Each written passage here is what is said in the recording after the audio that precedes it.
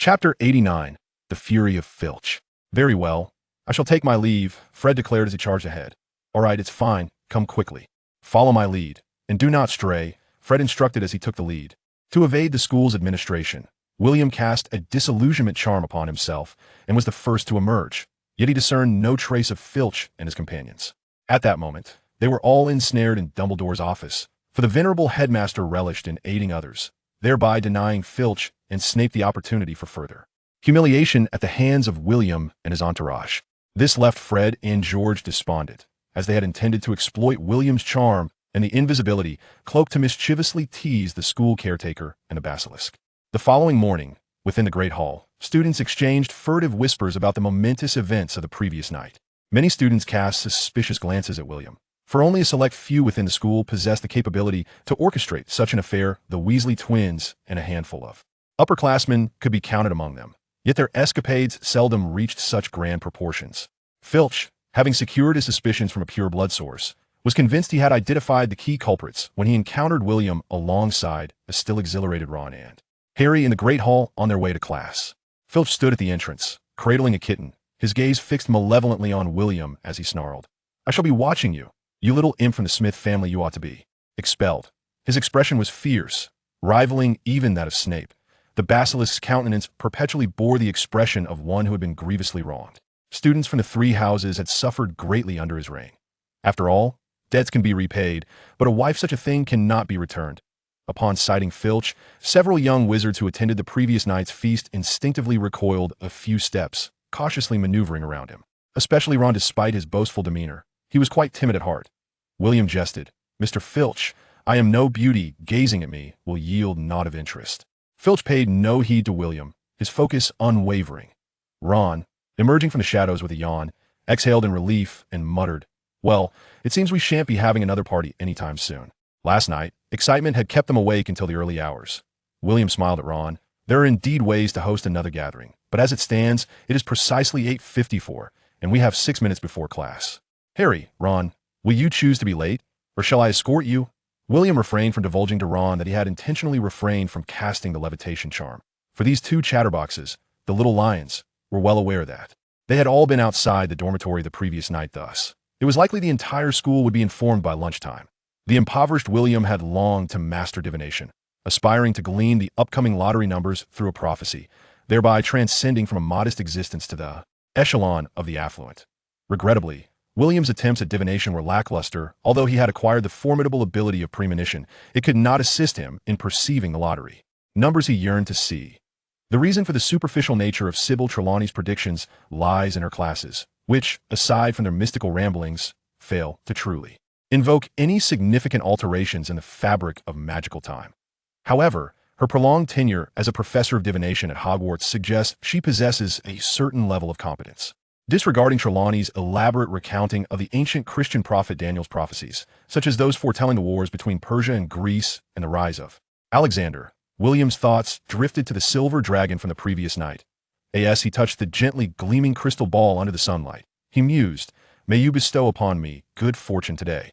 As his thoughts focused on the recent lottery, a surge of pure magic flowed from his fingers into the crystal ball, which then filled with swirling white smoke. Yet, despite its continuous transformation, the desired image eluded William. Casting a glance at William, Trelawney noticed the other students engrossed in their own pursuits. With no one paying attention, she discreetly took a sip from a hidden bottle. Delicious, the old drunkard professor thought, indulging in another clandestine sip. During dinner, Filch approached William with a menacing glare, stating, "Someone informed me that you flew directly from the first floor to the 5th today in the school corridors. Prohibit the use of magic." William replied with a smile, "Indeed, Mr. Filch, but I first ascended from the Great Hall and did not traverse the corridors. Furthermore, I did not cast a spell, I merely utilized a flying artifact. Hence, I have not violated any school regulations." The other students erupted in laughter. Filch retorted angrily, "That is mere sophistry." William sighed, "Perhaps you could propose an addition to the school rules to Professor Dumbledore, but I would advise against it. As students, we must practice magic frequently to master various spells. Follow me, I shall ensure Professor Dumbledore agrees to punish you, brat." Filch fumed. A group of idle students trailed behind as they proceeded to the headmaster's office, where the stone door opened on its own. Dumbledore regarded the gathering with feigned ignorance, chuckling, "Are you all here for candy?" My office cannot accommodate so many. Filch, with respect, stated Professor Dumbledore. This morning, William Smith used a flying cloak in the Great Hall, transporting Harry and Ron to the 5th floor. I believe such behavior warrants severe punishment otherwise. It sets a poor example for other students. Dumbledore replied with surprise, "Oh, William, that is not advisable." Filch's spirits lifted at this remark, but perhaps a bit prematurely. Flying with others is perilous, although your magic is formidable. One should not take such risks, Dumbledore cautioned. Headmaster, you should expel him.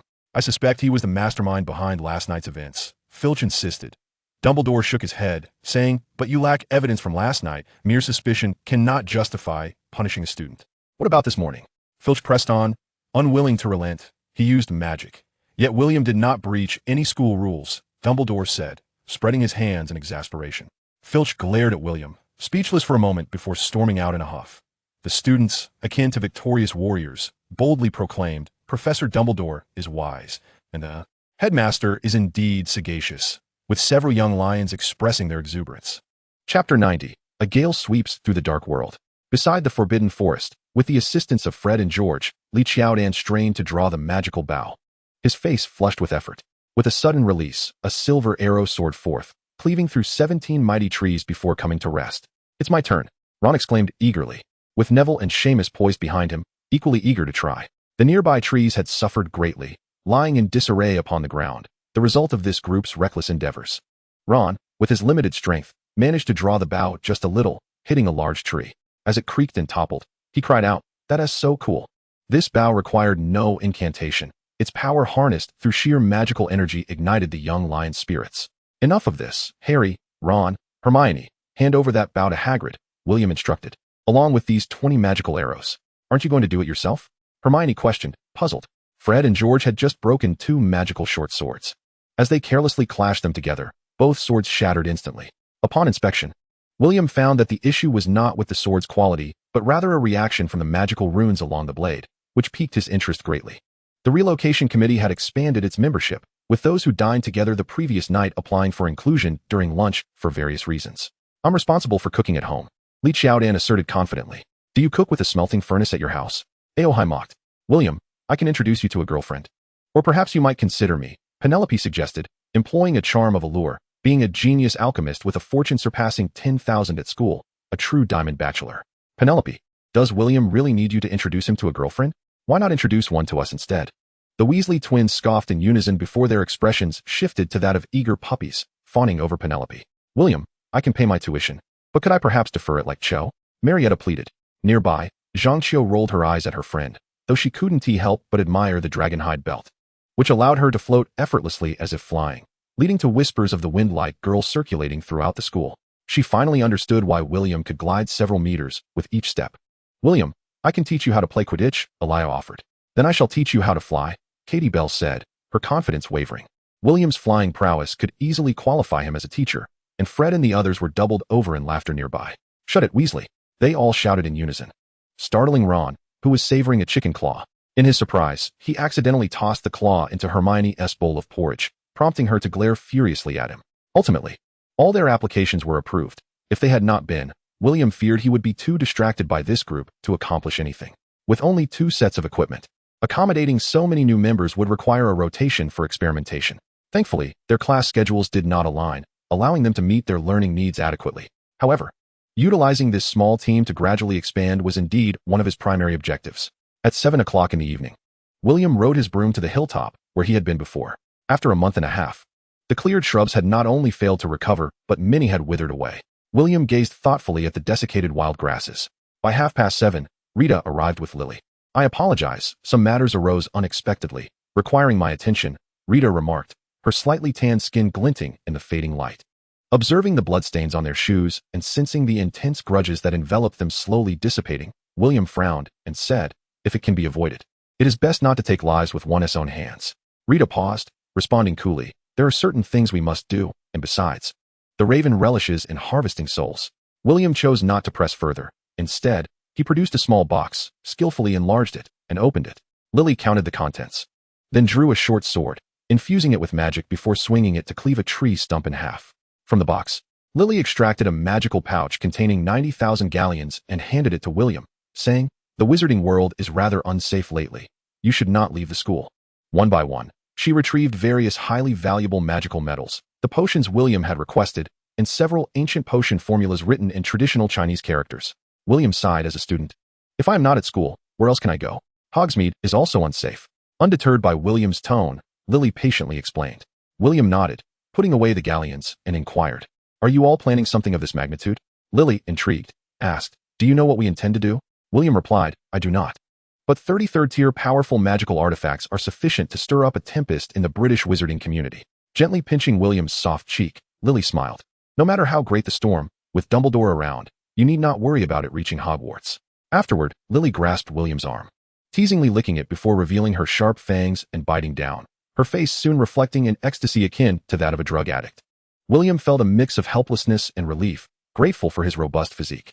With the dual cultivation of life and death, his 4th-tier pure yang body was brimming with vitality, capable of absorbing the life force of heaven and earth to compensate for any deficiencies.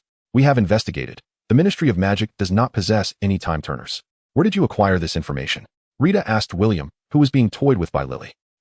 Well, it seems that fellow was deceiving me, William lamented slightly.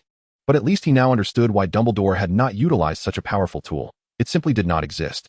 How could one use this to save lives? This realization filled a long-standing void in his mind. The time-turner itself was an extraordinary cheat. He waved his wand, meticulously summoning the magical metals, potions, and other items to review them one by one. Before he could finish, Rita abruptly pulled Lily away to prevent her from indulging again, then took a gentle bite of William's arm, merely tasting before stopping, gazing at the beautiful vampire who was nibbling on his arm. William felt she was akin to a hopeless addict. Lily looked at William and remarked, Your blood tastes even more exquisite. Of course, William replied. I have just stepped into the 4th tier of pure yang, teeming with vitality. William did not provide an explanation and inquired, Where did you acquire these formulas? He scrutinized the traditional script formula with his magical hand for a few seconds. In Hong Kong, Lita, known for her reticence, refrained from elaborating on the substantial price they had paid, over $5 million along with various other conditions, to obtain the formulas. As Lita stored the magical sword into her enchanted suitcase, she addressed Lily, who was playfully teasing William's cheek, saying, Lily, we must take our leave. Not so hastily, Lita. I wish to converse further with William, Lily replied wistfully, cleaning the blood from her lips with her tongue.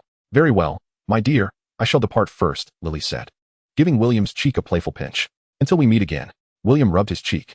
Nagini emerged from his pocket, resting atop his head, and spoke in a clear voice. It is the blood of a werewolf sorcerer, William.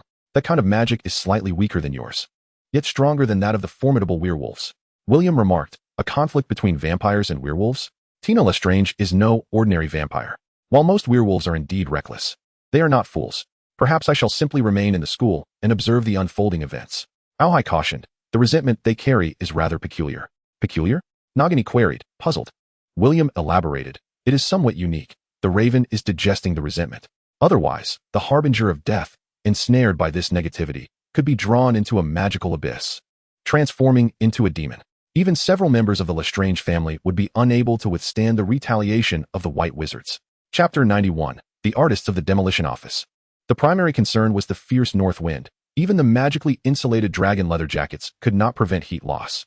To avert the rapid depletion of the jacket's magical properties and premature deterioration, William showcased his extraordinary magic rune microsculpting skills, bestowing one upon both Chang and Hermione. As for Harry and the others, William suggested they each acquire some thermal undergarments, leading them to believe he was exhibiting gender bias. The reason for this was that Hermione had yet to attain the status of a stunning beauty. As Cedric and others entered the demolition office, the popularity of this student-run club grew exponentially. Percy and other students approached William multiple times, requesting to join, but the Weasley brothers asserted that, as a founding member, William must consider their opinions. William had his own considerations. The classroom was limited in size, accommodating only 2 sets of smelting equipment and a conference table. Any additional members would not fit. Furthermore, as the leader, he indeed needed to weigh the opinions of the members. The demolition office became their base for learning and relaxation. Had he not been concerned about the magical chaos enveloping the classroom, William would have eagerly cast a seamless extension spell. The film equipment procured was modified by William and placed in the classroom, while his magical record player had been brought to class by Ron, who was somewhat of a traitor. Amidst the melodious piano music, William magically lifted the simmered wood pulp, spreading it out evenly, its pristine brilliance resplendent. What is this? Hermione inquired with curiosity. William remarked, This paper, composed primarily of fragments from the enchanted tree, is infused with a solution of 101, the slime of the red snail from 301, and the magical spring water from 151. The spring water can also be substituted with certain potions, such as the energy potion diluted at a ratio of 110.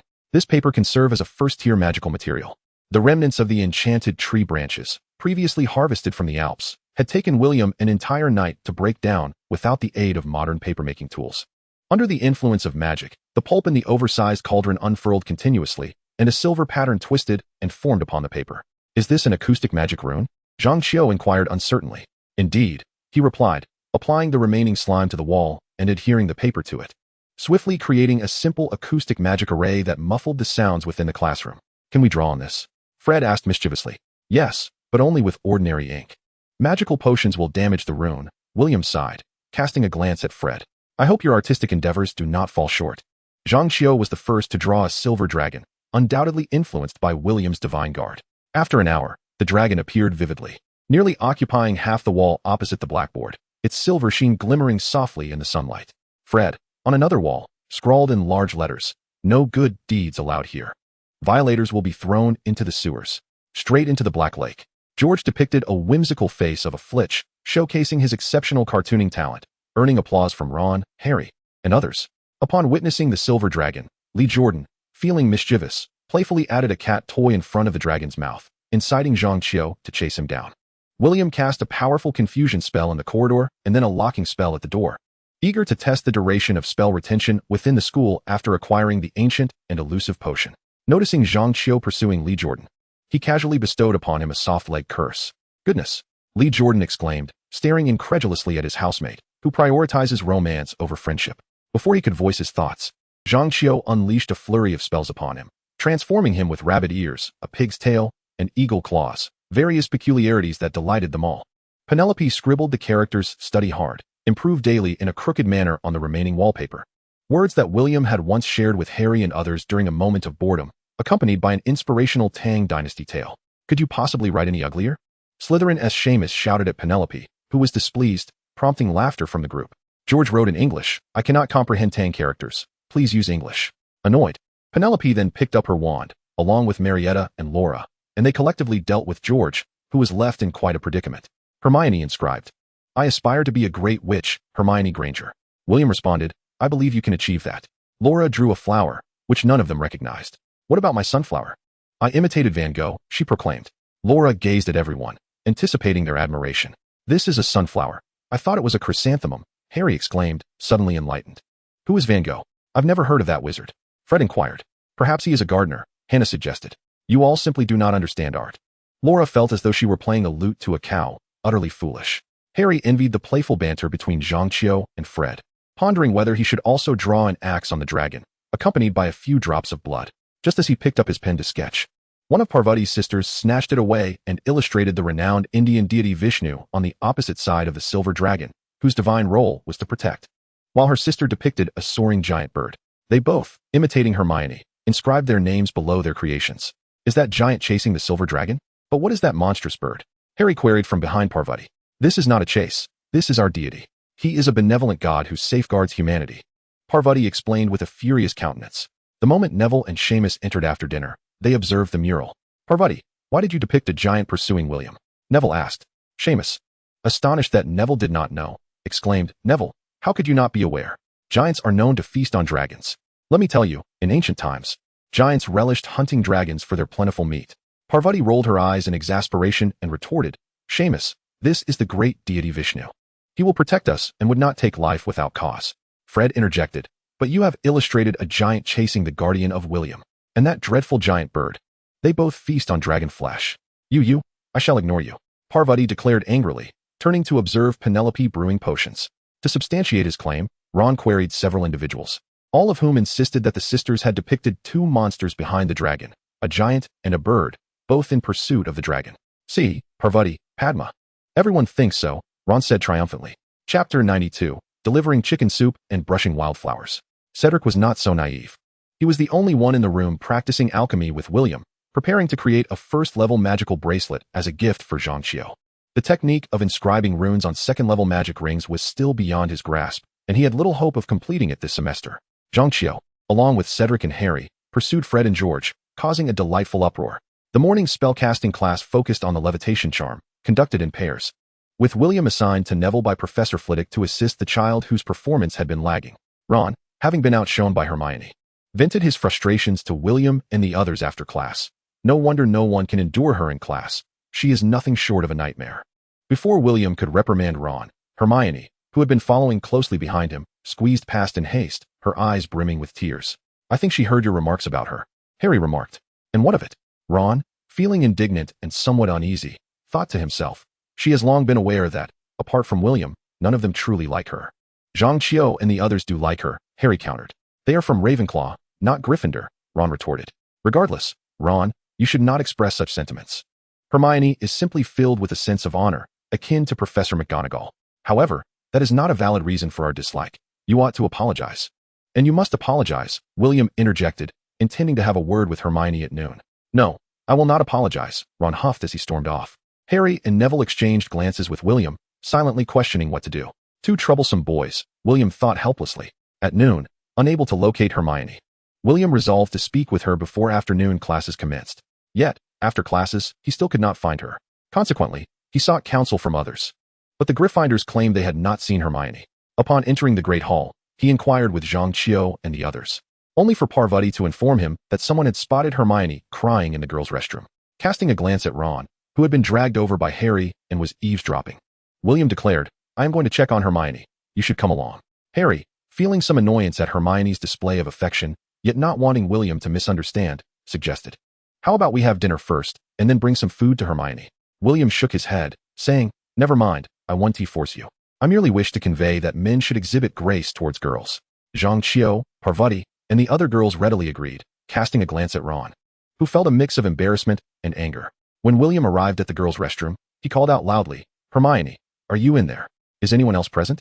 Sighing, he gently entered, took out a handkerchief, and wiped away Hermione's tears, saying, do not take to heart the words of certain individuals. They may have mouths, but not necessarily minds. His words brought a smile through her tears. Ron is a fool. There is no need to be overly concerned about him. Hermione, do you remember what you said? You aspire to become a great witch. If you recall that, you must learn not to be so affected by the words of others. Not to be affected? Hermione questioned, somewhat puzzled. The blossom of one's life should flourish for oneself. William laughed. If I were to concern myself with the opinions of others, I would cease my studies altogether, lest a multitude remark, you are already so accomplished. Why do you still study so hard? Are you trying to deprive us of our existence? He exaggerated the last phrase in a high-pitched tone, eliciting laughter from Hermione. Hermione, remember that it is impossible to please everyone, so we must seek the recognition of those who matter to us. I pay no heed to others. At home, I focus solely on family, and at school, I care only for a select few, such as you, Harry, Ron, and Neville. In a world so vast, it suffices to gain the approval of our family and friends. Upon hearing William's words, Hermione felt significantly better, delighted by his acknowledgement. In the girls' restroom, William shared a few bowls of chicken soup with Hermione, imparting wisdom on emotional intelligence in interpersonal communication, helping her untangle some of her inner turmoil. In the future, the affection level for the Minister of Magic is at 30. William secretly chuckled. Friendship must be nurtured from a young age. Childhood sweethearts are indeed the best. A heavy thumping sound resonated from outside, causing the entire floor to tremble. What is happening? Hermione inquired, instinctively clutching William. The thumping grew increasingly closer, as if a heavy object were approaching the restroom. William released his suppressed senses and discerned a colossal humanoid creature nearing the door of the ladies' room. A troll. There's no need to fear. We have wands, William declared, drawing his wand and advising Hermione. Stay hidden here for now. There's a troll outside, and I shall deal with it. I will help you too, Hermione whispered, grasping her wand. Well, that's fine, William mused, not wishing to dismiss the young witch's good intentions. At that moment, the troll had already entered the room, and William sensed two foolish individuals outside who had locked the restroom door. Haha, we've trapped it inside. Ron exclaimed jubilantly, we've averted a crisis for the school. Professor McGonagall will surely reward us with points. Ron was quite certain of this, considering it was a fearsome troll, one that even Professor Quirrell found terrifying. Indeed, Harry's cherubic face also bore a hint of excitement. Upon seeing the troll, Hermione, who had been brave just seconds prior, could not contain a scream. Well, it was the first encounter with such a creature. Most children would naturally be frightened. William, undeterred by the troll, was startled by her scream. The foolish troll turned its head, gazing at the two small figures emerging from the corner, wielding wooden sticks and wobbling towards it. Hearing Hermione's shriek, Harry and Ron exchanged bewildered glances. Oh no, Hermione is still in the restroom. Chapter 93, by chance. Before his reincarnation, William had been an elderly man suffering from memory decline, likely due to his frail health, which led him to undergo a nanorobot implantation procedure. Even without memory deterioration, decades had passed, making it impossible for him to recall most of the original storyline. It was akin to the Gaokao, an important life milestone that he had largely forgotten, except for the fact that he performed poorly and ended up in a second-tier university. However, it was this faint recollection that caused him to pause in his actions against the troll. The trio truly came together following this minor crisis. Had he intervened abruptly, Hermione would likely harbor resentment towards Ron and Harry for the rest of her life, considering they were the ones who had locked her inside. It was through this crisis that Hermione witnessed the bravery of the two, which prompted her to adopt a nurturing, if somewhat exasperated, role among them. The savior of their trio was reckless and brainless, constantly embroiled in trouble and various forms of folly. Ron, typically timid and conflict-averse, could surprisingly hold his own in critical moments. As for Hermione, the future Minister of Magic was undeniably the linchpin. Without her intellect, the savior would have long been toyed with by darkness. Open the door quickly, Ron urged anxiously.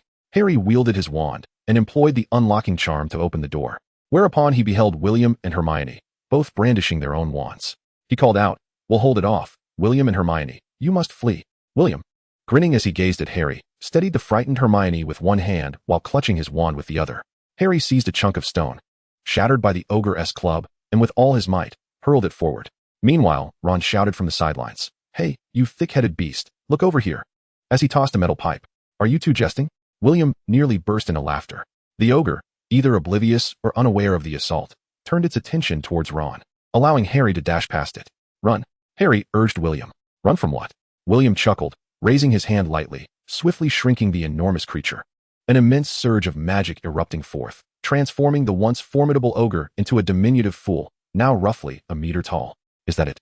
Harry and Ron stared, dumbfounded, at the once mighty behemoth, which now lay on the ground like a small pup.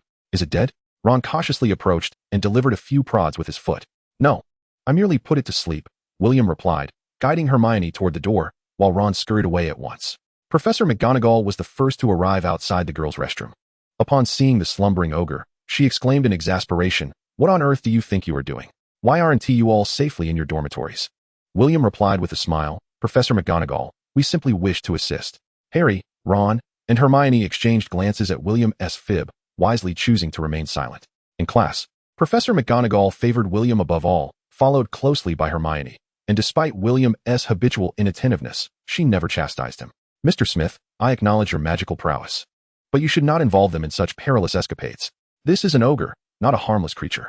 These matters are for us professors to manage," McGonagall admonished. Snape, arriving shortly thereafter, cast a glance at the now diminished ogre, recalling the incident by the lake, his expression darkening as he cast a cold glare at William. Quirrell, arriving at the rear, regarded the shrunken ogre with a perplexed expression.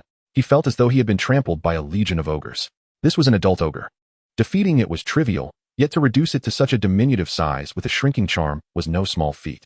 The ogre's skin possessed magical resistance rivaling that of a level 4 magical creature, second only to the most formidable beasts such as dragons, phoenixes, and unicorns. Could this truly be a first-year student? Such talent should qualify one for the elite Auror ranks. Such prodigies ought to be extinguished.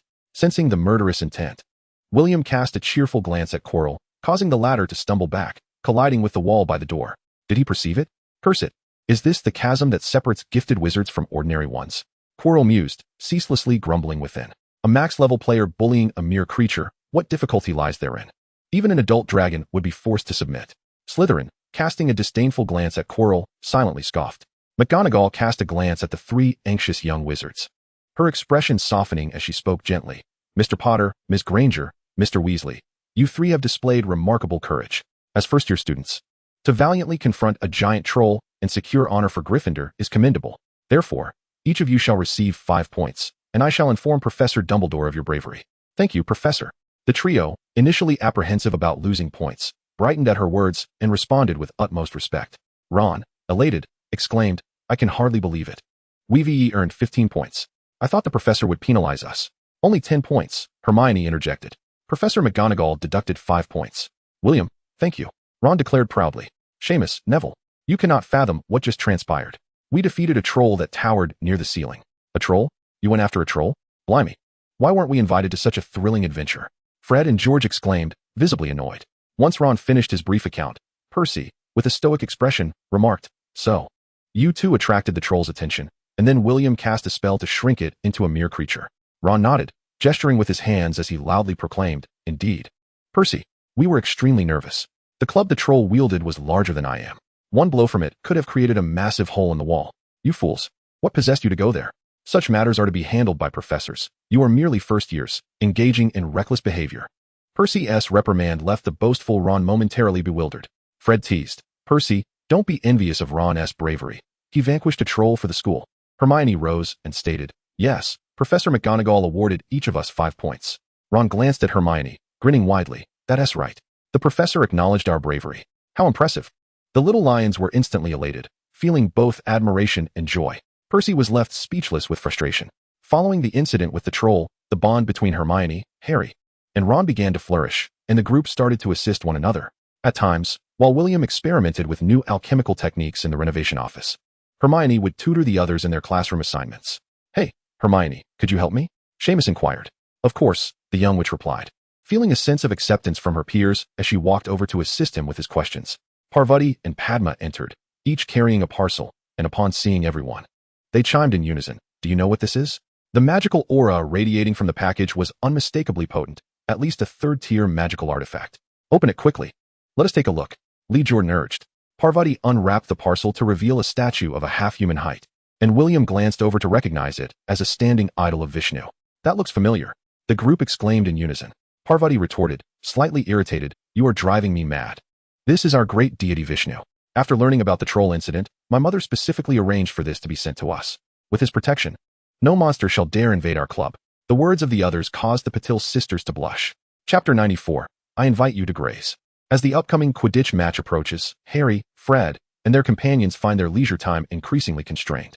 Hermione and Ron have significantly reduced their visits to the Demolition office, dedicating more time to assist Harry in mastering various Quidditch flying techniques, game rules, and the art of exploiting loopholes for legitimate cheating. Neville continues to practice swordplay. While the rest of the small lions have largely given up, he alone perseveres. It matters not, Harry, as long as the headmaster is present. No one can pilfer treasures from the school. William removed his school uniform and hung it on a rack, then retrieved the book he intended to read that evening. While Nagini dozed atop his head, Harry found this reasoning sound, yet believed it his duty to safeguard Hogwarts treasures and thwart the nefarious schemes of Snape. Nevertheless, he had assignments to complete. At midnight, William donned his clothes once more and stealthily slipped out of the school. Upon reaching the vicinity of the Centaur tribe, he found Firenze had been waiting for quite some time. "I apologize for the delay," William said. Having traversed the Forbidden Forest multiple times and occasionally gathered herbs, he had become acquainted with a few centaurs. However, most were not particularly friendly towards wizards, with only a select few willing to converse with William. "Not to worry. May I inquire if the potion is ready?" Firenze asked. William produced a vial of antidote and replied with a smile, "It has been successfully concocted." While centaurs possess a commendable resistance to toxins and can brew some basic potions, they remain powerless against rare and potent venoms. The beast tide in September had allowed several minor venomous creatures to invade the centaur tribe, causing considerable distress among the young centaurs. Despite the elders' diligent efforts in potion making, they had yet to completely heal the injured younglings. Firenze initially intended to visit Hogwarts directly to consult Dumbledore, but upon encountering William and recognizing him as the young wizard who had previously gifted potions, he decided to procure remedies from him instead after discovering the efficacy of the antidotes exchanged for herbs. However, given the varying degrees of toxicity, I need to personally assess the situation to administer the most appropriate treatment, rather than allowing you to indiscriminately dispense potions to the young centaurs. Firenze, too, wished to prevent any further suffering among the children. After a moment of contemplation, he agreed to secretly escort William into the Elder's Chamber that night to check on the still-treating young centaur. However, he required time to arrange this matter, and the two agreed to reconvene in a day's time. The centaur race is known for its valor in battle, possessing keen vigilance, and a proficiency in prophecy and archery. Despite William's assurances of his adeptness with the disillusionment charm to evade the guards, Firenze took considerable care to navigate through paths where the rotating guards were either allies or family of the patients. Along the way, William observed several centaur guards greeting Firenze. It was only upon reaching the heart of the village and arriving at the Elders' Hall that Firenze exhaled in relief. Gently knocking on the door, an aged voice beckoned, "Enter, Firenze, and bring along your young wizard friend." William mused to himself, "The centaurs are quite remarkable indeed. William followed Faislin into the chamber of the Centaur elder, which was quite unadorned. 3 low stone beds, temporarily covered with animal hides, occupied the space, alongside a large tree stump that served as a table. A fire pit embedded in the center of the stone dwelling, several tools fashioned from elongated stones, and a longbow crafted from enchanted tree branches, accompanied by feathered arrows.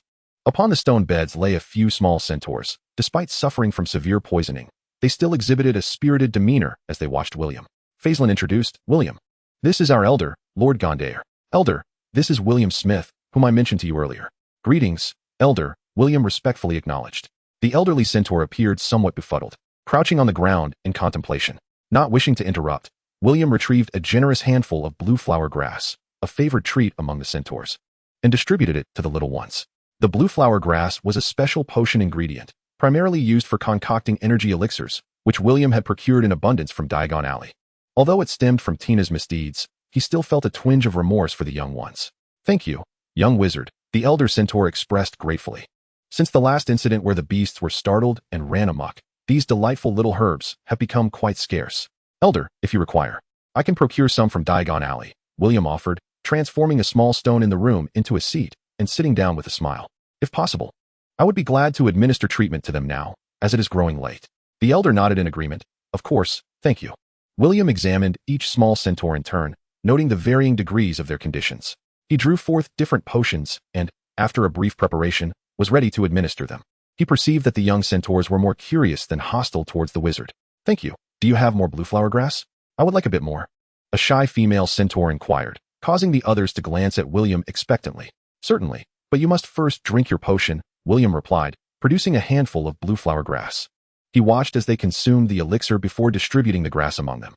The small centaur eagerly chewed on a piece, their expression reminiscent of Alan's satisfied demeanor when indulging in drink. "Thank you." Both the elder and Faislin expressed their gratitude. "Thank you," the small centaurs chimed in, chewing on the blue flower grass as they voiced their thanks. Upon exiting, William presented a package of blue flower grass to Gondaire, indicating that it could be used to soothe the centaurs, serving as a restorative herb to replenish their energy and remedy bodily impairments. Gondaire nodded appreciatively, his countenance brightening as he observed the uplifted spirits of the young centaurs. William sensed the presence of 7 or 8 centaurs lurking nearby. Faislin was too straightforward. The parents of the unwell centaurs remained skeptical of William, the Hogwarts wizard, observing from the shadows, which was entirely understandable, casting a disillusionment charm upon himself.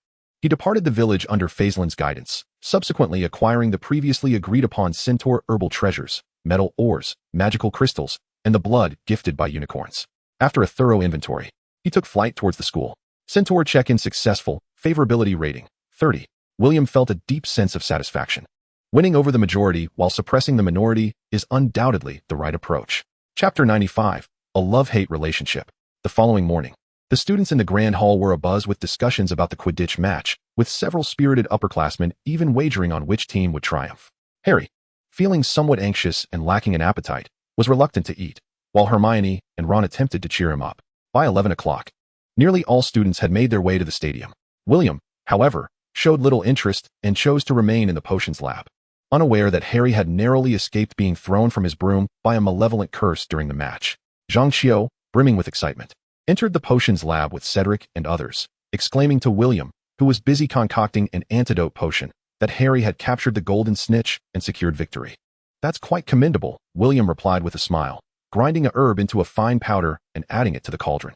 "I simply cannot fathom how you are so indifferent to the annual Quidditch match," Penelope remarked, observing William's meticulous stirring of the potion with astonishment. "What herb is this?" Zhang Qiu inquired, glancing at the array of potion vials displayed nearby, recognizing only a few. "An antidote for the scorpion of the abyss," William responded. Penelope, Cedric, and Zhang Qiu exchanged bewildered glances, struggling to comprehend this magical creature. It is a type of magical scorpion that prefers to conceal itself underground in the depths of the Forbidden Forest. While its venom is not lethal to humans, it induces dizziness, fatigue, nausea, and various other debilitating symptoms. The antidote is quite complex to brew, requiring 31 ingredients and 5 days of preparation. Fortunately, these scorpions typically remain underground during the day and only venture out at night to hunt small prey like mice or cockroaches. They rarely attack humans, William elucidated. Zhang Xiu sighed. "I truly suspect you are the epitome of a Ravenclaw. Are you planning to venture into the Forbidden Forest?" Penelope asked. William recounted the tale of the centaurs, and Zhang Xiu, Penelope, and the others expressed curiosity about visiting, but upon hearing William mention sneaking over at midnight, they quickly dismissed the idea. As diligent students, they were willing to bend the rules occasionally, but they feared the consequences of repeated infractions. After placing several potions into the cauldron, William cast several powerful locking charms on the door and joined the others for a meal in the grand hall. He intended to return later that night to add more ingredients and keep watch over the potions lab. The afternoon was spent in the lab, where a tent had already been prepared. Harry, accompanied by Ron and Hermione, stormed in, visibly agitated. William, I am certain that Snape is attempting to steal the treasures of the Chamber of Secrets. He tried to kill me today? Thankfully, Hermione saved me. We sought out Hagrid, but he did not believe us. The others were startled by Harry's outburst, their curiosity piqued by the gravity of his words. What could possibly be of such value that the head of Slytherin, Snape, would seek to thieve it? William, his gaze fixed intently on the potion, remained composed, stirring gently with a spoon to ensure a thorough reaction and adequate heat absorption.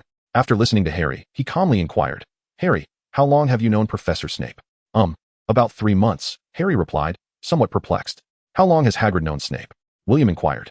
Well, I suppose it's been many years, Harry replied, beginning to grasp William's intent.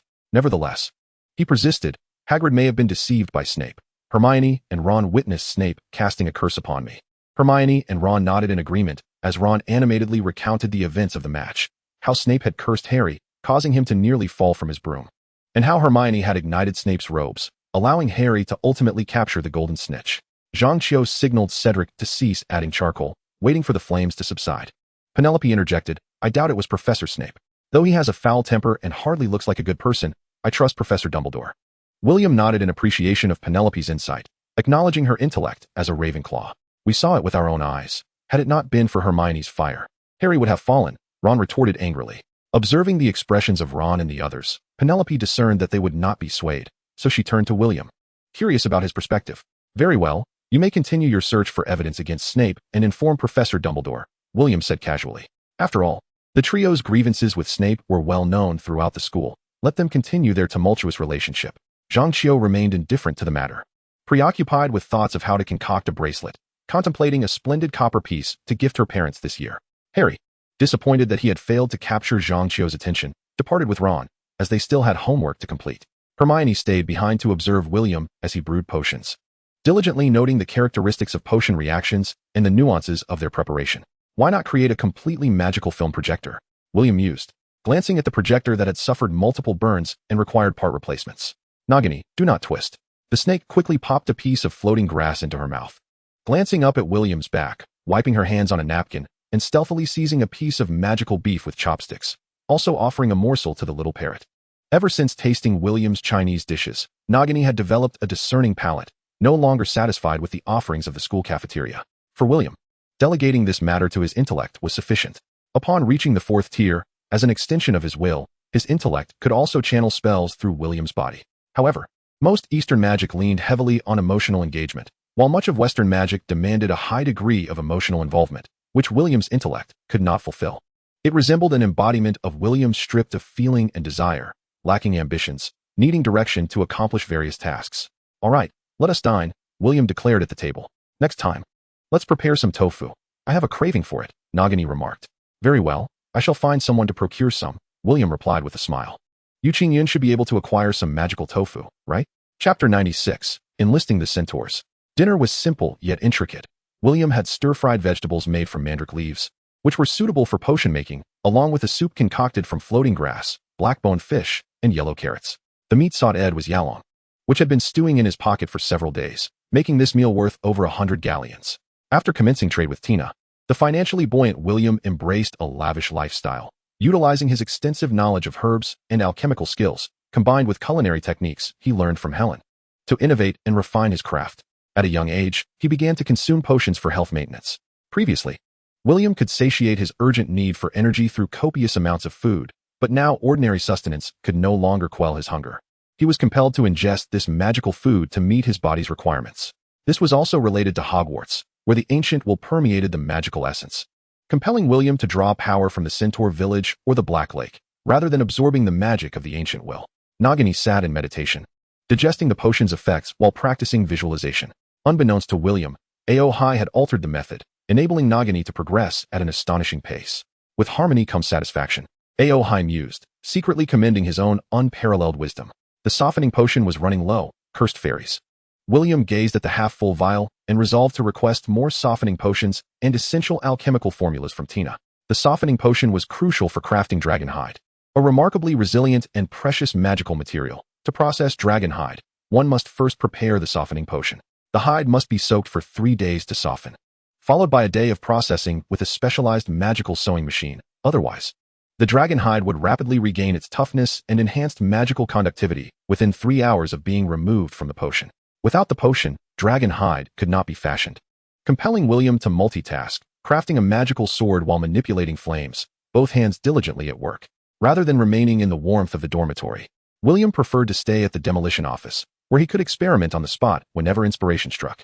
The cauldron beside him continued to brew, and under William's magical control, the stirring spoon moved autonomously. Through the harmonious relationship between the centaurs and unicorns, he finally obtained unicorn blood, allowing him to attempt the long-awaited skincare potion. Unicorns are exceptionally pure magical beasts, and it is typically arduous for wizards to earn their trust. Only the centaurs, the children of the forest, can seamlessly gain their approval to obtain blood free of malice. Before attempting to formulate a youth potion, William decided to start with the skincare potion, devising dozens of different ratios, each requiring a significant amount of unicorn blood. The development of the elixir of immortality in the West lagged far behind that of the East, where legends of the Queen Mother of the West and the Duke of the East existed since ancient times. The financially robust royal families have always been the primary proponents of longevity studies, leading to the creation of numerous ordinary formulas designed to maintain the youthful vitality of court nobles. Due to the incapacity of ordinary individuals to directly consume enchanted potions, the East has devised numerous unique artifacts, such as the beauty pearl, whether it be emperors or concubines. Their yearning for immortality and eternal youth surpasses even that of the alchemists. The records of the Proud Sea's memories lack specific formulas. However, William gleaned insights from overhearing discussions among several alchemists, combined with the beauty pearl that Tina procured from the island, which served as a reference for his rejuvenation elixir. In the East, alchemical furnaces, once elevated in rank, are treasured heirlooms, rarely sold by the descendants of alchemists. Yet, due to historical circumstances, particularly significant upheaval, some alchemists and their families fleeing from the island found themselves compelled to sell artifacts as antiques to secure financial means for resettlement. William encountered a pristine alchemical furnace while observing the Fae's alchemical creations in a back alley, as he lacked the requisite skills to utilize it. The alchemical workshop showcased it as a collector's item. After a round of negotiations, William acquired this replica of a third-tier dolly furnace for merely 1,300 galleons, a remarkable achievement. Gazing into the cauldron filled with magical potion, he took a spoon and, channeling his magic, ingested a small amount. How was it? For cosmetics, witches are the most discerning. The outcome was disappointing. The effects were rather mediocre.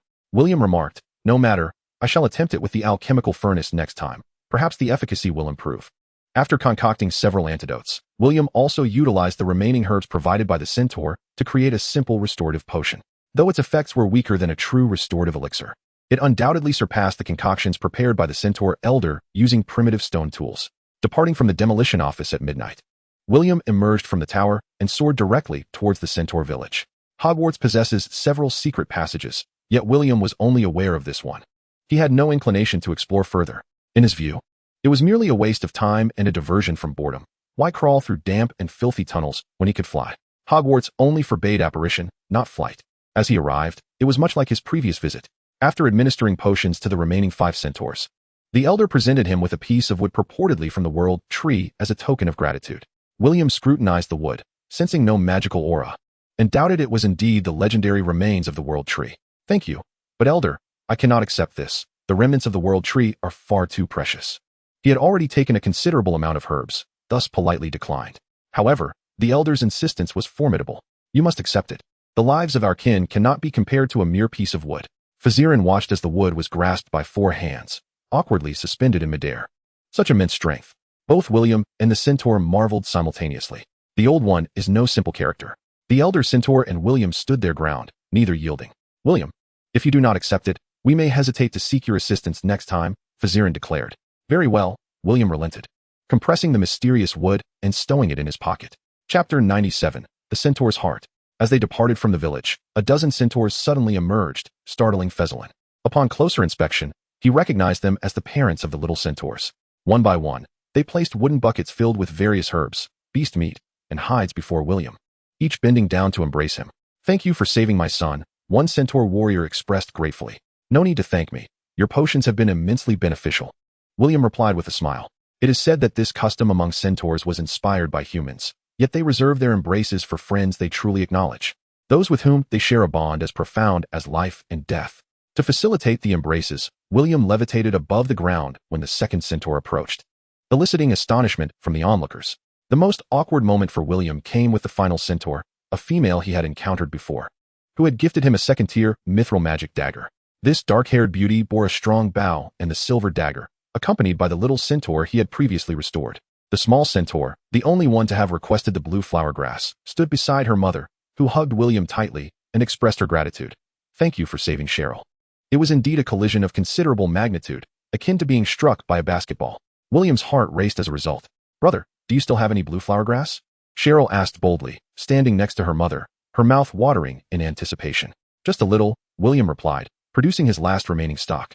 Cheryl eagerly accepted it, biting into one piece while offering another to her mother. Fezzelin remarked, "Cheryl's father was poisoned by an 8-eyed spider while protecting his companions years ago. But Haley avenged him herself. She is one of the strongest female warriors in our village." "Uncle, you can omit the one of," Cheryl interjected, her dissatisfaction evident. The centaurs erupted in laughter. "Uncle Bane is a good man," Cheryl insisted, somewhat defiantly. Haley grasped Cheryl's arm and turned to William, saying, "Thank you, William. Whenever you have the chance, feel free to visit the village. My home is the stone house at the northernmost edge, marked by a red cedar tree at the entrance." "All right, Sister Haley," William nodded in acknowledgement. The other centaurs bid their farewells, sharing their home locations, which William diligently noted. Finally, Fezzelin escorted William to the outskirts of the Forbidden Forest before parting ways. With a reliable source of herbs established, William conducted frequent experiments with his skincare potions. To confirm their efficacy, he traded a magical slingshot crafted from red copper for 10 mice from Cheryl. During this time, Ferong provided him with several ideas gleaned from a formula she obtained from Apelin. Such is the nature of Ferong. Despite her pride, she holds steadfastly to those she values, demonstrating unwavering devotion to her beloved. Soon after, William exchanged 10 magical copper pellets for another 10 mice, followed by an ounce of blue flower grass. Although he lamented the absence of a time converter, a remarkable tool, he remained unfazed. It was merely a continuation of his dedicated routine of sleeping only 4 hours a day. The skincare potion, derived from the Eastern Beauty Water, was crafted by William.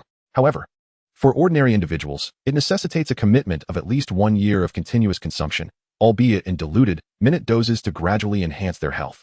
Excessive intake may result in adverse effects such as bone hyperplasia and cancer.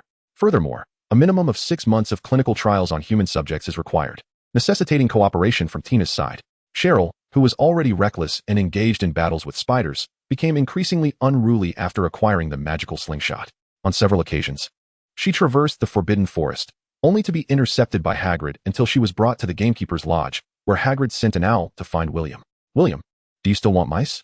Cheryl called out excitedly upon spotting him from a distance. She was clad in a specially crafted leather armor, made by William from gifts provided by the centaurs. Although William was not particularly fond of such hides and wished not to squander the goodwill of others, he fashioned it into a splendid leather coat for Cheryl in exchange for 10 mice. I apologize, Cheryl, but I don't need any at the moment," William replied with a smile. "William, I heard that Hagrid's great bow was made by you," Cheryl remarked, gazing at him. Hagrid gripped the magical bow tightly, fearing that the mischievous little centaur might ask for it. With this powerful magical bow in his possession, Hagrid felt he would no longer need to use a wand. Even the ordinary arrows he crafted could pierce a massive boulder. It seemed as though the latent strength within the half-giant had been unearthed by William. "Well, if you want it, you'll have to wait until you're older," William said, guiding Cheryl towards Hagrid. "William, you must keep an eye on Cheryl. She always runs over here by herself, and it is quite perilous," Hagrid complained. "Monsters in the Forbidden Forest fear me. Even the spiders dare not provoke me." "My mother is Haley," Cheryl declared loudly. "Yet that remains perilous," Hagrid insisted. "By Merlin's beard, doesn't your mother care for you?" "William, Cheryl's mother is a warrior," William clarified. Turning to Cheryl, "You should not come here unaccompanied. It causes concern for everyone. If you wish to see me, you may wait for my owl to write to you, or I will come to you myself. I am grown, I can hunt alone, and I have my own weapon," Cheryl boasted, brandishing her slingshot. William sighed, stating, "All right, Cheryl. If you can endure 30 breaths under my command, I shall permit you to visit the lodge on your own." "Okay," Cheryl exclaimed joyfully. "Hagrid, would you kindly act as the referee?" William requested. Hagrid blinked, finding the situation amusing, and bellowed, "Be cautious. Do not injure one another." Rest assured, I will not harm my brother William, Cheryl replied confidently. Hagrid picked up a stone and proclaimed, "Ready, set, go." The stone was tossed from Hagrid's hand, landing on the ground. William effortlessly cast a disarmament charm towards Cheryl, which she evaded, countering with a copper projectile, only to be struck by a second disarmament spell. William remained still, casually deflecting the copper projectile with a surge of magic, securing an easy victory. "Brother William, you are so impressive," Cheryl exclaimed, her joy evident. "Cheryl, you possess great potential, yet you are still young. It is only when you have matured and honed your skills that you may depart from the village independently," William remarked with a smile, guiding the copper projectile back to Cheryl. "Very well," Cheryl replied, a hint of disappointment in her tone.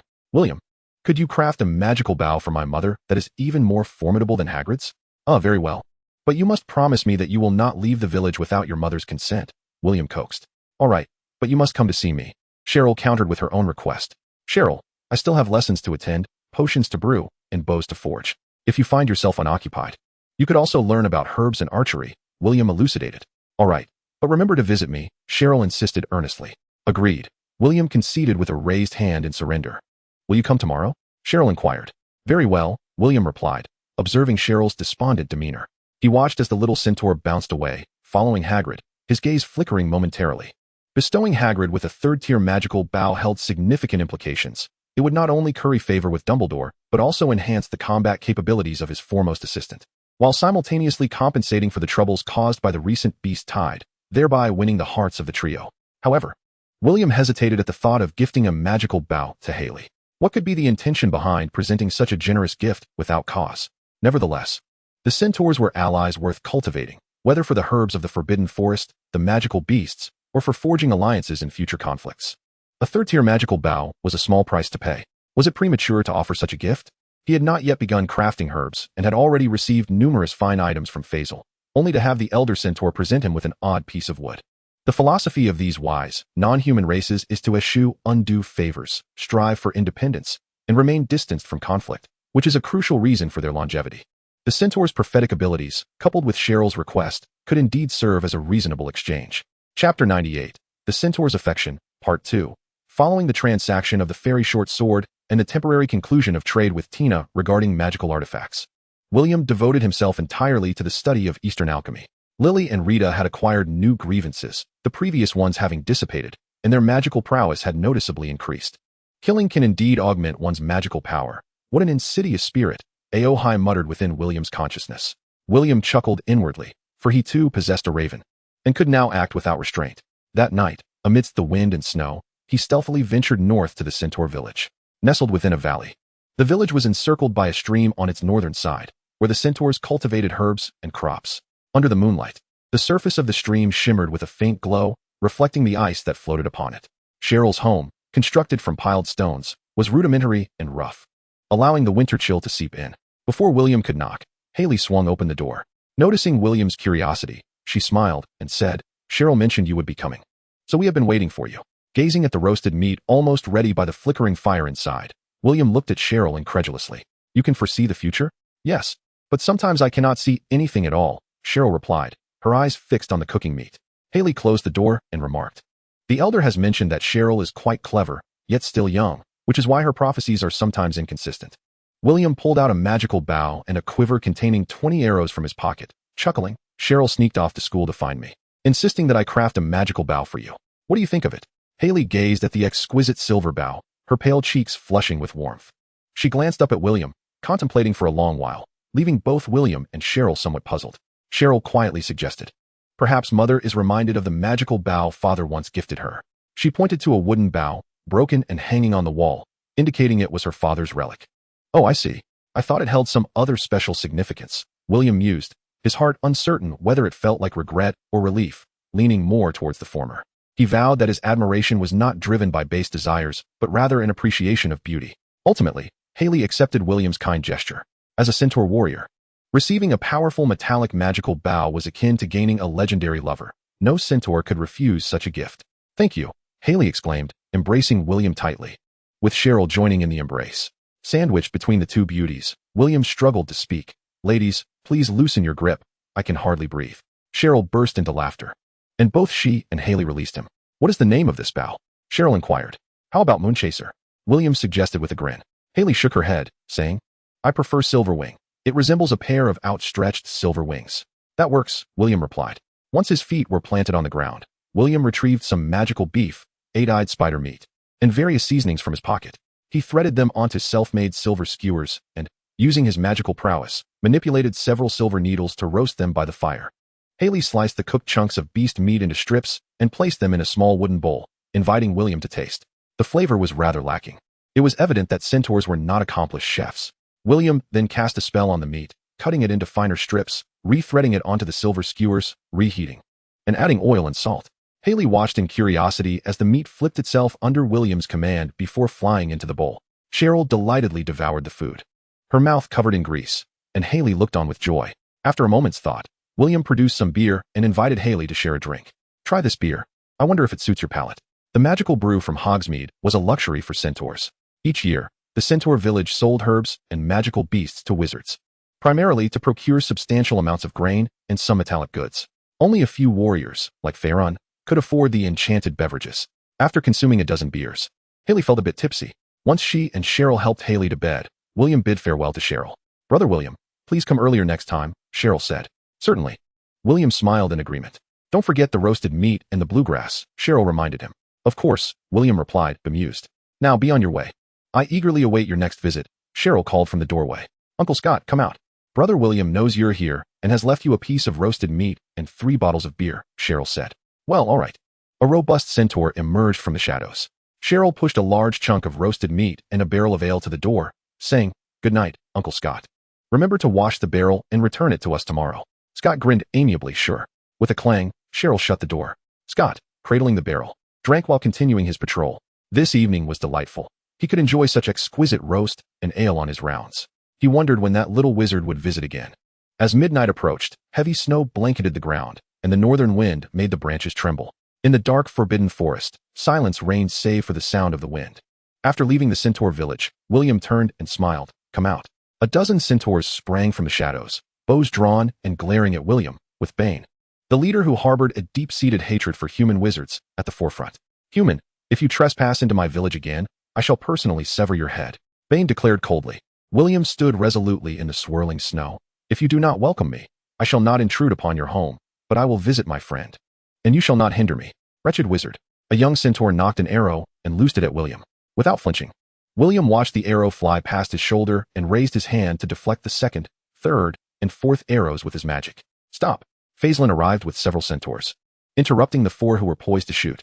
Bane, William is our friend. From above, one would see Faislin, Bane's group of centaurs, and William forming a triangle, each confronting the other. Centaurs do not need wizards. We have our own warriors and healers. Bane shouted. Faislin, you have fallen into depravity and cowardice, unworthy to be called a warrior of the centaurs. Indeed, we do not require the aid of wizards. A group of centaurs jeered. Without William's help, Paul, Gosha, and Shamael would be in grave danger, not to mention the children. Faislin implored the radicals. Wizards can be good or evil. William and Dumbledore are benevolent wizards. They are trustworthy, and we can trade for more food, weapons, and potions. William observed the debate between Faislin and Bane without interjecting. For most centaurs, whether they leaned towards enlightenment or radicalism, both perspectives held merit. On one hand, the centaurs needed the sustenance, potions, and magical artifacts provided by human wizards. On the other, they deeply felt the discrimination from these same wizards, with innocent centaurs often falling prey to human deception and harm. Secluding themselves in the mountains, away from human wizards, not only preserved their tribe, but also distanced them from human conflicts. William listened calmly to their discourse, biding his time for the opportune moment, which soon presented itself. Since neither of you can persuade the other, let us adhere to the customs of our tribe and engage in a sacred duel to determine whose opinion shall prevail. The elder Maurin Gondare stepped forth from the assembly of Maurin. His voice brought a sudden hush to the escalating tension between the opposing sides. The half-hour of heated debate had already stirred the entire village. Haley stood anxiously beside Cheryl amidst the Maurin, her gaze fixed on William. Bane and Faislin exchanged glances and simultaneously bellowed, Duel, duel. The Maurin responded in chorus, their voices rising fervently. In the tranquil, snowy night, their cries resonated powerfully. Nearby, startled crows took flight from the branches, cawing noisily as if sounding an ominous horn. William turned to Haley and Cheryl, offering a smile before proclaiming, Elder Heir, this matter arose due to my actions, and thus it is my responsibility to bring it to a conclusion. Therefore, I request to partake in the duel. and I wonder if the elder might consent. No, came an unexpected response from both Phaserin and Bane, who opposed William's participation. William looked towards Phaserin, who stated, "According to our Marin tradition, disputes must be settled with bare hands. No other weapons may be employed." "William, you are but a mere sorcerer."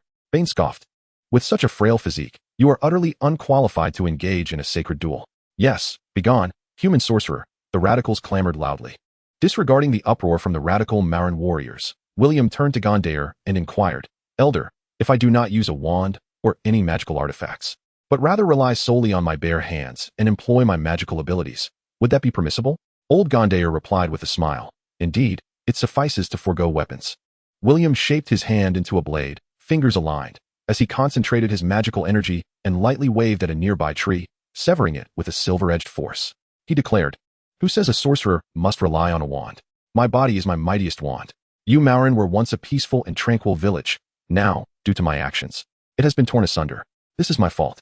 Therefore, I beseech you to allow me to join this sacred duel to atone for my transgressions." Bane glanced at the severed tree and boldly retorted, "You speak true.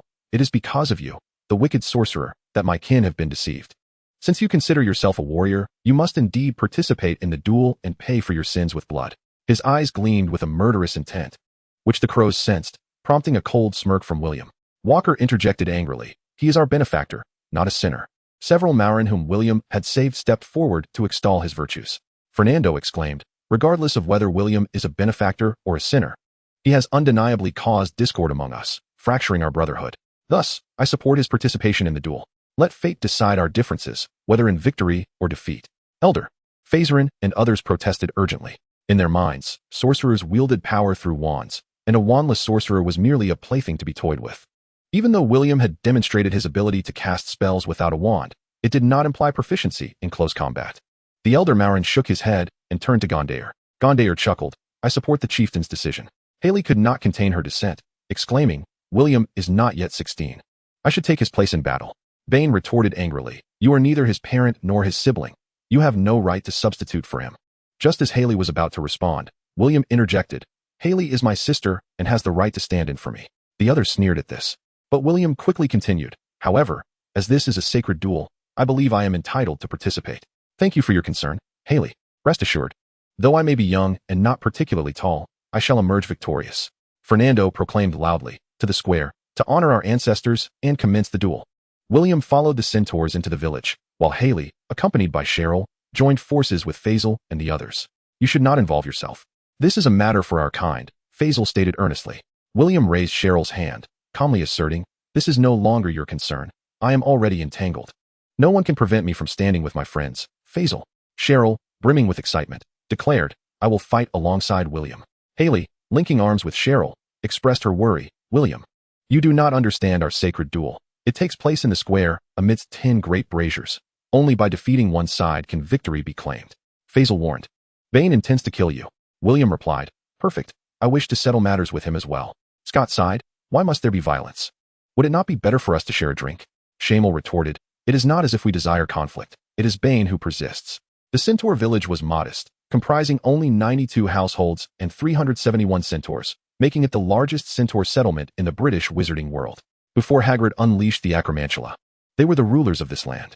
The sacred duel had not been held for quite some time, and all the centaurs were stirred to come forth. As Haley had mentioned, 10 massive braziers were arranged in a circular formation in the center of the square, leaving a combat space of approximately 10 meters in diameter. Fernando stood boldly in the midst of the braziers, proclaiming, "Ill omens have descended upon the forbidden forest. A sacred unicorn has already perished." Bane believes we must distance ourselves from wizards to evade calamity. Faisal argues that we should bolster our defenses against death. This night, let fate decide and discover a new home for us centaurs. Bane, Faisal. The crowd of centaurs erupted in fervent shouts as Bane and Faisal stepped into the open space. Bane raised his hand, and the centaurs fell silent. He pointed toward William, standing beside the brazier, and declared loudly, "This little wizard has repeatedly entered our village, defiling the sacred spirits of nature. Tonight, I shall defeat him here and proclaim to all wizards that the forbidden forest is our territory." William laughed heartily, responding, "Then come forth, Bane." He strode confidently into the clearing. Faisal intended to speak further, but was pulled away by Fernando. Bane approached, his towering frame of nearly 22 meters casting an imposing shadow over the square as his powerful limbs tread upon the stones with a resonant clatter. A subtle enchantment coalesced in his eyes, manifesting as an observational spell akin to the Eastern method of perception. He fixed his gaze intently on William and declared with a chilling tone, "If you seek an early demise, I shall grant your wish." Chapter 100. The Kindness of the Centaur, Part 2, below. Gondayer waved his hand, casting a torch into the center of the square. As the torch struck the ground, a profound silence enveloped the crowd. A ferocious glint ignited in Bane's eyes as he clenched his fists and galloped towards William with thunderous strides. William regarded Bane's onslaught with an icy calmness, as if observing a picturesque landscape, his mind undisturbed by any ripples of emotion. In that moment, he merged with his intellect, calculating Bane's various potential trajectories and methods of attack with precision. This was akin to approaching the realm of a sage, unencumbered by material constraints, treating all things as mere fodder, transcending the myriad forms of existence in his heart. Were William to one day achieve such a state of mind without reliance on his intellect, he would ascend to the pinnacle of mastery in no time, transcending the mortal realm. Yet, according to his lofty aspirations, such an achievement would forever remain elusive. What use is immortality? The world is abundant with beauty, culinary delights, and myriad wonders. As for the present, it is but a diversion of lesser paths, a facade of grandeur. Bane's gaze turned cruel, brimming with murderous intent. As he charged before William, his right fist emitting a crackling sound as it aimed for William's head. In response, William also extended his fist, striking first to collide with Bane's. With a resounding thud, their fists met, causing William to sway to the right, evading Bane's left hook while simultaneously sidestepping the massive body of the centaur as it surged towards him. He swiftly retreated 7 steps, dissipating the force of the impact. Bane's right arm bore evident injury. He had underestimated the formidable strength of William's pure yang physique. Upon entering the 6th rank, William's physicality had far surpassed that of a sorcerer. The 6th rank innate, 5th rank manifestation, and 4th rank pure yang all represented a continual elevation of the corporeal vessel through the trials of existence. William had mastered the first 2 realms to their utmost before breaking through. Otherwise, he would now be at the zenith of pure yang. The tremendous force of their clash had severely compromised Bane's bones and muscles. Raising his right arm, William calmly remarked, "Bane, your right arm is injured, whereas mine remains unscathed." "Yield." "Impossible." Bane bellowed in fury, turning to charge once more, this time wielding his remaining left arm. William shook his head and replied, "If you insist on adhering to the warrior's creed, then I shall oblige." Were the Weasley brothers present, they would surely deem this statement disingenuous. Yet the Centaur warriors were particularly susceptible to such rhetoric. William lifted his left arm, preparing for another direct confrontation with the advancing Bane. Suddenly, Bane sneered. His left punch was but a feint. As he approached William, Bane abruptly raised his forehoofs, elevating himself before descending ferociously towards William, a move of unparalleled savagery. Should William be unprepared and receive the blow from Bane's hoof, even clad in the 3rd-tier elven armor, he would sustain grievous injuries. Haley, Faisal, Scott, and the others were momentarily seized by tension. Confronted with this lethal threat, William's expression remained apathetic. Instead of retreating, he advanced a step forward. With a swift motion, his left fist struck Bane's soft waist, forcefully propelling the latter's body to the right. Subsequently, his right hand was positioned horizontally, the silver gleam radiating through his arm, perfectly intercepting Bane's retaliatory hoof strike. The impact sent him stumbling backward, his dragon hide shoes leaving distinct drag marks on the ground until he finally halted before the fire pit. Bane, however, did not fare any better, as William's punch sent him crashing to the ground. He quickly rose, but the pain from William's blow was no trifling matter. Casting a glance at William's drooping right arm, he sneered, "Impressive technique, but alas, the strength pales in comparison to your right fist. Without your right hand, your demise is inevitable. Cease this, Bane, you have lost." Gundor observed Bane with a calm demeanor, reiterating, "You have indeed lost." Bane shouted, "Elder Gundor, are your eyes deceiving you? This is absurd. It is William who has lost his right hand." William refrained from explaining. Instead, he clenched his left fist and struck it fiercely against the ground, a resounding thud echoing as he shattered a massive stone into fragments. Bane's expression darkened. He had not anticipated William to show mercy. Gundor remarked, "Were it not for William holding back, do you truly believe you would still be alive to speak?" Fernando, with a strained expression, stepped forward and declared, "I announce William as the victor. The centaurs may continue their discourse with the wizards, but it is limited to Hogwarts. This night concludes here." With that, he stormed off in anger. Hooray!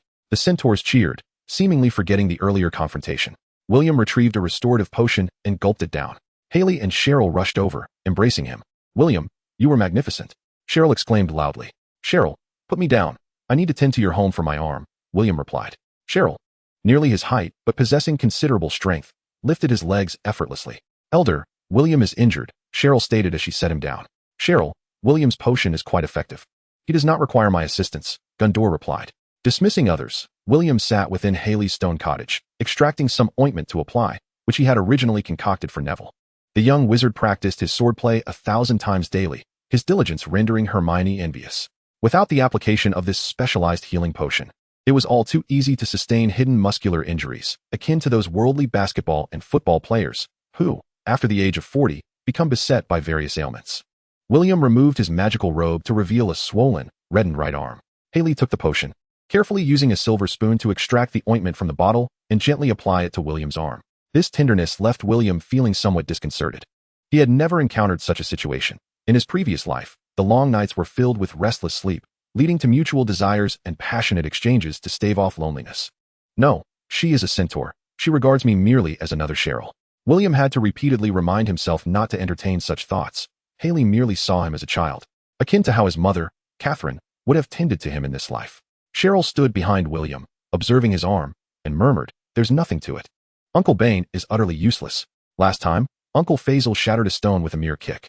William endeavored to redirect his focus and, upon hearing Cheryl's words, chuckled, "Cheryl, do you harbor a grudge against me?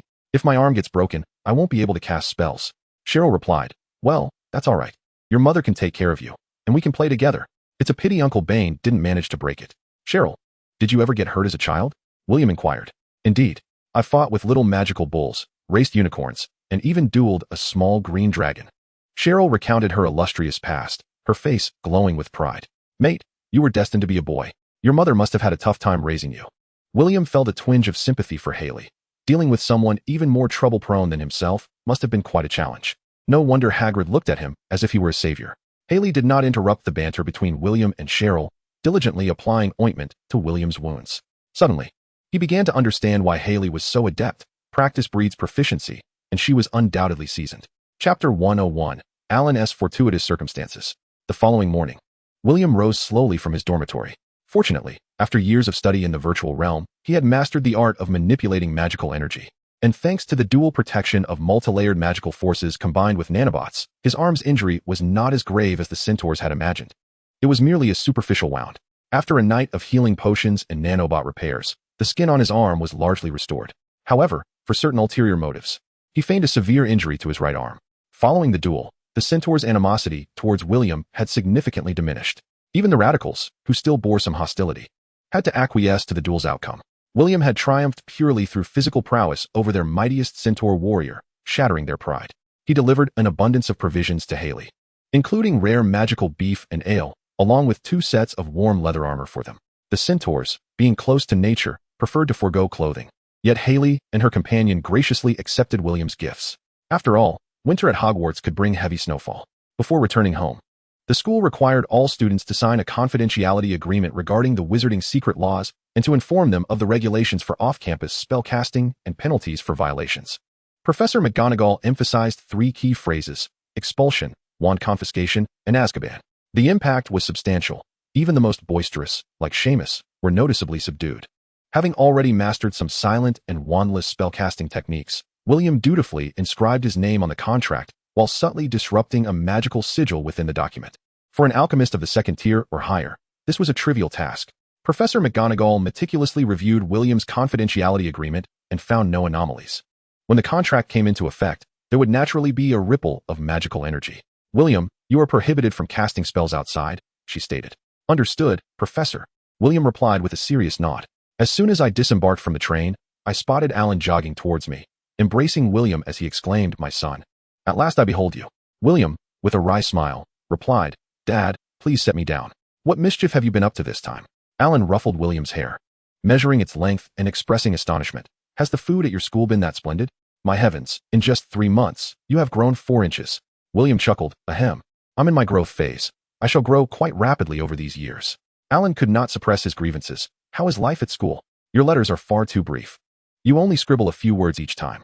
He often penned lengthy letters to William, while Catherine's were even more elaborate.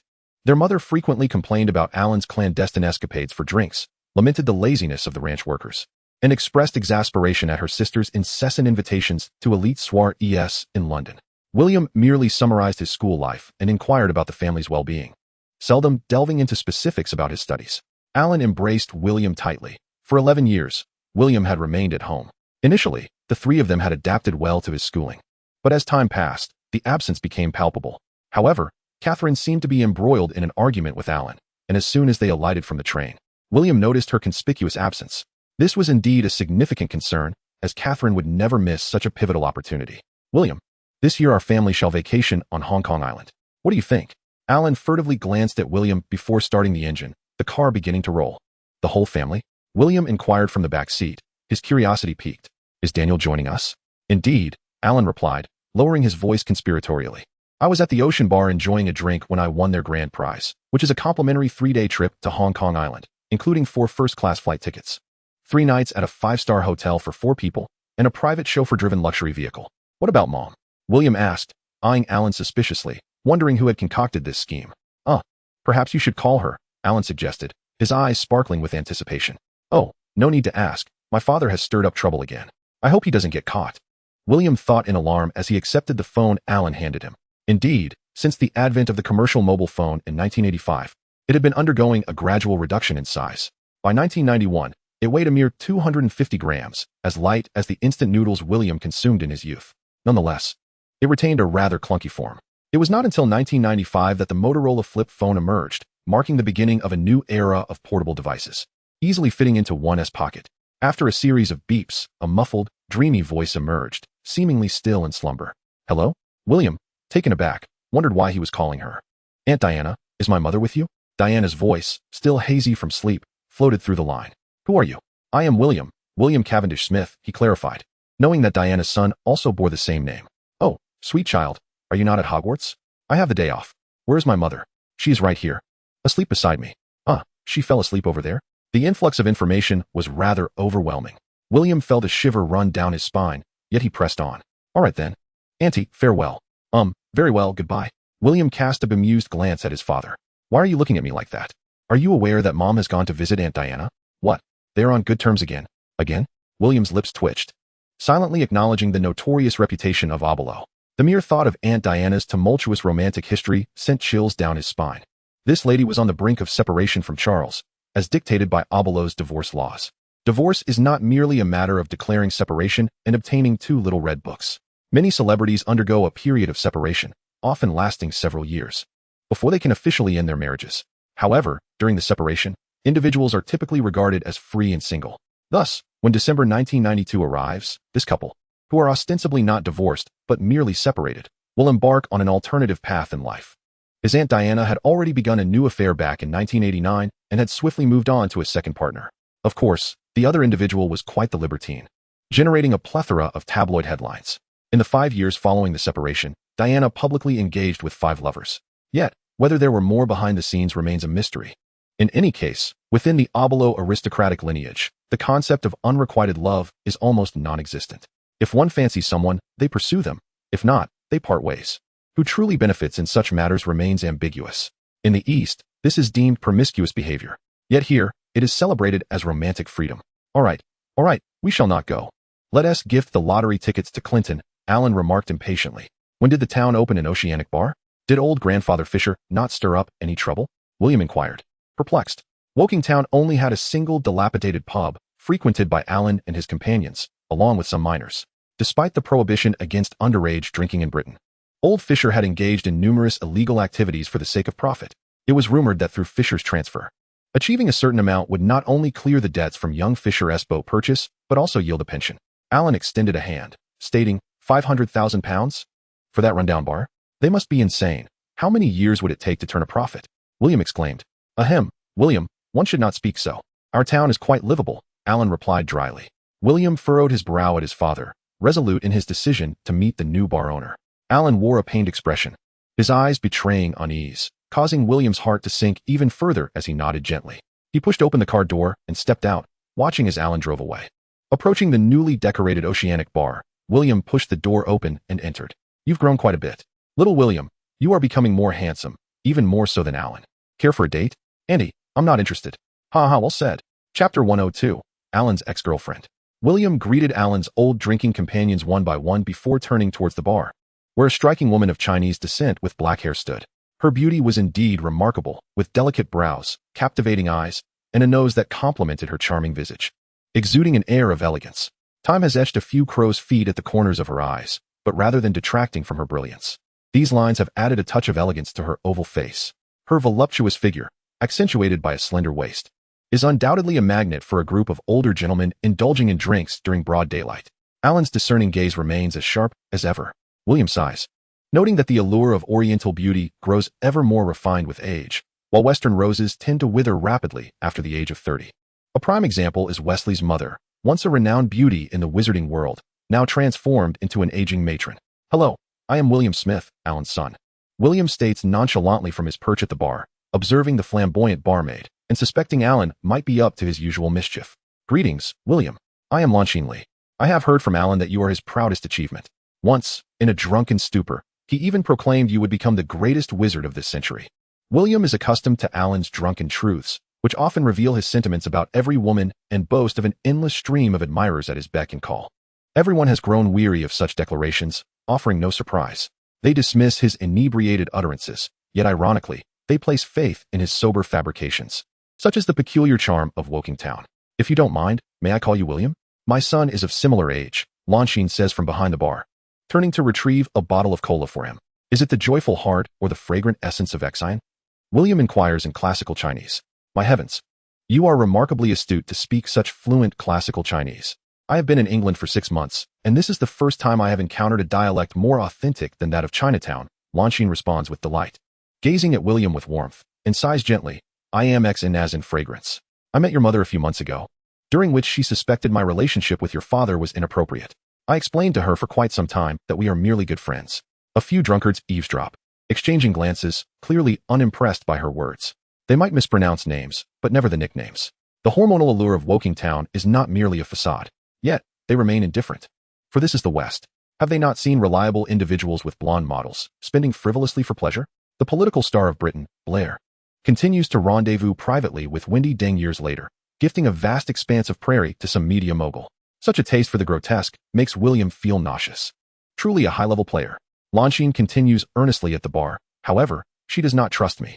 I believe you, being so intelligent, can understand that I would never disrupt your family. Would you kindly convey this to her? I hail from Taiwan, and after divorcing my husband, I came to London. Although I received a considerable inheritance, I lost my youngest son, leaving only my eldest daughter, Nana, by my side. Nana is a year older than you. She is still studying in Taiwan. When her holiday arrives, I am confident that you two will enjoy each other's company, for she, like you, is a prodigy." William listened to Lanchin's narration with an unassuming demeanor, refraining from interruption, merely observing her expressions of surprise, admiration, pity, and anticipation, internally lamenting that this woman would be a loss to the acting profession. Unaccustomed to idleness, I opened a bar here. I prefer the peaceful ambience of Wokingtown to the bustling city center. My intentions towards Alan are purely innocent. I have no desire to disrupt your family, for my happiness was shattered by a wretch." Lanchin's expression turned to one of anger as she spoke these final words. "I regret hearing this tale. Yet it is unfortunate that your words are laced with deception," William countered. "Your expression is impeccable, but you possess a detrimental habit when you lie.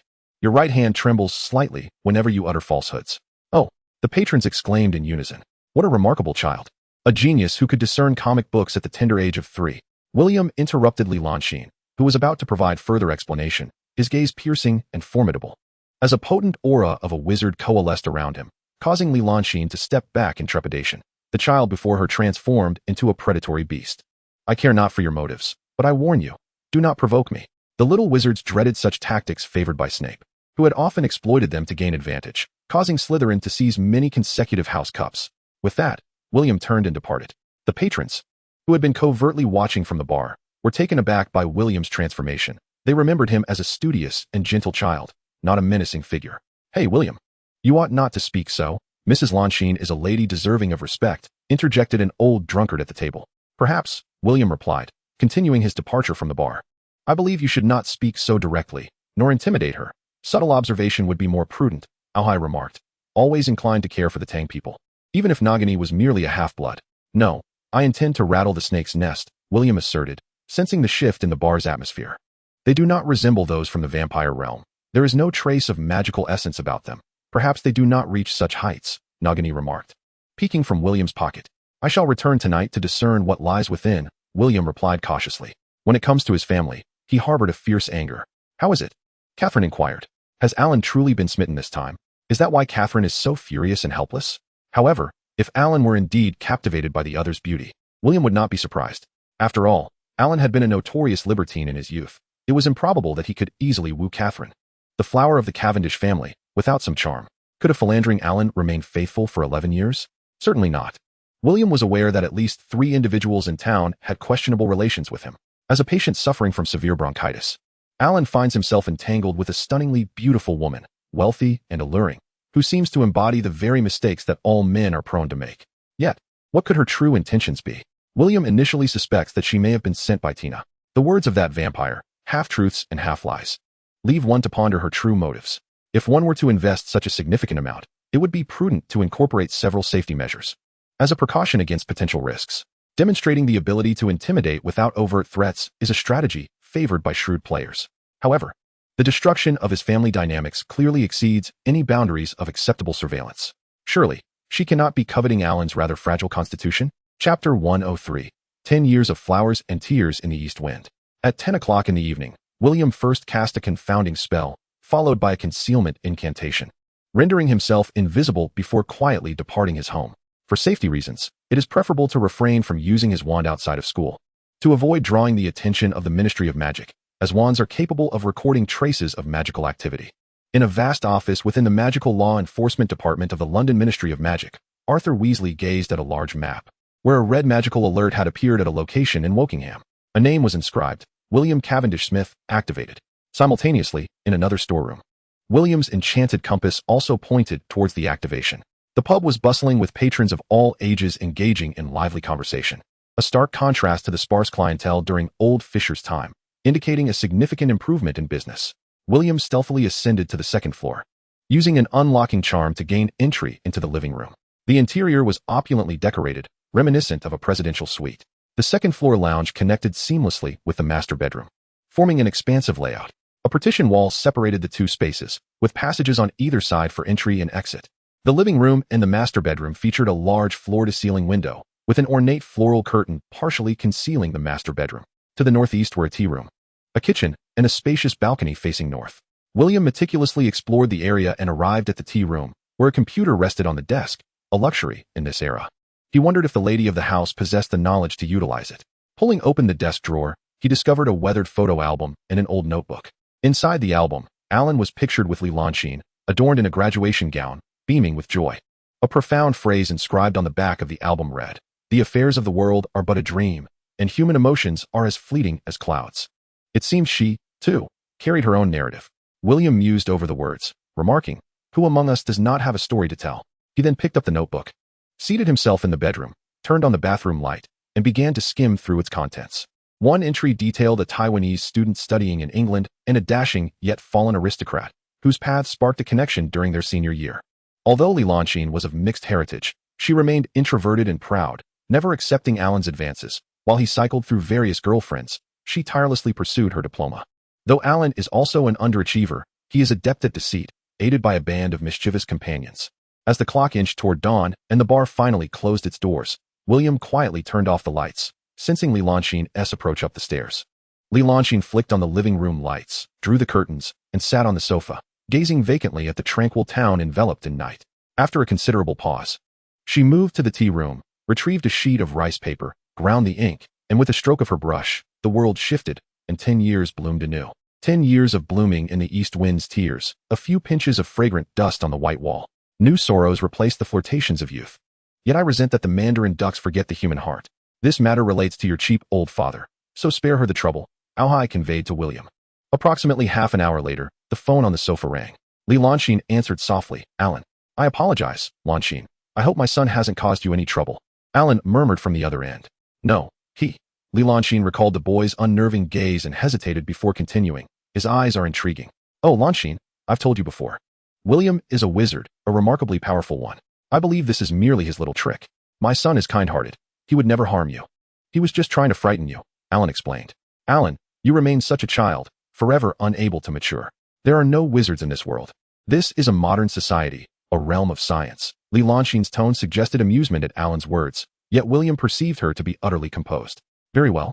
We shall not debate this matter. Once I steal the magic ring, you will understand that I speak the truth. My son is not only a wizard but also capable of crafting wondrous magic rings, Alan declared.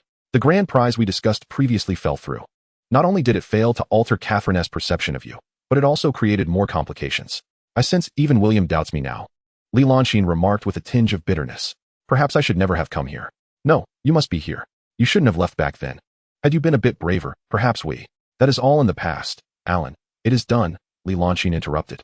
The two continued to exchange tender sentiments in hushed tones, leaving William somewhat disheartened. His father still harbored lingering feelings, yet showed no inclination to rekindle their romance. Yet, he mentioned wanting Jean to settle here, which cast an ominous shadow over William's heart. Was he specifically requesting Lelanchine's daughter to come here? Could she possibly be his sister? If Catherine found out, would she not kill him? After hanging up, Lelanchine dialed another number, and after a while, began to report calmly, Sir, William has already started to doubt me. That's excellent. Keep up the good work. Make Catherine lose faith in Alan as swiftly as possible, and let William become disillusioned as well. The elderly voice on the phone radiated joy at the prospect of achieving their goals. But sir, William terrifies me. I cannot risk my life. You must remember what I told you before. William and Catherine will not harm you. They are both kind souls. I do not wish to repeat this. Contemplate your daughter, madam. Once you fulfill your task, she will not only have a loving father but also the opportunity to attend Oxford and become part of London's elite. The other party first elucidated, then seduced. You could form a new family with him, and your child would have a father. I no longer love him. Lelanchine's gaze was cold, her tone laced with disdain. He is a fool, believing that William is a wizard. He does not comprehend what I truly desire. Moreover, he has never expressed any intention of marrying me. It has always been this way. From her words, William sensed her resentment. Although the white man enjoyed frivolities, he held marriage in high regard, for it entailed the division of assets. Their refined self-interest was their hallmark. Oh, that fool truly dares to say, you have done well. The elder scoffed derisively. Sir, funds are insufficient. Alan has taken £30,000 from me to purchase a diamond ring for Catherine, Lelanchine stated. I will transfer £50,000 to you, but it must be done promptly. Time is of the essence, the elder urged. I understand, sir. Lelanchine listened to the beeping sound on the phone before hanging up. She entered the bathroom and splashed her face with cold tap water. The sound of the water gushing was particularly clear in the night. William turned around, hiding in the corner of the living room. But he did not receive any further contact from her until she fell asleep. After all this turmoil, was it merely to disrupt your parents' relationship? Aohai questioned in confusion. William, facing the December north wind, smiled bitterly, for the honor of Cavendish. What? My mother's surname is Cavendish. My great-grandfather was a staunch opponent of their marriage, and I thought he had completely abandoned us. William strolled slowly. His grandfather, however, sent him numerous collectible books each year. Another tedious family feud. Aohai muttered before drifting into slumber. The arrogance of old-fashioned nobility, William remarked. The following morning, after breakfast, William pulled Alan aside and said, Father, we need to talk. Very well, I also need to discuss something with you. Let us go to the stables. It has been a while since we rode together, Alan replied. The two rode their steeds, leisurely meandering across the grass. Aohai and Nagini perched on William's shoulders in the form of scarlet macaws. Father, I visited the ocean bar last night and overheard Aunt on 2 phone calls with others. William regarded Alan's expression seriously. The first was yours, but the second was likely from some elder of the Cavendish family. She explicitly stated that she does not love you and is merely engaged in a transaction to separate you from your mother. This is impossible. That person has long since given up on tearing us apart. Alan's expression was doubtful. After a brief hesitation, he added, William, I swear, since our encounter this year, I have had no improper relations with Lanchine, but I cannot allow your sister to wander alone outside. Are you certain? William raised his voice. He did not believe Catherine could tolerate an illegitimate daughter on the farm. I asked for nothing more than your agreement to allow your sister to settle here. Alan whispered, She is truly unfortunate. Chapter 104. Why is this question so challenging? Alan's words left William in a state of helplessness. Grandfather would never agree to this, William advised, and to forsake your wife for the sake of a daughter. Are you certain you wish to pursue this path? William, you have never met your sister, Alan suddenly declared with unwavering determination. A rare display of resolve on his face. I have seen her, and from the moment I laid eyes on her, I vowed to dedicate my life to making amends and caring for her. Once you meet her, you will understand my motivations. Catherine will comprehend as well. Your mother is kind-hearted. She will understand. William immediately grasped the situation. The fact that the irresponsible Alan was willing to take responsibility was certainly not merely due to the existence of a daughter. What misfortune has befallen that girl? I do not wish to lose either of them. If possible, I hope Catherine can accept your sister. Alan lightly flicked the reins, guiding the black horse to navigate around a small pond. In the short term, that seems impossible. Although our family possesses little wealth, my mother's pride makes it difficult for her to accept a child born out of wedlock, William remarked incredulously. In the West, illegitimate children face widespread discrimination and lack inheritance rights. The most classic portrayal of this can be found in A Song of Ice and Fire, where several bastards must strive relentlessly to elevate their status. This novel serves as a depiction of the power struggles among the Western elite, which is why it has become immensely popular.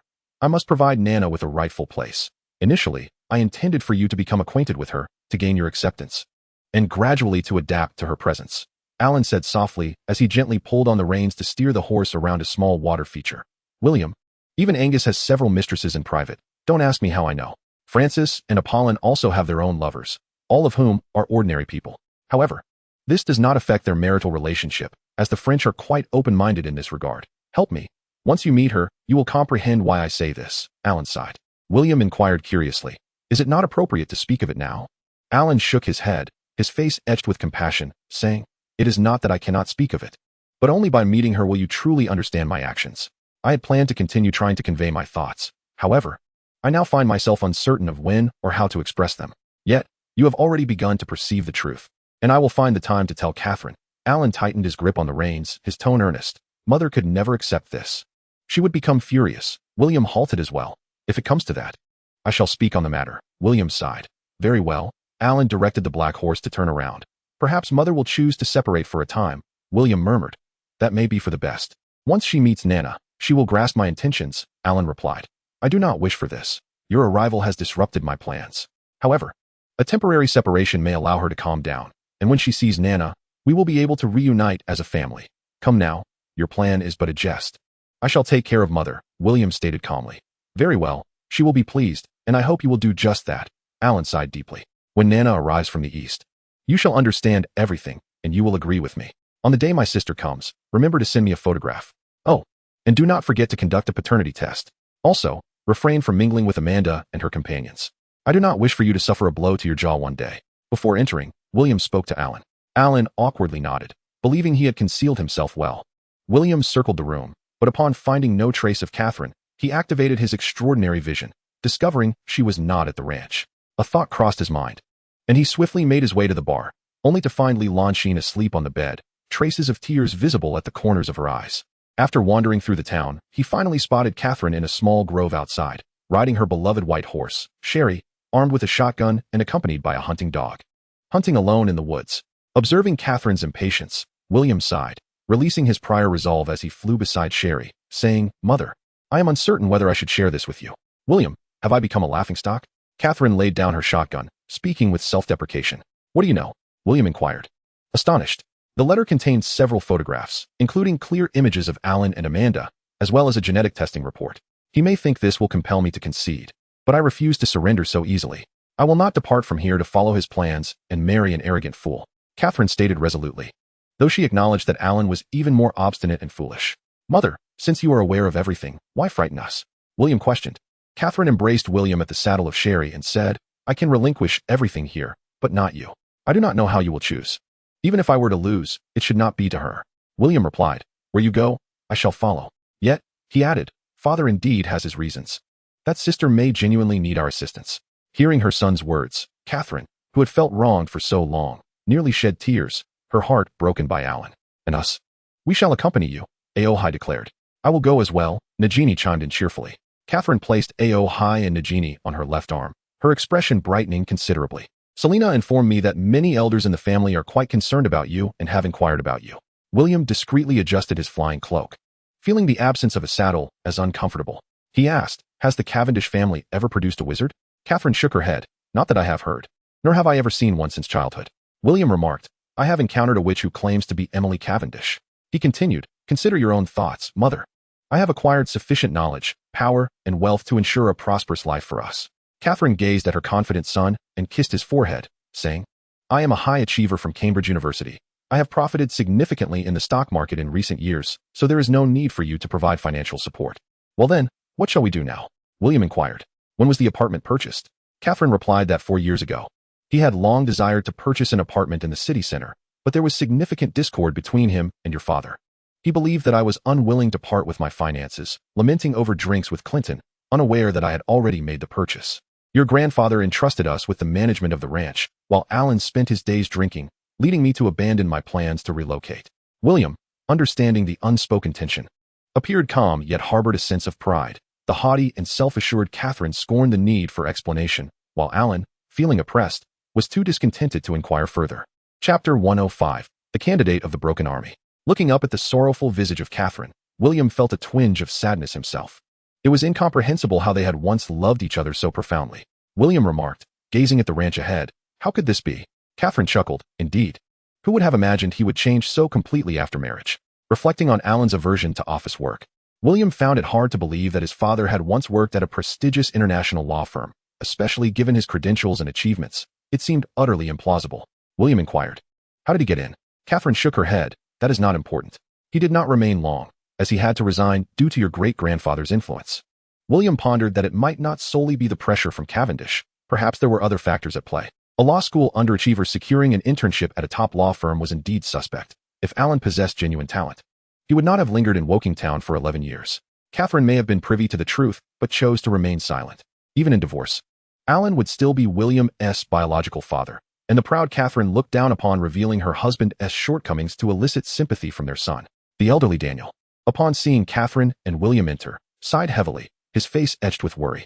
Just as Alan was about to rise to speak, Catherine preempted him, stating directly, "I will leave tonight. After our separation period, we will proceed with the divorce." With that, she took William upstairs to gather her belongings. Alan seemed to lose all strength. Slumping in his chair, Daniel hesitated before advising, "If you regret this decision, it is not too late, my son." Alan lamented, "If I must choose one, Catherine has left me no choice. I understand my heart and the life I desire."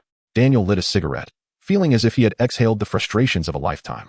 William gathered his belongings and descended from the second floor. Observing his despondent father and grandfather, he gently counseled, "Grandfather, perhaps a temporary separation between father and mother could be beneficial. It allows for some calm reflection." Daniel, with a somber expression, replied, "William, how can you advise your parents in such a manner?" William calmly stated, "When destiny brings people together, they unite. When it wanes, they part. Embrace the moments of togetherness and find peace in separation." Grandfather, while a lifelong commitment is indeed ideal, love is not eternal like diamonds. It cannot be preserved indefinitely. Daniel cast a glance at Alan and sighed heavily once more. Old friends in the town had long whispered certain matters to him, but he felt powerless to effect change. Unlike you and your grandfather, who could love only your grandmother throughout your lives without faltering, he once yearned for wealth and power, but now cherished the freedom to live unrestrained. For 11 years, Mother had remained in a state of estrangement with her family and great-grandfather, yet her ire had nearly subsided. The two of them were never truly kindred spirits. Throughout the years, they had endured their silence, and even if it were not for Aunt Lee, there would always be others to disrupt their fragile tranquility.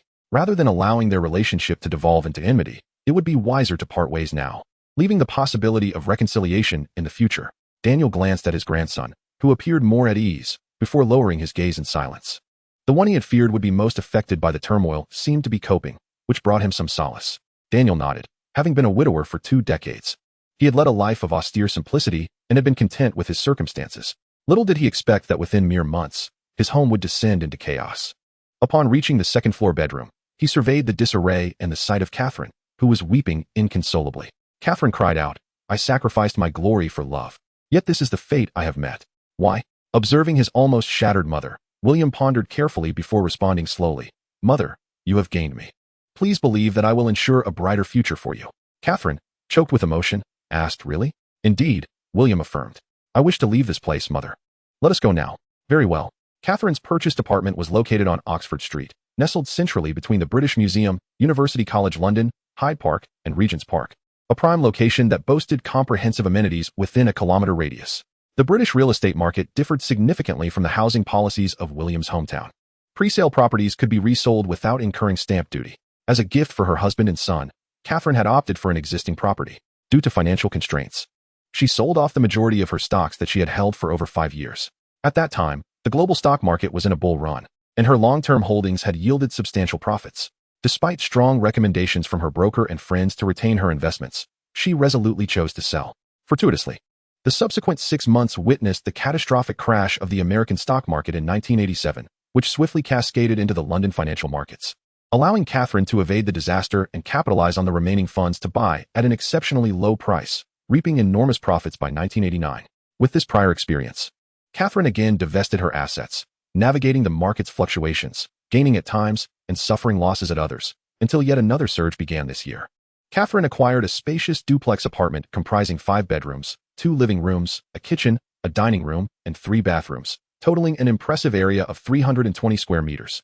Originally, Catherine intended to leverage her connections to establish a legal consultancy with Alan, utilizing 3 of the rooms for work while designating 3 bedrooms for William's use in potion making, alchemy, and spell experimentation. However, as the move ultimately did not materialize, leaving the space vacant would be an egregious waste of assets. After renovating the property, she devised a strict rental management contract, leasing 3 rooms to female students from University College London while retaining 2 for personal use. William, there is something I am uncertain whether to disclose, Auhai communicated within his mind. Speak. I sensed the aura of a demonic dragon of destruction emanating from Leland Sheen. Specifically the breath of the breaker. Auhai cautiously remarked, you see, I hail from a royal lineage. Though the dynasty has fallen, a trace of fortune remains. The demon sex breakthrough Star-Lord was born to annihilate dynasties, so I am certain she is the breakthrough, or at the very least, there is a significant probability she is. William felt a stir within him. Auhai, do you think my father could be the greedy wolf? No. I believe you resemble him more. I told you, I am not. I am merely an ordinary citizen. He chuckled. Chapter 106. The Landlord and Her Son with the University Tenant. Catherine gazed at the Christmas tree in the hall, her previously foul mood now laced with anger. I am the landlord. You are hosting a Christmas event here without my consent, and this wretched Christmas tree is a violation of our rental agreement. The 5 girls stood before Catherine, overwhelmed by her wrath, realizing they had indeed breached the agreement. It appeared that, despite her reluctance to squander assets, Catherine was resolute in controlling the tenant demographic. After all, many British university students, particularly the males, tended to be rather untidy, often throwing chaotic parties. We encountered some issues today, and my mother is quite upset, so I ask for your understanding. My mother and I will be moving in here to live, and we hope to coexist harmoniously. Initially startled by Catherine's words, the co-renting students felt reassured upon hearing William's explanation and proceeded to introduce themselves briefly. It's all right. It is our fault. We apologize, madam. I am Judy Jones from the Economics Department at Imperial College London. Please let me know if there is anything I can assist you with. This was the young black girl masquerading for Christmas. William couldn't help but glance at her. Imperial College was no trivial institution, ranked 7th globally, far surpassing the top 2 prestigious universities of the Tang dynasty, which had only reached a peak rank of 17, an immense gap indeed. They were truly exceptional scholars. I am Lisa Hunt, in the same class as Judy, stated a girl with red hair. Nancy Cook, a student in the International Trade Program, another introduced herself. Tyler Hill, Vivian Chun. Then, ladies, please allow me to take my mother to rest first. We shall meet again shortly, William said politely, leading Catherine upstairs. Is this truly the landlord? It is my first time seeing her, one student remarked. Me too. She is quite beautiful. Yet it seems something unfortunate has occurred. Look at her eyes. They appear a bit swollen from tears. Am I the only one who noticed their surnames are different? Well, it seems yet another regrettable story. The apartment had decent soundproofing. Otherwise, William worried that Catherine might hear and evict the girls, despite the hefty penalty they would incur with the rental agency. After settling Catherine's belongings, she gazed out the window, lost in thought, her demeanor rather despondent. Auhai was telling some jokes, albeit most of them were inappropriate, leaving little that was normal. You should give your father a good thrashing. Such scoundrels are utterly despicable, Auhai remarked to William. Returning to Catherine's residence, Auhai was animatedly recounting a tale. Once, there was a deep-sea fish dwelling in the abyss, and one day, as it swam deeper, it began to weep, overwhelmed by the pressures of its existence. Catherine turned her head to see William entering, causing Auhai to cease his narration. She instructed, please, everyone, remain quiet for a moment. William gestured subtly to Auhai, who nodded in acknowledgement, indicating he would keep an eye on Catherine. Glancing at his watch, he noted it was nearing noon. He retrieved a bag of noodles from his pocket, along with some braised meat and dried mushrooms, and descended to the kitchen to prepare a meal. The girls, who had already ordered takeout, were instantly struck by the enticing aroma, intensifying their hunger. They paused the recording and flocked to the kitchen to observe William cooking the noodles. Each of you may have but one bowl. If you desire more, you must help yourselves, William declared. Oh, hurrah! Judy exclaimed jubilantly, her spirited demeanor reflecting a carefree nature. Oblivious to her status as a guest, most of the Obaro people exhibited a friendly disposition, in stark contrast to the elitist class, which often displayed a lackluster character. This echoed the age-old adage that those who are most generous are often the least noble, In ancient Eastern cultures, the majority of educated individuals hailed from affluent backgrounds. Keep it down, Vivian cautioned, gesturing towards the upper floor, where a black-haired, dark-eyed Chinese exchange student resided. Once the noodles were ready, William carried a bowl upstairs and placed it on Catherine's vanity, saying, "Mom, have a little to eat first." He then returned downstairs, where 5 girls sat in the living room, bowls in hand, relishing the noodles. Judy, the cleverest among them, had indeed taken just one bowl. But it was a large one, typically reserved for soup, and she proudly gave William a thumbs up. Upon checking the kitchen, William discovered that only a small amount of broth remained in the pot. Chapter 107, Catherine's Tenants. Judy approached him with a feigned sense of camaraderie, saying, "If you don't mind, I could share some with you." William found her character intriguing. Her informal nature reminded him of a former sales friend. "I do mind. Aren't you worried about gaining weight? You'll be responsible for washing the dishes later," he replied. "No problem," Judy cheerfully responded. "I can cook some more." "How can your little belly hold so much? Don't you cook at home?" William asked, observing the girls, whose stomachs appeared somewhat full. "No, it's too troublesome. We have no time. It's not tasty. Takeout is convenient," they replied, succinctly summarizing their laziness.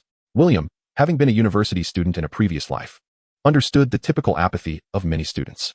They could afford to rent an apartment, indicating a decent family income, even though they seemed to be sharing the space. An owl pecked vigorously at the nuts and dried fish William had provided, perched on the desk.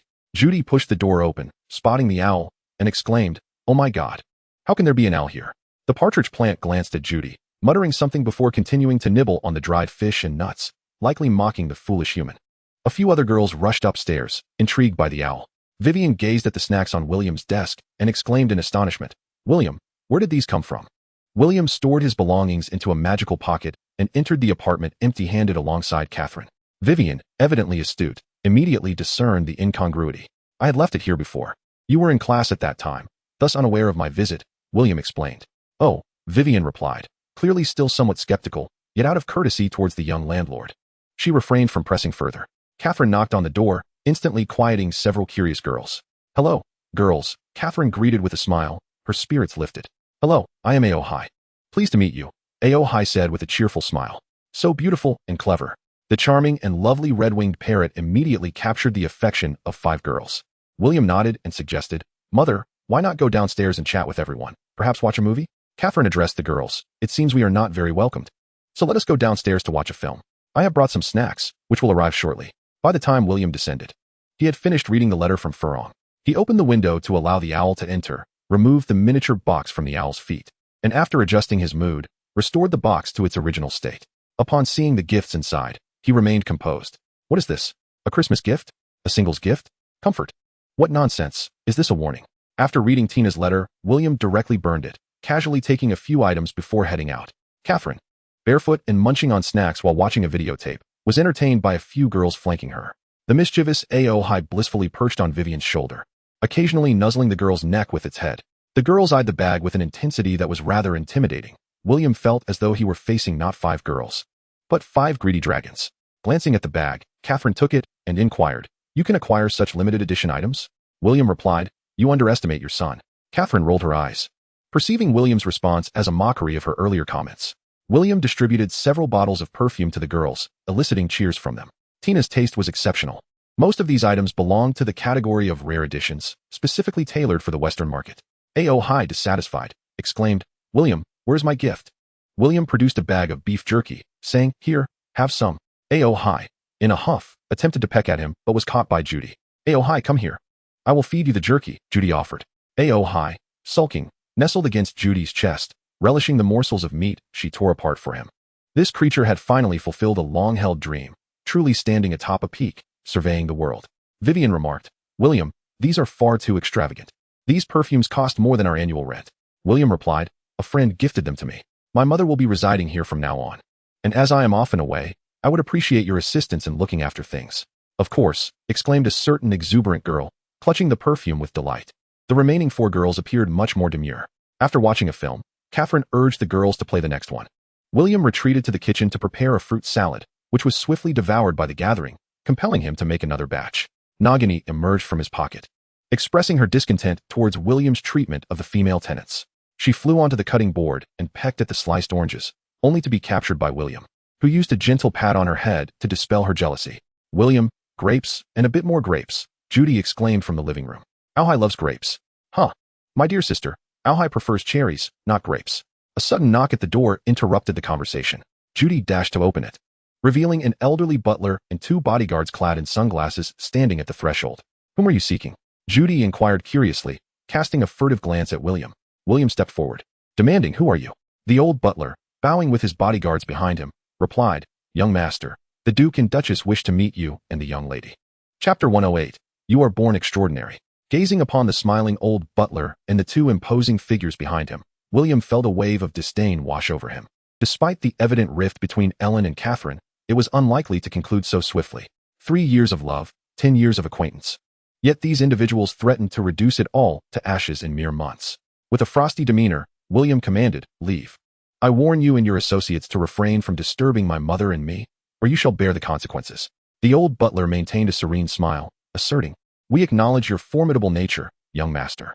However, as a legitimate scion of the Cavendish family, with the support of your lineage, you could achieve greater heights and distances. William scoffed, I have no need for your support. Depart at once, lest I make you understand why there are so many fools in this world. The old butler replied respectfully, The Duke and Duchess await you at the safe downstairs, young master. You need only descend. Without hesitation, William produced his wand, preparing to cast a powerful forgetting spell upon the trio. Despite his jovial demeanor in front of Catherine and his efforts to comfort both sides of his family, the fury simmered within him unabated. This anger could not be directed at Ellen or Lelandsheen, leaving him to grapple with it alone. The appearance of the Cavendish family members presented him with an opportunity to act. He was no fool and would not naively believe this was a gesture of familial affection. Familial affection? He had never even met them or exchanged a word. There was no emotional foundation whatsoever. Even if there had been a trace of sentiment, what would it signify? A biological daughter could be neglected for over a decade. What significance did a grandson hold? Among the white aristocracy, outward expressions of warmth masked chilling calculations beneath.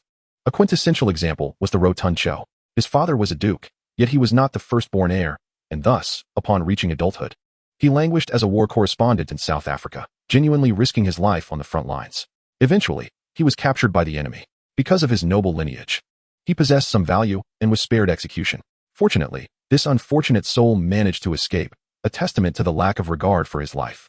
Subsequently, he was heralded as a hero by his family, serving as a propaganda tool to showcase the family's contributions to the nation, thereby gaining a modicum of political leverage. However, his elder brother was different. Once the Duke fell from grace, he could ascend as the leader of the House of Lords, becoming a formidable figure in Britain. The Duke's own son was treated with such contempt, let alone a grandson with whom there had never been any prior acquaintance or emotional bond. From the moment William entered Hogwarts School of Witchcraft and Wizardry, intrigue and discord began to brew, with the underlying motive being none other than self-interest. A superlative genius wizard, he was more than capable of consolidating the Cavendish family's influence. Thus, William was genuinely incensed. Were it not for his mother's lingering familial ties and his own troubled state of mind, he would have had no qualms about creating a few fools. Several young ladies were captivated by William's demeanor. This young man exuded a powerful aura characteristic of those in positions of authority, displaying an undeniable dominance. Although the oppressive spirit of a fourth-tier pure yang qi practitioner predominantly weighed upon the old butler and the bodyguards, it still imparted a sense of suffocation to the girls. A magical ring on Catherine's right hand gleamed brightly, keeping her mind alert. William, I shall go meet him.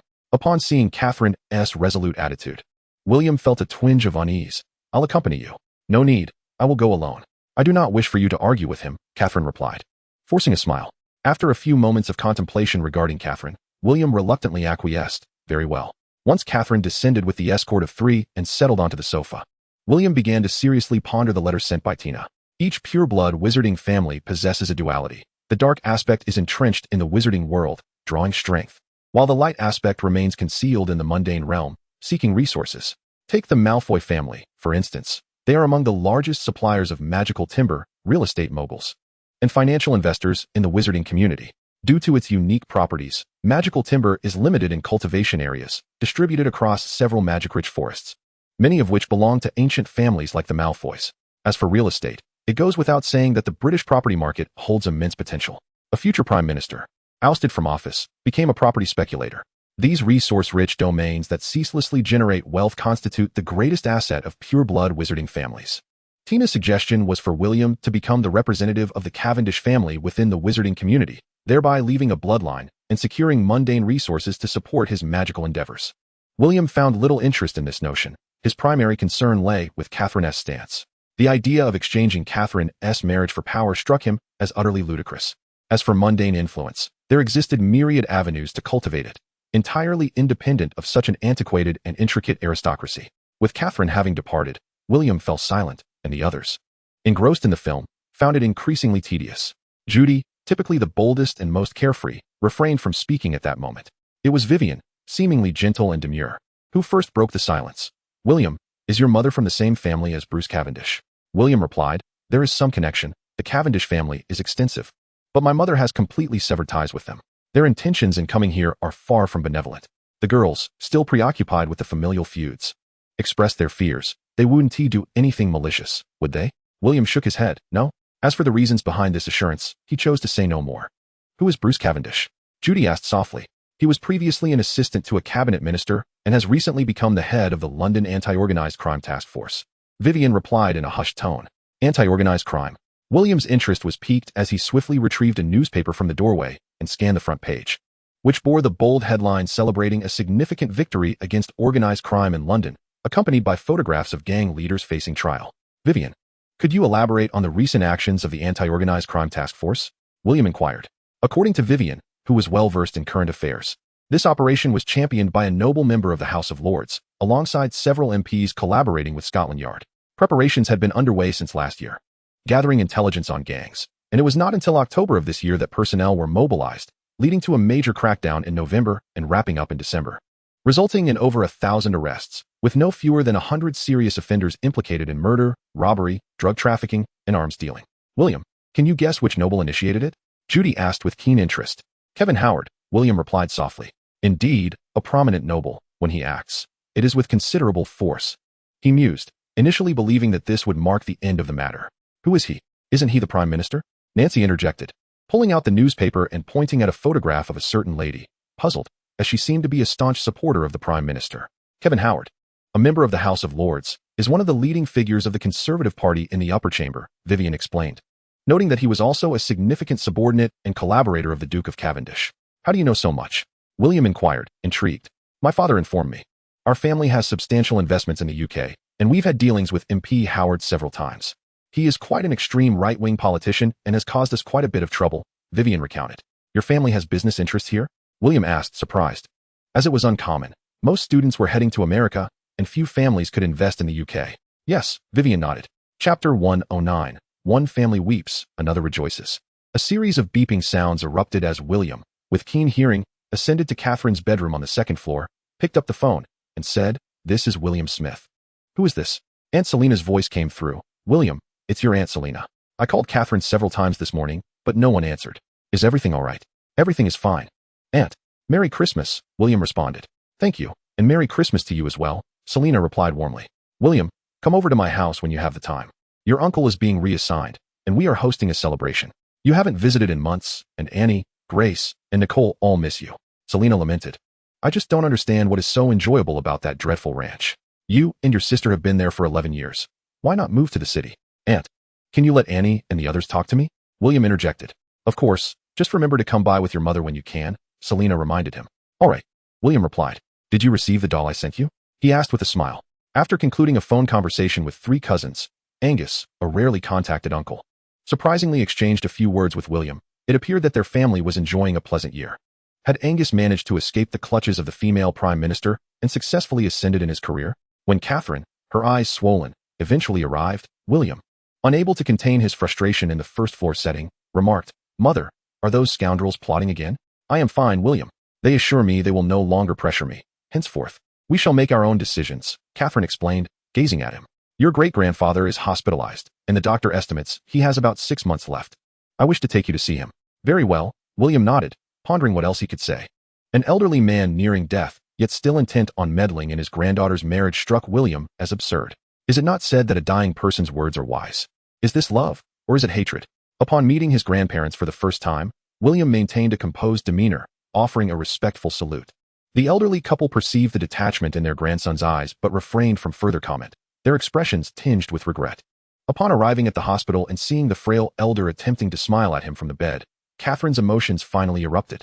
Her tears were accompanied by feelings of injustice and resentment. Ordinariness is not necessarily a flaw, William remarked.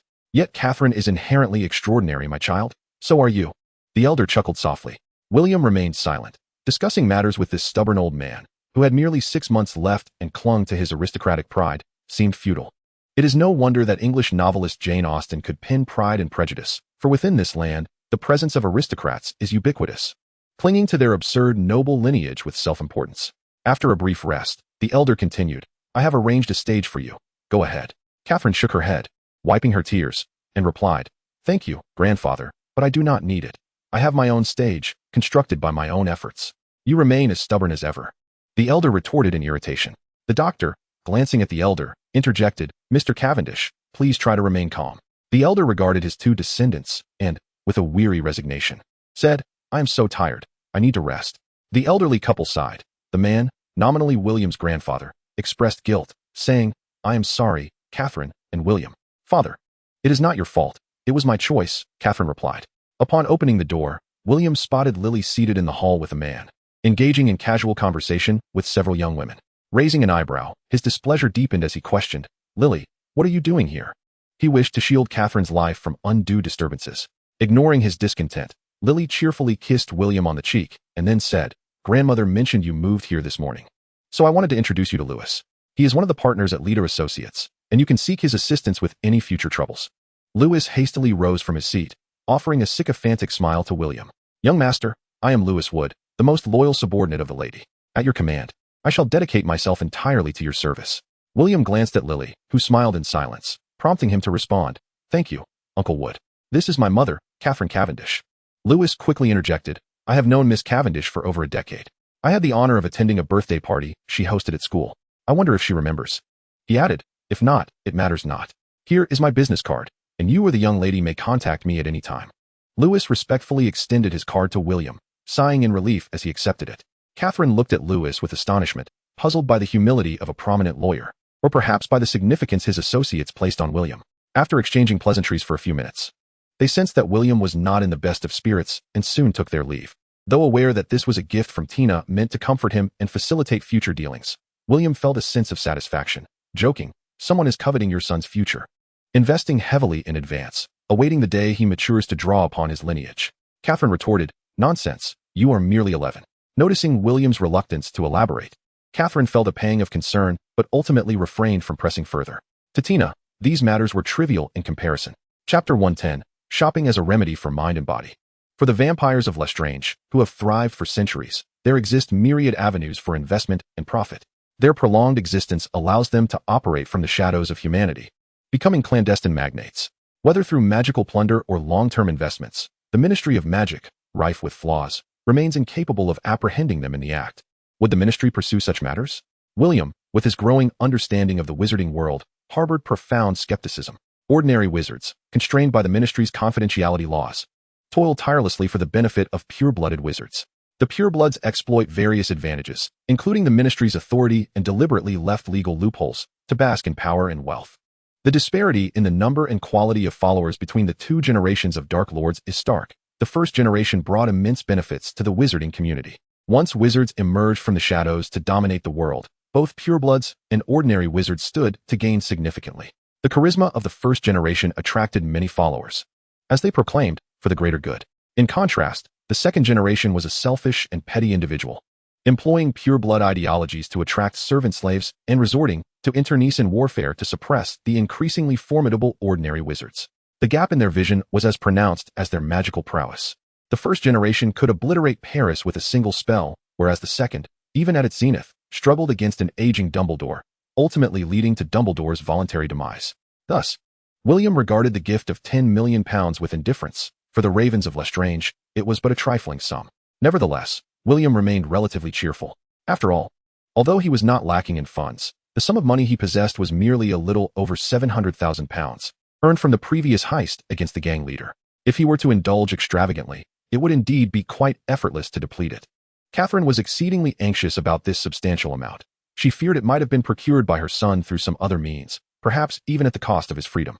It took William over an hour that night to assuage Catherine's concerns, allowing her to rest with a semblance of reassurance.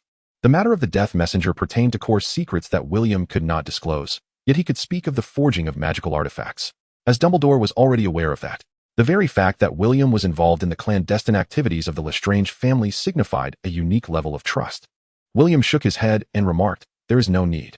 The Cavendish clan is far too numerous, and the distribution of worldly interests is exceedingly complex. It is far more straightforward in the wizarding world, where power reigns supreme." The bank had already closed for the night, leaving Catherine with no choice but to accompany William the following day to deposit the check into their personal account. In the dead of night, William, engrossed in his reading, was abruptly interrupted by the sound of gunfire. Catherine, too, set aside her phone conversation with a friend, gazing out in astonishment. The 5 girls, however, appeared to have grown accustomed to such disturbances, leaving the lights off. Catherine knocked on William's door, and upon his opening it, she inquired, "William, did you hear that?" William nodded, replying, "It was gunfire. It must be remnants of the gang fleeing or in conflict." Catherine sighed. "This is the city center. To think they would shoot in the streets. I should have opted for Kensington or Chelsea, where the safety is far more assured." Both areas were renowned as the pinnacle of affluence in Britain, attracting celebrities, aristocrats, and affluent merchants, thereby ensuring a high level of security. William chuckled. "I am not particularly fond of mingling with that crowd." Catherine continued. "Selina has asked me to bring you along to their soiree. Angus is likely to be promoted this time." William replied with utmost seriousness, "I was under the impression that Auntie was preparing to bestow another little treasure upon Grace. How long is she planning to host this banquet? If it lasts a bit longer, it would be splendid for me to come over during my summer break."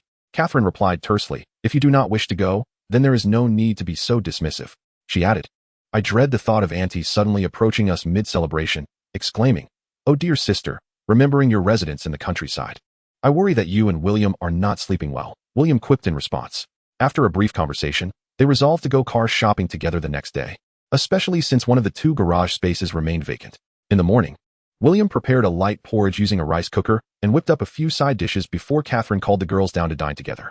Upon hearing that Catherine intended to buy a car, the 5 girls, who had planned to spend the day watching movies, eagerly volunteered to assist.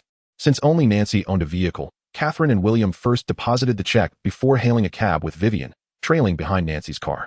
An Asian boy had been waiting downstairs with flowers since early on, and upon seeing Vivian, he approached to present them, only to be sadly rejected.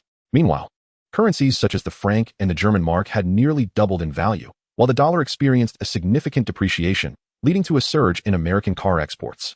William harbored a disdain for both Japanese and American vehicles, advocating instead for the superior safety of German-made Mercedes-Benz. Judy expressed her fondness for the more spacious American Cadillac Fleetwood, while Vivian recommended the Japanese Nissan Duke. However, it was Catherine who instantly fell in love with the Maserati sports car. In this era, the designs of luxury automobiles seemed rather mundane, lacking intricate curves and instead presenting a straight and angular form. Chapter 111, Shopping Spree. Catherine, with a checkbook in hand, engaged in negotiations with the dealership manager for 10 minutes, securing a satisfactory discount before promptly signing a contract for the purchase of 2 vehicles, settling the payment in full with a check. "We only have 2 parking spaces," William reminded Catherine as she filled out the check, while 5 girls observed from the sidelines. "I believe we could acquire another apartment. The landlord of the large penthouse above us is currently selling at a loss. It boasts a view of the park, along with a rooftop garden, outdoor swimming pool, and running track. We should buy it," Catherine suddenly suggested. William cautioned, "It's far too large for our needs." Catherine blinked and replied, "We could invite Judy and the others to join us. In exchange, they would be responsible for cleaning. When you're not around, they must accompany me on shopping trips and prepare meals." "Oh, we agree," Judy exclaimed loudly. It appeared that the penthouse was indeed Catherine's most coveted property, evidenced by her keen awareness of its availability despite the landlord's losses. After finalizing the car purchases, Catherine called a friend to arrange for a private license plate, then led the group on a shopping excursion.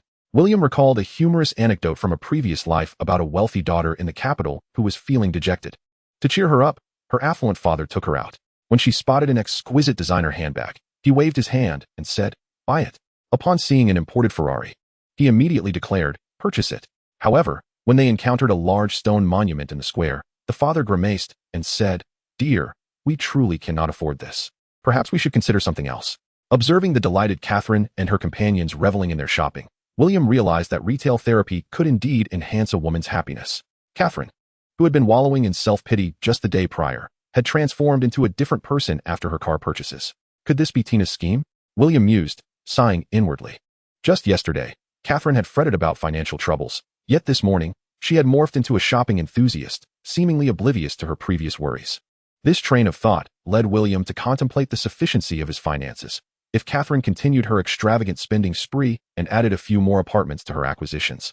He might find himself compelled to offer his service to Tina prematurely. The 5 girls were equally jubilant, although they had received a considerable allowance from home. Much of it had been consumed by rent. In stark contrast to Catherine's generosity, their contributions seemed insignificant, as she bestowed gifts worth thousands of pounds without hesitation.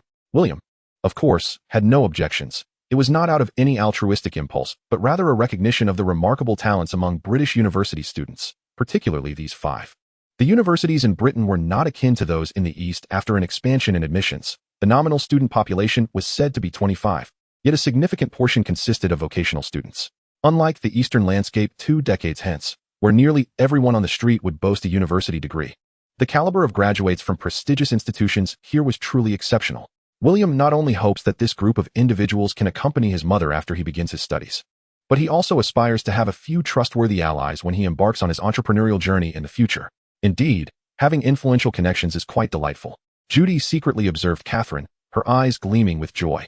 They were not as far-sighted as a certain scheming little brother, but rather were simply relishing unexpected gifts. However, Vivian, Chun, Taylor, and others were excessively polite, unwilling to accept many things. They simply could not afford it. Ultimately, to transport clothing, decorations, and other goods, William had no choice but to hire 3 taxis. Upon returning home, the group, weary and famished, collapsed onto the sofa. William had to prepare a nutritious lunch himself. "William, do we have any wine? I believe we should celebrate," Judy exclaimed. "Celebrate your moving in," she added. Catherine glanced at the packages in the hallway and inquired, "How much did we spend this morning?" Catherine was taken aback. 13,000? Well, that's not too bad, William replied, moving towards the wine rack. "Which would you prefer, Lafite, Margot, or Romanicani? Whichever has the most. Let's drink that," Catherine suggested. "Then let's go with Margot. It's from the Fleur family. And I can always ask for more later," William chuckled. At the dining table, Catherine raised her glass, sipping the Margot wine sent by Fleur, and asked, "Did the Fleur family really purchase the Margot estate?" "Indeed," William replied, taking a sip of wine, his words slightly unclear. "Why don't we buy a winery too? I think the red-faced vineyard looks quite appealing." Catherine's eyes sparkled, a delightful smile gracing her lips, radiating beauty in the sunlight. "Perhaps in a few years. I'm currently short on funds," William sighed, setting down his glass. "So impoverished." The girls simultaneously rolled their eyes, drinking a 10-year-old vintage worth thousands of dollars, residing in a £2 million apartment, and planning to acquire the luxurious penthouse. If this constituted poverty, then what would they be compared to beggars? How outrageous, Judy grumbled, downing a large gulp of wine as if it were beer, her expression darkening. Who knew one could flaunt wealth like this? Vivian murmured softly. "William, are all your friends so impressive? Is this what the elite circle looks like?" Nancy asked enviously. William shook his head. "My mother refused to be controlled by the family, severing ties with Cavendish, but I have been fortunate enough to meet some remarkable friends during my travels." "What nonsense. I never encountered anyone impressive while traveling," Taylor grumbled. With Nancy nodding in agreement, Catherine gazed at the 6 of them and chuckled. "Haven't you all met William? He is quite remarkable." Chapter 112. Why care about dignity? Living off the efforts of others is not Catherine's nature. After making several phone calls to old friends in the evening, she resolved to revive her previous plans and pursue a career in law. Catherine is a distinguished graduate of the Cambridge University Law School, possessing a lawyer's license. But after neglecting it for over a decade, she needed to pick it up again. With the robust support of Lewis, she could easily enter the annual Leda law firm as a 31-year-old intern. To cheer Catherine up, William took a group of lovely ladies on a trip to Norway to unwind, generously spending pounds along the way. In a quaint estate in Troms, Catherine and her companions, clad in thick leather coats, sat on the terrace, gazing in silent awe at the mesmerizing hues of the aurora borealis above. 2 servants approached, bearing warm cups of tea. One of whom, an elderly man, bowed slightly and said, "Mr. Smith, this is our local specialty, red tea." William replied, "Thank you. I shall express my gratitude to Lily for your hospitality." The old servant beamed. "Thank you very much, Mr. Smith." Vivian, equipped with a camera, snapped pictures of the sky with great enthusiasm and then sought assistance from 2 elder servants of the Lestrange family, gathering a small group for a photograph beneath the ethereal lights. 2 weeks later, as the holiday came to an end, William stood at the train station in the morning, urging Catherine to swiftly assist the other 5 girls in obtaining their firearm permits. Despite possessing several magical rings for protection, the escalating unrest in London left William somewhat apprehensive. At their parting, Catherine embraced William tightly, reluctant to let go. William reassured her, "If there is someone you fancy, let me know, and I'll see what I can do. If all is well, we shall proceed boldly." Catherine's feelings of melancholy dissipated at his words, and she retorted with a hint of annoyance, Do I need your approval for my affections? William replied with a chuckle. Of course. I cannot allow just anyone to claim the air of a genius billionaire. Your audacity grows by the day. Catherine laughed, releasing him from her grasp. William smiled back, then boarded the train, waving goodbye to Catherine. After greeting several familiar classmates as he moved through the carriages, William arrived at the seats occupied by Zhang Qiu and her friends. Zhang Qiu was displaying her light wheel 2000 on the table for Penelope and others to admire. Upon seeing William, Laura remarked with a hint of envy, "William, when might you gift me something so extravagant?" William responded with a grin. "This holds merely a third of my intentions. Another third belongs to A.O. Hai, and the remainder to a certain Jiang Xinglong. If you had a pair of Chinese parents, I could procure one for you as well." Penelope retorted sharply, "To acquire your light wheel 2000, I must first swap parents?" Everyone was aware of William's particular fondness for Zhang Qiu. Even little parrot A.O. Hai shared an unusual affection for her. Yet such differential treatment stirred feelings of discontent among the girls.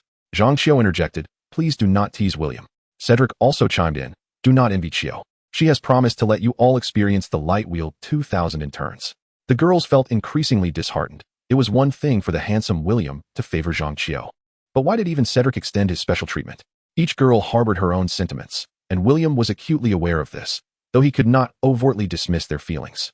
His affection for Zhang Qiu was unique, akin to meeting a fellow countryman in a foreign land, a sentiment shared by A.O. Hai as well. The young witch harbored an unusual fondness for William, yet he remained oblivious, as he too felt a similar attraction to Apollon, Rita, and Lily. An appreciation for beauty is, after all, a fundamental aspect of human nature. However, admiration does not equate to love, infatuation does not assure mutual affection, and being together does not guarantee marriage. Even marriage may lead to separation. William paid no heed to the gazes of the young girls, for he believed that as they matured, they would rationally choose their own companions. Cedric and Harry were both vying for the affection of Cho Chang, while William extended equal kindness to the unremarkable Hermione and the bumbling Neville, leading many to presume that he too was pursuing Cho.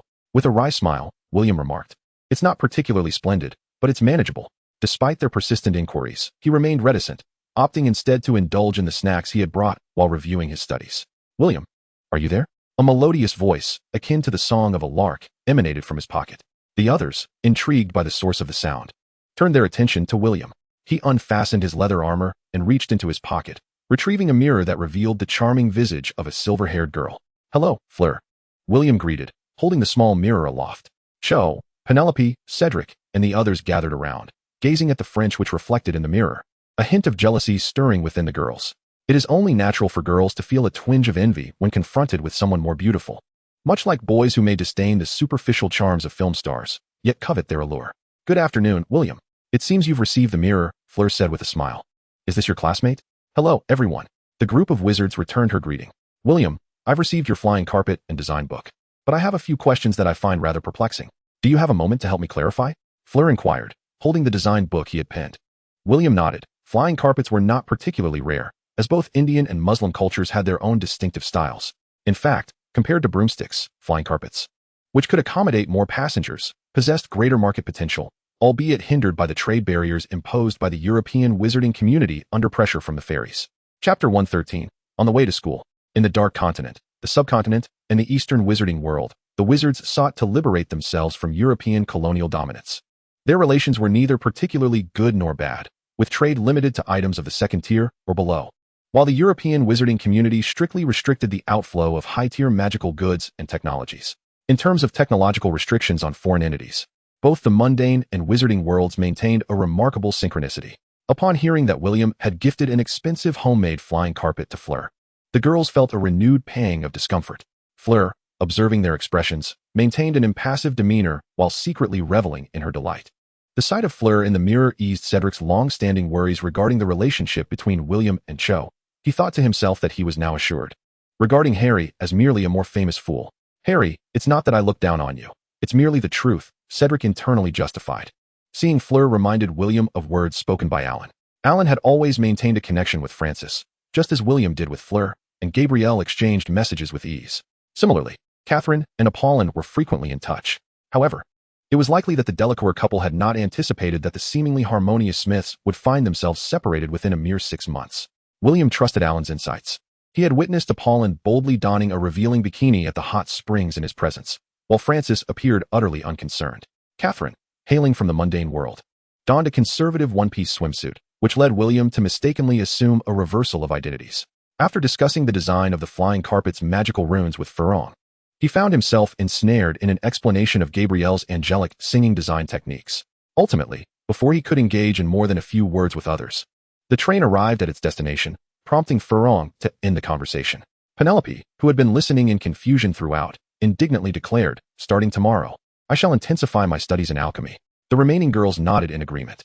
Zhang Qiu and Cedric remained silent, while Marietta and Laura merely drifted through the conversation, occasionally inquiring about the difficulties in William's or Zhang Qiu's homework, showing little interest in the complexities of alchemy.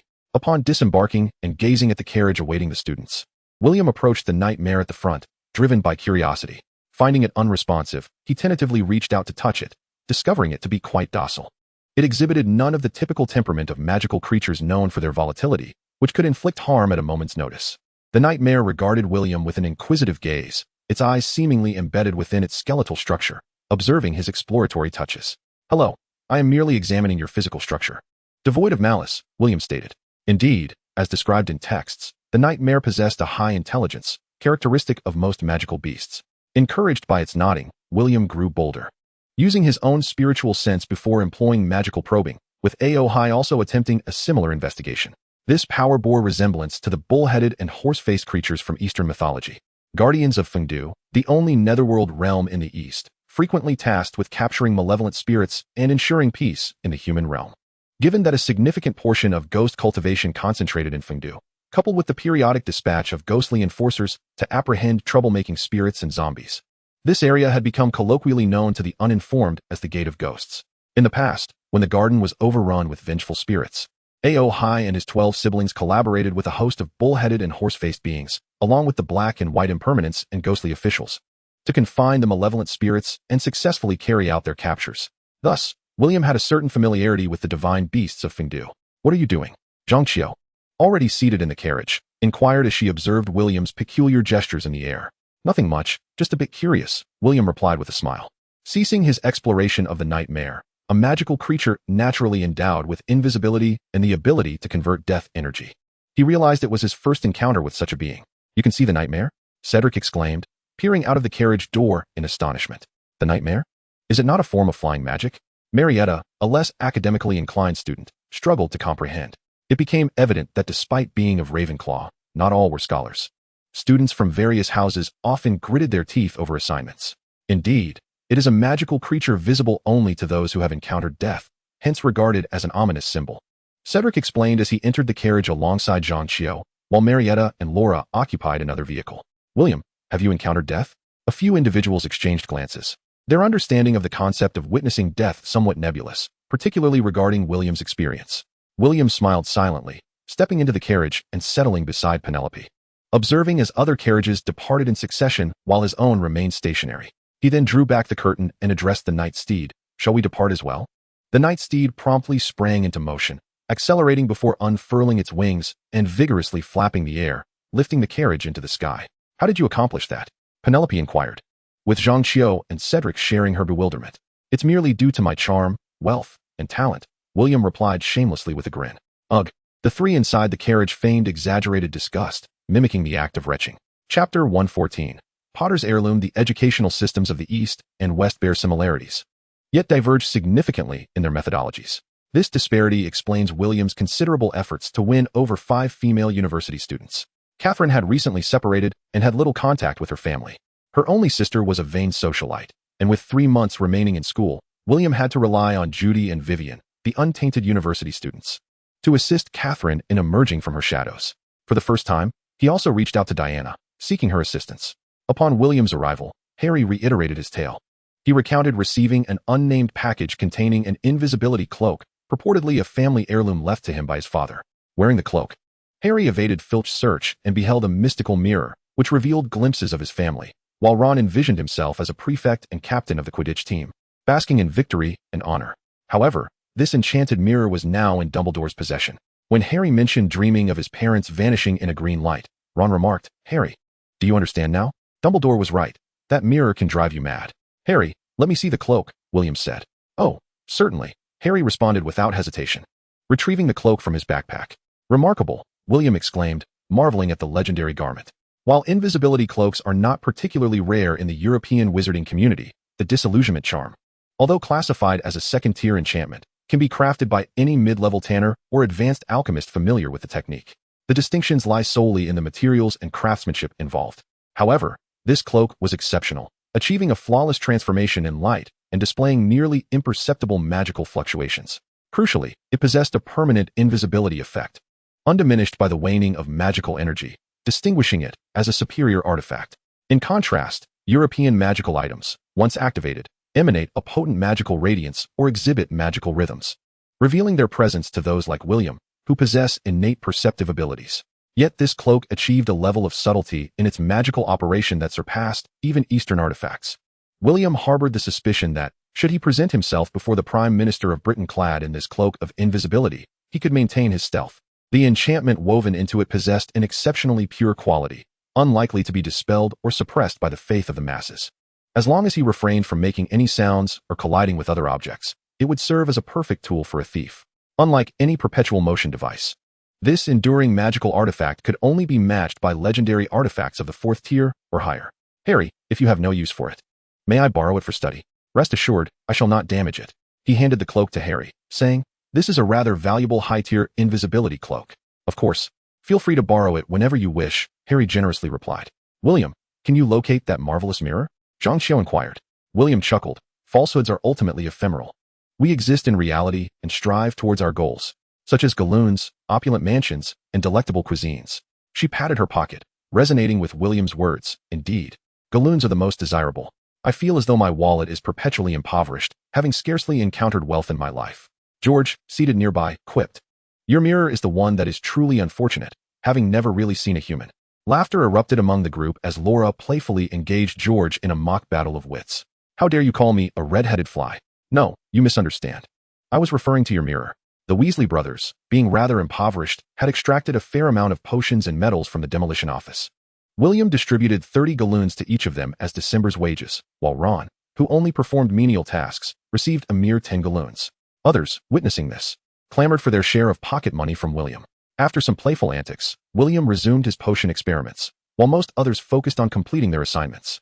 Lee Jordan, Fred, and George were particularly audacious, having completed little of their work, and after making numerous promises to Angelino and others, successfully borrowed their parchment for reference.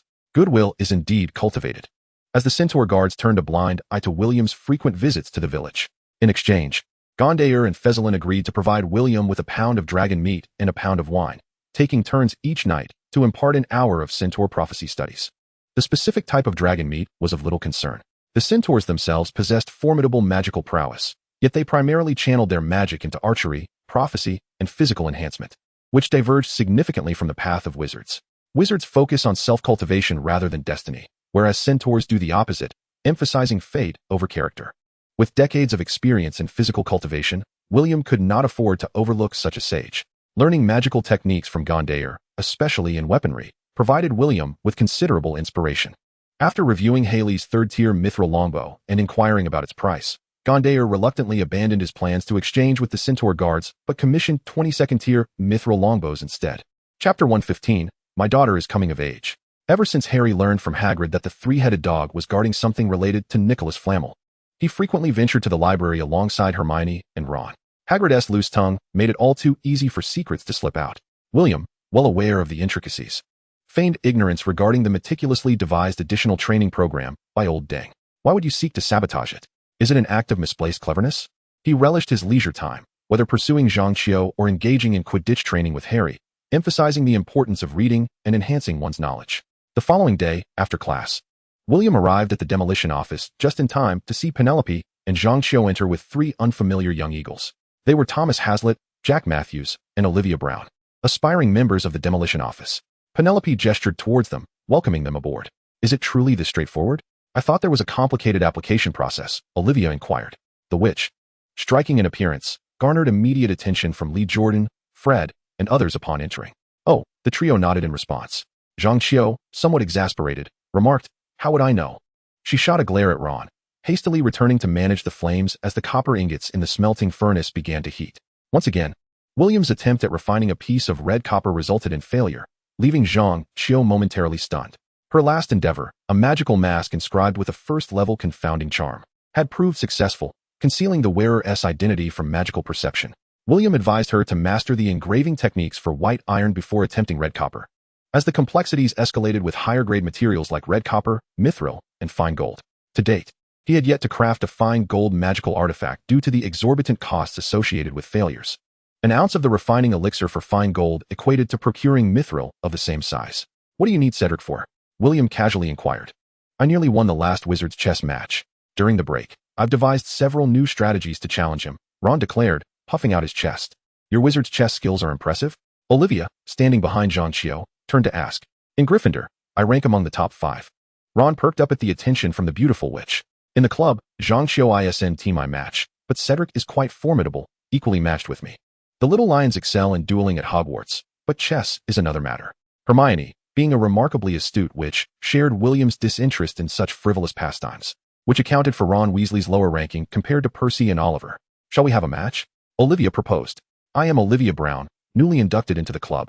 "I'm Ron Weasley, Ms. Brown. Please, this way." Ron gestured towards the seating area in the classroom, exuding an air of expertise. Hermione shot him an exasperated glance.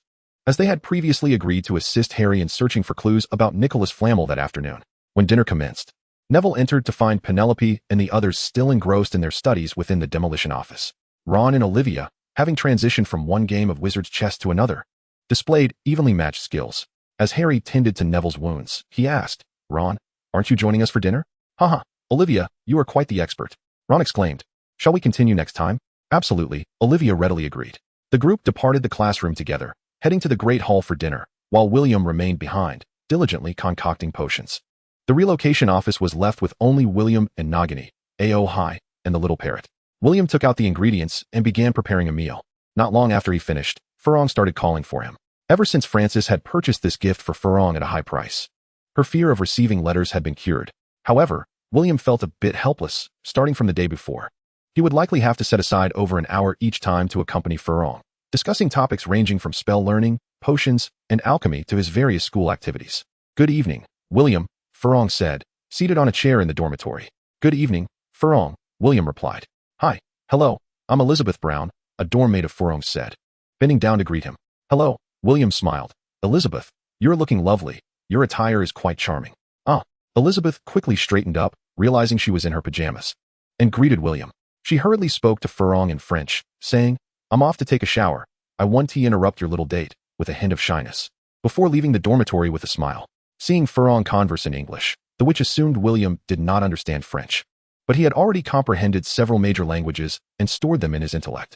Nevertheless, out of consideration for the girl's dignity, William pretended not to understand. Furong glanced at the blackboard and movie screen behind William, puzzled, and asked, "It's so late. Why are you still in the classroom?" William explained, "I requested a classroom from Professor Dumbledore for alchemical purposes. I usually tutor classmates here, and sometimes I use it for my own studies. It's too noisy during breaks. Gryffindor is generally very lively. Now I typically conduct magical experiments here, such as alchemy and potion brewing." "Wow, impressive. You've even started taking apprentices. Your alchemy could be considered my teaching. Shouldn't you call me teacher?" Furong giggled, covering her mouth. "I am self-taught.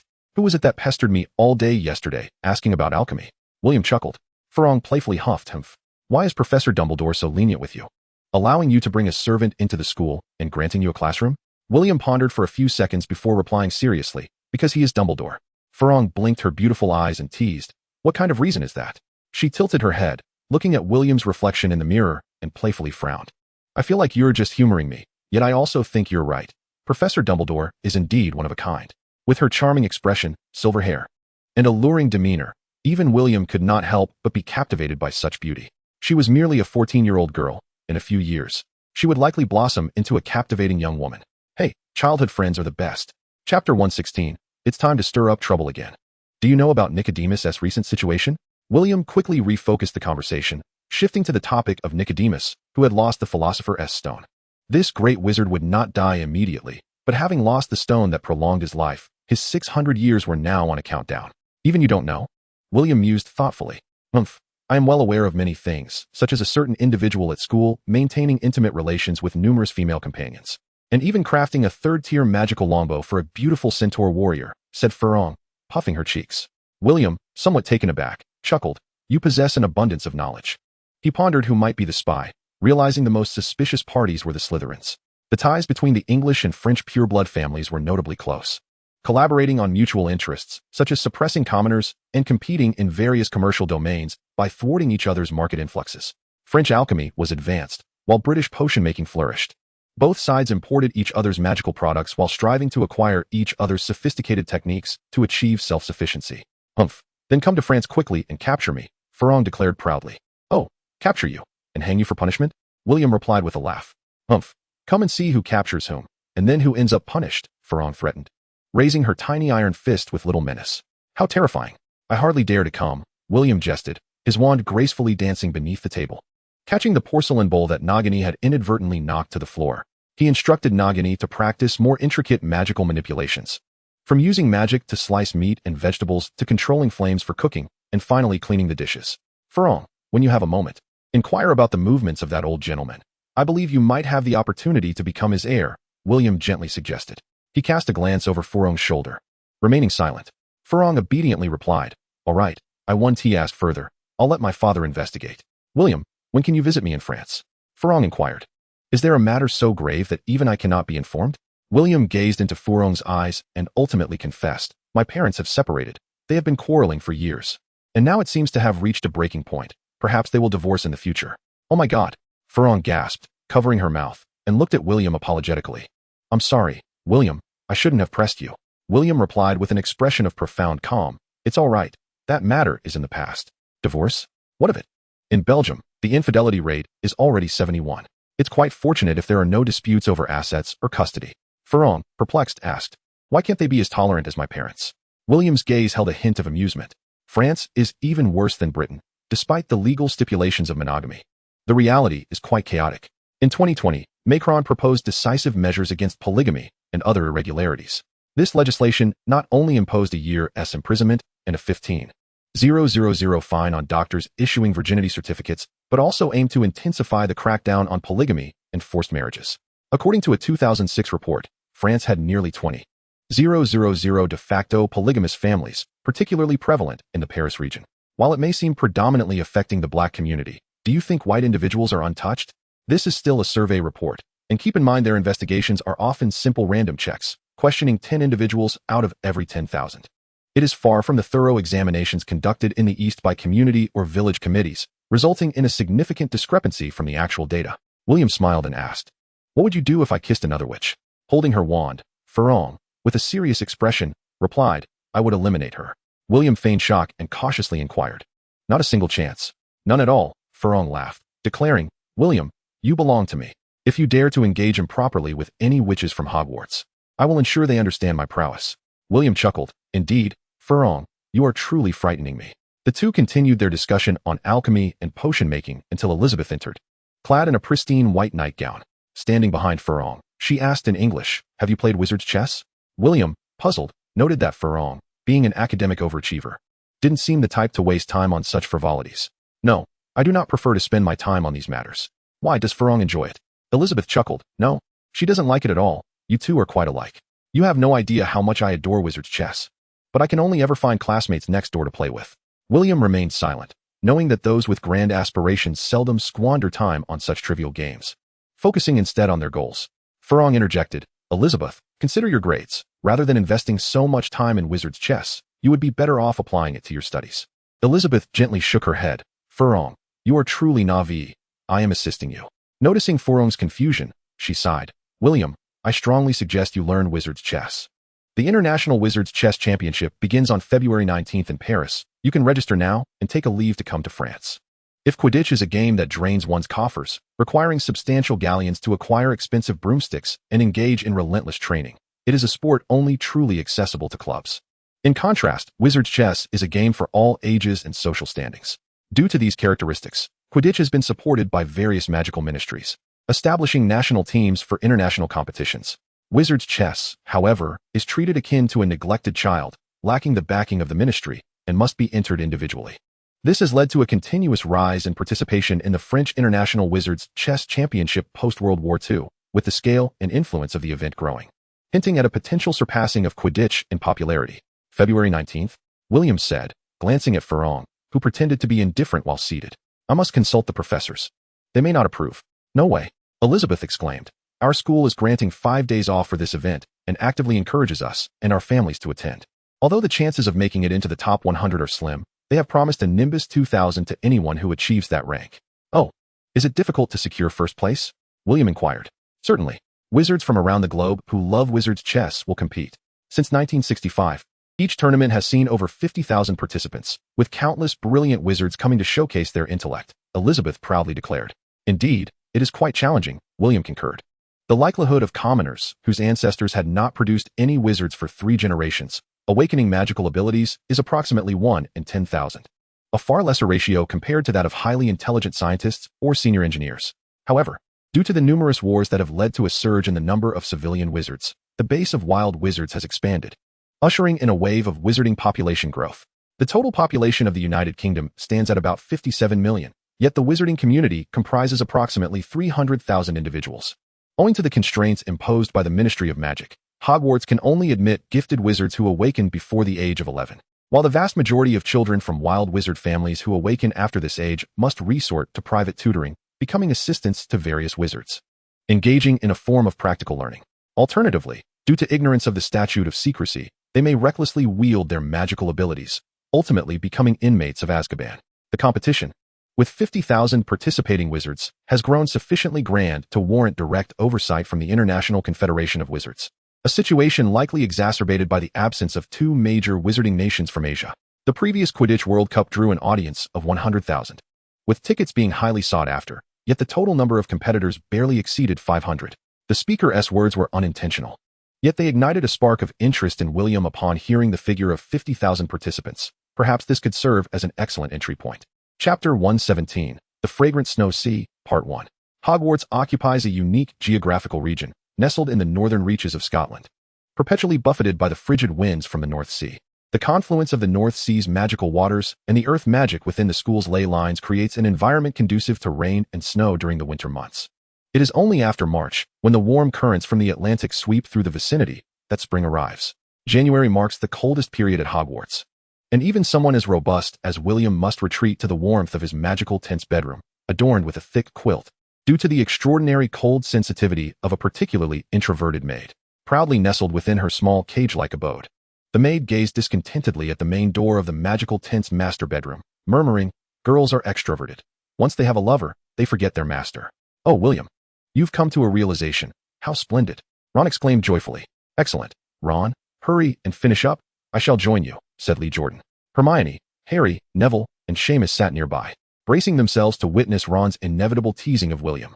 William cast a glance at the 4 and replied with a smile, "If I lose too badly, do not blame me." Ron laughed heartily. "Impossible. You were never good at this before." Thus, when Fred and George entered, they found Ron, having lost 5 consecutive games, questioning his very existence as he muttered to the chessboard, "How could I lose so quickly?" He sat there, looking rather foolish as he stared blankly at the board. The little lions exchanged puzzled glances, unable to comprehend how William had so swiftly mastered all the rules and tactics. Fred and George were taken aback, fearing Ron had succumbed to some form of hysteria, being brothers. "Harry, what malevolent magic has afflicted Ron?" Fred asked anxiously. Harry, casting a sidelong glance at William, who was refining silver, whispered, "He lost at Wizard's chess to William." After Ron's disheartening defeat in the first round, Hermione, Harry, and Lee Jordan abandoned their intentions to challenge William. However, Ron, unwilling to concede, faced a string of losses, culminating in 5 consecutive defeats. "Oh, that is splendid." The Weasley brothers sighed in relief, returning to William's apothecary to concoct their mischievous potions. "Splendid? In what sense?" Hermione internally scoffed, questioning whether Ron truly belonged to the Weasley family or was merely a gift from Mrs. Weasley during a moment of financial strain. She could clearly see Ron grappling with a crisis of self-worth. Unable to endure Ron's foolish demeanor any longer, Hermione inquired, "William, what should we do about Ron?" With a grin, William responded, "This is simple. Harry, take a galleon in your right hand." Harry obediently produced the coin, raising it before Ron. Releasing his grip, the galleon clinked as it landed on the chessboard. In a moment of dazed reflex, Ron swiftly reached out and grasped the galleon, exclaiming, "Whose galleon just fell?" Harry and the others were left stupefied.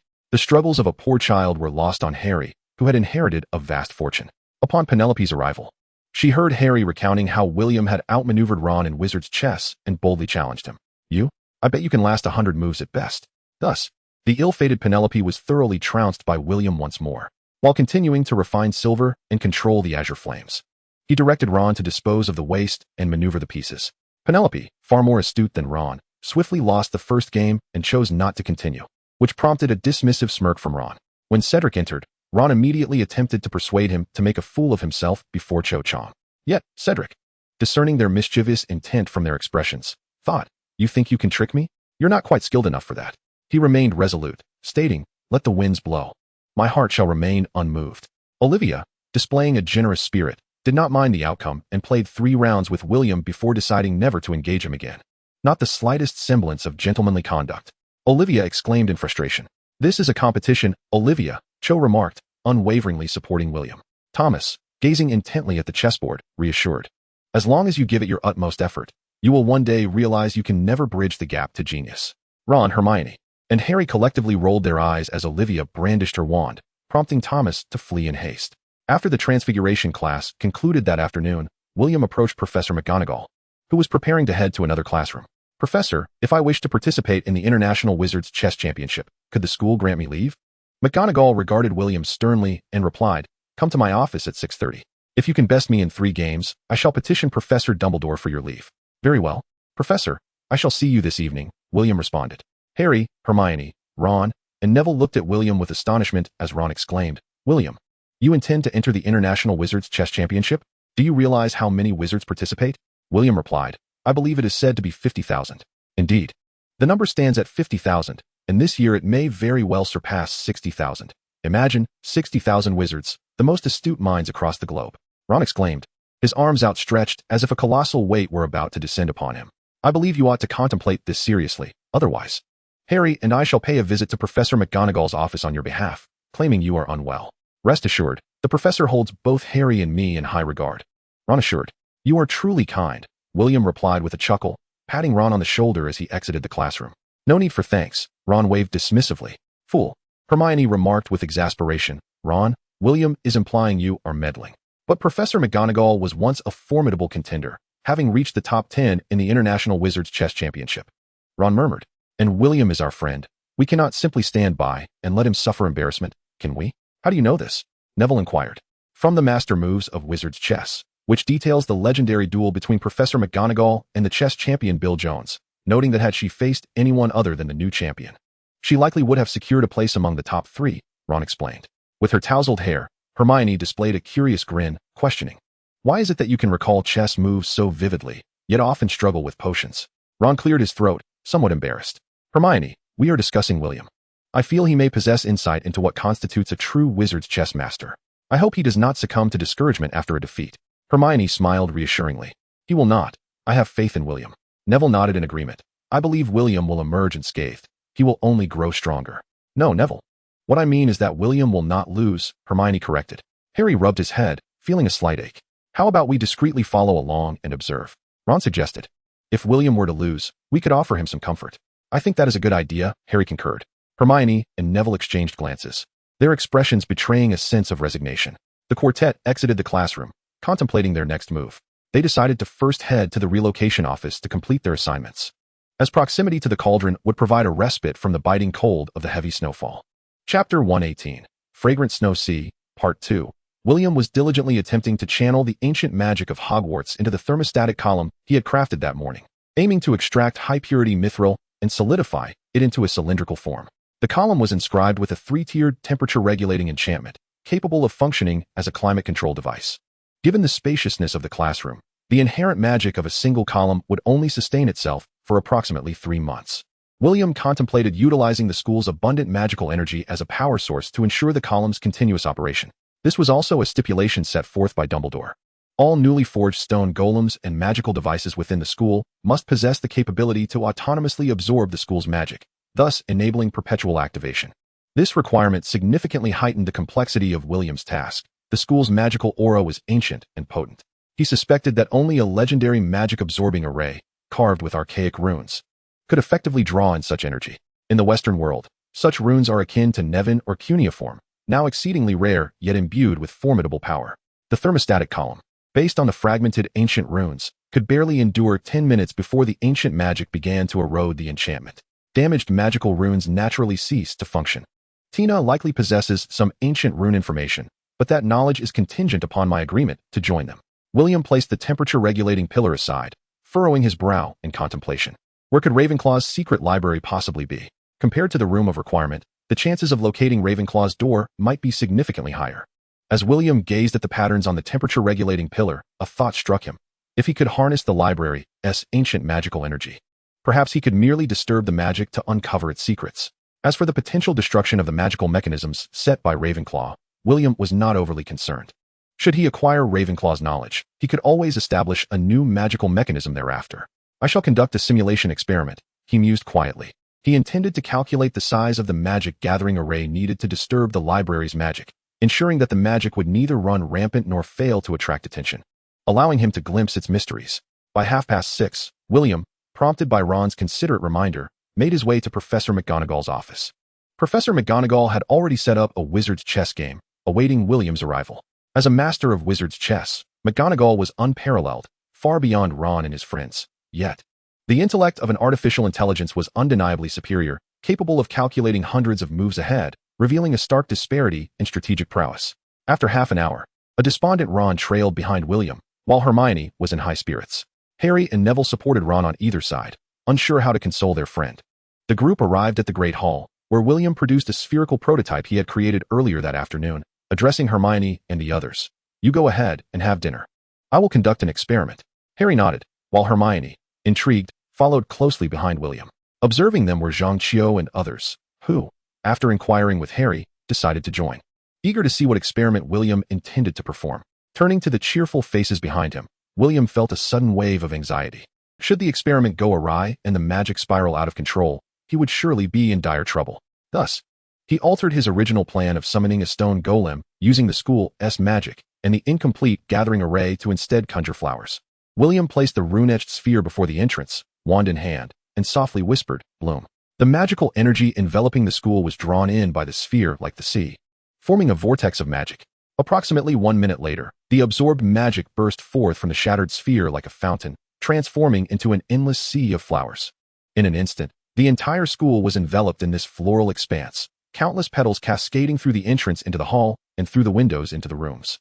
Amidst the chaotic currents of magic, flowers and snowflakes intertwined, swiftly blanketing the entire school, as the students found themselves living in a fairy tale world. A rich floral fragrance filled the castle, and countless young witches erupted in joyous cheers. "Ah!" they squealed, delightedly watching the petals land on their bodies and hair.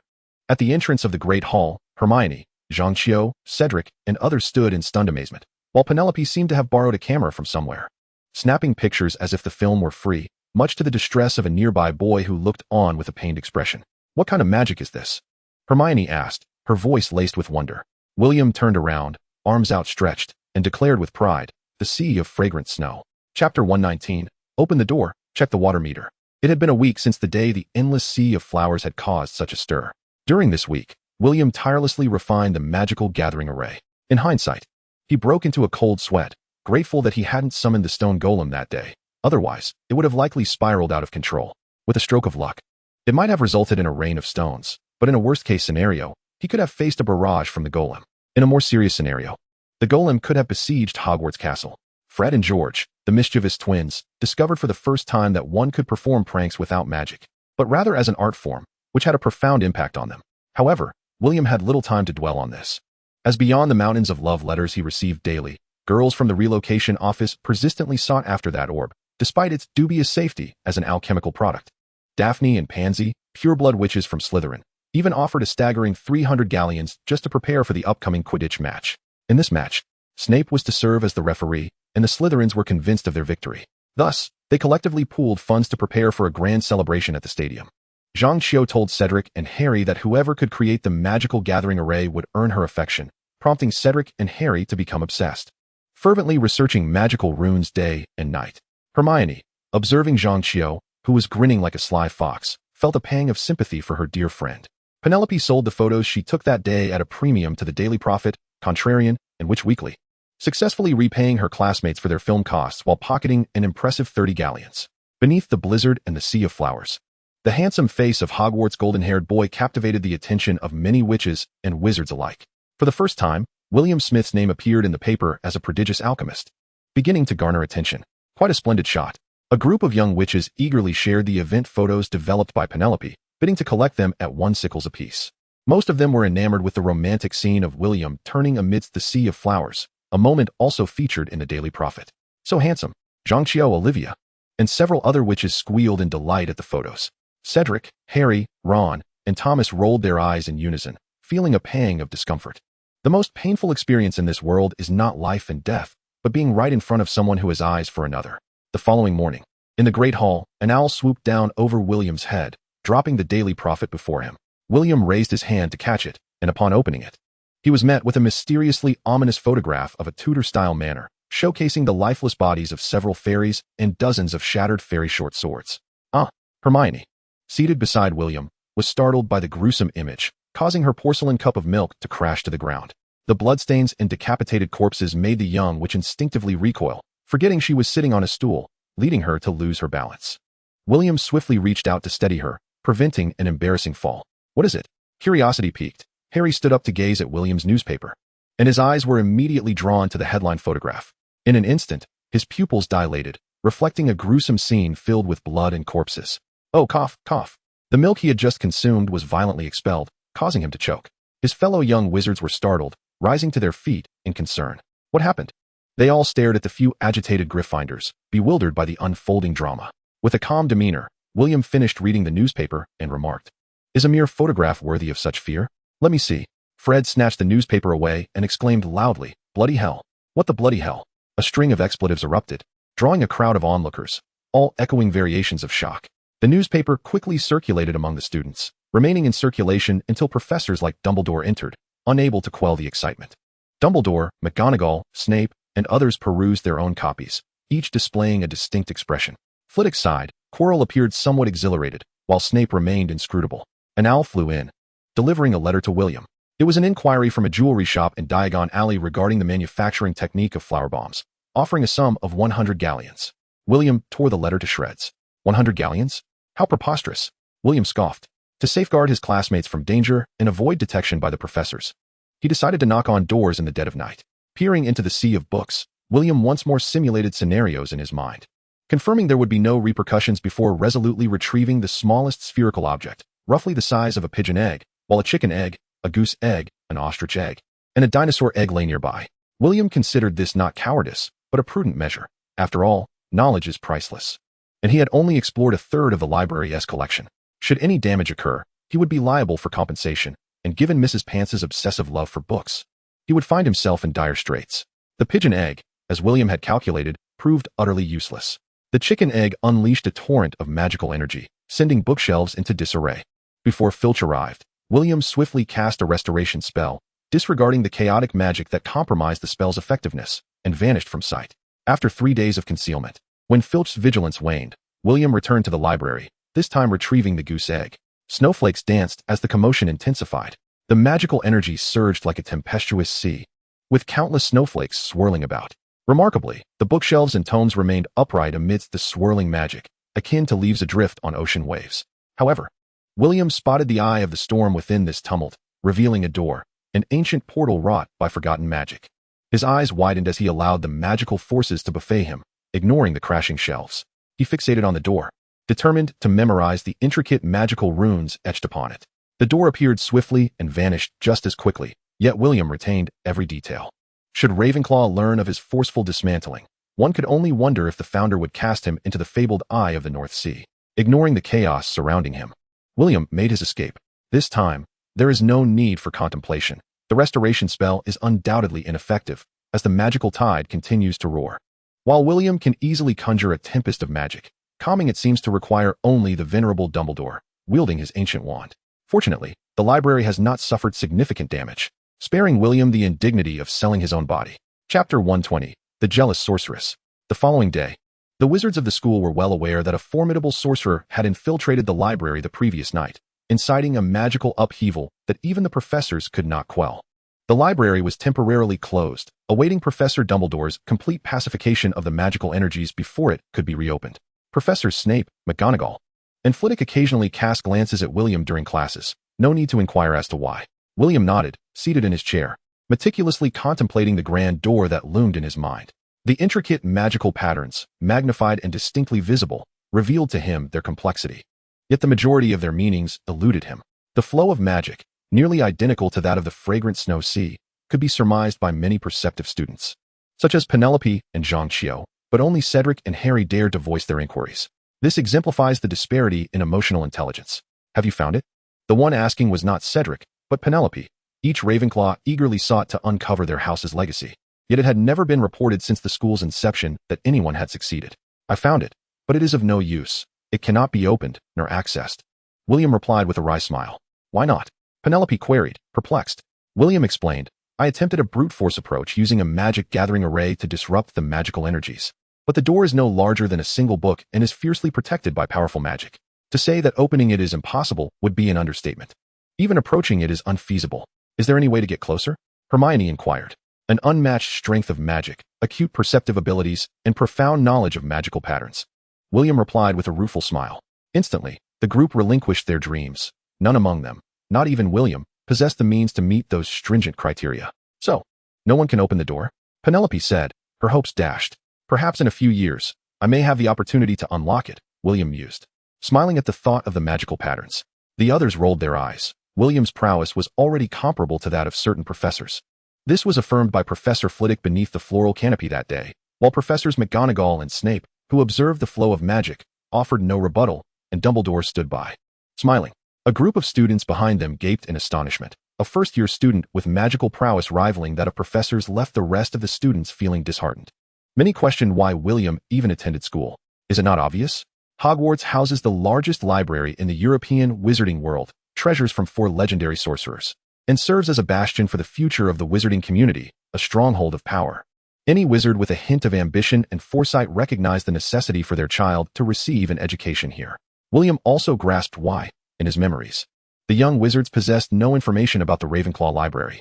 The little wizards struggled to master even the knowledge imparted by their professors. The basics of ancient magical patterns were exceedingly difficult. How could a wizard of Ravenclaw's wisdom possibly bequeath their legacy to mere children? Only the powerful professors within the school might possess even a sliver of eligibility to enter. However, it was merely a glimmer of qualification. William speculated that Dumbledore, wielding the ancient wand, could undoubtedly gain entry. As for the others, perhaps Professor McGonagall, skilled in alchemy, might have a chance. Viewed from this perspective, it seemed that the headmaster was not so much urging me to forge weapons as he was inspiring me to become a pillar of the school in the future, securing my own eligibility to enter the Chamber of Secrets. William pondered this notion. Perhaps it was true, perhaps not, for no one could truly fathom Dumbledore's thoughts. Olivia quietly observed William as he brewed potions, her notebook in hand to record the various techniques. This little eagle was typically reticent, only becoming particularly animated during a game of wizard's chess. Meanwhile, Marietta and Thomas were engrossed in a film, treating the library as their personal cinema. Under Dumbledore's continuous spells, the library took a week to restore. On the day of its reopening, Madame Pants, the librarian, announced in the Great Hall that William Smith had become the least favored student in the library. The Slytherin snakes erupted in laughter, while some students from other houses, envious of William, secretly relished the news. Had it not been for the Wizarding War years later, William would have preferred to remain inconspicuous. Yet, time was of the essence. If he did not seize the opportunity for benefits now, what would he do when seeking favors from the Dark Lord in a few years? Should the library fall victim to the folly of the Death Eaters once more, it would result in greater trouble. The library housed countless magical tomes, preserved since the school's inception a millennium ago. Some volumes had even been painstakingly unearthed through Ravenclaw's archaeological endeavors. These books represented the pinnacle of wizarding antiques. The absence of even one would signify a considerable loss. With the most ostentatious headmaster in Hogwarts history in power, it was imperative to capitalize on this opportunity. When Professor McGonagall ascended to the position, it would not be so easy to secure a free lunch. She was known for her stringent oversight of the school's finances. After all, did you think old Dumbledore had a fondness for cockroach clusters? It was merely a matter of financial constraints. Cockroach candies were inexpensive, while other confections were costly. Not everyone could pull out a galleon like Harry to purchase snacks. No woman could resist the allure of a bouquet. If one would not suffice, then two certainly would. While William could not conjure a vast, stable field of flowers, he could manage a small, stable summoning array covering a few square meters. Upon witnessing William stride confidently into the library, many students were once again left agape. Draco Malfoy, accompanied by several peers, approached Madame Pants, exclaiming, "Madam Smith has sneaked into the library. We must expel him. Madame Pants, feeling the trinkets in her pocket, roared, "Why would we expel a diligent student? If you cannot focus on your studies, then be gone at once." Malfoy and his companions were taken aback, staring at the furious librarian, unsure of what they had said wrong, and they left in a huff. The Slytherin snakes, upon hearing the news, fumed and cursed, declaring that if William Smith was a good student, then there were no bad students at Hogwarts. Not even the Weasley twins could rival the threat William posed to the library. As the law-abiding student, William delved into his literary pursuits within the library. The International Wizards Chess Association in Paris was nearing the brink of madness. Professor McGonagall, the deputy headmistress of Hogwarts, had put her name on the line to endorse an 11-year-old student, William Smith, to challenge the reigning chess champion, who had maintained an unbeaten record for 18 years. The tradition of the top 10 players in the International Wizards Chess Tournament challenging the reigning champion had long been established. A rule remained from the days of old, permitting a defeated wizard chess master to nominate a disciple or another individual to challenge the champion or any victor.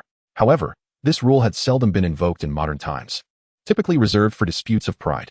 If one could not secure victory themselves, it was better to earn the title of champion first and then issue a challenge, thus ensuring that a loss would be cushioned by the prestige of the champion's title. Yet, someone had now recalled this rule. Chapter 121, The Grudging Wizarding World. As the contemporary patriarch of the Draco family, he wielded considerable influence within the French wizarding community and boasted a wealth that elicited envy in the mundane world. Having once captured the coveted title of the French wizarding flower in his youth, he now enjoyed a life of luxury. With two bright and charming daughters as he approached middle age, Francis Draco had lived a life of abundance. What of the ministry's director? He had no interest. The pay was paltry, the workload daunting. Was this a task suited for nobility? What? The production at the potion estate has declined? Who is responsible? Replace him immediately. And find a capable successor. What is nobility? Nobility is riding horses, sipping fine wine, engaging in artistic discourse with literary masters, and discussing life with renowned witches. He periodically attended lavish banquets and parties hosted by the secular elite, especially enjoying private yacht soirees, living a life replete with flavor. He occasionally penned letters to the Minister of Magic, reminding him of the necessity to uphold the legal rights of the Draco family. As for the mountain of affairs, he had ample wealth to employ a few clever individuals to manage them. A long-time aficionado of wizard's chess, Francis had finally found an opportunity this year to sponsor the event, securing a position as a co-organizer. This idea had been proposed by one of his Muggle assistants. It would not only open the wizarding world market for the newly developed wizard wine from Margot, but also maintain the visibility of the Draco family. Originally, it was to be a straightforward task, with preparations delegated to his assistants and security matters entrusted to the head of the Auror office. As for himself, he would, of course, host banquets with the high officials of the International Wizarding Alliance and occasionally organize a couple of uniquely French soirees featuring lovely ladies. What? You say it is Japanese? Did you not see the French beauties above? However, all of this was disrupted by a letter. High officials from the International Wizarding Alliance stated that they were only responsible for the conduct of the tournament, and this separate challenge fell outside their purview. The Aurors declared that their duty was merely to ensure the safety of the tournament, as long as the challenge did not violate safety laws. It was of no concern to them. Thus, the matter fell squarely upon Francis's shoulders. If it were an ordinary wizard, Francis would have an array of methods to resolve his troubles. However, as the deputy headmaster of Hogwarts and the beloved of his cherished daughter, he found himself unable to act decisively from behind the scenes, while openly confronting others was not an option either. Handing the challenge letter to Bill Jones was out of the question. Not only did their relationship complicate matters, but if that young prodigy succeeded in the challenge, the old chess master would suffer a significant loss of face. The higher one ascends, the more paramount reputation becomes. Prestige is synonymous with power and status. Losing to the champion of wizard's chess carries a very different weight than succumbing to an unknown 11-year-old child. This left the organizers of the competition in a state of utter despair, yet procrastination was not an option, as it could potentially lead to diplomatic disputes. Dumbledore's right-hand man was not someone to be trifled with. Originally, Francis had envisioned a splendid outcome, but he was now consumed by the urge to eliminate his former assistant. When Fleur reunited with her father at the school and heard the introduction of his new assistant regarding the situation, she was taken aback. William not only participated in the competition, but had also secured the right to challenge Deputy Headmistress McGonagall. Had her father not appeared so troubled and implored her for assistance, Fleur would have thought this was merely a figment of her imagination. So, you mean to say that I should find William and persuade him to agree to postpone the challenge until he breaks into the top 10, and only then face the chess champion? Fleur, having grasped the situation, looked at her father with curiosity. Yes, my daughter, Francis replied with a wry smile, while seated in a magical garden pavilion at Beauxbatons. You underestimate Minerva McGonagall. She once came perilously close to defeating Bill. The only individuals she acknowledges are those who have bested her. Otherwise, how could she permit Hogwarts to become a laughingstock within the wizarding world? Francis shook his head, absolutely unconvinced that William, having practiced wizard's chess for merely 2 weeks, could stand a chance. Daughter, time is of the essence. According to regulations, I must forward the challenge letter within the next 3 days, Francis urged, dismissing the notion of a diplomatic incident as trivial. However, he could not afford to lose face before the entire wizarding world. Very well, Fleur replied with a sly smile. I want that yacht and the estate in London. Agreed. Francis glanced at his daughter, feeling as if a piece of his heart had been wrenched away by some scoundrel.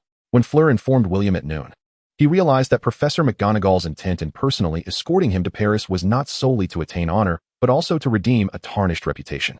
Certainly, there was an underlying desire to assert the pride of the British wizarding community as well. During World War II, many awakened wizards from both nations had become the pillars of the wizarding world. The origins of this situation trace back to France's surrender. In a bid to prevent the Vichy government's navy from being consumed by the Germans, the British aimed to significantly bolster their naval strength.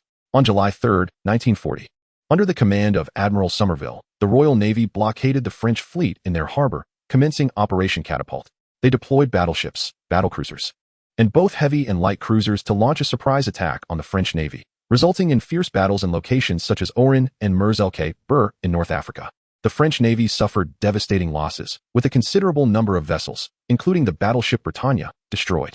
A tragic toll of 297 French sailors perished, and 341 were wounded. In a fit of rage, the Vichy government severed diplomatic ties with Britain and launched an attack on the British naval base in Gibraltar, plunging both nations' navies into a state of warfare. To prevent British access to their capital ships, the French Navy scuttled over 100 vessels to the depths of Toulon harbor, thus defending the honor of the French Navy through self-destruction.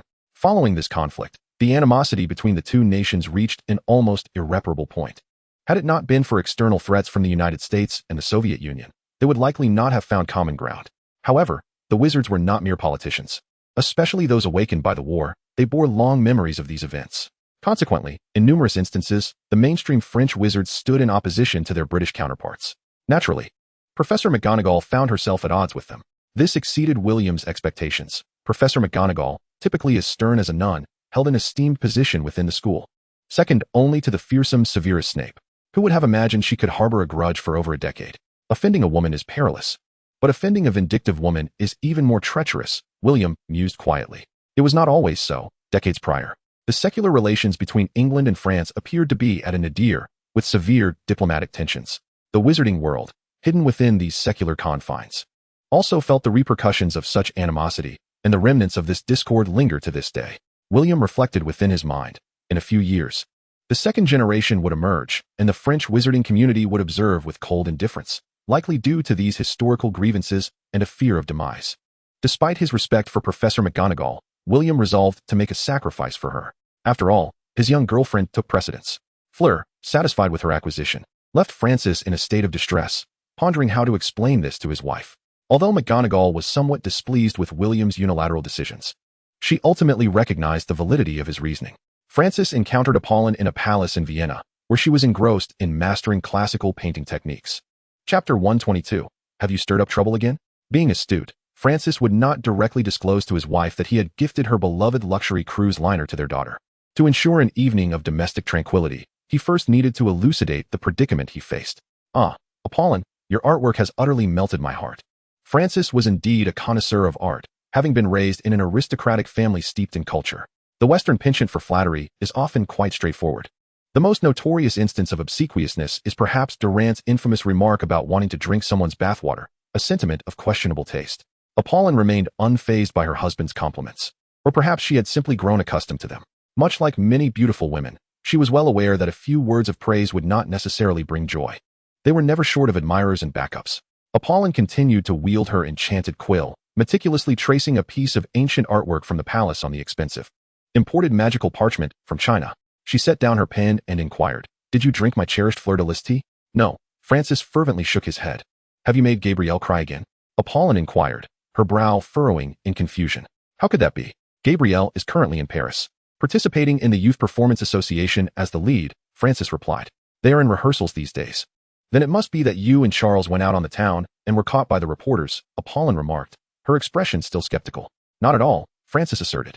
"My heart belongs solely to you, my dear. What exactly did you do to warrant purchasing those expensive crystal pieces from the Chinese? Apollon asked, her curiosity piqued. Francis hesitated before responding. Professor McGonagall from Hogwarts designated William to challenge Bill. As Bill's friend, I certainly couldn't allow him to be humiliated.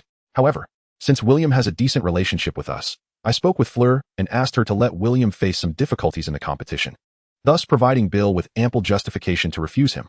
So you gave my belongings to Fleur? Apollon casually remarked. After more than a decade of marriage, how could I possibly hide anything from her, knowing her husband's character? Francis replied. It was the mermaid and Tunstall Manor.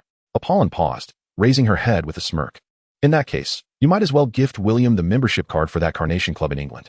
Francis cautiously regarded his wife, hesitating. Is that really necessary? Apollon maintained a serious demeanor. What secrets does that club hold? My dear, we must penetrate the British secular market. It serves as an excellent entry point, encompassing the elite families of London.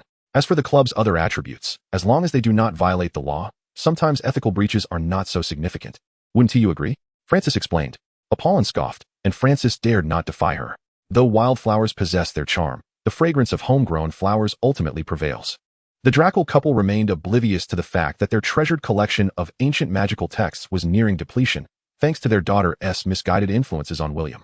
It remained unclear who the scoundrel was that informed Fleur of William's every move at school. Reluctantly, William spent a week crafting 10 dinosaur flower eggs to be sent over. Whether Busbarton's school held remnants of ancient wizard's magic was no longer his concern.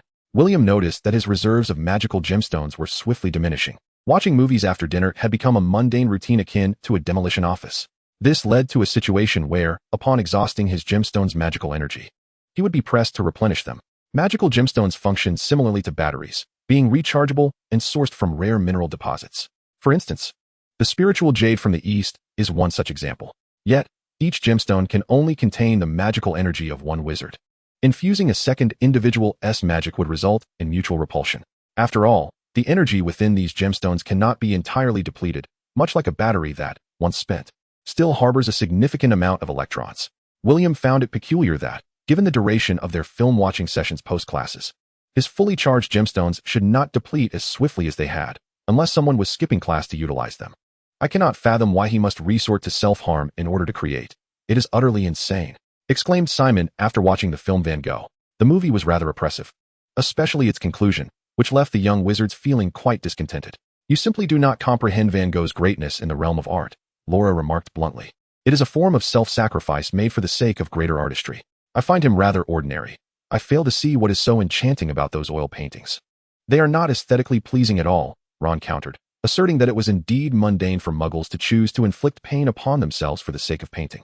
In Ron's eyes, animated oil paintings, such as muggle cars and airplanes, were truly marvelous. Olivia calmly stated, it is precisely because of their ordinariness that they achieve greatness. William interjected while standing before the cauldron. Van Gogh's dedication lies in his unwavering aesthetic perspective on life. Even if only one person acknowledges him, he would continue his artistic journey. Van Gogh's detachment stems from a lack of narrow possessiveness. When the world ceased to love him, he too stopped loving the world. For this great artist, death is not an end, but rather the beginning of another life. I do not understand, Hermione queried, her confusion mirrored by the nodding heads of the other young wizards. Not understanding is a good thing. In time, you will come to understand, William said, casting a glance at Harry. Years later, the long-suffering old Dumbledore would provide the final training to the savior. William, do you think those in that era would regret not realizing Van Gogh's immense popularity decades later? Olivia inquired. Each era is bound by its own constraints. Stepping slightly beyond is the mark of genius, while stepping too far yields monstrosity. Van Gogh exceeded his time to such an extent that it led to the tragedy of his life. Hermione remarked. Thus, many of our endeavors cannot be pursued recklessly. We must consider the acceptance level within the wizarding community. William affirmed, yes, opposing the entire world is a formidable challenge, which is why it is essential for us to ascertain our roles in this era. Even as a jester, gaining acceptance requires time and effort. Hey, why are you all speaking so loftily? All we need is to live happily, Fred said, his irritation evident towards such philosophical discussions. It is clear that in our time, Harry and William are the heroes. We are merely supporting characters, Simon lamented, slumped over the table. Even as a jester, I shall stand at the very center of the world and become the world's fool, Lee Jordan declared with determination. Well said, the Weasley twins applauded in unison. Years later, Hermione would come to understand why William had spoken thus.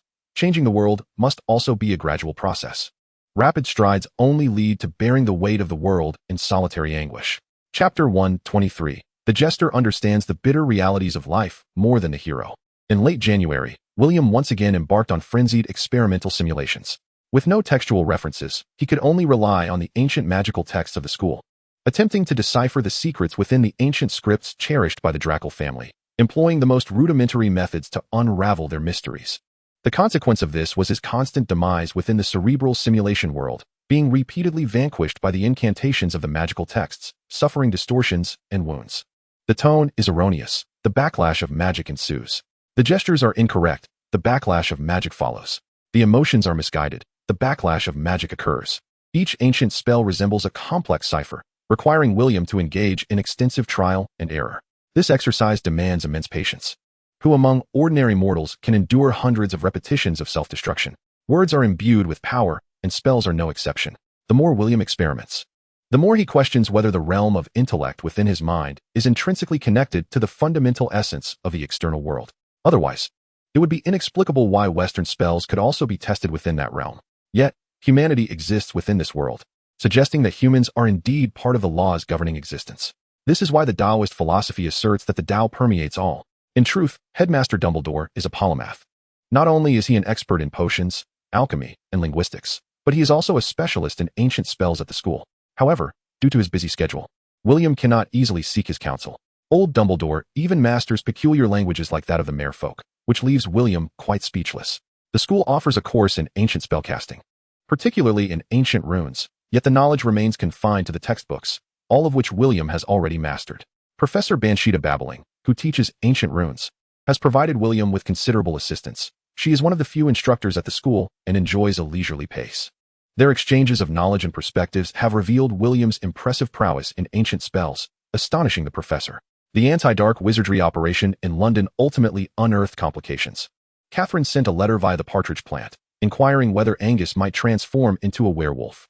The newly appointed deputy leader of the anti-dark wizardry task force, Angus, with the aid of the Cavendish family, led a group of officers to raid a gang's fencing den. What he had presumed to be a certain triumph was thwarted by the sudden emergence of 3 werewolves. Distraught and hiding at the back, Angus nearly fell victim to a werewolf's bite, leaving him in a daze from the fright. Fortunately, the Ministry of Magic responded swiftly, providing on-site medical assistance and administering a forgetting charm to Angus. Despite the ministry's prompt reaction, the Daily Prophet still managed to leak the story. It was through the newspaper that Catherine discovered her brother-in-law had nearly transformed into a monster. The wolf venom carried by werewolves can infect humans. Most individuals lack the constitution to withstand the genetic upheaval induced by this virus, resulting in rapid disarray and death. Only a select few can endure the corrosive effects of wolf venom and subsequently become werewolves. The vast majority of humanity, when faced with such genetic mutations, unless fortunate enough to possess a savioress luck, face a grim fate.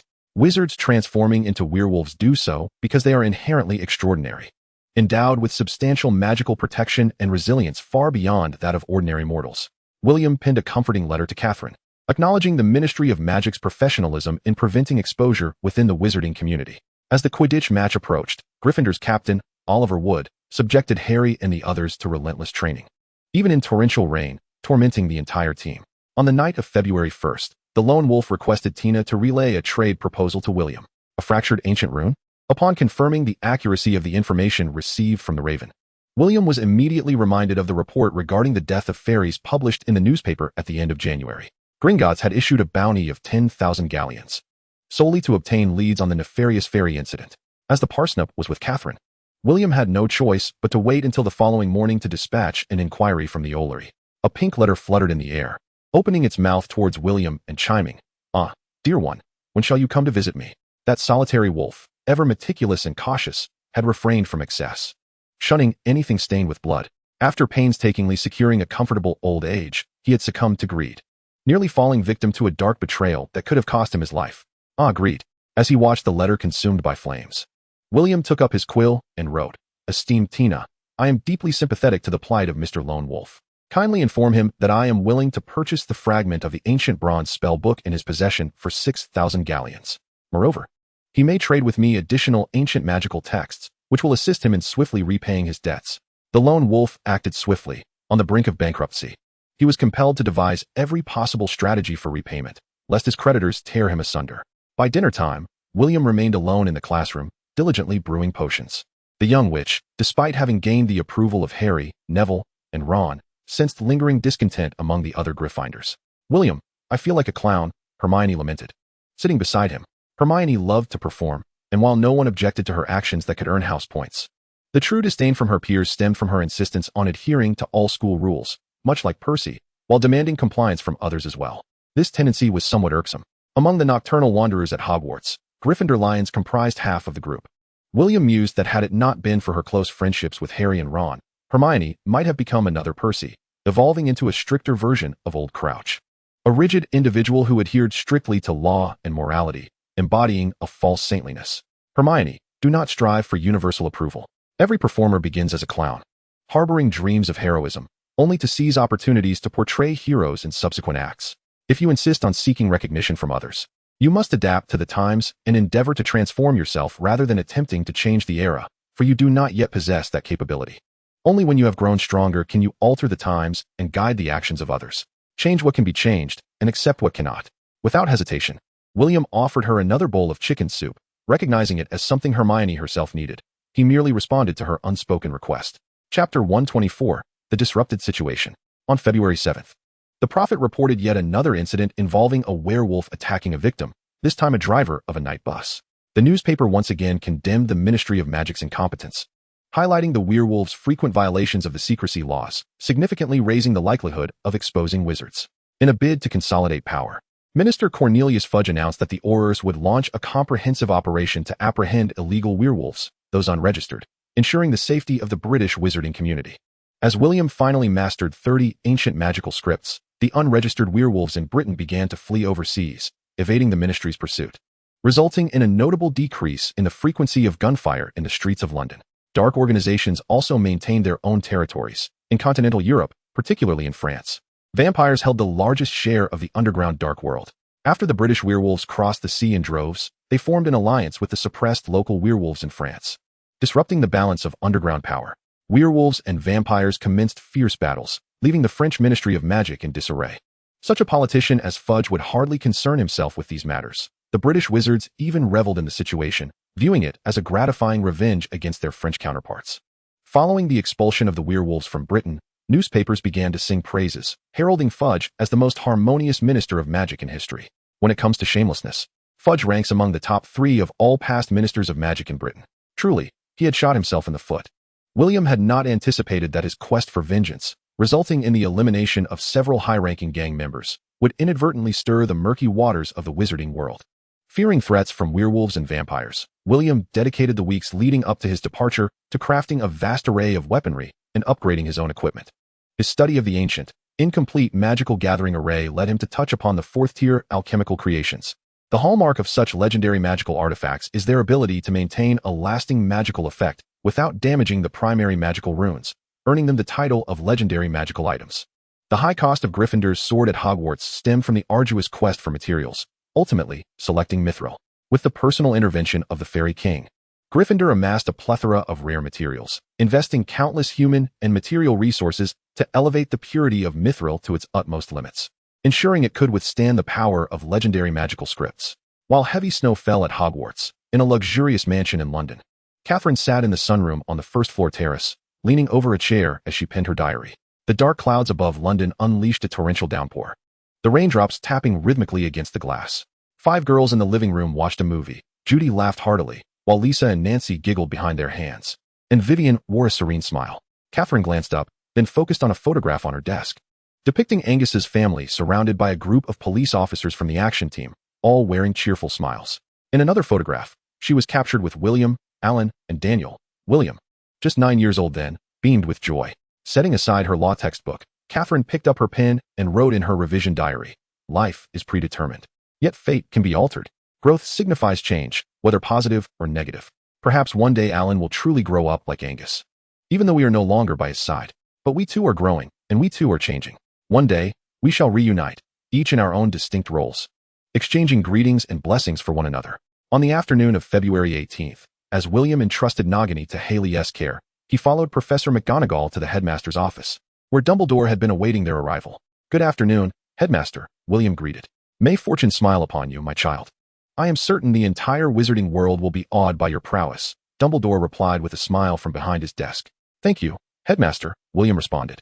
It is time to depart, William, Professor McGonagall announced, standing before the fireplace. Fleur powder is a remarkable concoction of magical alchemy, invented by the 13th century wizard Ignatius Wildsmith.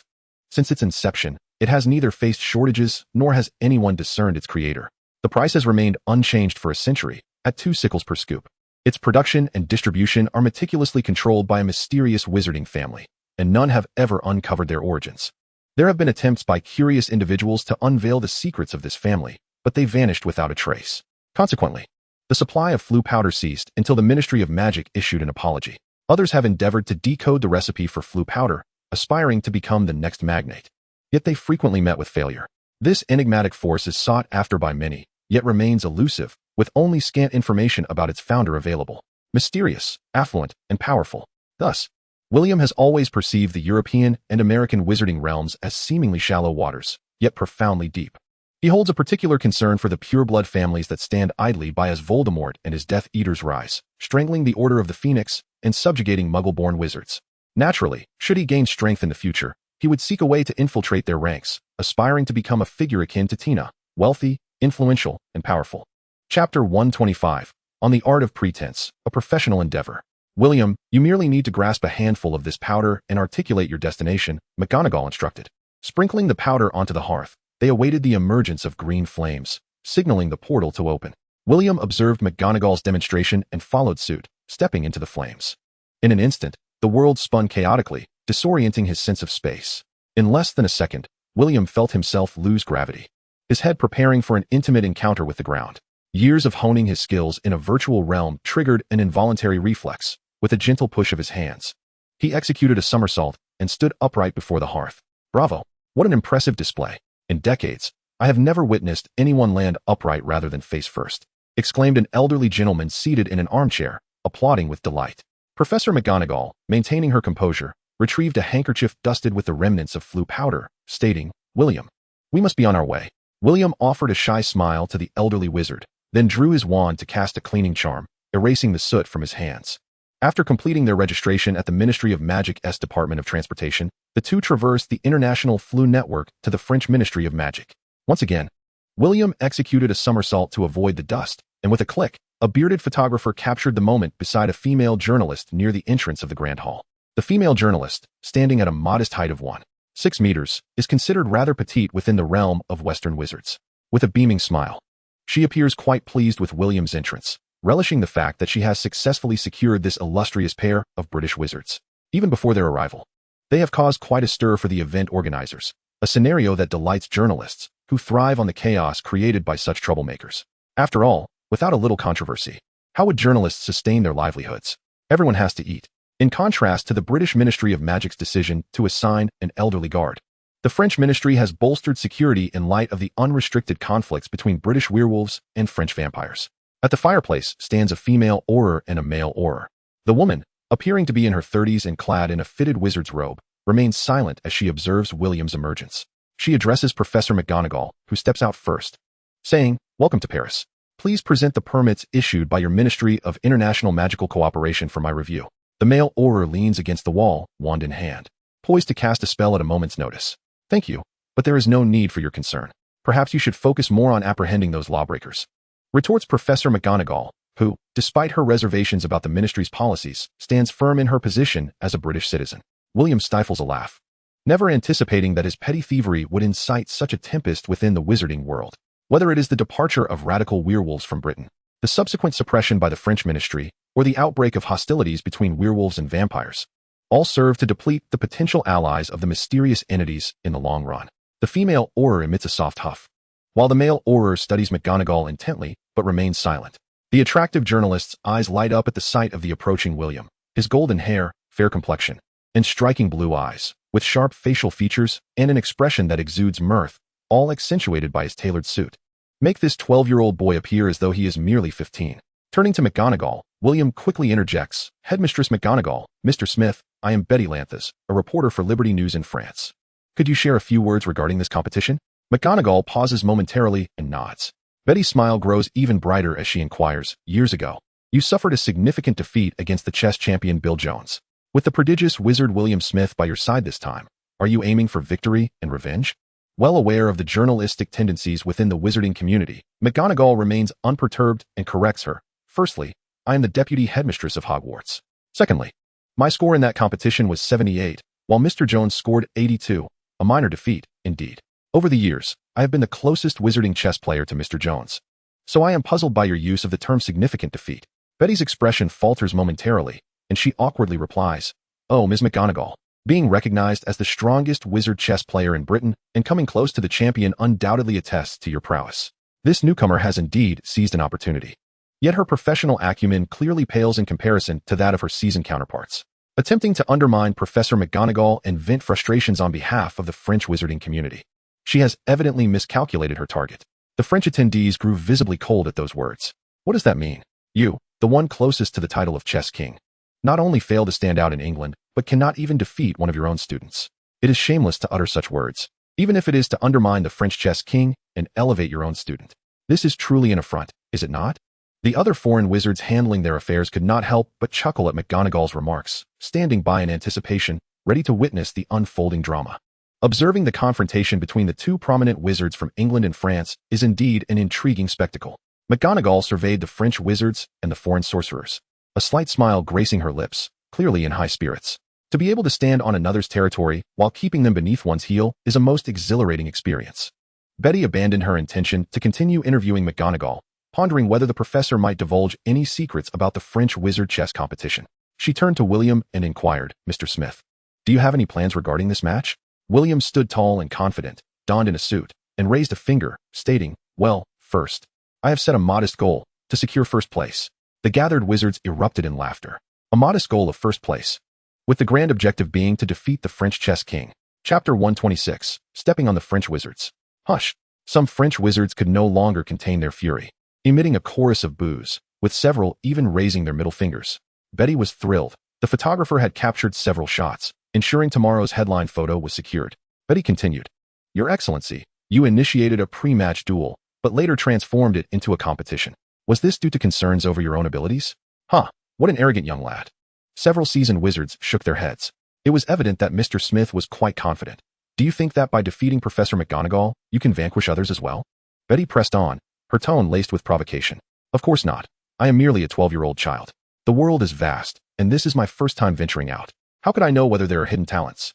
Yet, precisely because of this, I must set a small target and strive towards it," William responded earnestly, seemingly disregarding the notion of defeating McGonagall. Betty quickly countered, "Then why have you set a goal of first place, and why call it a small target?" William replied, "One must have a goal. It provides the impetus to move forward. To bustle about each day without knowing what one truly desires. What meaning does such busyness hold? I firmly believe that there are no insurmountable thresholds, only goals we dare not set. The obstacles you perceive as daunting are merely the result of your short legs." Betty Lancers immediately scowled. "I take pride in my short legs. I save my country fabric." Upon hearing William's final remark, Professor McGonagall couldn't help but chuckle. An elderly wizard seated on a bench, who knew the intricacies of the historic Anglo-French conflict, softly laughed to the three young wizards beside him. "Ah, it seems this year's competition will be entertaining." "Ha ha." Laughter erupted among the non-French wizards, amused by William's earnestness. "Puffed, ha ha, short legs, ha ha." A tall sorceress, holding a drink and observing the scene with a knowing smile, was so amused by the conversation that she almost choked. "You make a compelling point, young one," she remarked. While the French wizards glared at William, their anger palpable, wishing they could trample him underfoot. "All talk and no action, those damn Brits. Why don't you show us your prowess by becoming the chess champion?" Several young wizards gazed at William with wide eyes, as if they had discovered their idol. How impressive! The elder wizards, however, were not swayed by mere flattery. They recognized the cunning of this young man and suspected he would cause mischief for many good girls in the future. Betty, who was not quite tall enough, twitched her mouth and asked again, "Professor McGonagall mentioned that since learning wizard chess, you haven't lost a game. Did she let you win on purpose? Or do you believe her skills have waned?" McGonagall stood tall nearby, casting a disdainful glance at the female reporter. Feeling the temperature drop, William replied without hesitation, "I only learned wizard chess last month, so of course, Professor McGonagall let me win. However, she did say my skills are quite remarkable and that defeating someone like Bill Jones should pose no problem." Laughter erupted in the crowd. Here was a novice who had only learned the game a month ago, boldly claiming he could challenge the reigning champion. William feigned confusion, asking, "If I am certain to win, why am I being ridiculed?" A madman, a lunatic, a fool. The crowd murmured, hastily labeling him. Perfect. No noise, no fuss. How could this not make the news? Betty silently cheered thrice for her fortune. She had even thought of a headline: the idiot professor and his mad student from Hogwarts. The French delighted in British folly, and this grand spectacle would surely amuse all French wizards. Her year-end bonus was secure. As Betty prepared to interview others, William suddenly interjected. Miss Lancers, if you cannot stand to remain in France, you are welcome to seek me out in England. Just don't fall into the sea along the way. A French wizard chimed in with laughter. Even if you do fall, it will still be our British sea, William replied with a calm smile. It is well known that Britain had monopolized maritime power for nearly a century, while challengers like France and Germany trailed behind, suffering defeats. Little one, you speak boldly now. But don't weep by tomorrow, a French wizard sneered. Fool, McGonagall scoffed, leading William away from the Ministry of Magic, leaving behind a crowd of laughter. You are quite audacious. Were you inspired by that letter? Are you planning to embarrass the chess champion while simultaneously taking on all the French wizards? How high? Hidden within William's mind, found his bravado amusing. Isn't this precisely what you desire? William communicated back to Alhai. Strike hard, for the French are no saints either. Alhai chuckled. Chapter 127. The connections of Hogwarts. Upon exiting, McGonagall hailed a taxi, stating their destination before addressing William. We are heading to the residence of the venerable wizard Gary Anderson. He was once the professor of defense against the dark arts at our school, and is also a renowned potion master with considerable influence in France. However, he is a Frenchman, so we are merely staying for a few days to avoid the complexities of a crowded inn. The two of them arrived at an old residence in Paris and knocked on the door. A house elf opened it and said, Welcome, Professor McGonagall and Mr. Smith. An elderly wizard, clad in green attire, green hat, green trousers, descended the staircase beside the entrance with a languid gait and addressed McGonagall in a low voice. You have come. You ought not to be here. The old wizard's expression was grave as he reached the bottom of the stairs. Yet, I have come, McGonagall thought to herself. Two elders. Their combined age nearly exceeding 150 years. What a spectacle this is. William stifled a laugh. The old man stood about 1.80 meters tall, slightly shorter than the statuesque McGonagall, though the staircase's elevation equalized their heights. Moreover, the old gentleman's choice of attire was indeed distinctive. How fond he must be of green. Master and esteemed guests, would you care for some tea? Another house elf inquired softly, holding a tray, careful not to disturb the two contrasting figures before him. Sit down. The old wizard grumbled. McGonagall, unperturbed, led William directly to the sofa. You have no idea how much the French wizards despise you Brits right now, he continued. The oars of the ministry would gladly cross the channel to dispose of fudge. In the Parisian subway, sewers, and streets, werewolves and vampires clash daily. Those lunatics do not fear the exposure of magic. In fact, they almost welcome it. The old wizard spoke with palpable ire, pausing momentarily to catch his breath. McGonagall retorted with a cold huff. Back in the day, Professor Dumbledore advocated for the establishment of regulations governing werewolves, vampires, and other dark creatures, proposing a unified alliance of Aurors against darkness to ensure the safety and peace of the wizarding world. You vehemently opposed it. So what good are these complaints now? If you truly had the courage, you would go to Britain and oust fudge yourselves. You are being unreasonable, the old wizard shot back, visibly agitated. Enough. You will only stay for a few days. Once your business is concluded, leave promptly. He waved dismissively and ascended to the second floor. The house elf interjected. The master has prepared your rooms. Would you prefer to rest and enjoy some tea, or shall we proceed to your accommodations now? Beneath his stern demeanor lay a tender heart. William mused inwardly with a smirk. William, you should go to your room first. I have matters to discuss with Anderson. McGonagall instructed. William nodded and followed the house elf to his quarters, refraining from prying into the private conversation of the two elders, and instead retrieved a book to peruse. Later, around 5 p.m, William heard the sound of the door opening downstairs. He descended to find a middle-aged witch conversing quietly with the old wizard and Professor McGonagall. Upon noticing William, the witch paused and addressed him. Mr. Smith, I am Eliza Galen, an Auror from the French Ministry of Magic. I am here to inform you that it would be prudent to refrain from venturing outside for the time being. Your remarks at the ministry this afternoon have reached the ears of the French wizards, and your situation is perilous. After Eliza Galen departed, the old wizard sighed, falling into silence as he waved for the house elf to leave. William, isn't it so? Prepare yourself for tomorrow. For the disciples of the chess kings and the once furious French sorcerers will seek every means to insult you, sighed the old wizard. William retrieved a photograph from his pocket, smiling as he remarked, a challenge has been issued, and I shall merely respond. The image depicted a French wizard presenting flowers to Fleur, while a crowd nearby celebrated the moment. The old wizard donned a pair of spectacles, scrutinizing the photograph before commenting, Ah, Bill Jones' youngest son. Youth is indeed a blessing. William was unsure whether the old wizard was praising his youthful exuberance or lauding the aged chess king for still bearing fruit in his twilight years. After dinner, William perused a book for a while before grasping a double-sided mirror, chuckling. "I thought you would be preoccupied today." Fleur giggled. "I sought assistance from my uncle. We placed a wager of 10,000 galleons on your victory." William inquired, "Oh, what are the odds?" Fleur replied, her eyes sparkling with delight. "No one believes you will win. If it weren't for the news of Professor McGonagall designating you to challenge the chess king, there wouldn't even be a stake for you. Your odds of winning the championship are 1 in 30, meaning if you triumph, I stand to gain 300,000 galleons. You must not lose. This is my hard-earned pocket money. Are you free tomorrow? I can transfer another 10,000 galleons to you." William laughed. "Oh my." Fleur shook her head, saying, "My parents just warned me not to meet you in private this time, to protect the family's reputation." William conceded, "Very well. Then we shall meet on the competition grounds." Chapter 128, Night in Paris. Fleur nodded. "Regarding the nickel may you asked me to inquire about. My grandfather says he is nearing death and is preparing for his final affairs. He intends to leave his knowledge at Busbarton. And how much one can acquire depends on individual skill." William felt a pang of envy, but recognized his own limitations, setting aside nationality and academic discrimination. His declaration from earlier that afternoon would certainly provoke the ire of the French sorcerers, who would be grateful merely to leave him alive. Even if Fleur were to inherit Nicole May's legacy, any aspirations he harbored of uniting with her in the future would face the unified opposition of the entire French wizarding community. The Philosopher's Stone was of paramount importance, and Nicole May had achieved the highest accolades not only in alchemy, but also in potion-making, divination, and charms during his era. Over 6 centuries, he had amassed an extensive wealth of knowledge and resources within the wizarding world. In terms of intellectual prowess, even Dumbledore could not compare.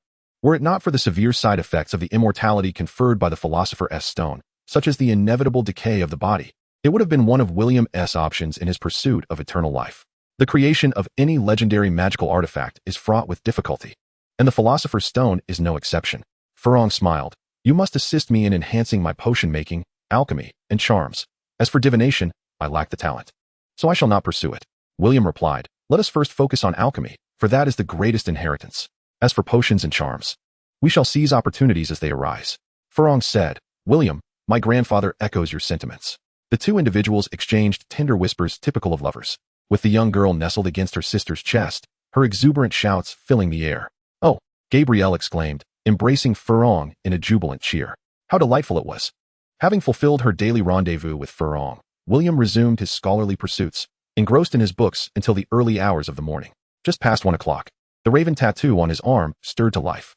Intrigued, William released the raven, allowing it to soar out the window, guided by the scent of death that lingered in the night. With the advantage of a second pair of eyes, William soon discerned nearly 20 werewolves besieging 7 vampires in an underground parking garage. Outnumbered, 5 vampires swiftly fell victim to the werewolves' attacks. However, 1 vampire managed to escape, aided by the timely arrival of an auror from the Ministry of Magic, which created a gap in the werewolves' encirclement. 1 vampire sustained severe injuries and was subsequently taken away by the auror. What struck William as particularly curious was that both factions employed specialized firearms. The vampires fired bullets laced with potent venom, effective in hindering the werewolves' regeneration, while the werewolves wielded silver bullets, inflicting enduring and significant damage upon the vampires. Both sides' weapons were crafted from silver, utilizing enhanced gunpowder to maximize their firepower. Each combatant wielded dual pistols with improved projectiles, and the confined space of the dimly lit garage rendered evasion challenging, resulting in injuries among the survivors. Moreover, the use of silencers mitigated the noise of gunfire. What was this? A modern-day clash between vampires and werewolves? William's spirit, observing the fray through the raven's eyes, pondered the implications. It was evident to any astute observer that the ordinary weapons possessed tremendous power and potential for enhancement. Yet, the French werewolves, lacking the advanced alchemical prowess of their French alchemists, relied solely on their formidable physiques and opted for a more physical approach. Ordinary humans could scarcely endure the recoil of such enhanced gunpowder weaponry, let alone maintain accuracy under such conditions. However, the werewolves, with their bodies far surpassing that of humans, were capable of achieving impressive shooting precision despite the severe recoil. Reflecting on the British wolf pack, it seemed they had not upgraded their firearms, perhaps out of financial concern or perhaps due to the perceived weakness of their foes. The werewolves soon found themselves engaged in a tactical retreat against the aurors, who, wary of civilian safety, were ultimately compelled to halt their advance in the bustling city center. The outcome saw 3 werewolves slain by the sharp, gilded magical swords wielded by the vampires, while 8 others were captured and taken by the aurors.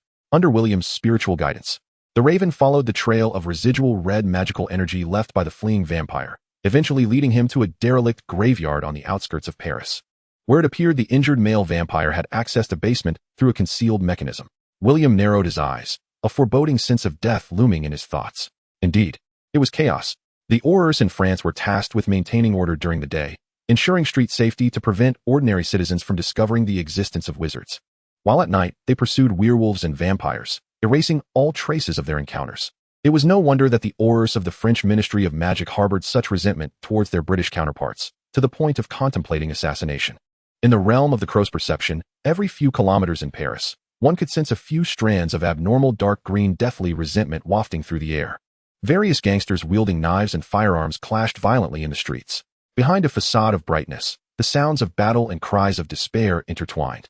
As the negative spiritual energy erupting from ordinary people in extreme circumstances transformed into a peculiar form of magic, eagerly consumed by the two dispatched crows. The red-eyed crows, keenly aware, chose to evade and conceal themselves from the small black crows. Meanwhile, William's youthful crow evidently lacked the innate abilities of energy consumption and distant observation. When the morning dawned, the old wizard, Mag, was awakened by the shouts from downstairs. Chapter 129, All present are utter fools. If given the chance to start anew, I would certainly refrain from doing so. Bob recalled that morning, the moment a golden-haired boy struck him down to the ground, causing his entire body to involuntarily tremble. Notably, this friction was not the devil's stride, nor a mere back-and-forth motion, but a collision between his face and the ground. The sensation lingered in Bob's memory well into adulthood. Following the reading of a newspaper article, and under the persuasion of several classmates, they formed a small anti-English wizard squad. After a hearty breakfast, they banded together to confront the enemy at his residence, prepared to expel this presumptuous rogue from France with their formidable magical powers. They also aimed to reveal to Fleur the true nature of the wizard she admired. Alas, in the end, the jesters were themselves. William Smith, begone from Paris. William Smith, begone from Paris. Early riser William observed from his window as approximately 30 young wizards rallied outside the old wizard's door, brandishing banners. The female journalist he had encountered the day prior, Betty, was capturing the scene alongside her photographer. Her report had already graced the second page and garnered praise from the editor-in-chief. Regrettably, it did not make the headlines, which were dominated instead by news of the Chess King's son professing his love to Fleur Delacour. The timing of this revelation aimed not only to vex William, but also to facilitate the disbanding of the duo, while simultaneously elevating Fleur's reputation significantly. Gossip regarding beautiful women is perpetually in demand, especially when entwined with the rivalry between the wizarding communities of France and England, as represented by the Chess King, Mag, and their respective factions. William resolved to give Bill Jones a taste of his own medicine, regardless of whether the old Chess King was pulling strings from behind the scenes. He had singled out this target. After all, the Chess King was rapidly becoming a national treasure within the French wizarding realm. The female journalist was all smiles. Having decided to exploit William, the naive lamb, for all he was worth, milking him for news until he ceased to hold any value. This encapsulates the essence of creating news where none exists, a trait shared by journalists worldwide. William opened the door and gazed at the banners raised by the young wizards, suggesting, "Your words are far too mild. William Smith, begone from Paris simply will not suffice. If it were me, I would write, fools and dogs.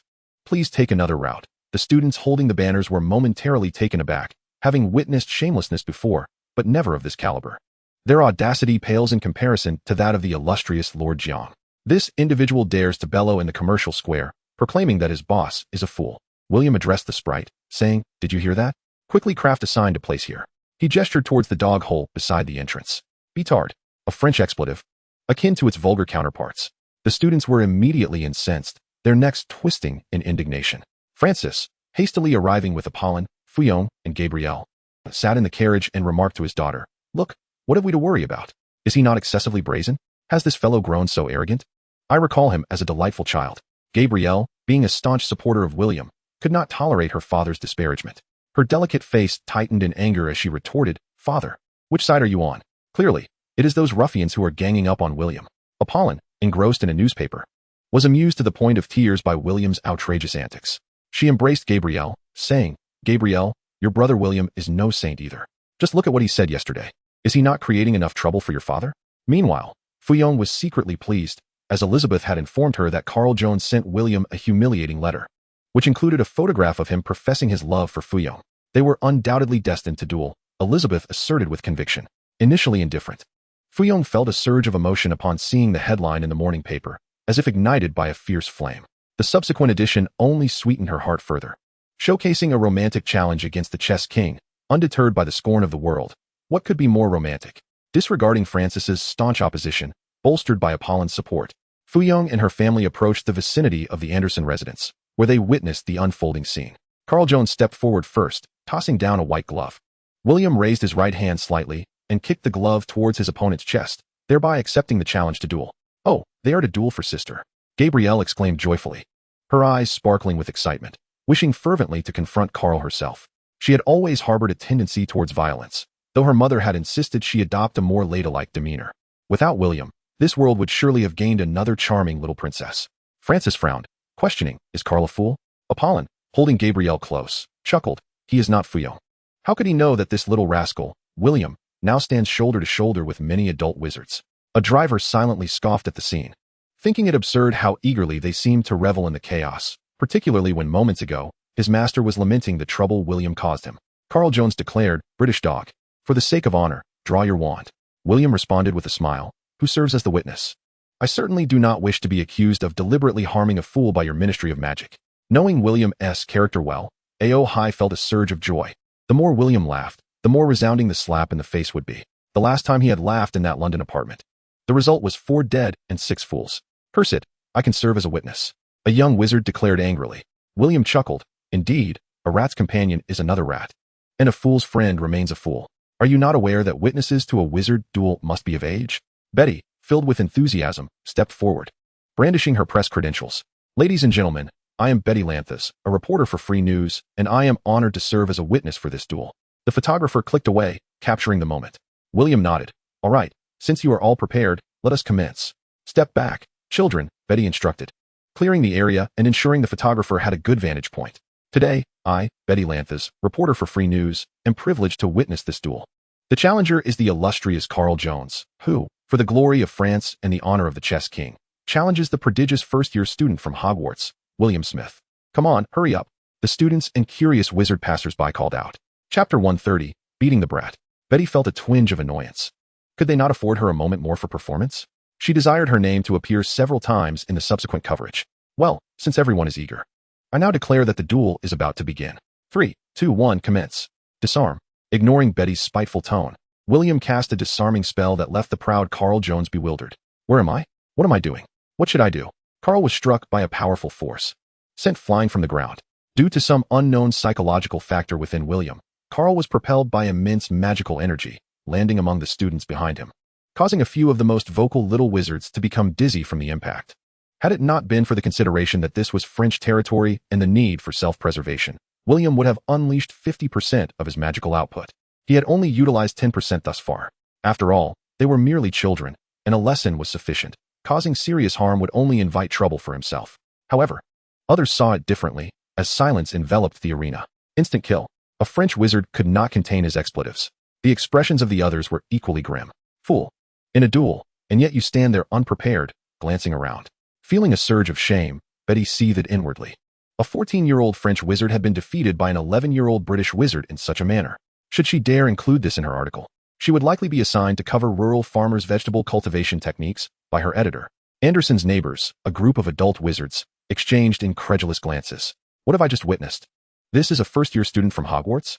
How many times has Hogwarts held him back? His casting speed is astonishing. Is this truly a first-year student and not an adult or? Carl Jones lay on the ground, utterly stunned. How did I just fly? Where's my wand? Impressive, remarked the 5 within the extended Lincoln, as the 2 at the doorway expressed their astonishment. "Mom, will William duel for me in the future?" the 7-year-old Gabrielle asked dreamily, gazing at Apolline with envy. In the enchanting tales of the West, there is invariably a valiant knight or prince who engages in duels and charges into battle to rescue a princess. From Snow White to the Sleeping Beauty, this narrative remains steadfast. Apollon chuckled and remarked, "Of course, darling, should any villain seek to harm you, William will rise to your defense." Unaware of the true essence of protection and combat, Gabrielle joyfully exclaimed, "Sister, did you hear that? William will be my guardian knight in the future." Furong affectionately ruffled Gabrielle's hair and laughed. Indeed, your sister's knight can also be yours." No, the entire wizarding community of France would find that utterly laughable. The little wizards thought in dismay. Carl Jones stepped forward once more, as if addressing the crowd and himself, proclaiming, "I am the son of the chess king and a prodigious student of Busbarton. I shall not be outdone by you, you British fellow." Betty hesitated, but William seized the moment. "Very well then, Miss Betty, I trust you will continue in your role as the witness to this duel. For all eyes are upon you now." The crowd murmured in anticipation. Betty felt a jolt of anxiety. Carl had no way to retreat, and as a witness, neither could she unless she emerged victorious. On the count of 3, begin. 3, 2, 1, start. Betty focused intently on Carl, ensuring he was ready before she commenced the countdown. Disarm. Disarm your weapon. This time, Carl was also poised to unleash his magic. Yet neither his speed of incantation nor his reflexes could rival William's prowess. The adult wizards exchanged glances, one elder lamenting, "Have the British truly raised their standards of education to such heights?" They had just witnessed Carl cheat. He had begun his incantation prematurely when Betty called out too, only to be subsequently disarmed and sent flying by William's spell. This reporter claims he is a genius from Hogwarts. It appears they are not mistaken. If all the British are this formidable, what hope does the Dark Lord have? An old wizard cursed. "No, it doesn't count." The little wizards initially fell silent before a few protested. Carl was too eager due to Furong's presence, which hindered his performance, remarked an elder wizard. "Well, if your condition seems adequate, why don't you give it a try?" The elder wizard was left speechless, his mind racing with 1,000 curses. "Go on, Bob. You are in 7th grade. Why fear facing him?" The oblivious little wizards clamored in encouragement. Bob felt a tidal wave of frustration. Was this merely a matter of grade levels? His opponent clearly harbored a dragon within, as evidenced by Carl being sent flying by the disarming spell. This was no ordinary disarming spell that merely removed a lightweight wand. It was a display of overwhelming magical prowess and rapid spellcasting ability. "Bob, do not fear. Go forth." The little French wizards shouted from behind him. "What good is your presence behind me?" Bob lamented, regretting his impetuous words. Under the pressure of the crowd's encouragement, he reluctantly advanced like a martyr, drawing his wand amid the expectant gazes of Betty, the photographer, and the onlookers.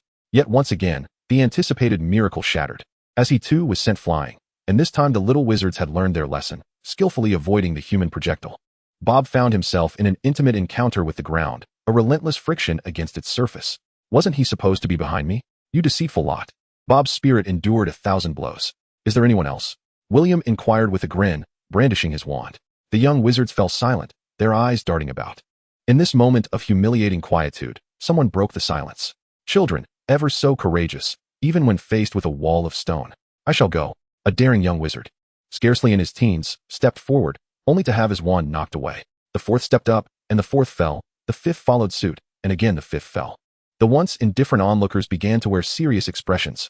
Failure was not to be feared, but the fear of failure was indeed daunting. Ultimately, the 10 defeated young wizards, surrounded by their classmates, departed in tears, while some among the spectators began to smile. An elder wizard called out to William, "Hey, young lad from England. You possess great strength, but they are truly remarkable." William gazed at the departing figures of the young wizards and replied with a smile, "Indeed, they are extraordinary. If they were at Hogwarts, they would undoubtedly be sorted into Gryffindor and become my classmates." "Bah!" The old wizard chuckled derisively, "Those foolish lions." Chapter 131. The competition begins. Upon realizing that no intervention was needed, Apollon turned to the driver and instructed, "Let us depart." Gabrielle, persistent, clutched Apollon's arm, exclaiming, "No, mother. I have yet to speak with William." Fleur consoled her, "Gabrielle, dear, we will watch William compete shortly." An elongated nasal sound escaped from the spoiled little girl, expressing her dissatisfaction. Unlike those who believed William to be the scion of a pure-blood lineage, the Delacours were acutely aware that for 5 generations, no wizard had emerged from William's family. If one struggles with incantations, one may practice repeatedly. If one's wand movements are flawed, one may refine them through repetition. Should one lack confidence in casting spells, training is available. However, the matter of magical power is something that cannot be controlled or accelerated within the European wizarding realm. Unlike the Eastern practices of meditation and harmonizing with the universe to cultivate spiritual energy, Western approaches do not engage in such perilous and potentially dangerous methods. All wizards, akin to the ancient sorcerers of Chang, must rely solely on their innate bloodline gifts, which grow gradually and naturally. Thus, students at Hogwarts are fortunate. Meditation? What is that? Many ancient potions purported to enhance magical prowess have ingredients that are now extinct. As for other means of augmenting magical ability, the wizarding community has explored for millennia. Yet aside from a collection of theoretical knowledge, no practical methods have been discovered. An 11-year-old, or rather, nearly 12-year-old wizard, possessing magical power on par with many top-tier pure-blooded adult wizards, aged 60 to 100, is indeed an anomaly. Francis discreetly leaned toward Apollon and whispered, "Do you think William might be the illegitimate son of a pureblood family?" Apollon cast an irritated glance at her husband, exclaiming, "Nonsense." Albus Dumbledore only rose to prominence after departing from Hogwarts. During his time at school, he paled in comparison to the current William. Francis nodded in agreement. Having heard tales from his family about a beloved duo of black and white moguls, the old wizard, Gary Anderson, picked up a newspaper, perused it for a moment, and then passed it to McGonagall. William followed the old wizard to the dining hall, where the breakfast was quite simple. However, William, accustomed to hearty feasts, found it lacking. He had specifically instructed the house elves to procure steaks sufficient for a dozen, consuming several pieces in quick succession. "He certainly has a hearty appetite," remarked the old wizard and the two house elves in astonishment. The International Wizards Chess Championship took place in a secluded valley on private grounds just outside Paris. A valley whimsically named the Valley of Wisdom, though the French wizarding community preferred to refer to it as Wizards Chess Town. This location offered ample seclusion and space. After extensive renovations spanning over a century, the French Ministry of Magic had established a temporary large-scale market here, generating profits exceeding 300,000 galleons annually from rental fees alone. Towering stone statues guarded the town's entrance, forming a formidable semicircle. With his participation credentials in hand, William underwent a series of tests to confirm he had not consumed any potions such as Felix Felicis. After reviewing the competition rules and swearing not to breach them, he successfully entered the tournament grounds. To expedite the process, the preliminary rounds employed a single elimination format, best of 3, until the top 40 competitors were determined. Those eliminated in the preliminary rounds had one chance to return, with victors allowed to re-enter and vie for a spot in the top 80. Typically, to enhance the event's entertainment value, organizers endeavored to separate emerging dark horses from seasoned veterans, preventing early clashes that could diminish later thrilling matchups. This was also the source of Professor McGonagall's long-standing frustration, as the organizers had secretly intervened to ensure she faced the two strongest contenders prematurely, resulting in her near miss of the top 3. In the Grand Arena, nearly 100,000 wizarding spectators were seated in a vast 5-tiered viewing platform. This number was comparable to that of Quidditch matches. Just from ticket sales, the French Ministry of Magic's sports department reaped substantial benefits. If Quidditch matches could be likened to the martial contests of the wizarding world, Wizards chess represented the intellectual battles. While male wizards predominated in Quidditch, the chess matches attracted a more balanced audience. International Quidditch competitions were hosted in rotation by various national ministries. But the International Wizards Chess Championship had always been organized by the International Wizarding Federation, with the French ministry serving as the host. This tradition, steeped in history, had faced little dissent, yet inertia had persisted for centuries. Moreover, the French wizarding community held considerable power, particularly with their influence in alchemy, leaving other wizarding communities to contend with their magical artifacts and competitions. While the mundane world could construct vast football stadiums accommodating 150,000 spectators, the wizarding world faced significant challenges in creating a vast, hidden arena invisible to muggles. The mere shielding enchantments required an immense quantity of magical materials. The French Wizards Chess Championship venue had been continuously expanded over time, not a mere fleeting endeavor. The Quidditch stadiums constructed for each tournament are predominantly temporary, which significantly depletes the revenue generated from the matches. In pursuit of gold, the French Ministry of Magic prohibits the delegation of this event to others. A massive magical glass screen stands in the players' lounge, where each competitor awaits their entrance announcement. As William enters, he observes many wizards who arrived early, engrossed in their newspapers. Upon spotting him, their reactions vary from disdainful to mocking, with a few expressing curiosity, yet few are inclined to engage him in conversation. A short-haired witch with a face full of freckles and a small nose approaches him. Her right cheek bears the marks of a potion-related injury, a large patch resembling burns from fierce flames, extending from her chin to her forehead. The witch smiles and introduces herself. "I am Eliza Uppel. Your words yesterday were truly remarkable." William replies with a smile. "I thought you might say, 'Hi, I saw a lunatic.'" He extends his hand, stating, "William Smith, a first-year student from Hogwarts in England." Eliza shakes his hand and responds, "Eliza Uppel, a wild witch from Germany." Adorned with at least a level 3 powerful magical ring and footwear of the same tier, her attire, though devoid of magical patterns, consists of high-grade magical beast leather. The enchantments emanating from her undergarments are noteworthy, yet he refrains from scrutiny. "You still consider yourself a wild witch? Spare me the tale. Even Tina, in her fine garments, cannot compare to your ensemble." William gazes at this potential affluent heir in silence. "It's your turn," Eliza indicates towards the screen. Nodding, William lifts his foot to proceed. Chapter 132. A warm welcome to our international friends. The expansive arena can accommodate up to 1,000 competitors simultaneously, with each chessboard enchanted to create projections above. allowing spectators equipped with purchased magical telescopes to selectively observe the matches. Compared to the opening ceremony of Quidditch, the French adhere to tradition. 32 colossal wizard chess pieces, divided into 2 teams akin to armies, engage in fierce duels, with the victorious pieces destined to become the guardians of the valley. The stunning host, Sophie Uparaja, based on the referee's analysis report, informs the audience of the underdog seed and the adult competitors. As William enters the arena, he receives a warm welcome from the host. Look, Hogwarts Deputy Headmistress Minerva McGonagall has nominated William Smith to challenge the chess champion. The audience is invited to guess his age. 12 years old. The Deputy Headmistress of Hogwarts has sent a 12-year-old to challenge the chess champion. I believe Dumbledore might need to consider appointing a new Deputy Headmistress. A chorus of boos erupts from the thousands of French spectators, accompanied by hearty laughter. Spotting the magical flying camera aimed at him, William waves at it with a smile, declaring, "I have arrived to claim my honor." This phrase, reminiscent of Caesar's "I came, I saw, I conquered," incites an even greater uproar of boos. As the Sun King of France proudly claimed to be the heir of the Roman Empire, many non-European wizards observe this scene with astonishment. Gaining insight into the French penchant for pettiness and the long-standing conflict between England and France. Confronted by the cold gaze and derision of the French sorcerers, William remained unfazed. Raising his head to address the podium with a composed smile, "Your enthusiasm is truly remarkable. Not all wizards are as crude and unsophisticated as those wild sorcerers, lost in the illusions of national conflicts and honor. Such a bold defiance in the face of scorn is truly admirable, though a multitude may point their fingers at me. I shall continue my path undeterred." Within a private box, several high-ranking alchemists from the Tang Kingdom expressed their admiration for William's poise, bestowing upon him high praise for his unshakable demeanor. This calmness in the face of adversity was enough to assure them of his promising future. This young man is certainly not an ordinary individual, and the Ministry of Magic should take note of him. Many wizards in the arena shared similar thoughts. A mere 12-year-old wizard, able to fearlessly advance amidst the jeers of thousands, embodies a rare and formidable will. Perhaps to test William's mettle, the competition organizers assigned him opponents of considerable strength, providing him scant moments of respite. Moreover, the caliber of his adversaries escalated, culminating in a final opponent who was a middle-aged wizard over 40 years of age. Professor McGonagall, seated in the stands, engaged in light conversation with Gary Anderson and other French wizards, felt a sense of delight as she watched William dispatch one opponent after another from the arena.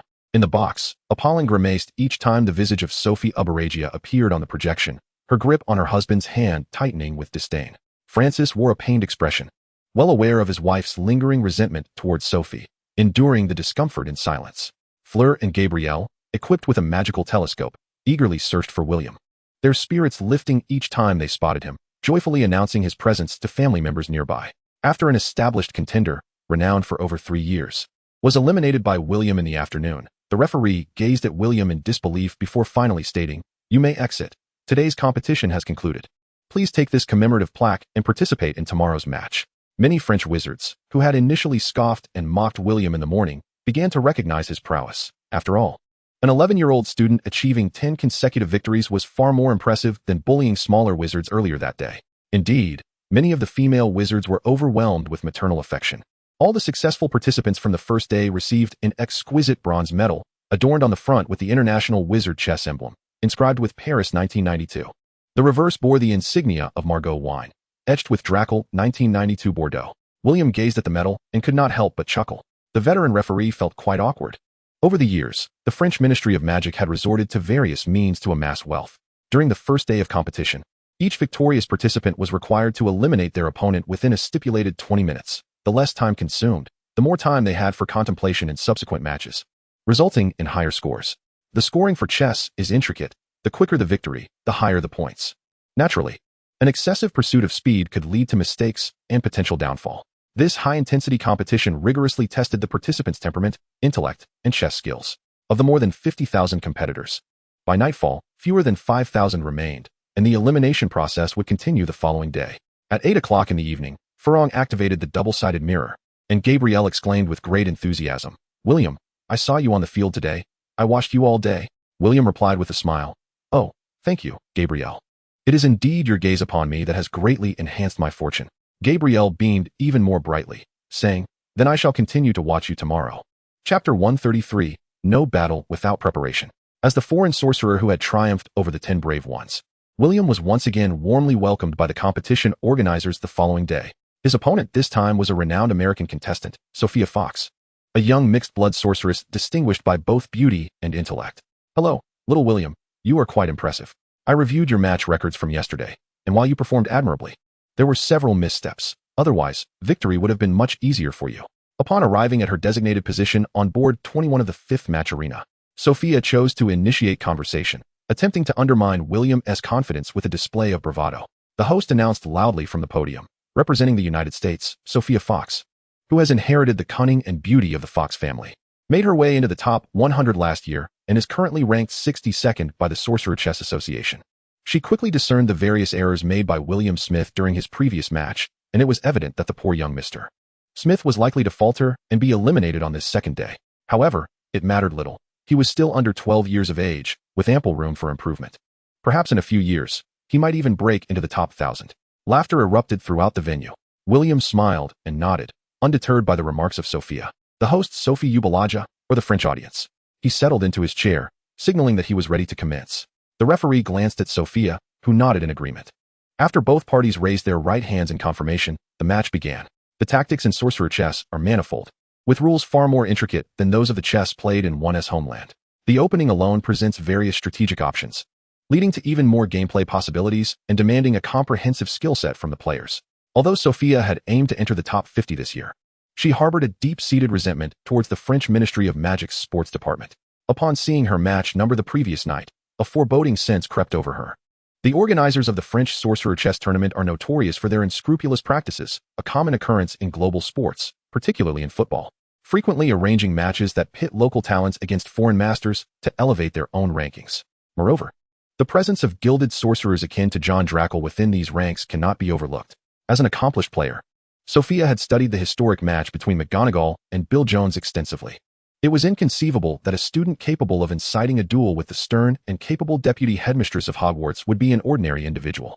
Indeed, after purchasing a newspaper that morning, Sophia read about how William had effortlessly subdued 10 young sorcerers, referred to as warriors by the French sorcerer community.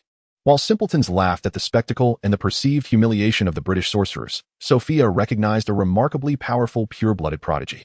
A first-year student effortlessly vanquishing a seventh-year graduate of Beauxbatons was not merely a reflection of educational disparities. Rather, it underscored the vast difference in the inherent abilities of the spellcasters themselves. Just like when Sophia confronted her father, her full-force strike could be effortlessly thwarted by his mere flick of the sleeve. Indeed, the disparity between a mid-tier wizard and a high-tier wizard resembles that between a moose and a lion. Under the latter's vigilance, the former could scarcely inflict any harm. The Drackle family, in an unprecedented move, consented to publicly disclose the intimate relationship between Carl Jones and Fleur, aiming to dismantle the rumors surrounding the pair. It was undoubtedly William Smith, a muggle wizard, who caught the discerning eyes of the Drackle couple, perhaps leading them to make some unorthodox decision that incited desperation among their adversaries. This illustrates the profound resolve of the Drackle couple and the exceptional talent possessed by William. Thus, Sophia Fox had already resolved that after this match, she would bestow a grand gift upon the French Ministry of Magic. In the first battle of the day, she encountered a formidable opponent. William chuckled, realizing that his performance yesterday had exerted significant pressure on certain individuals. Fortunately, they still had some semblance of decency, refraining from engaging in any nefarious antics. "William, I am older than you. You may take the white pieces," Sophia remarked with a smile. "I am a gentleman, ladies first." William replied courteously. "Very well, thank you. I shall not hesitate then," Sophia responded. Their mutual humility and politeness disappointed the directorate, who were closely monitoring the flying camera crew. Considering Sophia's striking beauty, William triumphed in a best-of-3 match, narrowly clinching the final round. As William pondered the Frenchman's next move, he inadvertently collided with his opponent, as they were merely a step apart, resulting in an unexpected embrace near the lounge entrance. Although William reacted swiftly, retreating just in time, they indeed shared a rather intimate encounter. Click. The unscrupulous journalists captured the moment. Their quick reflexes were no surprise, for how else could they seize such classic photographs? William was uncertain whether they had managed to snap a picture of their contact. But the thought of his pockets being raided by Fleur and Gabrielle after the photos hit the papers filled him with ire as he cast a scornful glance at the reporters. The fearsome-looking Eliza Depire walked over, regarding Sophia with a knowing look, and remarked, "You all did this on purpose." Sophia scoffed. "You should consider undergoing cosmetic surgery sooner rather than later, before striding towards a gathering of other renowned chess players." Eliza, unfazed, knew that many wizards suffered disfigurement due to failed experiments. yet they would subsequently seek remedies to avoid being excessively frightful in appearance. Chapter 134. Are you a genius or a madman? In contrast to the initial day's preliminary rounds, the semifinals also featured a resurrection round, so Sophia remained undeterred. Aware that she had another chance, provided she did not encounter William again, unlike McGonagall. If I face you again, you wretches will meet your demise, Sophia seethed, thinking that the American Fox family was not to be trifled with. After 2 matches in the morning and facing 2 seeded players again in the afternoon, William finally spotted Fleur, Apollon, Francis, and Gabrielle, along with 3 others, celebrating with a boy. Upon seeing William, Gabrielle waved excitedly and called out, "William, over here." In the distance, Sophia cast a fleeting glance at the nearby chess players before diverting her attention elsewhere. In stark contrast to the impressively skilled William, John Dracula had inexplicably won several matches. However, the astute Fleur understood that it was merely a case of a father overly eager for his son's success, leveraging his sponsorship and Dracula's status to pave the way for his cousin, clearing obstacles with ease. Yet, the forthcoming matches would prove more arduous, indeed. It was likely that John harbored some awareness of this. With a financial investment, one could easily ascend to a ranking of 300 or 400 among the top 1,000, thus enabling him to mingle within certain circles of the French wizarding community. As for the curious presence of family members in the players' lounge, the gathered individuals wisely chose to remain silent. Gabrielle, planting a kiss on William, who was crouched down presenting her with a gift, proudly showcased the dancing angel to her parents. "Daddy, Mommy, Uncle, Auntie, Sister, Brother, look, a dancing angel. I also have a singing angel at home, all thanks to William." Laughter erupted among the group, and Apollon turned to William with a smile, inquiring, "What about our gifts?" William spread his hands and replied, "Auntie, it wouldn't be fair to snatch gifts from Gabrielle. Uncle might get upset." Francis chuckled, "It's your lack of preparation, not my concern." After a brief chat, Francis departed with his family, acknowledging the sanctity of the players' lounge. Several journalists were interviewing the chess players within the lounge, and one of them urged the others to snap a few quick photos. Given William's close ties with the Dracula family, who were co-organizing the event, was it not prudent to keep this under wraps? The reporter, casting a bemused glance, thought to himself that he was no fool to oppose money. The editor-in-chief of the Free News was in such close relations with Martin Dracula that they were practically inseparable, quite literally sharing pants. It would be madness to provoke the tigeress Whiskers. The photographers were instructed to feign casualness while capturing a few images, merely to satisfy the demands of the moment. In the realm of magical journalism, reporters often possessed a sharper acumen for social nuances than most wizards, adept at navigating the currents of public opinion. Much like Rita Skeeter from the Daily Prophet, who dared to spread rumors about Dumbledore and report on Fudge's blunders, she refrained from exposing the heinous deeds lurking behind the facade of pureblood families. A white wizard like Dumbledore would not resort to murder over mere gossip, and Fudge would not act openly to preserve his reputation, yet those purebloods were entirely capable of placing bounties in the black market. Thus, the Eastern adage of preferring to offend a gentleman rather than a rogue holds true. Eliza, too, advanced to tomorrow's semifinals, her fellow competitors visibly disgruntled. One of them boldly addressed the reporters in the lounge, proclaiming, "Such an unattractive which should be barred from competition. She frightens me. It's simply terrifying, otherwise I would not have lost." Eliza pointed her wand at the player and retorted, "If you are so cowardly, perhaps you should find a role as a mouse instead." With that utterance, a flash of light ensued, and in an instant, the player transformed into a mouse. The onlookers stared in shock at Eliza, with no incantation uttered. She had turned an adult wizard into a rodent with mere wand work, a testament to her mastery of transfiguration. In the lounge, an Auror looked helplessly at his indifferent colleague. He approached to assist the contestant in regaining her human form while cautioning, "Miss, casting spells to inflict harm or intimidate contestants is strictly prohibited in this competition." William interjected, "Sir, according to the competition rules, it is stated that spell casting to threaten opponents is forbidden prior to the match, while harming players is not allowed afterward. However, based on the ruling from the French Ministry of Magic's tribunal regarding the 1013 incident in 1973, when a contestant is verbally attacked by an opponent, casting a spell for retribution, provided it does not cause substantial harm, absolves the contestant of guilt." The Auror was taken aback. 1973? Indeed, if you do not believe me, feel free to verify. At that time, a victorious player was slandered, and that player transformed their opponent into a pig. William chuckled. As the sole non-British wizard in the lounge who had shown him kindness, William was more than willing to lend a hand, especially since there were no serious consequences at stake.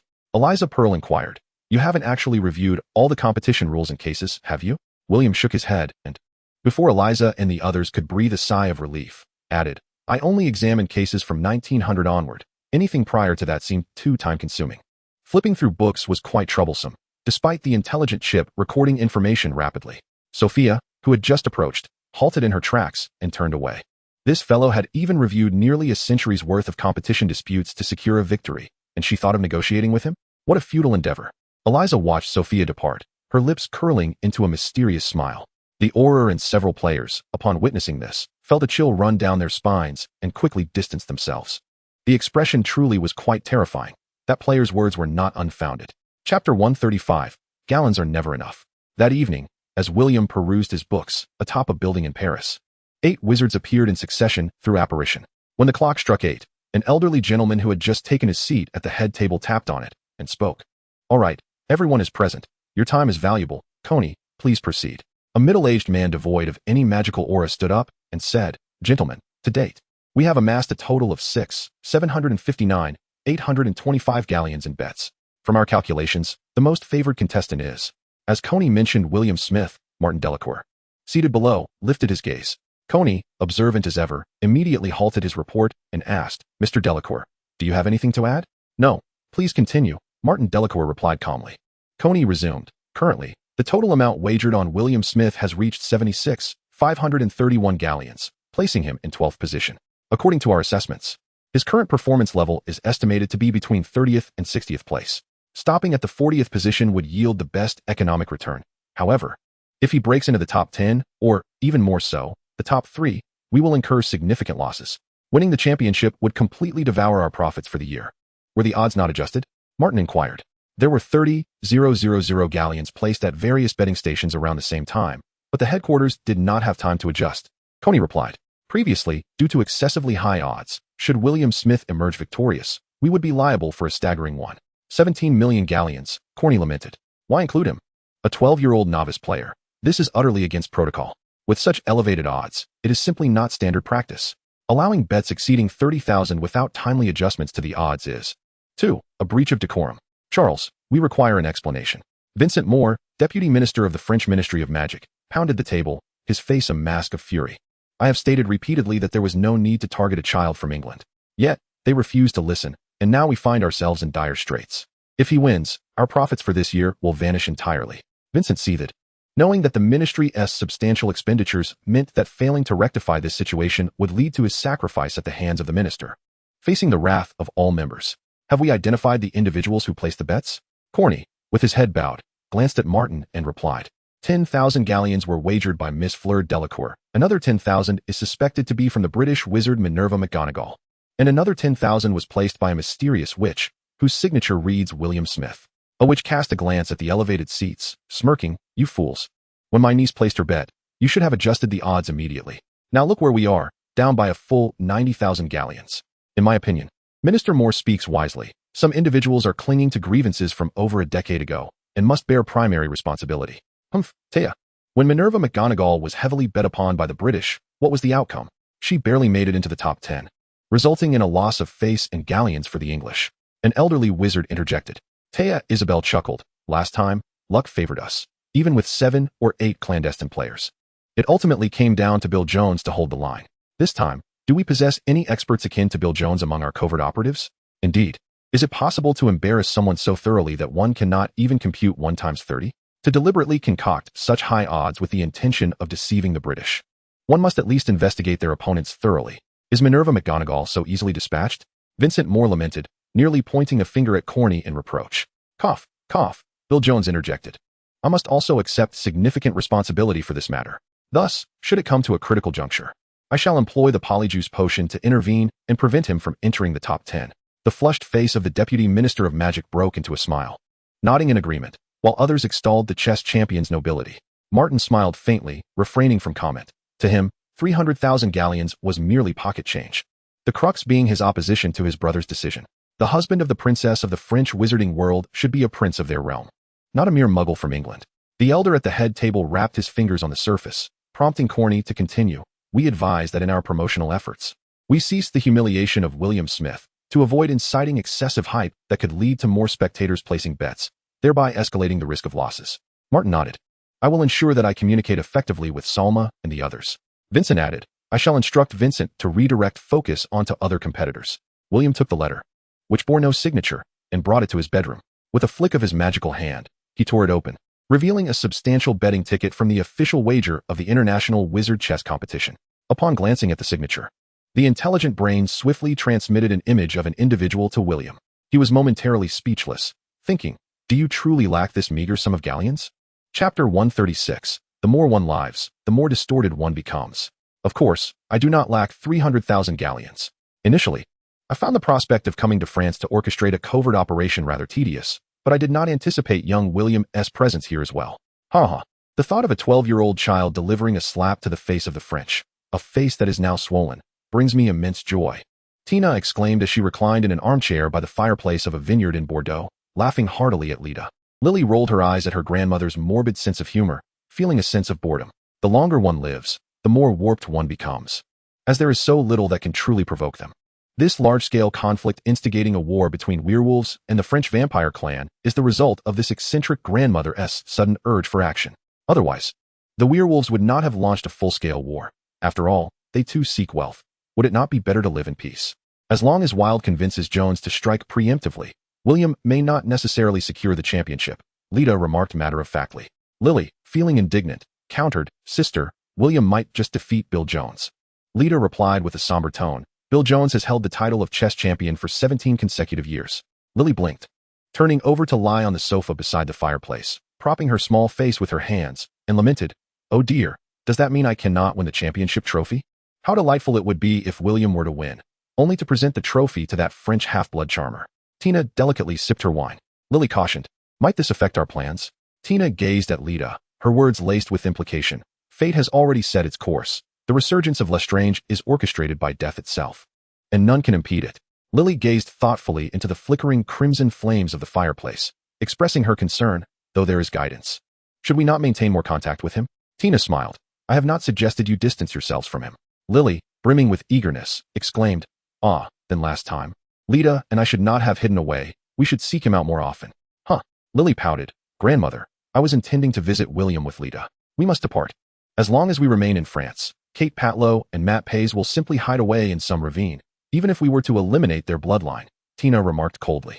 But if we leave, the werewolves led by Greybark will surely falter against either Patlow or Pays, Lita said coolly. Fear not. By cleansing these radical werewolves, England can enjoy peace for decades. Inform Morgan and the others that the Red Dragon is nearly ready to strike. I have awaited this moment for quite some time. As for those two old bats, it is only a matter of time before they meet their end, Tina chuckled. Lily cheered. I want to drink dragoness blood and sleep every day. Tina looked at Lily with kind eyes, smiling. In that case, one could feast on dragon meat daily as well. Lita replied with a stern expression, dragon meat is tough, it's hard to chew. Tina chuckled. Little William has bought quite a bit of dragon meat. He has prepared several dragon meat hot pots for that pair of horsemen and their daughters, tender and delectable. Lily, upon hearing this, expressed her displeasure. He truly enjoys toying with women. He also flirts with quite a few men, Rita remarked coolly. Sister, which side are you on? Lily complained. Rita replied nonchalantly, I do not stand on either side. Lily, feeling a bit frantic, exclaimed in exasperation, tossing and turning on the sofa. Meanwhile, Gabrielle lay on the bed of Furong, observing the betting slips in Furong's hand, and then glancing at the betting slip in William's hand reflected in the mirror. She stated earnestly, William, I have looked it over. Both sides of the paper are identical, with only the signatures differing. Leaning back in his chair, William nodded. Furong, half reclining on the bed and propped against the headboard, curiously inquired, didn't you arrive on the afternoon of the 18th? Who placed this 3 o'clock bet for you? William replied with a smile, an unexpected friend from the black market. She purchased all my previous alchemical creations and potions at a high price. Furong straightened her back and picked up the mirror, asking she? With a bright smile, William explained, yes, an ancient being whose age is unfathomable, immensely powerful, yet eccentric and inscrutable. Furong relaxed, feeling reassured. Gabrielle climbed into Furong's lap, peering into the mirror curiously. Is she like Grandpa Nico? A wizard who has lived for a very long time? William nodded, grinning as he said, her 2 granddaughters are both nearly 90. Wow, how cool. I want to have many, many children when I grow up, Gabrielle declared innocently. Is that so? Then, Gabrielle, you must grow up quickly, William replied. Gabrielle made a silly face, sticking out her tongue. Apolline entered, leading a small fairy, and said with a laugh, oh dear, Gabrielle is already talking about having many children. William, when are you getting married? William pretended to ponder for a moment before responding. Well, there are a few I am still considering. I haven't made a choice yet. Gabrielle exclaimed loudly. Ah, William, pick me. I'll have your children. Furong, Upon hearing this, immediately turned her head, spraying her dessert in surprise, followed by a few coughs, causing the mirror to crash onto the bed. Apolline took the dessert from Furong's hand, retrieving a napkin from the tray to offer to her. William remarked, "Children cannot marry. They must grow up first." Gabrielle, holding the mirror and pouting, retorted, "But William, you are only 4 years older than me." Stumped by Gabrielle's logic, William turned to Apolline for assistance. Apolline shot William a glare but still held the bowl to rescue him, saying, "Gabrielle, if you don't drink soon, it will get cold." Upon hearing this, Gabrielle handed the mirror to Apolline and happily sipped her dessert. It was evident that William was still less important than the dessert. Chapter 137. A little butterfly flutters amidst the flowers. On the morning of the third day of the competition, half of the 1,000 participants were to be eliminated, while over 400 players were revived. By the afternoon, among nearly 1,000 players, the top 80 wizard chess experts emerged. On the morning of the fourth day, the top 40 were determined and mixed with the top 40 from yesterday's revival match to select the true top 40 players, followed by the emergence of the top 10 in the afternoon. The realm of French sorcery could never tolerate the audacity of British wizards claiming their titles. Thus, the stakes of the competition continually escalated. William encountered a formidable opponent in the afternoon, a venerable sorcerer who had consistently ranked between 40 and 50 in wizard chess for years. After a grueling battle, utilizing the supercomputing prowess of his intellect, William emerged victorious, remarking with a knowing tone, "Your skills are impressive, and your style resembles that of Bill Jones more than Bill Jones himself. However, I believe your temperament could use some refinement, as the demeanor of a champion is notably amiable." The old wizard cast a cold glance at William and silently exited the arena. A smirk played on William's lips as he thought to himself, "Ah, the French champion. A renowned wizard with such stagnant rankings. Had he perhaps ingested some intelligence-enhancing potion or luck-inducing elixir?" Observing the departing figure of his adversary, William's gaze turned icy as he waved to the audience. Gabrielle, in the box, joyfully embraced Furong, celebrating as if she had just claimed victory herself. That individual possesses remarkable strength. Francis, though not a master of chess, had a discerning eye. With enough experience, one inevitably learns to discern depth and nuance. Martin de Lacour cheerfully relayed to his brother the news of Bill Jones's use of a compound potion, to which Francis merely shook his head, unimpressed by the champion's direct involvement in the match. Furong, somewhat perplexed, whispered, "Is it really just for a mere 100,000 galleons?" Martin, gazing at his niece with a hint of resignation, replied, "Of course not. While the match appears to be confined to Paris, in reality, it involves external betting. Divisions in London, Berlin, New York, and Tokyo are where the substantial profits lie. Here in Paris, the Ministry of Magic takes 70% of the earnings, leaving us with 300,000 galleons, which, after distribution, amounts to only a few thousand galleons. However, elsewhere, armed with insider information from Paris, each participant can claim dividends ranging from 20 to 80,000 galleons. If they privately engage in betting in places like Moscow and Madrid, their profits could soar into the hundreds of thousands of galleons." Furong furrowed her brow and asked, "But if William claims the championship, won't that offend many?" Apollon, casting a sidelong glance at Martin, replied, "Not quite.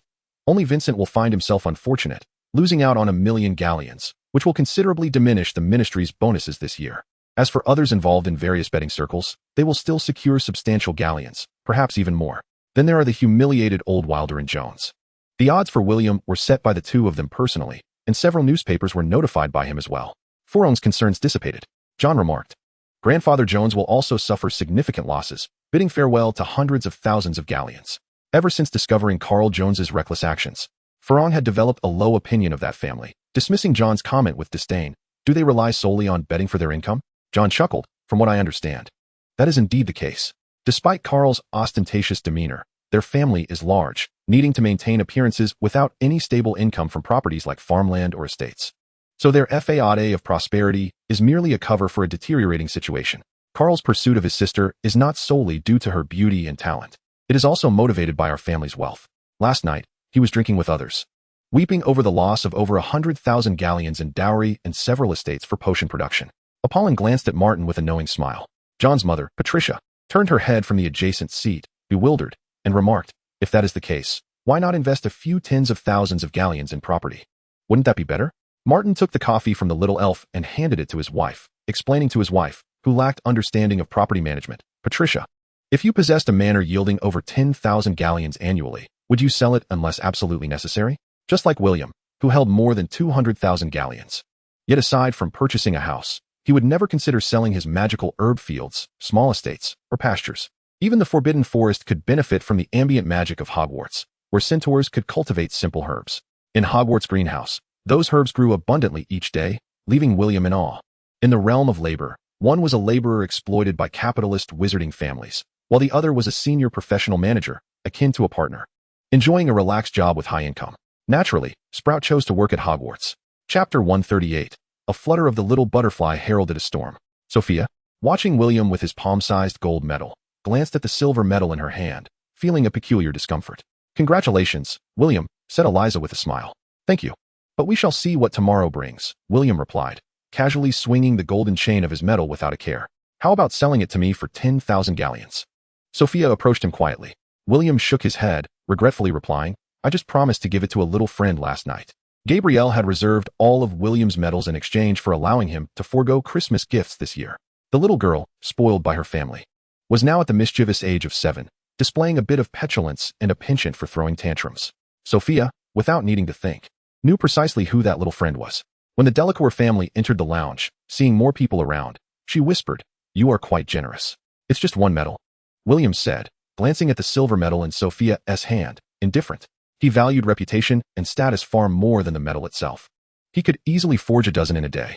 "I am too kind-hearted. Otherwise, I could effortlessly create dozens of these and amass quite a fortune," mused a certain cunning alchemist. The French wizarding world, known for its concentration of alchemists, crafted these commemorative medals with great care, ensuring they were far from ordinary. The copper medal of the first day was a first-tier magical creation, inscribed with a luminescent spell. The copper medal of the second day was a second-tier piece, capable of releasing a protective iron armor spell. The silver-plated magical medal of the third day was a third-tier alchemical work, which, upon infusing with magic, allowed for accelerated running, akin to a wind spell. The gold-plated medal of the fourth day was also a third-tier alchemical artifact, capable of summoning a pair of wind magic wings, granting the holder a brief ability to fly. While not considered a precious magical item, its commemorative value was undoubtedly significant. The front of the gold medal prominently features the emblem of the wizard chess competition, along with the date and location, while the reverse bears the name of the recipient and their rank. For instance, on the back of William's medal is inscribed William Smith, accompanied by a large numeral 10. The medal is adorned with intricate arcane patterns, as well as the national flower of France, serving as a backdrop for the lettering. Following the presentation of the medal, the three departed together. The two elderly gentlemen remained silent in the car, which left William feeling quite uneasy. Upon arriving at the house, McGonagall suddenly inquired, "Was Clarkson, whom you faced this afternoon, an impersonation of Jones?" William nodded in acknowledgement. Gary Anderson mumbled ambiguously, "To what extent? To what extent?" The elder shook his head as he ascended the staircase. Martin observed the oil paintings on the walls of the Wild estate with great interest. The ancient family took pleasure in adorning their residence with artistic pieces to elevate their cultural stature, a domain in which Francis excelled. In contrast to his elder brother's penchant for socializing and mingling with unsavory company, Martin Delacour preferred to operate from the shadows, scheming quietly. Old Wild, with a stern expression and supported by a young woman, made his way to the sitting room and coolly remarked, "If you fancy this painting, I could gift it to you." Martin replied, "Such an oil painting lacks the thrill of witnessing a living subject." He deliberately cast a glance at the young woman beside Old Wild. Unperturbed, Old Wild responded, "She may be given to you if you wish." The young woman trembled at his words. Martin shook his head, seemingly amused by Old Wild's treatment of people as mere commodities, and declared with righteous indignation, "I would not dare accept. It is simply not proper to gift a person." Old Wild retorted coldly, "If there is no propriety in gifting, then naturally, there is none in releasing." Martin, taken aback, asked, "Releasing whom?" Old Wild frowned. "Are you not here to plead for that young man?" Martin feigned ignorance. "Why would I plead for that young man?" He is only half of what Old Wild was about to say, but realizing his misstep, he quickly amended, "If you are not, then may I inquire what business brought you here personally?" With a wry smile, Martin replied, "The bats I procured have responded to the call of Kate Petrollo. This vampire queen is on the verge of awakening and is likely to emerge herself to exact vengeance for her fallen progeny. Dark sorcerers are often characterized by their twisted insanity, and vampires and werewolves stand out among them. The labels of destruction, rampant killing, narrow-mindedness, and a vengeful spirit typify most dark beings. For the foremost dark sorcerers, showing weakness merely invites a pack of wolves to close in. Unlike the first generation, which relied on aspirations and ideals to deceive, the second generation exploits the terror of violence and bloodshed to dominate the wizarding community. The disparity between the first and second generations is indeed profound, whether in strength or personal charisma. Who would disdain such power? Thus, Martin is naturally able to enlist some dark beings. As previously stated, Dark entities are akin to the secular underworld, each ruling their own territories. The darkness of England is controlled by Tina, with werewolves daring to mingle only within the secular underworld. In France and Germany, vampires do indeed exist. Albeit not as formidable as Tina, they merely occupy the largest share, leaving the werewolves and dark wizards to contend with the scraps. However, the emergence of an alchemist in the British wizarding community, belonging to Tina's faction, serendipitously sparked a series of upheavals. This surge in werewolf strength ignited their ambition to challenge the French vampires. Damn it, these grotesque creatures lurking in the sewers, why can't they stay below? Old Wilde exclaimed in anger, cursing Fudge, the werewolves, and the vampires alike. Martin merely shrugged. He was there to relay a message.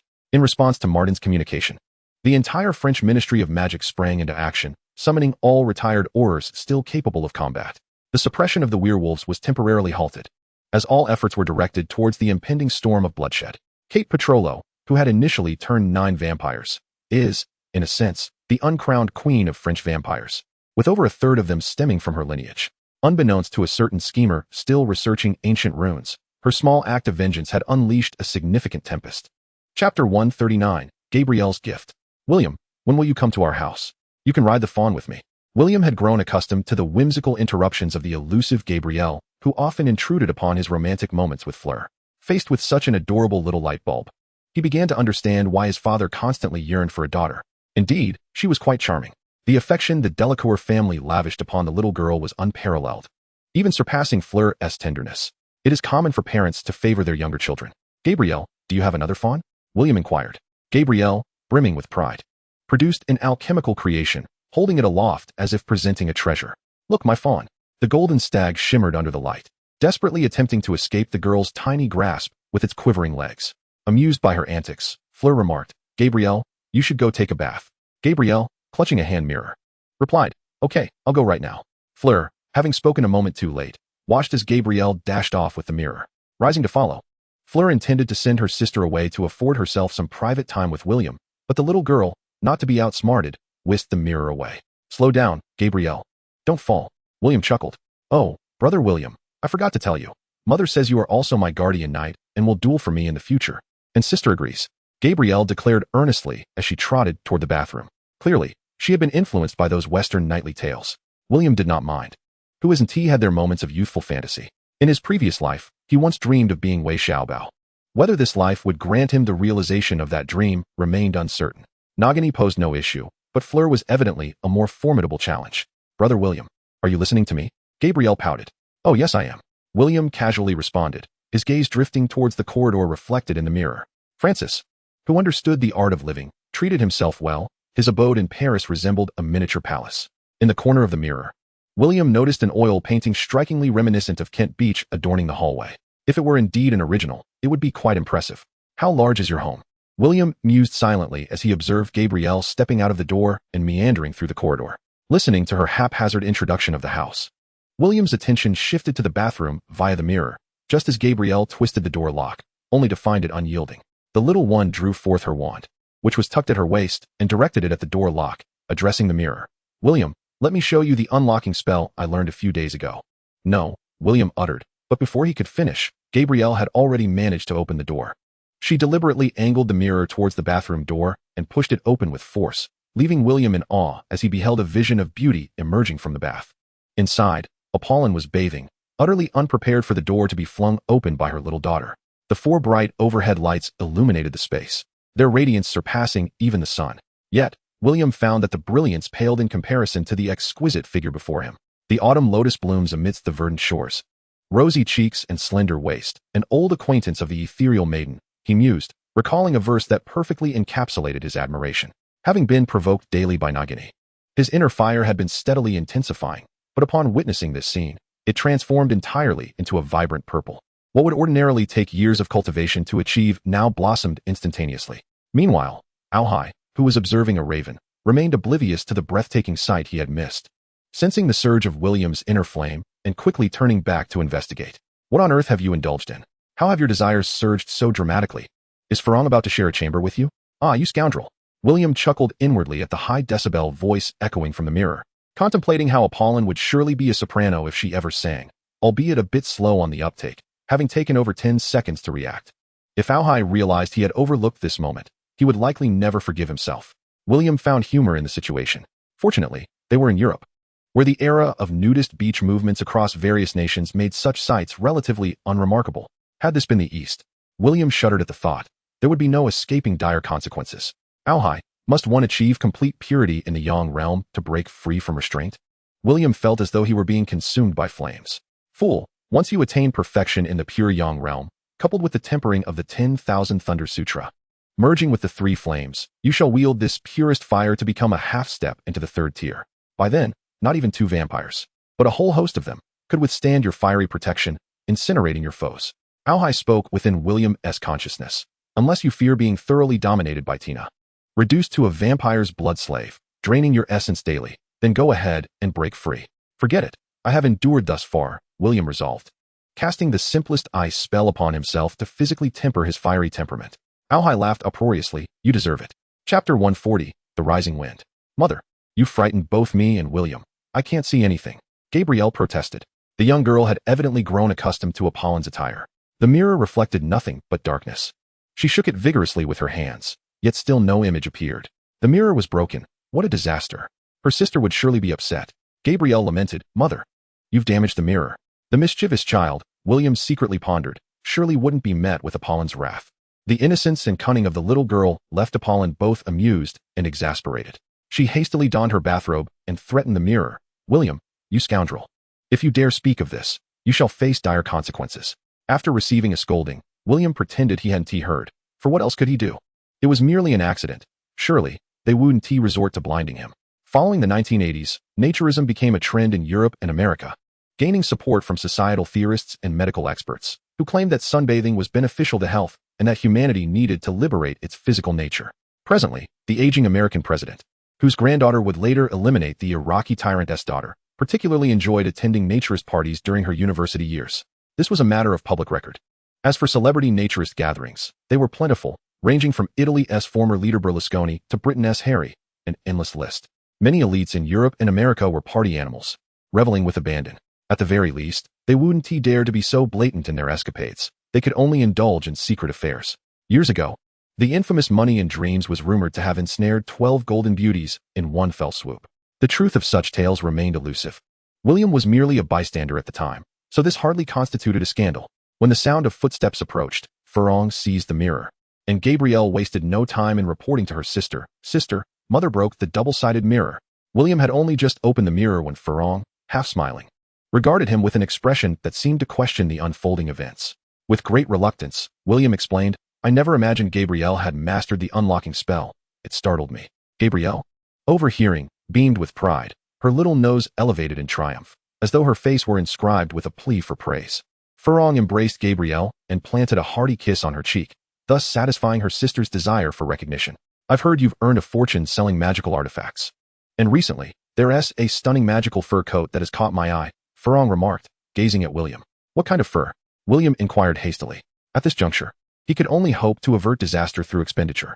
Arctic magical fox, Fleur replied with a smile. I want one too. Gabrielle chimed in cheerfully. William's heart sank. Over 10,000 galleons were vanishing. He found himself extorted by the two sisters, who demanded a splendid magical fur coat, one imbued with temperature-regulating enchantments, flying charms, invisibility spells, and fire and water resistance. Upon entering, Apollin learned of the situation, compelling William to once again retrieve a hefty sum of 10,000 galleons to pre-order a larger Arctic magical fox pelt and the requisite high-grade magical ink from Tina. After all, Apollin was an adult, and her size was not something Fleur could compare to. Having finally settled the matter with the three ladies, a foreboding announcement of death loomed once more in William's vision. A multitude of vampires had appeared in Paris.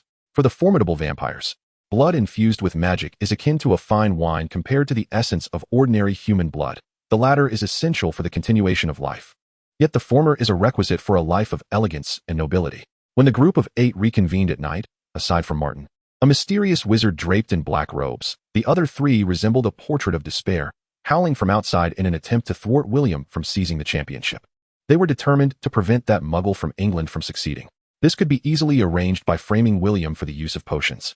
At worst, they could later claim it was a mistake and demand apologies from certain individuals. Old Wheel tapped the table, his expression dark, stating, at this juncture, our primary objective is Kate Petrollo and her bloodline. As for that student from Hogwarts, if he desires the trophy, we shall grant it to him. In comparison to a mere trophy, we are in greater need of Dumbledore's support. As for the losses incurred by the Ministry of Magic, I, along with Martin and Bill, shall compensate for them. Martin, with close ties to the British wizarding community, I hope to enlist 30 retired aurors and bounty hunters. The more, the merrier. Regarding the expenses, we can deliberate privately. Deputy Minister Vincent Moore, having nearly clapped his hands raw, immediately ceased his performance upon hearing this. Mr. Weald, you truly are the bedrock of our French wizarding community. It seems we must impose upon you.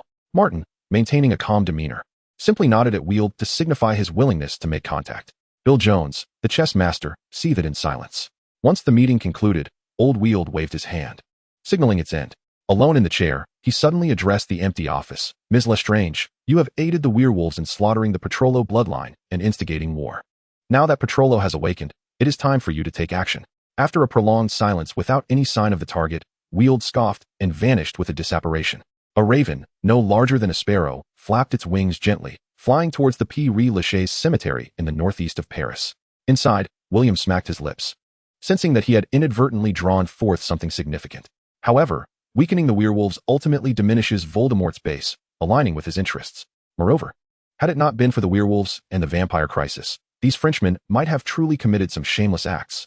Although William had his own countermeasures, such as contacting the British and the media of the enchanting wizarding world, it was always preferable to avoid unnecessary troubles. The raven alighted on a tree beside the cemetery, where silence reigned. After 2 hours, 3 vampires appeared via disapparation. Each carried 2 unconscious fairies and suddenly halted. One remarked, "Do you feel a fluttering in your heart? It seems I am not the only one having this sensation." The trio cautiously scanned their surroundings, finding nothing amiss, and hastened towards their designated meeting point within the cemetery. Could they somehow sense the raven, or was the raven a threat to them, inciting an instinctive awareness of danger? William pondered from his concealment. Fearing detection by the higher-order vampires, William maintained a surveillance distance of over 100 meters from the raven, successfully alleviating the pressure on the vampires. Within the eerie cemetery, initially, 8 vampires and 3 enigmatic sorcerers gathered. As time passed, the number of vampires grew exponentially, culminating in a congregation of 79 vampires, who subsequently imprisoned 62 fairies within a vanishing cabinet. The vampires, driven to madness, knelt upon the ground, fervently beseeching the great queen, "Your servants await your arrival." O magnificent queen! A substantial flow of essence-depleted fairy blood gushed forth from the cabinet, rapidly coalescing into a pool of blood. Eventually, an elegant right hand emerged from the shadows of the cabinet, pointing towards one of the 3 sorcerers. The vampires surged forward, preempting any resistance, and thrust him into the cabinet. Chapter 141, A Chaotic Melange. William observed the frenzied gathering with a sense of detachment, increasingly summoning the vampire queen. Had these individuals lost their sanity? Soon, the sorcerer who had been cast inside was expelled as a lifeless corpse, caught by the remaining 2 sorcerers, their expressions grim. The provisions this time were ample, yet regrettably devoid of those exquisite pure-blood delicacies. Standing at nearly 1.60 meters, she appeared remarkably petite and delicate, clad in a form-fitting black leather outfit that accentuated her flawless physique, exuding an irresistible allure. Her long black hair cascaded down her oval face, reaching her waist, complemented by ebony eyes and skin that had never seen sunlight, adorned with a pair of bat-like wings. Kate Petrolo emerged from the vanishing cabinet. The renowned vampire queen of Europe stood at merely 1.60 meters. This was quite unusual. Just look at Professor Milieva, now that was height. And then there were the witches like Apollon, all towering around 180 centimeters. Although sorcerers lacked the ability to cultivate their physical forms, their extraordinary constitutions rendered them significantly taller than ordinary humans. Thus, William found himself tempted to whistle at this diminutive vampire queen. She seemed to embody a particular archetype beloved by certain submissive individuals, and William's thoughts wandered a bit too far afield. The vampires, brimming with excitement, knelt upon the ground. The foremost 5 licked Kate Petrolo's high-heeled shoes as if savoring the most delectable delicacy in existence. Madness. None among these vampires possessed a semblance of normalcy. In the raven's eyes, the magical energies entwined with resentment surrounding all the vampires and sorcerers paled in comparison to the formidable resentment emanating from Kate Petrolo. The malevolence within her had fused with her magical essence, occasionally manifesting as a grotesque creature with a human head, a goat's head, and a bull's head, possessing a serpentine tail and clawed feet. Yet, this monstrous form could not maintain its shape for long, swiftly reverting to a black mist teeming with countless tendrils. Asmontis. William gazed in horror. Is it truly possible for a demon god to be born in this world? Upon hearing William's introduction, Alhai scoffed. How could that be? Since ancient times, the Central Plains have seen only the demon god Chi Yu achieve a half-step into the indestructible demonic form. Had he fully transitioned, he would not have been slain. Those later practitioners of the demonic path only came close, with the blood demon barely attaining a half-baked blood god form. What conditions are required to reach such a realm? William inquired. Different paths correspond to various requirements. For instance, the blood mage necessitates an abundance of blood essence, which once drove him to indiscriminately slaughter chi refiners. However, it is unlikely that these vampires would ever adopt the ways of the blood mage, especially with Dumbledore still among the living. Perhaps they are merely ordinary individuals? William posited calmly. A.O. High countered vehemently, asserting, impossible. Do you comprehend the sheer number of ordinary lives that must be extinguished to reach such a level? It is not merely tens of thousands, or even hundreds of thousands, but over 1 million lives. No soul can endure the overwhelming wrath of such mass hatred. Not even the reincarnation of the Tao ancestor could escape annihilation. William continued, aside from the medieval witch hunts, Europe has not witnessed any large-scale deaths of wizards, thus only secular wars have transpired. The flames of conflict across the European continent have persisted since the 17th century, culminating in the 2 world wars that inflicted catastrophic casualties. These souls could very well serve as offerings to the Vampire Queen. From 1914 to 1918, and again from 1939 to 1945, Europe engaged in 2 world wars, with the first alone claiming the lives of 9 million soldiers, not to mention the countless civilian deaths. During the Second World War, the little dictator carried out his orders for systematic extermination, resulting in the deaths of over 6 million individuals. William remarked, it was merely a matter of opportunism. When ordinary Germans could scarcely obtain a loaf of bread to stave off hunger, the Jews lived in opulence, a minority holding a disproportionate share of the nation's wealth. Who else could they target but them? As William and A.O. High conversed, Kate Pottera reached out with her delicate fingers, pointing at the raven. Shadows of magic coalesced into a fleeting beam of black death. The raven, having anticipated Kate's movement, unfurled its wings and evaded the deadly light with a surge of magical power. Humph, Kate Pottera exclaimed in surprise, sensing the presence swiftly retreating. Yet she dismissed it with a cold snort. The Crimson Dragon mercenary group? The 2 wizards trembled as they leaned on each other, seeking warmth in their mutual support. Observing the shattered remains of several trees obliterated by a mere gesture of death, William mused on the prowess of a half-step, 3rd-tier black wizard nearing the formation of an evil spirit soul, without the need for incantations. A single finger surpassed the full force of Hogwarts professors, rivaling powerful spells akin to the killing curse. It is likely that only a select few, such as Dumbledore, the mysterious one, or Tina, could even contend with her. With such formidable strength, it is indeed unnecessary to bait Lord Voldemort. As the words of the Crimson Dragon wafted through the wind, William's thoughts churned. It seemed he recalled Lily mentioning a warning regarding wizards adorned with the red dragon's magical tattoos. The recently ripped corpse bore faded dragon scale tattoos, now devoid of magical essence. What course will this situation take next? William felt a twinge of headache. It appeared he had unwittingly stirred up a great tempest, and he found himself at its eye. Earlier, he had reveled in his cunning against the werewolves and vampires, but drawing out Parrot had extinguished any remnants of that pride. Disregarding the late hour, William seized the double-sided mirror, channeled his magical energy, and when the surface revealed an image, he called out loudly, "Furong, there is an urgent matter. Wake up at once." After calling her name 3 times, the slumbering Furong finally opened her eyes, bleary and inquiring. "William, what is it? Quickly, bring the mirror to your father. I have an urgent matter to discuss with him." Chapter 142, A Blood-Soaked Twilight. Observing William's solemn demeanor, Furong felt a tightening in her chest. William, usually adorned with a confident smile that suggested no challenge could daunt him, appeared strikingly abnormal this evening. After a couple of minutes, Francis and Apollon finally opened the door, and Furong caught a glimpse of the lipstick mark on her father's neck. However, the situation was pressing, and she could not dwell on such trivialities. "Uncle, are you aware of the Vampire Queen of France? Tonight, she utilized a vanishing cabinet to appear in a cemetery in the northeast, and those vampires have captured at least 60 fairies as blood sacrifices." William succinctly conveyed the dire news to Francis. What?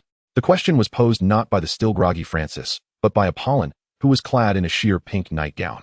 Fortunately, the dim, scarlet lighting of the room blended with the color of her attire, making it difficult for an ordinary observer to discern anything amiss. "William, are you certain it is the Vampire Queen?" Apollon, seated on the bed, noted that the blanket had somehow been kicked to the floor, with Francis having stepped on it several times, leaving conspicuous shoe prints. Abandoning the thought of retrieving the blanket, she leaned against the headboard, astonished. William offered a wry smile. "I am certain, Aunt. As for how I came to know this, it remains my personal secret." Over 70 vampires knelt on the ground, chanting the Queen's name. while 3 individuals, suspected to be black wizards from the Crimson Dragon Mercenary Corps, stood nearby. The female vampire emerged from the vanishing cabinet, adorned with bat-like wings and clad in a sleek black dragon skin outfit. With a mere flick of her finger, she could unleash magic potent enough to rival that of Hogwarts professors, despite her height of only 1.60 meters. "Are you all right?" Fleur expressed her concern. "I am fine," William reassured her. "I am not foolish enough to rush into danger myself." Apollon and Francis nodded in understanding. Apollon retrieved a phone from the cabinet beside the bed and quietly said, "Will, the plan has changed. Potra has just awakened, and we must immediately reinforce our defenses." "Understood. Madam, I will initiate level 1 danger defense protocols at once." A raspy voice responded from the other end of the line. What was the chief guard of the Drackle family, with whom William had dealings during his prior trip to South Africa. Each time the vampire queen awakens, it heralds the death of wizards. No ancient family that has contended with Cape Potra for centuries can escape unscathed, and the Drackle family is no exception. Suppressing her anxiety, Apollon made several more calls to alert other French wizarding families and the Ministry of Magic to prepare. Meanwhile, within an undisclosed estate in Paris, a towering figure over 2 meters tall, a robust black man, polished a golden magical sword, its intricate runes shimmering under the candlelight. "Richard, have we yet uncovered the true culprit behind that incident?" A heavily armored man beside him replied, "Apologies, brother. We have eliminated all suspects, but it appears none are the true offender. Inform Carmen that once the plan is complete, we must eliminate that wild wolf. I want them all to pay the price." The black man stated flatly, "The families of those wild wolves, do ordinary people desire them too?" "Absolutely." Apollon was engaged in a phone conversation while Francis addressed Fleur, saying, "My dear daughter, it is quite late now. You ought to retire for the night. Rest assured, both your mother and I are here, and nothing shall go amiss." Fleur, relieved of her worries, took up a double-sided mirror and replied, "All right, good night, father, mother." Francis responded, "Good night, my child, and to William as well. After you secure the championship tomorrow, you must leave Paris immediately. It is becoming increasingly unsafe here.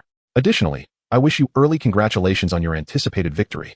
After a night of rest, embracing the tranquility of the morning, William endeavored to use a crystal ball for divination. However, his rudimentary skills only revealed a vision of crimson light within the orb. This boded ill. Following breakfast, as soon as they opened the door, William was greeted by the sight of Eliza Upper standing at the threshold. "Eliza, what brings you here?" William inquired, gesturing towards her while introducing to Gary Anderson and Professor Minerva McGonagall, "This is Eliza Upper, a friend I met during the competition." He then turned to Eliza and said, "This is Professor Minerva McGonagall, and this is Mr. Gary Anderson." Eliza greeted the two, stating, "This year, 2 foreign competitors are poised to claim the top 3 spots, with one of them set to take the title of Chess King. As the second-place contender, I simply cannot afford to be ambushed midway, so I must accompany you." McGonagall nodded, casting a glance at the elderly wizard. William mused to himself, "Is not my ambition greater still? Besides, the two of them together would present a more valuable target." Reluctantly, Gary produced a magical carriage, enlarging it and cautioning, "Be careful when closing the door." Once they all entered and closed the door, the carriage set off on its own. Passers-by, upon seeing the carriage, wore displeased expressions. One even muttered a complaint about traitorous wizards. The journey proceeded smoothly, with no disruptions during the pre-match inspections, even the Aurors refraining from causing any trouble. McGonagall and Anderson pondered whether there might be a chess player in France more skilled than Bill Jones. Chapter 143, A Foreboding Sense. Shortly after William and Eliza entered, a middle-aged wizard, accompanied by representatives of the competition's organizers, approached William and whispered, "Mr. Smith, Mr. Wilde extends his early congratulations on your impending victory. Should you have the time, he invites you to visit Wilde Castle as the Chess King. Regarding the troubles caused by a few of Mr. Drackle's subordinates, Mr. Wilde expresses his apologies. He has resolved the matter and wishes to offer you this as a token of goodwill." After watching William accept the box, the middle-aged wizard relaxed, exchanged a few brief words, and hastily departed. It appeared that the emergence of the vampire queen had exerted considerable pressure on these haughty, pure-blooded nobles of France, prompting them to seek to appease this young wizard and extend goodwill towards Dumbledore. After all, Professor McGonagall was present. William maintained an impassive demeanor, observing the other chess players around him with keen interest. They were curiously gazing at him, or more precisely, at the box in his hands. It is worth noting that pure-blood wizarding families have legacies spanning centuries, and what they possess is indeed of considerable value. Without a moment's hesitation, he opened the box publicly. As his eyelids fluttered, he could not help but commend the grandeur of the individual before him, despite his own substantial wealth. Observing Eliza approach, several chess players hastily distanced themselves from the gift-bearing wizard. "Ah, the esteemed magical statue of Artemis," one of the 10 treasures of the ancient Greek archmage Alexandros. And here it is, accepted so effortlessly. Alexandros is renowned as a master sculptor of ancient Greece, yet within the annals of wizardry, he holds an even more illustrious title, the harbinger of rebellion against the deities. Indeed, he was a formidable sorcerer, a pioneer advocating for the defiance of divine rule in ancient Greece. The recorded history of deities in the Western wizarding world is quite brief. Primarily due to the collapse of ancient Greece, the conflict between the Athenians, who revered human freedom, and the Spartans, who adhered to the gods and worshipped the god of war. Following the defeat of Athens, the city was engulfed in flames, resulting in the loss of a significant amount of literature. Additionally, the subsequent reduction of historical records by wizards employing a spring and autumn narrative style contributed to this scarcity. However, after extensive research, William deduced that the deities were likely deranged, akin to the second Voldemort, immortal monstrosities known as liches, the so-called soul vessels, which sever the essence and seal it within an object, granting eternal life to one's spirit, are essentially life boxes. As long as the life box remains intact, the spirit endures. Yet, the cost is the stagnation of one's cultivation and the fragmentation of personality, resulting in a soul stripped of humanity, leading to profound changes in behavior. A glance at ancient Greek mythology reveals that before overthrowing his predecessor, Zeus was a wise and decisive new generation deity. Otherwise, he would not have garnered the support and affection of the Titans. Yet, upon ascending to the throne of the gods, he transformed into a tyrant, indulging in excesses even more brutal than his late father, exhibiting a dramatic shift in character. Heracles, with his countless wives, and his associations with Medusa and male companions are merely a fraction of his tale. His father, Zeus, the first in the celestial hierarchy, symbolizes the origin of intermarriage among pure-blood wizarding families, which is truly remarkable. What is the significance of being all-encompassing? Consider who Heracles' mother is, Alcmene, a great-granddaughter of Zeus. These so-called immortal monstrosities have all met their demise. Regarding their power, William surmised, based on his findings, that the king of gods is on par with a grand wizard. The 12 Olympians, at their peak, equate to high-level wizards, approximately at the pinnacle of the 4th rank or halfway to the 3rd. When the deity commanded Heracles to incinerate his own corporeal form, he perceived it as a treacherous trap aimed at partitioning the demigod's essence to create a soul vessel. Yet, all of this is now in the past. The deities of both East and West have been vanquished. The ones who brought about their end were not the mythical beasts foretold by prophecies of divine twilight, but rather human grand wizards and chi practitioners. This magical automaton is a legendary tier combat construct, differing from the statues of Hogwarts in that it possesses self-repairing and eternal characteristics. As long as its legendary magic circle remains intact, why not accept it? I have made no promises. After all, it is a gift freely given. William smiled as he gazed at the white jade sculpture within the box. I possess a certain potion. Would you care for it? Eliza gazed at the sculpture that glared back at her with malice. William marveled. She possesses her own soul and will. We must show her respect. With a scoff, Eliza retorted, what is she, but a mere stone statue? Does she truly believe herself to be Artemis? William offered an apologetic expression toward the statue and suggested, the competition is about to commence. Let us take a seat over there and wait. He carefully pulled the box's lid shut and tucked it into his pocket. Eliza's scowl paired well with her sentiment, as the statue evidently held a favorable impression of William, not displaying much anger at his action. The morning competition determined the top 3 contestants. In the vast lounge, only a few individuals remained, each pondering the tactical nuances of their opponents. William was engrossed in a book regarding the dark legends of the European wizarding world, which he had purchased from a vendor outside the arena in a single spree of a dozen volumes. Eliza cast a disapproving glance at William, remarking, you are truly full of yourself. To which William replied, I am merely confident. The top 100 chess players were permitted to enter the lounge freely today, although most were present in the viewing area. After speaking, he hurriedly departed once more. William observed, she seems rather amiable. Casting his gaze at the large screen, he inquired, do you harbor disdain for pureblood wizards? Eliza countered, do you not feel the same? With calmness, William responded, as long as they do not interfere with me, I bear no animosity. Eliza refuted, I assure you, they will eventually impede your path unless you capitulate to them. Yet, with your obstinacy, daring to trample the entire French wizarding community, how could you ever submit? William neither denied nor concurred, pondering that when the mysterious figure instigates that war, and Harry and his allies emerge victorious, the Ministry of Magic will undoubtedly be rebuilt. If individuals like him were to allow pure-blood wizards to reclaim power, it would render their efforts futile. Even if he were to agree, his classmates' parents would not, with bloodied wands in hand. Even the pure-blood wizards would have to consider the shift in power dynamics once the tables turned. Without the second generation as their sharpest weapon, the purebloods would find themselves incapacitated. When William took to the stage today, the host, who had been persistently undermining him, scarcely mentioned his name, effectively cooling the heated relations between both factions. This exemplifies the stark reality of Western elites, who engage in flattery and incitement when there are gains to be made, yet suppress you entirely when interests wane. Due to concerns over the situation, William refrained from creating further troubles for them. I shall seize the chess king and depart, he silently vowed to himself.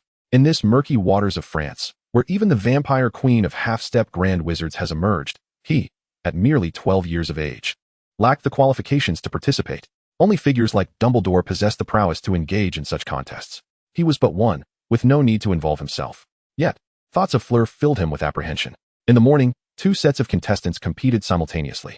After the judges tallied the scores, the top 4 were selected for the afternoon's events, while the remaining 6 could only congratulate their opponents amidst the cheers of the audience before exiting with a sense of regret. With the vampire queen leading her clan, the disjointed chaos of earlier times has transformed into a formidable force, leaving William unable to foresee the unfolding events. The ominous premonitions of death seem to be clouded by some unseen power. He can perceive only the lifeless bodies, stripped of the ability to sense the location, personnel, or direction as he once did. I too am engulfed in blood, and some of it belongs to you, Eliza remarked. William, taken aback, inquired, am I dead? To which Eliza replied, I cannot say for certain, but it is all blood, and it feels akin to death. He chuckled, Eliza, such talk may cost you friends. William, Auhai interjected, I harbor a sense of foreboding. Chapter 144, all are fine actors.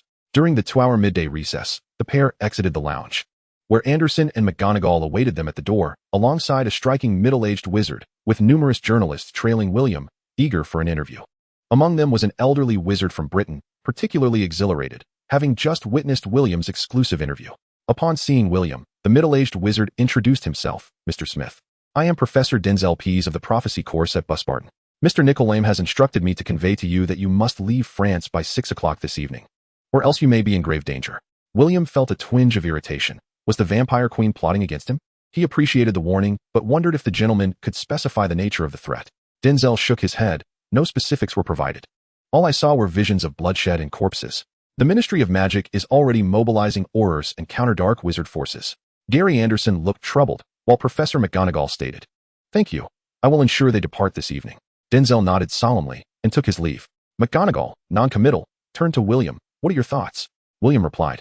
Denzel mentioned before 6. The afternoon competition should conclude around 4, giving us ample time to exit Paris. Indeed, the afternoon competition proceeded smoothly. Only a more powerful artificial intelligence could defeat an AI.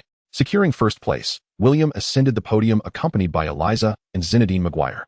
The host, Sophie Ubelak, spoke gently. This event shall be etched in history. William Smith, a 12-year-old prodigy and first-year student at Hogwarts, has triumphed among 50,000 brilliant wizards to claim victory in this grand tournament. Behold, his handsome visage, lovely golden hair, and confident smile. Let us applaud this young wizard who has set a record in the wizarding chess competition. A chorus of boos erupted from the crowd, with many French wizards hurling curses. Go back, Brits. William maintained his smile, pondering whether the yelps of these defeated souls warranted his concern. Meanwhile, wizards from the British magical community raised hastily crafted banners and flags, cheering loudly, Long live Britain! Long live Smith! Long live Hogwarts! The British journalists, initially resembling exiles, reveled in their fortune as they fervently captured images of William standing proudly on the podium. Following the rift between the British and French wizarding communities in the 1950s, the French have denied the British the honor of securing a championship cup. The most recent champion, Minerva McGonagall, after triumphing over esteemed opponents, found herself at the precipice of victory against the dark horse, Bill Jones, merely a step away from glory. 30 years is an interminable span, and some emotional British wizards present were even moved to tears. Now, I kindly ask everyone to remain silent for a moment, as we invite the esteemed Mr. Vincent Moore to bestow honors upon our 3 extraordinary wizard chess players. Mr. Moore stepped forth from the podium, waving to the audience.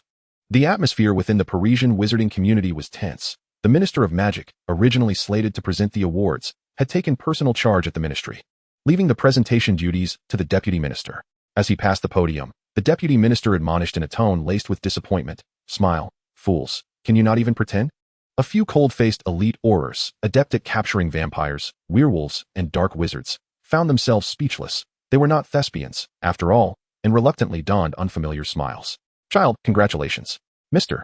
Moore received the embellished golden cup from the usher and presented it to William. Thank you, William replied, raising the cup high to the audience, which responded with a chorus of boos. The cup was undoubtedly substantial, likely solid gold rather than merely gilded, a testament to the lucrative nature of the Wizard Chess Championships. If melted down, it could yield several exquisite magical artifacts. Upon receiving the championship cup, William turned to face Bill Jones at the podium. A gesture well understood by all present, as former champions often did. The challenge was clear, to confront the reigning chess master and claim the title of the new king.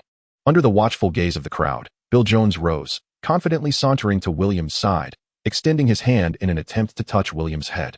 However, William grasped his hand firmly and proclaimed loudly, "Mr. Jones, since I began learning wizard chess, Professor McGonagall has informed me that you were once one of the most formidable players of this century in our realm." As the magical cameras captured the moment, the arena projected their every movement, and William's voice resonated through amplifiers, ensuring all could hear. Many French wizard chess enthusiasts seethed with indignation, exclaiming, "What do you mean once? Nonsense. He is the strongest now." Yet she also imparted that I am a wizard chess prodigy, and our duel will undoubtedly become one of the most captivating intellectual contests of this century. To prevent you from yielding prematurely, I have thus issued this challenge. Now, it is our turn to take the stage. Let us deliver a match of unparalleled caliber for the 100,000 spectators present, and for wizards across the globe. Bill Jones, eager to interject, felt an insatiable urge to withdraw his hand, each attempt to interrupt thwarted by the searing pain of William's grip, which felt less like that of a 12-year-old and more akin to that of a French brown bear. To outsiders, it was evident that the former king of chess was riled by William's words. His trembling frame and the peculiar fury etched upon his face heightened the anticipation for this monumental clash. The game of wizard chess transcends mere competition. It serves to awaken a belief that has coursed through the veins of wizards since time immemorial.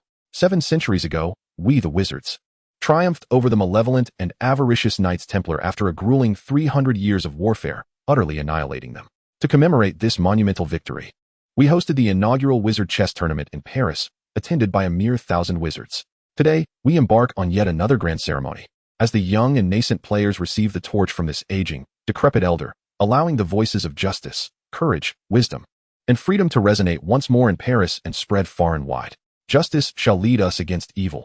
Courage will banish our fear of darkness. Wisdom will bestow upon us greater strength, and freedom is the birthright of every wizard. When we unite once more, no evil shall prevail against us. Chapter 145, Relentless Pursuit. William feigned a smile as he observed the old chess king transform his duel invitation into a so-called speech on the passing of the torch. It was evident that the old rogue, aware of his impending defeat, had shamelessly resorted to a retirement speech as a means of evading confrontation. He sought to retain his title of chess king while exploiting the forthcoming vampire war to ascend to a moral high ground, rallying the wizards to support the French Ministry of Magic against the vampire queen. When a player loses the courage to even step onto the board, he has already lost. However, William was unwilling to allow this cunning old wizard, now his adversary, to gain further renown in France, which could complicate matters for him in the future. An old saying cautions against leaving a snake alive, for it may return to harm you. Moreover, what he desired was to emerge victorious, standing atop the fallen body of the French chess king, claiming the honor of the new champion. I am delighted to hear such an inspiring address from Mr. Jones, and even more so that he, despite his advanced age, retains a sense of justice, wisdom, and courage that surpasses that of the majority of wizards. Now, let us witness another facet of Mr. Jones on the chessboard.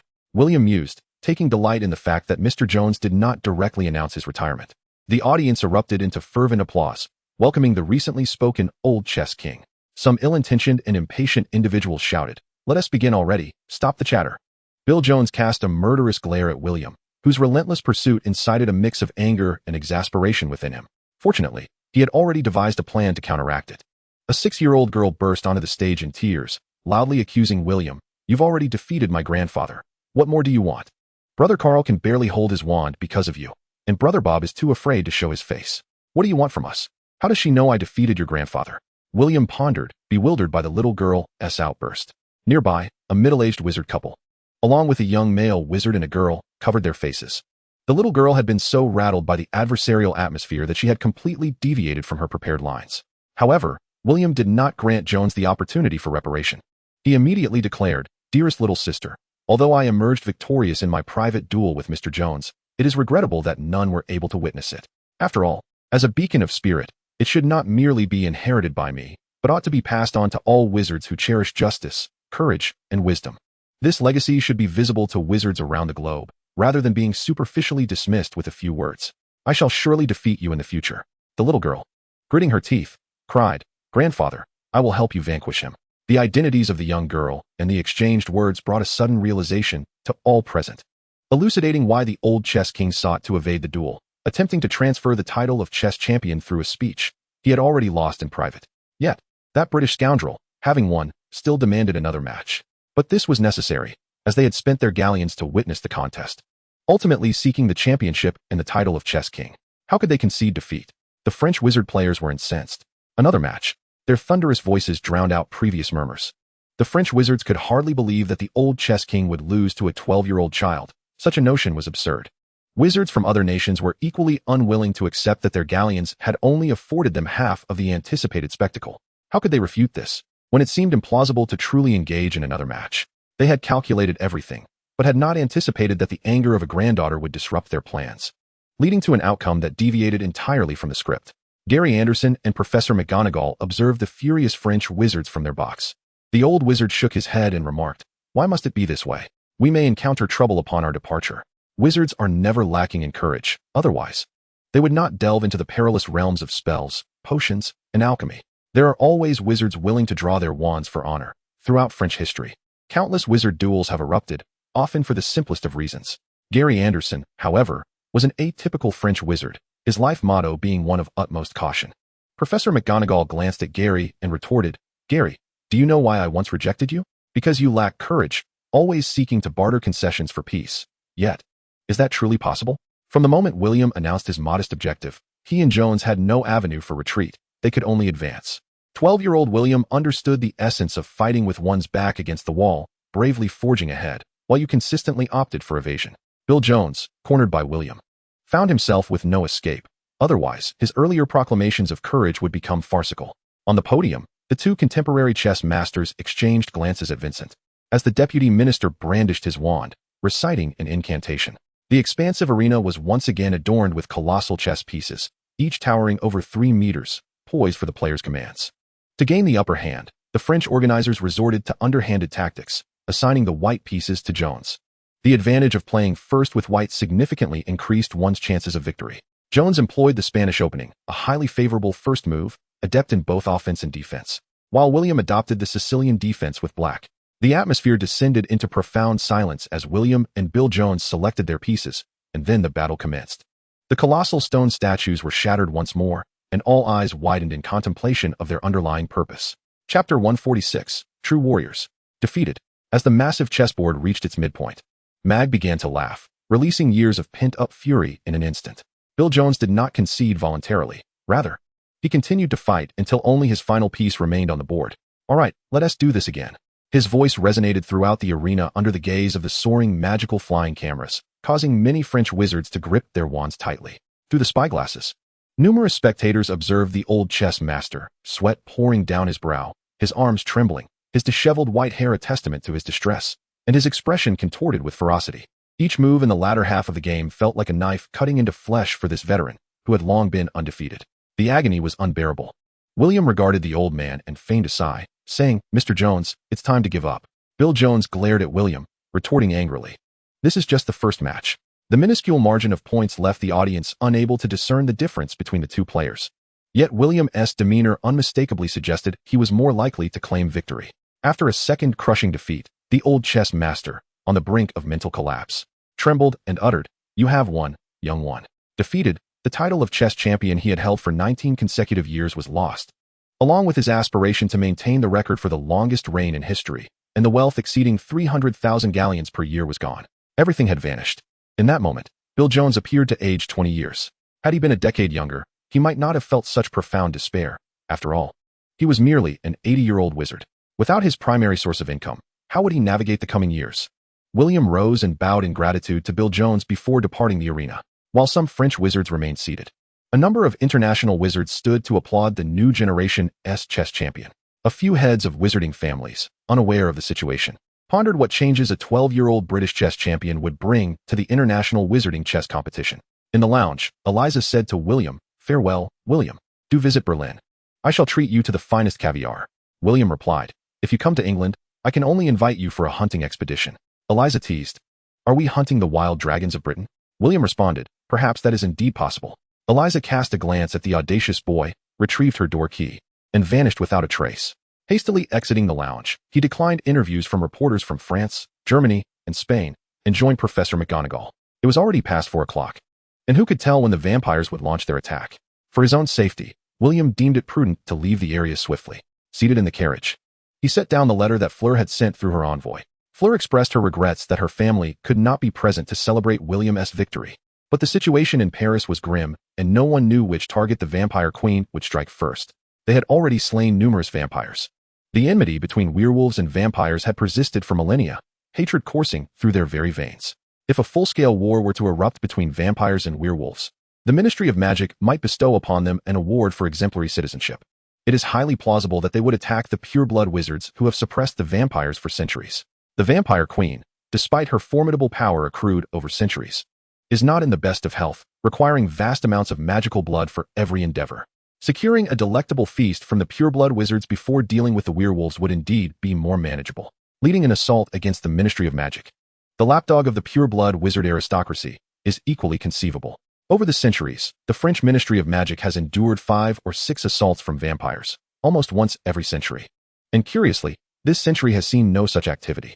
The rewards from attacking the ministry are considerable, offering an array of potions, alchemical weapons, and forbidden knowledge. While the blood of ministry wizards may not be as delectable as that of purebloods, their defenses are notably inferior compared to the fortified strongholds of pureblood wizards. Upon entering the French Ministry of Magic, William observed the Aurors in a state of palpable tension, each dreading the prospect of not seeing the sun rise the next day. The number of Aurors guarding the fireplace had increased from 2 to 6. Once again, he declined interviews from reporters hailing from England, America, Germany, and France. And after registering and undergoing inspections, Gary Moore proceeded first. When it was William's turn, he suddenly felt his entire body stiffen, halting in his tracks. Before him lay a scene drenched in crimson. Amidst the bloodied aftermath, a collapsed castle was littered with corpses. Apollon and Furong were positioned before Pallet, as the vampire queen bared her fangs, ready to sink them into Furong's neck, a harbinger of death. It was indeed an ominous announcement regarding the demise of Furong and her companions. How could this be? Had they not escaped Paris? A chill coursed through William. Having witnessed the vampire queen's might, he realized that if he were to confront her and wish to survive, his only recourse would be to utilize the escape incantation at the earliest opportunity. To go would likely lead to death, much like the fate that befell Eliza. As Nicole May had warned, being drained of life essence. Yet to remain would mean certain death for Apollon and Furong. Was there truly no choice? William paused for merely 3 seconds, a self-deprecating smile gracing his lips, pondering what else could be done. Had not fate already provided its answer? Even knowing it might lead to his end. Turning to the frowning Professor McGonagall behind him, William offered a rueful smile, saying, "My apologies, Professor, but I have found a reason I cannot abandon." McGonagall, whose spirits had been high, suddenly felt her mood darken as she replied, "What reason could possibly outweigh your own life?" Taking a deep breath, William declared, "Love. If I do not dare to protect it now, my existence thereafter would be devoid of meaning." Upon hearing this, Eliza Gallen, whose countenance had previously been grim, looked upon William with admiration. While the upper echelons of the Ministry of Magic dared not leave headquarters, this boy, recently adorned with great honor, chose to remain for reasons of his own. A seemingly ageless Chinese alchemist stood amidst the crowd awaiting departure, gazing at William with a sense of satisfaction, softly proclaiming, "In the vastness of the sea, only those with courage and steadfastness can swim against the current and reveal their true, heroic nature." Chapter 147. To remain true to one's heart and to others. What are they doing up ahead? Why have they not yet departed? The stagnation of William and Professor McGonagall left others trailing behind in discontent. Many well-informed individuals were already aware that Paris was perilous, potentially on the brink of an unprecedented vampire war. Remaining here was exceedingly dangerous. They possessed a splendid magical existence. With lifespans spanning centuries, they had no desire to meet their demise in this place. Eliza Galen halted her colleagues from advancing, quietly awaiting the decision of the master and apprentice. McGonagall gazed intently at William and remarked, "You must have surmised some of Dumbledore's intentions behind your tasks. Do not forget the prophecy of Nicodemus. You are destined to perish." William, resolute, responded, "It is precisely because I have an inkling that I must remain. Compared to a more harrowing future, I believe Paris is merely a prelude. If I cannot muster the courage to protect my beloved, then how shall I safeguard my homeland in the future?" Upon hearing Dumbledore's name, Eliza and the others widened their eyes, meticulously recording the dialogue, which evidently hinted at British secrets. The mention of Nicodemus' prophecy and Dumbledore's preparations prompted the journalists to fervently jot down notes, eager to uncover more significant news. The joint decision of these two powerful wizards surely pertained to a monumental event in the wizarding world. This young man was extraordinary, being esteemed by Europe's two most formidable wizards.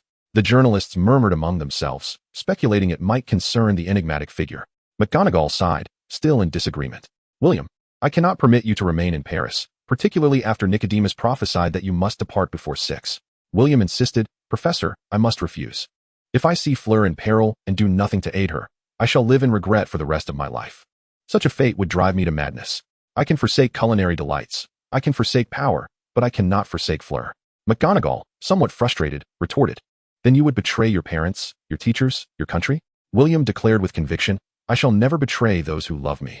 With a weary sigh, McGonagall, disregarding the presence of others, inquired, Can you truly foresee the future?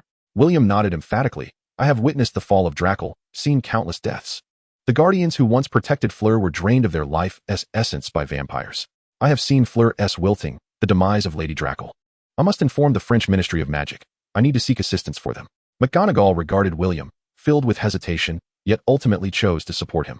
As the head of Gryffindor, she was acutely aware of William's capabilities. Just as he had articulated, should he abandon Fleur and flee, even McGonagall herself would hold him in disdain. After all, prophetic abilities are not infallible. A 50% accuracy rate is already remarkable.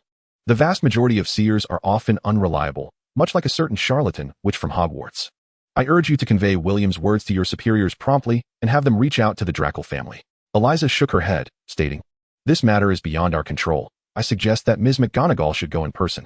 Just as McGonagall was about to agree, William, fully aware of the school's circumstances, recognized that the headmaster's training schedule had reached a critical juncture, making it difficult for him to leave.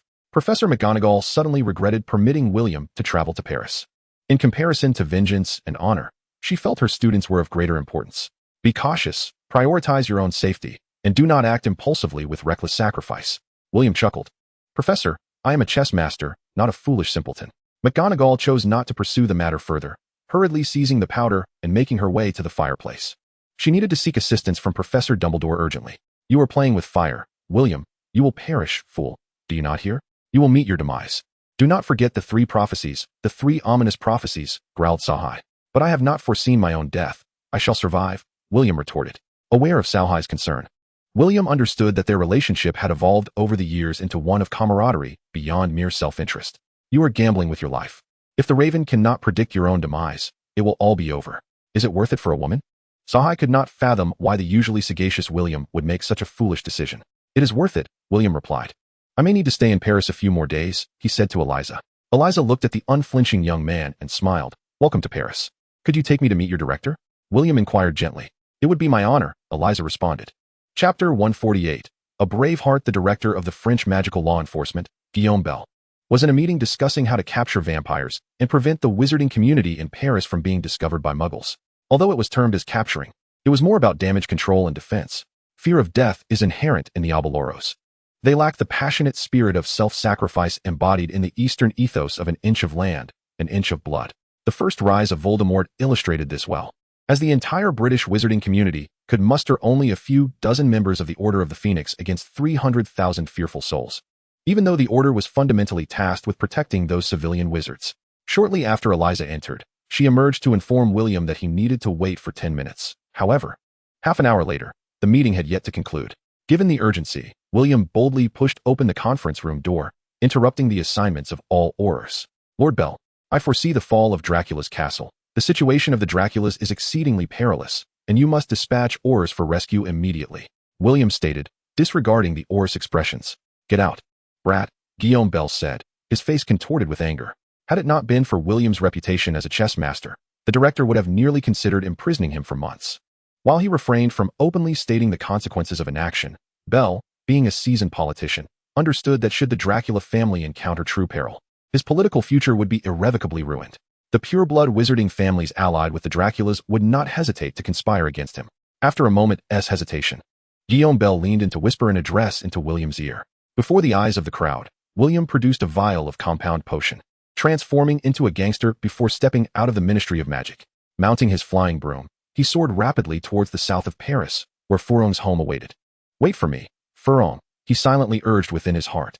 A tinge of trepidation coursed through him, for he had personally experienced the formidable power of the vampire queen. Yet, certain matters are inescapable for a man, such as fighting for the sake of his beloved. The butterfly effect had evidently transcended his own expectations. Although he could not recall the precise outcome, it was clear that his series of actions had altered many things. For instance, the werewolves had thrived in England for years, only to be lured by a mysterious figure into becoming loyal pawns. During the impending Second War, they nearly claimed the life of Bill Weasley. Paris is vast, and its southern expanse even more so. Due to the castle's secrecy, only a select few high-ranking officials within the Ministry of Magic were privy to the location of the Draco family castle. William had effectively alerted the upper echelons of the French Ministry of Magic. Whether they would dispatch Aurors for assistance was a matter he held little hope for. Yet at least he had ascertained the castle's whereabouts. Auhai, assess the flow of magical energy, William instructed as he neared the castle's vicinity. Ah, you're truly reckless. Fly southeast. Auhai sighed in response. The sunblade brings forth the peach blossom, and the peach blossom heralds calamity. You're quite accurate, William. Just don't perish. Auhai lamented inwardly. For an ordinary wizard, Auhai could exploit William's magical prowess to contend with them. Indeed, William's own strength had surpassed that of Auhai, though he lacked the comprehensive mastery of the arcane arts that Auhai possessed. The knowledge contained within the Hogwarts library paled in comparison to the extensive collections amassed by the Eastern royal families. Western magic, rooted in ancient Greece, had fallen behind significantly due to historical discontinuities when compared to the East. Half an hour later, as William approached the vicinity of the Draco castle, he encountered several flying vampires. With a bullet for each, he ruthlessly sent them to meet their demise. The raven joyfully absorbed the intense malevolence, its frail form visibly beginning to grow robust. Such a peculiar creature. Auhai marveled at the raven, which navigated the realm of death, feeding on resentment to prevent its host from descending into the dark arts. It was, by nature, the nemesis of undead beings, vampires, werewolves, dark wizards, and disciples of malevolent cults. William cast a disillusionment charm upon himself, coupled with a super armor charm, then activated the Dragonhide's invisibility magic, along with the ring's cloaking abilities, concealing his presence across 3 dimensions, light, temperature, and sound. Fearing that the raven might alert the vampires, particularly the direct descendants of Patroclus, William chose to disregard their presence for the moment, suppressing his magical aura as he stealthily entered the castle to rescue those in peril. Upon reaching the castle's entrance, amidst the gardens, Patroclus hovered in the air, turning to regard William with a chilling gaze. Discovered? William's heart sank. The opponent's capabilities exceeded his expectations. These concealed dark creatures were indeed formidable. As Auhai perceived the encroaching dark magic around him, he declared, William, retreat. This castle has ensnared the very fabric of space. Once you step inside, you shall be unable to employ the true method of walking to escape. Death will be your certain fate. A formidable mental pressure surged toward William, and within his spiritual vision, an endless illusion of a blood sea erupted like towering waves, crashing against him in relentless succession, inducing waves of trepidation, nausea, and vertigo. In the face of imminent peril, William instinctively activated the 3-flame true fire, his intellect shielding him as bolts of lightning and flames repelled the nightmarish illusions, restoring clarity to his mind. How formidable! Is this the prowess of an ancient creature that has endured for centuries? He mused, taking a deep breath and meeting the cold, unyielding gaze of his adversary, who exhibited no reaction whatsoever. What is this supposed strength? It is merely the reckless application of resentment amassed from the slaughter of millions. Devoid of any true technique, squandered potential. Should you encounter the Bone Sect, such overwhelming murderous resentment would be but a glance away from being transformed into a lethal blade, devastating your very essence. Auhai regarded Palato's raw power, marred by a lack of refinement and skill, with palpable disdain. William cautiously swayed on his feet, taking tentative steps forward, yet no lethal curse assailed him. It appeared that this vampire queen was indeed quite arrogant, reluctant to strike at a mere 12-year-old sorcerer. Thus, he ventured forth, step by step, until he passed over the 30-odd corpses of werewolves at the threshold. Are you not afraid of death? Palato inquired coldly. To fear death is far more terrifying than death itself. I have things to protect, William replied, unflinchingly. If you survive upon entering, you may be adopted as my son and attain immortality. Palato's expression flickered with a hint of admiration. By the sun, I implore you. Old Dung, Tina, I rely on you. William lamented internally. The castle had not yet collapsed, yet it was perilously close to ruin.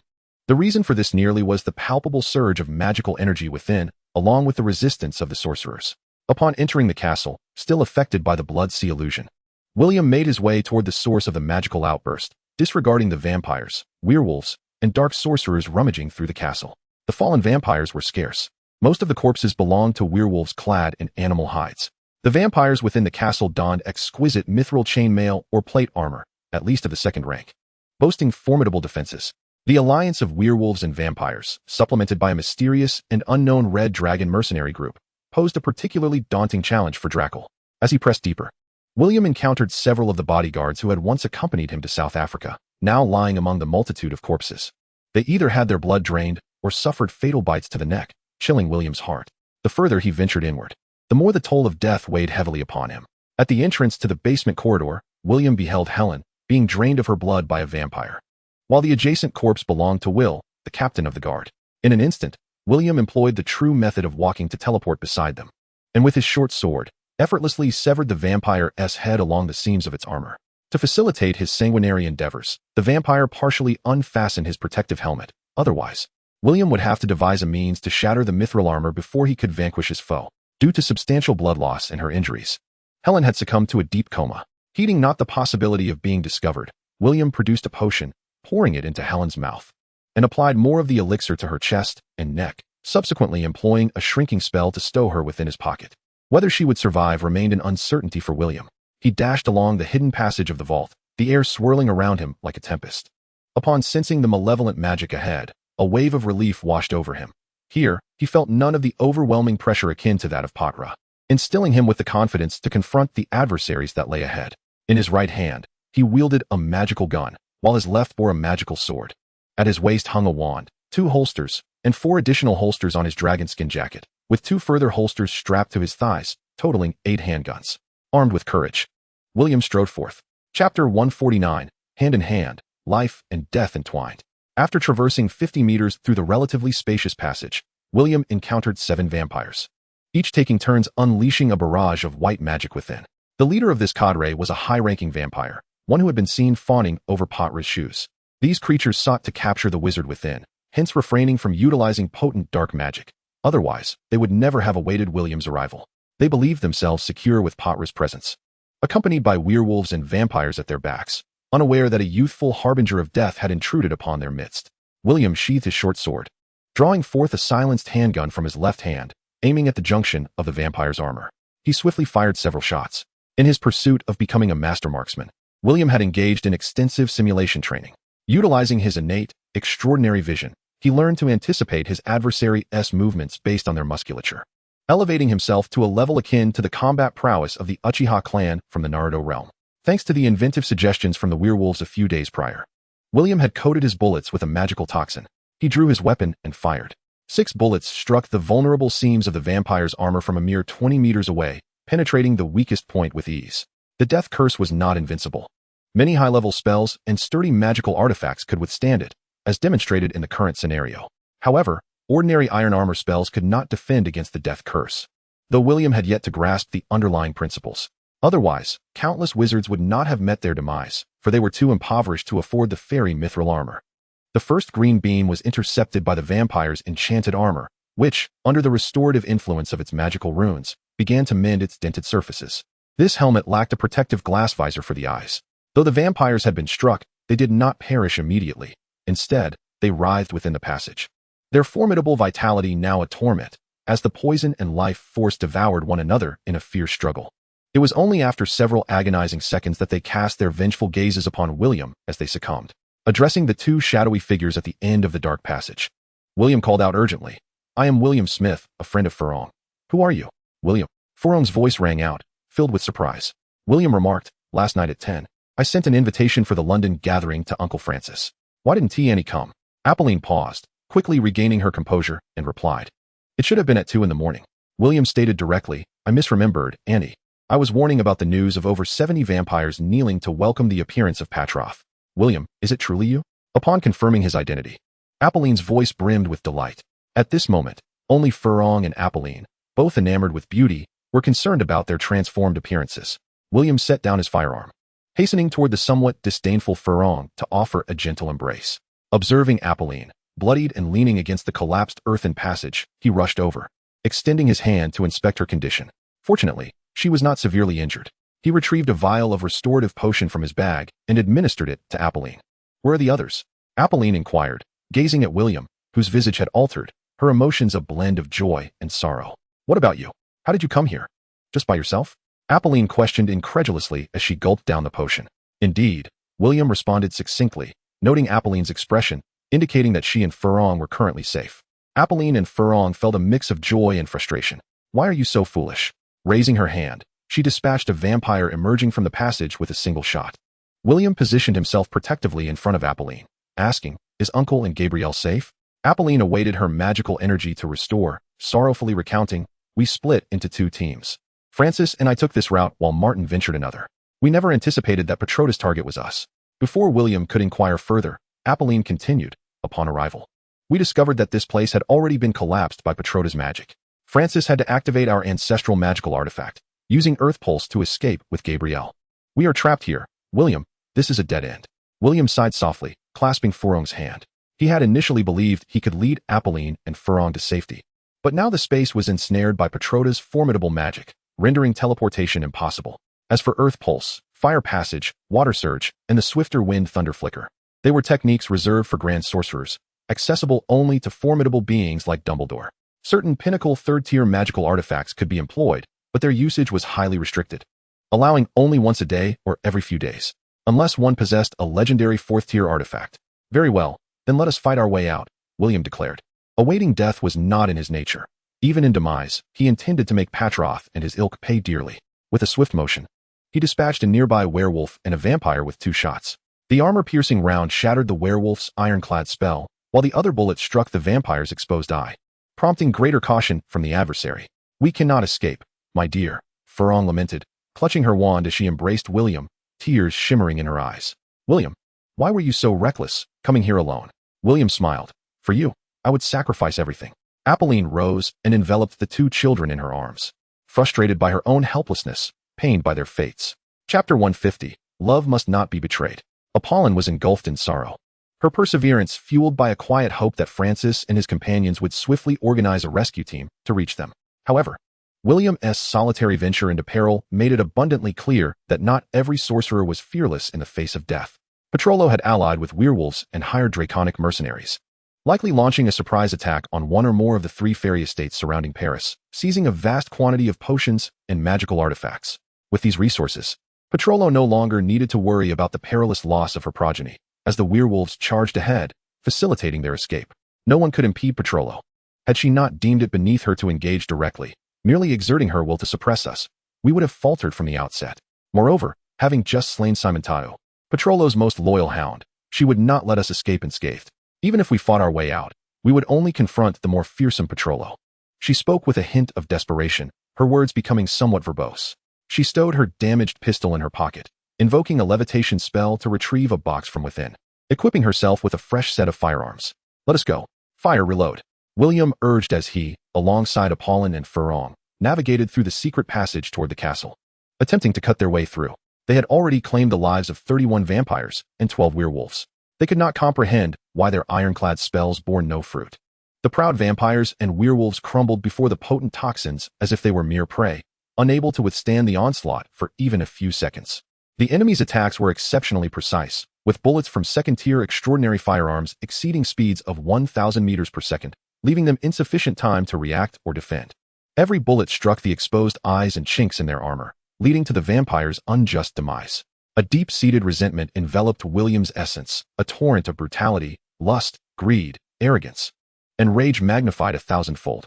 The nearing culmination of the 3 flavors of true fire illuminated his spirit, safeguarding it alongside the lightning-like energy. Should the 3 flavors advance to the 3 divine flames, standing alongside the heavenly light purifying fire and the hellish ghostly fiery flames, it would consume all in its path, transforming even resentful energy into fuel. Yet, the monsters born of spite swarmed around William's essence, conjuring illusions and deceptive sounds, attempting to mislead him into perceiving Apolline and Furong as adversaries. Observing the relentless tide of vampires and werewolves, Aohai incessantly wielded his cleansing spells to dispel the malevolent entities, shouting, "Collapse the passage, William. Do not kill any further. If you continue, even the 3 flavors will not hold, and you shall be consumed by madness." William, poised with his wand to cast a spell, regained clarity and hurled a small explosive charge he had prepared with great force. He then seized Apolline, turning to flee deeper into the passage. A colossal roar drowned out all sounds as he forcefully propelled Apolline and Furong away, only to be buried beneath the collapsing earth himself. Petrolo stood aloft the castle, her cold gaze surveying the scene, her hair whipping in the wind as if she could see through the very earth. With a disdainful snort, she lamented. A pack of worthless fools, 39 of them, and not a single child could they slay, only to be slain in return. Worthless, all of them. The roar of the vampire queen resonated like a magical tempest, stirring waves of arcane energy in the air. A 10-meter-tall, malevolent deity manifested visibly behind her, howling up towards the heavens. Several vampires and werewolves knelt in the square, paralyzed with fear, terrified of meeting the same fate as the werewolf leader. Recently torn to shreds by Potra. William Smith, do you pledge your loyalty to me? Potra addressed the castle. William shook off the dirt clinging to him, quickly rising to his feet, supporting Apollon and Fleur as they moved to the side. Suddenly, Potra's voice echoed in his ears, asking, "What's in it for you?" "What a pity," Potra coldly remarked. "I had intended to bestow upon you eternal life." William sought to buy time, hoping for Dumbledore's assistance. But his adversary offered no opportunity for idle chatter. "Isn't it said that opponents enjoy conversing?" he mused, feeling frustrated that this villain was deviating from the script. Raising his hands in surrender, he implored, "Your Majesty, I am willing to capitulate, provided you grant me these two women." Apollon and Fleur gasped in horror, exclaiming, "Potra?" Fleur clutched William's right hand tightly, protesting, "I haven't even married you yet. How can I perish here?" But would Potra grant him time? Suddenly, William's magical shield activated on its own, only to dissolve and shatter in an instant as if an invisible force were eroding it. He attempted to resist, only to find his efforts futile. In a hazy vision, he perceived a monstrous creature with a human torso, serpentine tail, and chicken feet. Uttering a vile curse, "By blood as a guide, by resentment as a spirit, may the dark thoughts enter your body, may evil spirits entwine you, may your soul shatter, and may you fall eternally into hell." After millennia of evolution, most spells in Europe had become succinct, yet the most potent incantations required considerable time to cast. The mythic ability to summon colossal meteors capable of obliterating the heavens was not mere fiction. Many city-states of ancient Greece lay in ruins at the hands of legendary titans. The first generation of Gallet could incinerate Paris with a single flame, and Dumbledore could command a small hill to crush his foes. However, in a duel between two masters, such displays would be sheer folly. The pressure exerted is directly proportional to the force applied and inversely proportional to the area of application. The same force, concentrated on one individual, is far more potent than when dispersed among 10. The more concentrated the power, the greater the lethality. Dumbledore could traverse a vast expanse of raging flames, but he could never disregard the overwhelming magical fire, serpent-born of concentrated arcane energy. The potency of the vampire queen's malevolent curse was beyond William's imagination. With mere utterances, leveraging her immense reservoir of resentment-fueled magic for remote attacks, she rendered him powerless. His learned counterspells and dispelling techniques were ineffectual against such a semi-legendary malediction. In his spiritual vision, the black-red blood of the slain vampires was summoned by their master, transforming into malevolent bats that inflicted countless wounds upon themselves. William employed the three-flame, true fire, using lightning to consume the invading curse. Yet, despite the full cooperation of nanobots, he could not halt the encroachment of the malediction. The disparity in both quantity and quality was overwhelmingly in favor of the adversary. However, this afforded him a brief reprieve from the clutches of death, sparing him the agony of an immediate demise. The dark resentment morphed into a swarm of bats, seeking to invade his consciousness, yet fortunately, they were shattered by the silver lightning of his intellect. William felt a profound dizziness, as fragments of the monsters were devoured by the gleeful ravens, while others lingered in his consciousness like remnants of old bandages, polluting his mental realm. An icy malevolence swiftly encroached upon his subconscious. His subconscious was akin to a relentless alarm, incessantly reminding William that if he did not eradicate those fragments, he would succumb to a split personality. The intense agony from both body and soul rendered him incapable of standing, causing him to collapse onto a mound of earth. Apollon reacted swiftly, embracing William, but no matter how fervently she and Fleur called out, William remained unresponsive. Damn it, the fool. Alhai paced anxiously, yet felt utterly powerless, as the adversary's strength had surpassed even his peak. Only his 11 siblings remained, forming the 12 Yuan Chun Grand Array, capable of contending with this half-demonic monstrosity. For the first time, he regretted not imparting to William the more profound protective techniques, especially considering that William possessed a spiritual treasure to assist in cultivation. The ever-calculating William, fully aware of the perils of death, willingly plunged into this life-and-death crisis for Fleur, a decision he had not anticipated. Listening to Apollon's cries, feeling his body and soul ravaged by the encroaching darkness, he began to regret his reckless actions. He recalled a poignant quote from Becoming Jane Austen, "Do not lose yourself in anything, be it dogma, the gaze of others, or love. Yet, such proclamations remain mere words. When faced with reality, who can truly uphold them? Was this a loss of self, or a return to his true nature? William could not discern, but he felt no regret. I have traversed the myriad of mortal experiences without trepidation, yet the moment you stepped into the cage and descended into peril, my composure shattered. Chapter 151, William's Last Testament. William fell into a deep unconsciousness, his skin oozing blood under the fluorescent light, plunging Furong and Apollon into an abyss of despair and panic. How could this be? William, I implore you, do not frighten me. Furong pressed down on William's chest, yet could not stem the flow of blood. Her lovely face was drenched in tears. No, please don't. Her voice was filled with profound sorrow, but beneath her palm, William's body grew increasingly cold. In his youth, during rainy days, he would sit on the stone bench beneath the eaves, watching raindrops cascade from the dark tiles onto the stones below, flowing into the channels beneath and eventually into the reservoir. Water was a precious gift in his homeland, and every spring and summer, the clans would inevitably clash over it, necessitating the village elders to step in and establish order. The reservoir, once overflowing to the top of the dike, would quickly recede, revealing glimpses of fish swimming below. Throughout the 4 seasons, the most consumed food is sweet potato, prepared in various ways: boiled, steamed, roasted, sliced, or shredded. Much like how the English have creatively exploited the humble potato, the consumption of fish marks the grandest celebration at the year's end. As the year draws to a close, every household receives its share of fish according to the number of inhabitants. During this time, he most relished sneaking up to the rooftop to savor the sun-dried salted fish. The briny, slightly fishy flavor brought him joy that surpassed the seafood and crabs he would later indulge in as an adult. That impoverished yet blissful existence far outweighed the opulent but solitary life that followed. "Mother, I am hungry," William murmured involuntarily. With all his strength, he grasped Apollon's left hand, where she was wounded, and managed a weak smile. "Do not be foolish. I have food, water, and medicine in my pocket. Drinking blood does not equate to replenishing blood." Furong, disregarding Apollon's injury, immediately opened her dragon skin coat, retrieving the pocket house, intending to use a spell to summon the food, water, and medicine. To her astonishment, she discovered Helen inside, munching on jerky. Apollon gazed at Helen in the pocket, filled with surprise. "Helen, you are alive." "Yes, indeed," Helen replied, swallowing a piece of beef jerky and gulping down the restorative potion William had painstakingly concocted. "Wait a moment, I will set you free," Apollon assured her. Before Apollon could finish, William lost consciousness once more. When he awoke again, he found Furong trying to feed him the potion. William felt the feedback from his cognitive interface and could not help but smile wryly. The curse was not dreadful. He could endure a bit longer. But the greater peril was Petrova.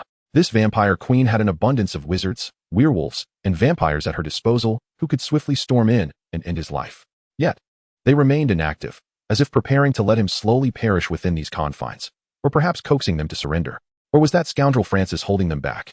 Contemplating Petrova's formidable strength, William resolutely abandoned any thoughts of rescue. He wished to extend a middle finger to the arrogance of the vampire queen. It would be a travesty if such a villain were not vanquished by the protagonists after living for centuries. Once he survived this calamity, he vowed to capture her alive and indulge in his favorite witchcraft games from a past life.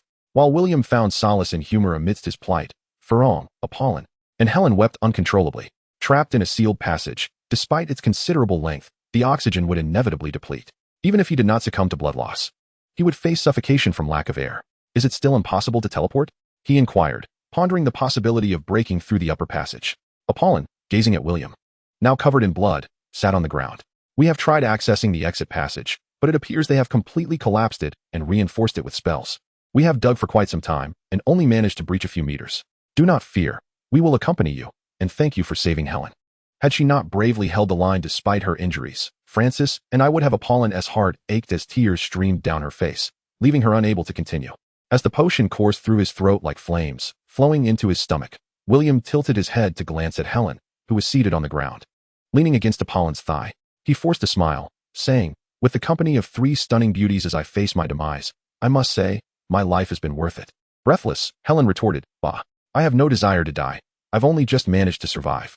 And you, little rascal, you have yet to experience the wonders of a woman's beauty, so do not think of leaving us. With someone as lovely as Furong, if you perish, you shall only be making it easier for another." In the face of imminent burial, William could not help but roll his eyes at the witch's ever-biting tongue. He surrendered to the moment and teased, "No worries. Once I become a ghost, Furong will still have to marry me. Perhaps you might consider it too." "Bah," Helen snapped back, "dream on. Just because you saved me doesn't mean I'll marry you. If I were to wed anyone, it would be Apollon. Their playful banter lightened the hearts of the others, easing their pain just a little. Faced with the risk of being buried alive, two witches exchanged tender glances, prompting William to turn his gaze toward Fleur. Well, it seems I am destined to remain a bachelor for life. He feigned nonchalance, a smile masking the chill that enveloped him. In just one night, having recently claimed the championship, he now faced a mere half-hour of life left. Fate truly had a cruel sense of humor. He had once again shattered a record, becoming the chess master to attain the title in the shortest time in history. Bill Jones would surely be overjoyed. Without William, he would reclaim the title of chess champion. At this moment, William felt a strange sense of fearlessness. In his past life, he had failed to marry the woman of his dreams and had remained single. Yet now, even as he approached death, he had at least found a remarkable potential partner. William, as long as you survive, you can do anything you desire. Finally, he understood why he felt the rain. Fleur's tears were salty. Do you have any regrets, William? Helen inquired, her body still weakened and not yet restored. I have enough provisions in my pocket to last for half a month, but do not start a fire. The oxygen here is exceedingly scarce, and one tea lasts long. Do not despair. We must wait for Dumbledore to arrive. If the vampires breach our defenses, do not give them the pleasure of tormenting you. Take your own life immediately. Apollon's wand trembled slightly, its luminescence flickering. And Apollon, please help me deliver this letter to my family. With a thought, the stationery and quill emerged from his pocket house, eager to assist. Dear family and friends, greetings. To cut to the chase, this time I am done for. If there is a next life, I hope to frolic with you again. But I ask that you look after my family in the meantime. My inheritance shall be divided into 3 parts. All currency, including gallons, Seco, and Turner, shall go to my mother, Catherine. All magical notes, books, and formulas shall be entrusted to Miss Fleur Delacour. All magical artifacts and potions shall be given to Nagini, with instructions to seek out Tina at the sunken ship bar, stating it is my dying wish. Tell Alan not to act impulsively, to think twice, and not to let down those who love him. Tell Catherine to venture out more, to make friends, and not to be too proud. Tell Hermione to keep a close watch on Harry and that foolish Ron. Inform Gabrielle to take the medals from my pocket, so she may one day become a great witch. Convey to Jean Chio that Cedric is a fine young man, quite suitable for her. Advise Cedric to refrain from participating in that ridiculous Triwizard tournament, and let Harry deal with it. And dear Daniel, my grandfather, I am sorry. As William spoke, the enchanted quill swiftly transcribed his words. He struggled to keep his heavy eyelids open, attempting to articulate his thoughts. But the relentless loss of blood rendered him too weak to continue. William, Fleur, Apollon, and Helen cried out, but he could no longer respond. The nanobots fought to control the flow of blood, yet could not prevent it from seeping through the skin under the influence of a powerful curse. The AI incessantly issued warnings of impending death, as a peculiar aura of death began to waft from his body, an essence from the raven's spirit. Damn it, Alhai lamented. Where is that promised great Western power, Ghost Eye 7? You deceiver, cursed scoundrel. William conveyed his final thoughts. Alhai, I believe you should possess Fleur now, rather than question why Ghost Eye 7 miscalculated. Alhai chuckled bitterly. I have long since lived enough. I should have perished alongside my brothers back then. I am but a coward. Rather than wait for centuries, I would prefer to accompany you to the underworld. William inquired, if so, would a friendless version of me still be worth your following? Alhai replied, I have abandoned my brothers. What merit is there in my worthiness? He sorrowfully added, surely I cannot allow my only friend in a century to face death alone. I apologize for disappointing you, William sighed. No, I take pride in having a friend like you. Alhai smiled. William asked, Alhai, is there a way for me to pass the AI to Fleur? Very well. William's spirit smiled faintly, drifting into unconsciousness. Chapter 152, The Rescue in Progress. As the vitality ebbed from his body, William's spirit gradually lost its pure essence, with his limbs slowly transforming into that of a raven. Yet, the silver lightning of the AI coiled around his spirit, suppressing this transformation. Countless nanobots, akin to stars in the galaxy, embedded themselves within William's spirit, striving to resist the raven's magical encroachment. No wonder the ancients proclaimed that a life-bound spirit should never be divided. Alhai gazed helplessly at William's spirit, which lay on the AI, in a bizarre state. The two life-bound spirits began to vie for dominance over the soul, either to prevent the AI from allowing William to transform into a harbinger of death, or risk William truly perishing. The allure of reincarnation sounds beautiful, yet whether one can unravel the mysteries of the womb remains uncertain. This was a situation he had never witnessed before, and he possessed no means to address it. William, wake up. First tell me, do you wish to reincarnate, or become a messenger of death? Aohai took a deep breath and abruptly plunged into the intellect, seizing William's essence, enduring the electric chains above as he attempted to awaken him. Just as despair enveloped the three and the dragon, a tremendous surge of magical power emanated from the side wall of the secret passage, manifesting as a colossal vortex upon the earthen wall. "Quick, come in." Eliza's voice rang out, urgent and rapid. Applin and Furong each grasped one side of William, supporting Helen, as they rushed into the swirling vortex. The four of them were swept away by the tide of magic, spinning at an accelerated pace.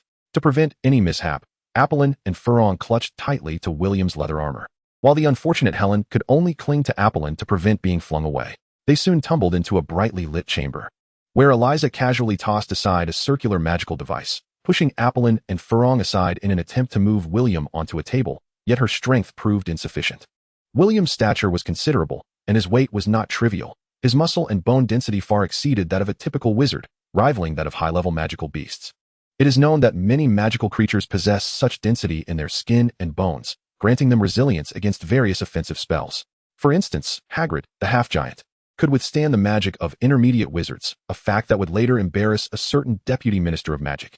Applin and Furong fought against the overwhelming dizziness, rising together to assist. One among them lifted her gaze while the other two supported William's waist, managing to place him onto the table. Eliza hurried to the side, retrieving a half-human-sized transparent jar containing a silvery potion from a towering cabinet that stood 3 meters high. She urgently instructed Applin and Furong, "Quick, strip William of his clothing." "Strip him?" Applin and Furong hesitated. "Hurry, there is no time," Eliza urged, straining to place the jar on the table. Reluctantly, Applin and Furong fumbled to remove William's garments, their hands trembling as they encountered the blood-soaked fabric. As they peeled away the clothing, they realized the extent of William's suffering. The cursed magic had forced blood from his skin, leaving his body punctured with countless wounds resembling those from steel needles. Reminded of how William had bravely masked his pain, comforting the three of them, their hearts ached, and tears streamed down their cheeks. Despite having witnessed carnage and personally slain numerous werewolves, the two witches felt a wave of weakness wash over them as they gazed at the bloody dragon hide and undergarments, uncertain of how much blood William had lost. Eliza, undeterred by their distress, produced a piece of silk and swiftly cleaned William's front, then turned him over to cleanse his back. The silk appeared to possess some enchantment, leaving not a trace of blood upon William's pale skin. Yet, it was precisely this that allowed them to see the multitude of crimson specks upon his body, along with the blood that continued to ooze slowly. Together, they lifted William into the wooden cabinet. Eliza once again supported his head, while Applin and Furong secured his waist, lowering him from the table into the cabinet below. The three of them then poured the potion into the wooden cabinet, watching as the silver liquid rapidly faded to transparency. Applin cast a glance at the table, discovering it devoid of any trace of blood, indicating it was a remarkably pristine surface. Eliza rummaged through a 3-meter-high cabinet and retrieved an oval-shaped thunderstone crystal, roughly the size of an infant, placing it upon William's chest. The thunderstone crystal is an esteemed healing elixir, for it would not be documented as an item for self-healing through the practice of thunder magic. The three of them, drenched in sweat, remained silent, merely gasping to regain their strength. Eliza was fatigued due to the overexertion of her magical energy while wielding that powerful artifact, leaving her somewhat incapacitated. Applin and Furong had previously attempted to breach a secret passage, consuming a considerable amount of magical energy, compounded by overwhelming dizziness, resulting in severe physical disarray, while Helen's injuries had yet to mend. After a moment, Eliza extended her hand, placing it over William's nose, which was submerged in the medicinal liquid, expressing concern. "His breath is exceedingly faint." Upon hearing this, Applin exclaimed anxiously, "Is there a better potion?" Eliza, with impatience, replied, "This is the water of life. Do you have anything better?" Chapter 153, Applin's Fury. Applin was taken aback, instinctively directing her gaze towards Eliza. The water of life, a legendary potion that even the Drackle family could no longer procure. Helen, somewhat bewildered, suggested, "We could buy a better one." "Foolishness," Eliza retorted with evident annoyance. Hastily ascending the stairs, Applin grasped Helen, explaining, "The water of life is a mythical elixir crafted from the branches and leaves of the world tree. It is said to have the power to resurrect the deceased, making it the finest healing material, and it is now impossible to gather the necessary ingredients." Furong knelt before the wooden cabinet, her expression increasingly tormented, weeping, "William, we have only just escaped. Please don't scare me. Wake up quickly." Eliza, her face cold, entered from outside, holding a double-sided mirror reflecting Tina within. Eliza remarked, "This is how he currently is, with barely any breath. I cannot ascertain if he will awaken." Tina, calm in demeanor, spoke in a voice as icy as winter. "He will awaken. Keep a diligent watch over him." With that, the mirror's image reverted to a standard reflective surface. Applin glanced at Eliza, inquiring, "Who is that person?" Eliza coldly replied, "Do not inquire about her. You need only understand that before Patroclus, she would only know to flee. You had best pray for William's safety. Otherwise, should she lose her sanity? I cannot predict her actions. The current Nicole may not withstand her fury. Apollon regarded Eliza with a worried expression, stating, I only wish to save William. I do not desire to know anything else. Eliza, clutching the double-sided mirror, leaned over the table, looking down upon the half-reclining Apollon with a gaze full of disdain. The grotesque scar upon her face seemed to mock Apollon, akin to a swan confined within a castle. Helen, already harboring a strong aversion towards Eliza, sat upon the ground, turning her head in anger and trembling as she grasped her wand, declaring, Pick up your wand, woman. Eliza, surprisingly earnest, regarded Helen with a sigh, stating, My apologies. I have lost my composure. The sudden apology brought a moment of calm to the three, enveloping the room in silence once more. Eliza smiled wryly and remarked, If the water of life combined with the resurrection cabinet proves ineffective, then other potions are hardly worth considering. The resurrection cabinet? Helen inquired, her expression one of confusion. Eliza elaborated, It is a cabinet crafted from the world tree, which grants a rare opportunity every 100 years for one to regain their youth or for the recently deceased to return to life. Has anyone been resurrected? Helen asked, skepticism lacing her voice. Despite her identity as a witch, she had trained predominantly as a chef and lacked substantial knowledge of magic. Yes, I have, Eliza replied. Helen's gaze fell upon the scar on Eliza's face, and she felt a twinge of rudeness, turning her head towards William instead. Apollon furrowed her brow and said, Since you have used it, does that not mean the cabinet's magic has yet to fully recover? It has been approximately 70 years. Even if it is not completely restored, it should, in theory, be sufficient to heal William when combined with the water of life. Eliza once again checked William's breath, noting a slight improvement. Yet his abdomen showed no signs of respiration. Feeling revitalized, Apollon stood and declared, I shall find someone. Helen, Ferron, please keep an eye on William. Allow me to escort you outside. Eliza, her spirits dampened, walked ahead. This was a secret safe house, and the passphrase was the deceased under the moonlight. After exiting the room, Apollon found herself by the window of a modest dwelling in Paris, memorizing the location before vanishing from sight. Upon arriving at the French Ministry of Magic, the wizards present gazed at her in astonishment, with several exclaiming in surprise, It is Madame Drackle, she is still alive. Wasn't she in the tunnels? The Drackle family is still excavating them. Eliza Galen emerged from the side of the hall, rushing forward to inquire, Where's William? William Smith? He came to find you, and now he is missing. Apollon disregarded her entirely, striding towards the hall and making her way to the Minister of Magic's office. Several astute wizards summoned owls to relay messages to various wizarding families. Journalists waiting there followed closely behind, cameras in hand, capturing every moment. When Francis, Martin, and the tearful Gabrielle arrived, the French Minister of Magic, Fernando Harrison, was repeatedly asserting, Madam, I cannot simply take your word and allocate precious potions for William Smith. The ministry has also suffered significant casualties and requires ample quantities of these costly potions. Francis pushed past the ministry staff at the door and exclaimed with relief, Apollon, it is wonderful to see you unharmed.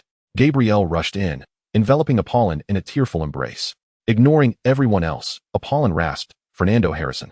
William alone has vanquished over 30 vampires and more than 20 werewolves. Is such a contribution not enough for you to part with some potions? There is insufficient time. Fernando replied. Apollon glared fiercely at Fernando, placing a letter of bequest upon his desk, her anger palpable. You cowards are even less than children. I demand potions. I require crystallized thunderstone. Were it not for your esteemed position, I would swear to cast a curse upon you. Francis lifted Gabrielle and intertwined his hand with Apollon's left arm, saying, Apollon, the family has begun procuring potions. We can allocate some for William's use. Apollon forcefully shook off Francis's hand, coldly retorting, You have no comprehension of the situation. You understand nothing.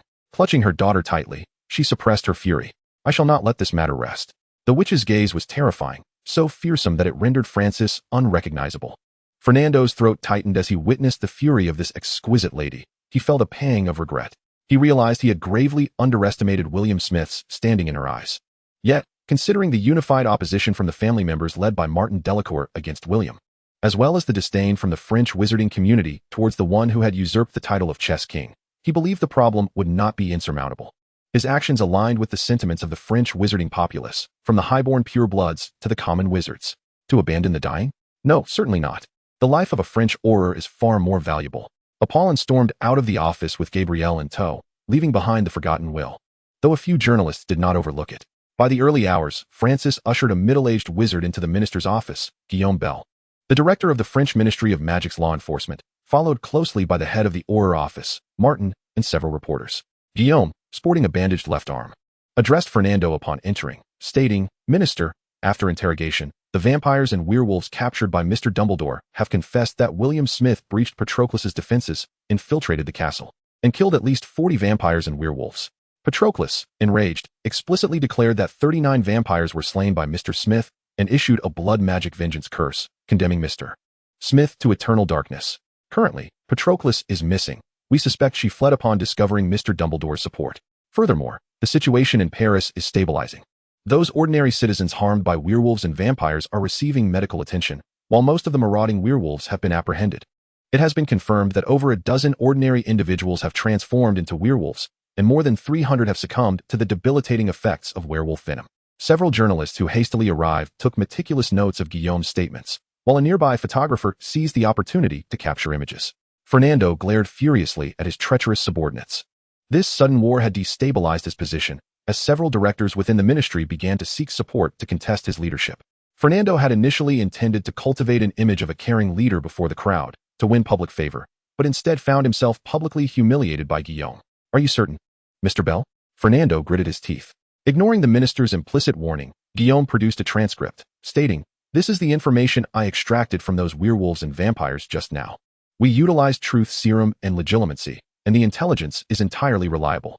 Mr. Dumbledore may have been in pursuit of Parrot, which prompted the latter to disband the vampires and werewolves, deliberately creating chaos to hinder Mr. Dumbledore's progress." Fernando felt himself weaken. Both his inaction towards the plight of the Draco family and his recent refusal to deliver medicine, allowing a young hero to fall into a life-threatening crisis, signified the end of his position. Chapter 154, The Distressed Mother. Since departing from Woking Town, to better comprehend the wizarding world, Catherine had William subscribe to a year's worth of the Daily Prophet and Witch Weekly. On February 24th, a photograph of William holding the Champion's Cup graced the front page of the Daily Prophet, capturing him smiling at the reporters. His handsome visage, radiant smile, and the shimmering golden hair alongside the trophy rendered William the romantic ideal for many witches. When Professor Minerva McGonagall encountered Bill Jones, the entire wizarding community of Britain was engulfed in fury. Countless wizards mourned for our sage, who had once again narrowly evaded the wizarding chess championship. Those wretched French once more disrupted the rules. Such behavior was utterly unforgivable. Yet this time they faltered. The valiant and astute young boy triumphed over the foolishly arrogant Gallic roosters. Oh, Merlin's beard, a mere 12-year-old vanquished countless Frenchmen. How astonishing and remarkable this is. In him, I perceive the shadows of Merlin, Gryffindor, and Ravenclaw. The light of courage and wisdom shines simultaneously within him. I believe that today, the entire wizarding community of Britain is captivated by this new chess champion. The newspaper extolled William at length, depicting his journey from a formidable contender to an unstoppable force on the chessboard, where he defeated 10 prodigious wizards from Beauxbatons, all older than himself, and achieved the honor of becoming the youngest wizard chess champion in history. The correspondent for the Daily Prophet stationed in France employed a sincere, meticulous, and even flattering style to illustrate how the 12-year-old prodigy, William Smith, brought glory to Britain and showcased the honor of the wizarding world. This seemingly starkly contrasting realistic prose, in contrast to Rita Skeeter's penchant for gossip and sensationalism, garnered unanimous acclaim among the readers of the Daily Prophet, who were accustomed to her exaggerated narratives. The authenticity and simplicity embedded in the text fostered greater trust and pride among the audience. Catherine struggled to grasp the influence of wizard chess. Akin to that of Quidditch matches, these two grand events, one intellectual and the other athletic, hold paramount importance within the wizarding realm. Their impact is comparable to that of the Olympic Games held every 4 years in the mundane world, with the honor bestowed upon the top 3 positions in wizard chess being no less than that of elite sports stars in the secular sphere. Moreover, due to the limited number of events, compared to the myriad competitions in the Olympics, the few leading sports figures would attract even more attention. For young wizards, it is nothing short of extraordinary that a championship title, once dominated by a cadre of elder wizards, has now been claimed by a mere 12-year-old sorcerer. Ultimately, wizard's chess is a test of intellect that requires the wisdom born of age. William has become a legendary idol for countless young wizards, who are at an impressionable age, eager to venerate legendary heroes. Catherine, despite her misfortunes, merely felt joy. Her son had brought glory to England, and she felt a sense of pride. Therefore, that evening, she took a few girls to dine at the most opulent French restaurant in London. However, the report on February 27th plunged her into despair. The new chess champion had mysteriously vanished, casting a shadow over the pure-blood wizards. A photograph of Lady Draco weeping alongside Gabrielle, William's farewell letter, and the testimony of a French auror were presented as evidence. becoming pivotal documents in the investigation of William's demise. Rita Skeeter, in a tone tinged with regret, articulated that William Smith, due to his parents' divorce and living with his mother, had developed an Oedipal complex. She posited that William's affections were directed towards Apollon rather than the scandalous Fleur Delacour. As for the investigation, it was better left untouched. Rita Skeeter's reports were notoriously fabricated, in pursuit of sensationalism, this which dared to slander even Dumbledore. Regarding the interactions among the three in the secret passage, Rita, considering the connections between the Draco family and the pure-blood wizarding families of England, refrained from elaborating but left numerous insinuations. The relationships among the pure-blood wizarding families of England and France are exceedingly intricate, reminiscent of the royal entanglements among England, Germany, Russia, and Austria before the Great War. They are not merely relatives, but also adversaries wielding weapons in a bid to seize one another's colonies. This unique relationship of both struggle and cooperation led Rita Skeeter, entrenched in the British wizarding community, to believe that as long as she carefully measured her words, she would remain unscathed. With trembling hands, she hesitated for a moment before dialing a number she had not called in 12 years. "Mother, something has happened to William. Please help me," she uttered. After hanging up, Catherine forced herself to regain her composure and scrutinized the photograph of the farewell letter in the newspaper, quickly recognizing it as William's handwriting. Upon reading the introduction to the blood curse of vengeance, she collapsed into her chair, gradually succumbing to despair. The phrase from the lifeless shattered her. The anxious Duchess hurried to the apartment, instructing the butler to notify the elderly Duke, who was in the House of Lords. The Duchess commanded the guards to forcibly break down the door, entering Catherine's bedroom to find her daughter slumped in a chair, with two peculiar newspapers on the table, one reporting on William holding the championship trophy and the other featuring an enlarged image of the farewell letter, alongside a front page depicting the mother and daughter in tears. "Mother, I must go to Paris. I must find William," Catherine cried, embracing the elderly lady as if she were a child who had found her way home, weeping profusely. The elderly lady calmly perused the newspapers and, holding her panicking daughter, furrowed her brow and consoled her. "Catherine, do not fret. Have you not noticed that the reporters of these two articles are not the same? One writes with sincerity and credibility, while the other indulges in extreme exaggeration and falsehood. I believe my grandson is safe. This report is unworthy of trust. Mother, it is Apollon and Fleur. If William were safe, they would not be in such anguish. Fleur loves William." Catherine's gaze bore a glimmer of hope, yet it remained overshadowed by despair. "Your father will arrive shortly. We shall fly to Paris together at noon to clarify all matters. Do you remember what I told you in your childhood? In times of great turmoil, one must remain composed and not succumb to panic. Be wary of placing trust in others' words unless you have verified them yourself." The elderly lady spoke with great effort to maintain her calm. Her breath was somewhat labored. After a while, the tardy Duke ascended to the second floor, escorted by his guards. "Oh God, Catherine, what has transpired?" he exclaimed, his heart aching for his daughter. Disregarding the salutes of his attendants, the Duke swiftly took the newspaper, scanned it, and remarked, "The report by Rita Skeeter in the Prophet's Daily is utterly unreliable. Catherine, I am familiar with this journalist. There is not a single trustworthy word in her articles. I shall ensure she is informed that some things should not be carelessly uttered." The Duke cast an irate glance at his attendant, a middle-aged man who promptly bowed and exited to address the situation, issuing a series of commands. The Duke saw his attendants produce phones and begin making calls.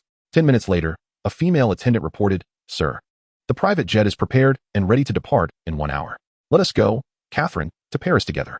If anyone has harmed my granddaughter, I swear they shall pay 100-fold," the Duke declared solemnly, leaning on his cane.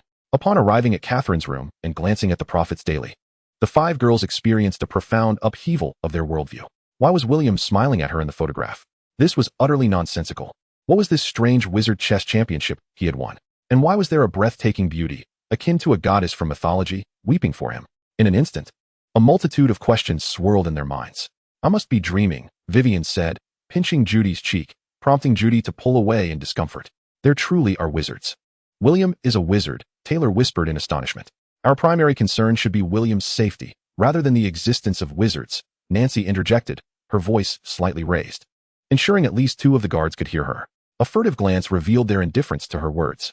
One attendant, stroking his wand while observing the 5 girls, hesitated momentarily before opting not to interfere in the household's affairs. "Ladies, please refrain from speaking recklessly. The existence of the wizarding world must remain confidential," he warned gravely, fearing the wrath of Catherine and William, and thus chose not to employ the memory charm. With the exception of Vivian, who lingered at the doorway, the other 3 girls entered the bedroom to seize the newspaper. The most mature among them, Nancy, nodded and said, "Rest assured, sir, we are friends of William." The wizard scoffed at Nancy's words, casting a blank expression before vanishing from sight. Nancy's countenance darkened as she grasped the intent behind the attendant's departing gaze, which seemed to mock her presumption. The illustrious Cavendish family of England is not a mere remnant of the minor nobility. They continue to wield substantial political and economic influence. It is not just anyone acquainted with Catherine or William who can ascend the branches of the Cavendish tree. Nancy inhaled deeply, her complexion and mindset stabilizing. Judy and Taylor had already opened the newspaper, revealing extensive coverage across several pages that unveiled an entirely different world to the girls. Wizards, indeed wizards, Judy exclaimed repeatedly. Oh, my God, William possesses magic. No wonder he has an owl and is so clever and powerful. This time, the girls did not restrain Judy's exuberance. They too were astonished by the revelations in the two newspapers. They had assumed William hailed from an aristocratic lineage, yet was independent and self-sufficient. Little did they realize he was a prodigious wizard who had triumphed over the world's most brilliant chess grandmaster, claiming the title of wizard chess champion. After perusing the papers, it took them quite some time to digest the news. Judy pondered aloud. William should be fine. He is so intelligent and can foresee the future. Nancy gazed enviously at the photographs of Apollon and Gabrielle, a certain indescribable satisfaction flickering in her eyes. If she could not possess something, she wished no one else could either. She stated bluntly, although that mother and daughter are indeed beautiful, I do not believe William would choose to forsake his own life for them. After all, he has his mother Catherine to care for. Moreover, for a successful man like William, his career is paramount, and women are merely embellishments. Taylor disagreed with Nancy's perspective, firmly asserting, no, Nancy, William is different. For love, I believe he would risk everything. From the moment I met him, I sensed he was that kind of person. Vivian clutched the newspaper, expressing her concern. All I hope is that William remains safe and returns unharmed. Chapter 156, teased by the femme fatale. Caw caw caw. A surge of potent magic enveloped him, intertwining with the tempestuous essence of thunder within his soul, coursing through William's subconscious. Guided by the thunderous intellect, it roamed his physical form, akin to an agitated young thunder serpent, dispelling the curse's malevolent force. This magic not only eradicated wickedness, but also infused him with immense vitality. William lost all sensation of his corporeal form, drifting in a haze. After what felt like an extended slumber, his consciousness awakened, and he could only relay through Auhai. I am saved, though your body may need a new vessel. William remarked, as long as I am saved, is it Dumbledore? Auhai chuckled, no. It is the rather unattractive Eliza. An awkward silence ensued. Although Eliza appeared rather plain, she was, after all, a lifesaver. How could this be? William did not believe Eliza could repel Patroclus. While the witch possessed lavish equipment, her magical prowess was vastly inferior to Patroclus. Auhai laughed. Others may lack strength, but they can certainly possess rare equipment. The ability to transport several individuals underground is indeed a rarity. Catherine had also arrived, weeping uncontrollably. Has Alan not come? No. When William opened his eyes, he discovered himself lying within a cabinet, filled with revitalizing potions. The intricate magical patterns adorning the cabinet were of ancient origin, some of which were special enchantments that condensed the essence of the 5 elements of yin and yang. He owed this knowledge to the materials secretly sent to him by Fleur. It was uncertain whether he was in a basement or some hidden vault. There were no windows, only a ventilation shaft and a unique magical lamp casting a gentle white glow. Upon seeing William awake, Apollon, despite her fatigued demeanor, expressed her delight. William, you are finally awake. How do you feel? William forced himself to lift a hand to touch the cabinet, reassuring her, quite well. Perhaps after a few more doses of the potion, I shall recover. Apollon immediately felt relieved and replied, just wait a moment. I will fetch Eliza and Catherine. Fleur, her eyes red from tears yet smiling, stood beside the wooden cabinet, unsure whether to scold or relax, lamented, William, you nearly scared me to death. And you still have the energy to study magical patterns. As she spoke, her face was streaked with tears. William attempted to lift his hand, but lacked the strength. Even in death, one must continue learning, and I am not so easily undone. Eliza glanced at the group, each wearing expressions of surprise mixed with tears. She raised her hand to interrupt their emotions, stating, you have cost me at least 70,000 galleons. Hand over the money. William replied, it is in my pocket. Feel free to take it, but leave me some for living expenses. Eliza chuckled, I was waiting for you to say that. She opened William's leather coat and chanted in German, galleons, come forth. 200,000 galleons cascaded like rain at Eliza's feet, forming a substantial pile. Goodness. You are indeed a high-level alchemist to amass such wealth in such a short time, Eliza exclaimed in astonishment.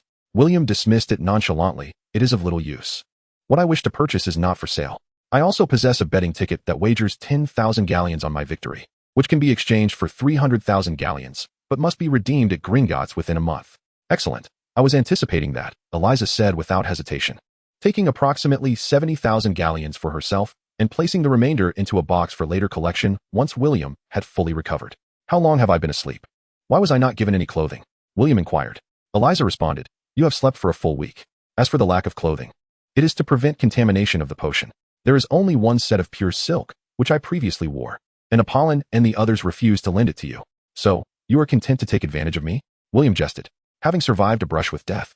Their relationships deepened, and light-hearted banter was of little consequence. Eliza glanced at a certain Lily that was sneakily observing William's physique, boldly appraising his body, which made him feel quite uneasy. Your physique is rather peculiar. It perfectly embodies the golden ratio. It is known that ordinary individuals approximate it, but you are the embodiment. How does a wizard cultivate such impressive muscles?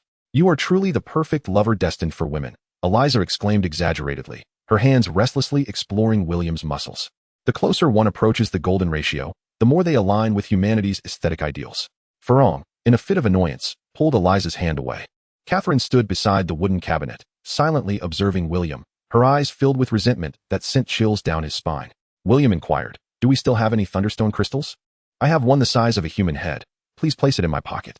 Upon hearing this, Apollon opened a nearby pouch and, using the levitation charm, set the thunderstone crystal beside William's abdomen. She playfully pinched his cheek, and upon feeling the warmth of his skin, her expression softened considerably. Helen, witnessing this, rushed over, her mischievous hands exploring, reluctant to let go even when Apollon pulled her away, having already ventured up to his thigh. In the foreign wolf pack, the number of females was not less than that of males. In my eyes, Helen is a welcome addition. Everyone is encouraged to contribute. Farong, incensed, contemplated drawing her wand to duel with her. William felt a bit bewildered. Well, being taken advantage of by beautiful women didn't seem like a loss at all. It was evident that the three had been quite exhausted in recent days, having endured much from him. Eliza gazed at the enormous thunderstone crystal, her eyes sparkling with wonder as she exclaimed, where did you acquire such a large item? William strained to place his hand upon the crystal, absorbing its thunderous vitality, feeling his cells rejoice as the remnants of curses and resentments swiftly diminished. I sourced it from Albania, he replied. Helen, perched on a stool, looking down at William with surprise, remarked, you are so affluent, yet still venture out to find potions yourself? Observing Helen's nonchalant demeanor, William felt her gaze roving over him. He answered, I began with no money, but later acquired it. Helen chuckled awkwardly, recalling that William also hailed from a Muggle background, and swallowed hard. Apollon shot an irked glance at her, extending her hand to twist Helen's waist left and then right. She felt her companion was beginning to waver in loyalty. Chapter 157. The evolving landscape of the wizarding world. What transpired outside? William inquired. Overnight, 3 noble castles and 6 fairy estates had been plundered. The Ministry of Magic had been intimidated by the Black Wizards and Werewolf Coalition besieging its gates, failing to organize any effective counteroffensive. With the loss of her suppression, the werewolves immediately rebelled, clashing with vampires and black wizards in a secret lair on the western side of Paris throughout the night. The Ministry received intelligence, but, fearing it might be a trap, dared not act. The Ministry has officially issued an international warrant through the International Wizarding Federation, seeking to apprehend the Red Dragon Mercenary Corps, the Werewolf Army, and the vampires, with bounties exceeding 1 million galleons for their corpses. Previously scattered bounty hunters have begun to form teams, and formidable mercenary groups are anticipated to emerge. Helen showed little interest in these developments, her gaze persistently fixed upon William. Eliza, however, was intrigued by the wealth and bounties, but, considering the formidable strength of their opponents and the unfathomable Patra, prioritized her own safety. Meanwhile, Catherine listened intently, noting that some information was beyond the reach of reporters. Although news in the West appeared free, in reality, it was merely a tapestry controlled by financial oligarchs and media tycoons, excelling in the art of fabrication on a global scale. Others, like Rita Skeeter, merely perpetuated the traditional art of rumor-mongering among white individuals. I find myself somewhat fatigued and shall take a brief respite. William closed his eyes, attuning himself to the long-dormant essence of thunder within his spirit. Under the influence of the thunderstone crystal, it surged through him like a potent tonic. When William first acquired this crystal, he had intended to commence his practice of the Thunder Sutra during the summer break of his first year, unaware that he would be compelled to begin earlier due to a malevolent curse. Yet, as the ancients have wisely articulated, calamity often conceals blessings, and fortune may harbor peril.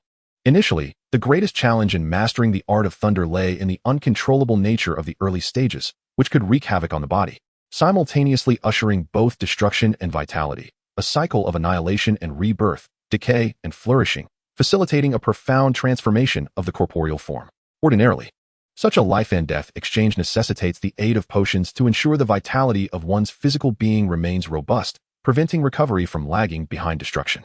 However, at present, the thunder was drawn to the malevolent force residing within his soul and body, directing its destructive intent towards these profoundly wicked energies. Wherever it passed, the dark power receded. Vitality blossomed, and with the magical concoctions prepared by Eliza, along with the assistance of nanobots, his injuries healed rapidly. The analytical brain projected that William might potentially shorten his cultivation time for the fourth realm by an entire year, achieving the supreme young body ahead of schedule. On another front, the potent forces of the demon god, coupled with the blood curse eroding his subconscious, induced an inexplicable enhancement in his awareness of his own soul and identity, teetering on the brink of death between wakefulness and dreams. He could not discern whether this was a gift of the Raven's deathly talent or a fortunate boon bestowed upon him due to his alignment with the Tao. Crisis begets opportunity. Having traversed peril, one is left with prospects. As William closed his eyes, Catherine and Furlong took over from Apollon, standing vigil by his side. Apollon, Eliza, and Helen departed the infirmary, their earlier smiles replaced with expressions of concern. Eliza remarked, "The power of the curse still lingers within William. We must procure more thunderstone crystals. Otherwise, once his current one is depleted, he will once again suffer under the curse's torment." After a moment's hesitation, Apollon replied, "I have informed the Ministry of Magic about William's grave condition due to the curse. They have pledged to provide thunderstone crystals free of charge. But William must cooperate with the Ministry, proving that he was invited by them to assist in the defense of Castle Drackle. In exchange for the potions and crystals, I have consented on his behalf. The Ministry sent representatives to inquire about my escape, and since there were several skilled aurors present, I could only speak the truth. They have already apprehended several fleeing werewolves and vampires and learned that William had slain 39 vampires, which they consider the greatest triumph of this operation." She added, "I concealed William's use of the magical firearms. Let us keep that confidential." Eliza expressed her discontent. How convenient to hide within the Ministry during times of danger. And now to shamelessly seek accolades when an opportunity arises. Helen interjected. Francis mentioned that there are still a few experts in dispelling curses within the Ministry. Perhaps they might possess a solution. Eliza refuted this notion, stating, "Patroclus's curse can only be addressed by Dumbledore. No one else possesses the capability. This is not merely a matter of strategy, but rather one of magical potency. Throughout Europe, only great wizards like Dumbledore and Nicolae possess the means to assist William." As a true connoisseur of beauty, Helen would never have shown such reverence had it not been for Elisa's intervention. Unlike the wizarding world's admiration for Dumbledore, she, hailing from a Muggle background and having spent years interacting with ordinary folk, placed her faith in the authority of the Ministry of Magic. Upon hearing Elisa's words, she expressed her discontent, suggesting, "We could give it a try. What if they possess a solution? We cannot afford to overlook any opportunity." Elisa cast a glance at Helen but remained silent. Having witnessed the ugliness of many, Elisa felt a modicum of satisfaction with Helen's willingness to sacrifice for her friend, thus refraining from storming off or reigniting their quarrel. Apollyon hesitated, pondering that had she been cursed herself, she would certainly seek assistance from the Ministry. However, regarding William, she eventually remarked, "Let us consult him when he awakens next." 3 days later, when Rita and Lily entered with 2 male vampires, they found William reclining in the potion pool, manipulating a book with his magic, swiftly flipping through its pages. The tomes within the safe house were far from academic. They contained the arcane secrets and legends of the wizarding world, ideal for passing the time. The book William perused, The Compendium of European Fairies, was compiled by a French adventurer and meticulously detailed a plethora of wondrous fairies across Europe, from the flower fairies of Busbaton to the seductive beings of the Romanian jungles. It encompassed them all. Particularly, the flower fairies of Fairy Island in the Lake of Fairies were described in exquisite detail. The author claimed to have been summoned by the fairy queen there and sampled the nectar crafted from the dew gathered by the fairies. Touted as a drink imbued with the fragrance of 100 flowers, a beverage beyond compare. Lily, with a stern expression, placed the book back on the shelf, remarking, "You certainly have a leisurely spirit, engrossed in your reading even in this situation. Do you realize that your selfless act of protecting the flowers nearly cost us a dragon breeding ground?" William paused for a moment before responding, "I apologize. But if it were you in danger, I would act similarly." Lily retorted with a cold smile, "And what if both I and that woman were in peril simultaneously?" William regarded her, the embodiment of wrath, as if she were a harbinger of death, and replied earnestly, "I would assess the best course of action. If forced to choose between the two, I would select Furlong, as she precedes you. Then, I would accompany you both to meet the Reaper." Lily, filled with resentment, felt her eyes moisten as she grasped William's left hand, saying, "Promise me you won't take such risks again." You have no idea how frantic Grandma became when we received Dumbledore's letter. I have never seen her this furious. She has ordered us to keep a close watch on you." The two male vampires exchanged eye rolls, incredulous that Lily would buy into such nonsense. "Truly, a witch in love is a foolish one," Rita added. "Next time, we might just break your legs." One male vampire muttered. "It would be best to do so now to spare us all the trouble." "Indeed," the other concurred, "we could lend a hand." Lily and Rita shot him a glare, to which the male vampire shrugged. William raised his right hand, and after a moment's hesitation, Rita took it. Two other male vampires, hand in hand, observed the scene with a theatrical demeanor, seemingly unable to tolerate the affair among the three, and quietly departed after a while. It appeared that the young niece and her companions were on the verge of matrimony. The two vampires standing at the doorway chuckled. Apollon inquired whether the Ministry of Magic had discovered a plethora of corpses in the vampire lair, attributing the act to them. William placed their hands on his abdomen, feeling quite weak, and raised his hand with a hint of fatigue. Lily remarked, "Indeed, my uncle led us to eliminate them. The spoils barely compensate for the losses at the dragon breeding grounds." Rita coldly asserted, "You must repay our debts." William jested, "Is it possible to settle this with flesh?" Lily's eyes rolled mischievously about him. "Oh."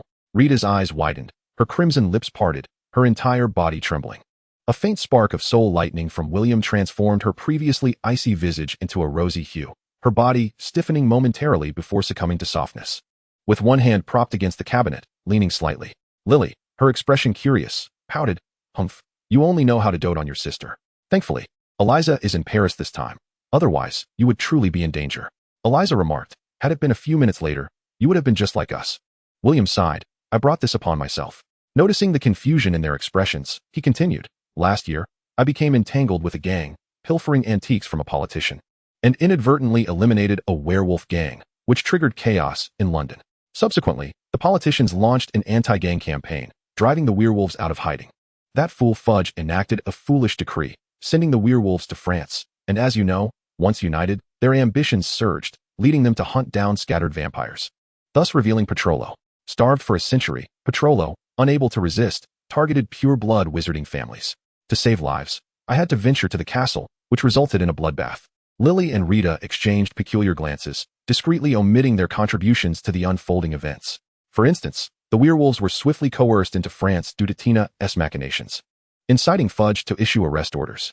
The rapid formation of a werewolf alliance between the British and French werewolves was also instigated by Tina, who lured the French vampires into attacking first, continuously pressuring them. As for the more powerful vampires later being hunted down, it was not without the involvement of Lily, Rita, and others, who subtly instigated discord. Thus, of the remaining 7 direct descendants of Petrolo, 2 were personally eliminated by Uncle and Rita, all to draw out the vampire queen.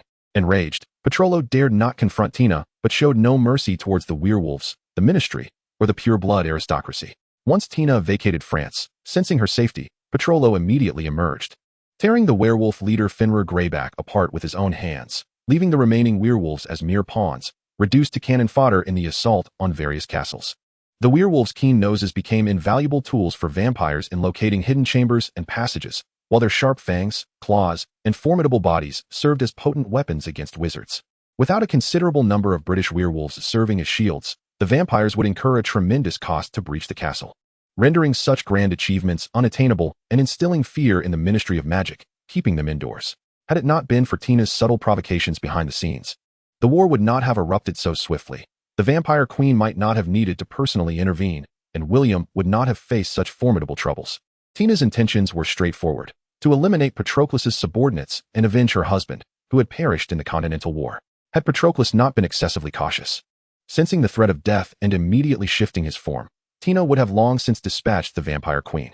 It was all Tina's fault, the two sisters mused, deciding to conceal this matter deep within their hearts.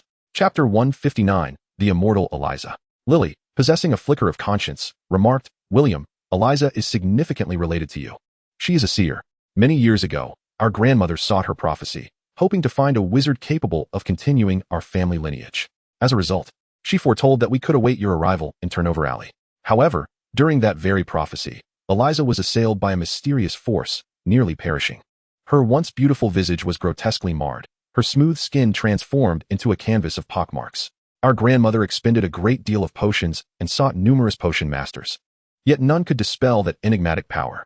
Ironically, it was that very force that granted Eliza an unconventional form of immortality. Her body seems to have reached a state of equilibrium. Regardless of the injury or potion applied, it would vanish within an hour. Had we dared to experiment, we might have even believed that decapitating her could restore her to normalcy. William furrowed his brow, stating, "Prophecy does not bear backlash." Lily replied, "Indeed. But when it involves forces beyond that of a grand sorcerer, there is a backlash." Grandmother explained that Eliza became entangled with this force because she glimpsed the unseen and the unknowable. The underlying implication of Lily's words was transparent. Only true gods are unseen and unknowable, or perhaps, the immortals of the East. The legendary beings of transcendent caliber exist beyond the confines of time and space. However, William remained skeptical. Even if such entities existed, they could merely fish outside the river of fate, unable to manifest in the tangible world. Otherwise, they could not simply vanish. Just like the Taoist ancestors and the 3 sovereigns and 5 emperors of the East.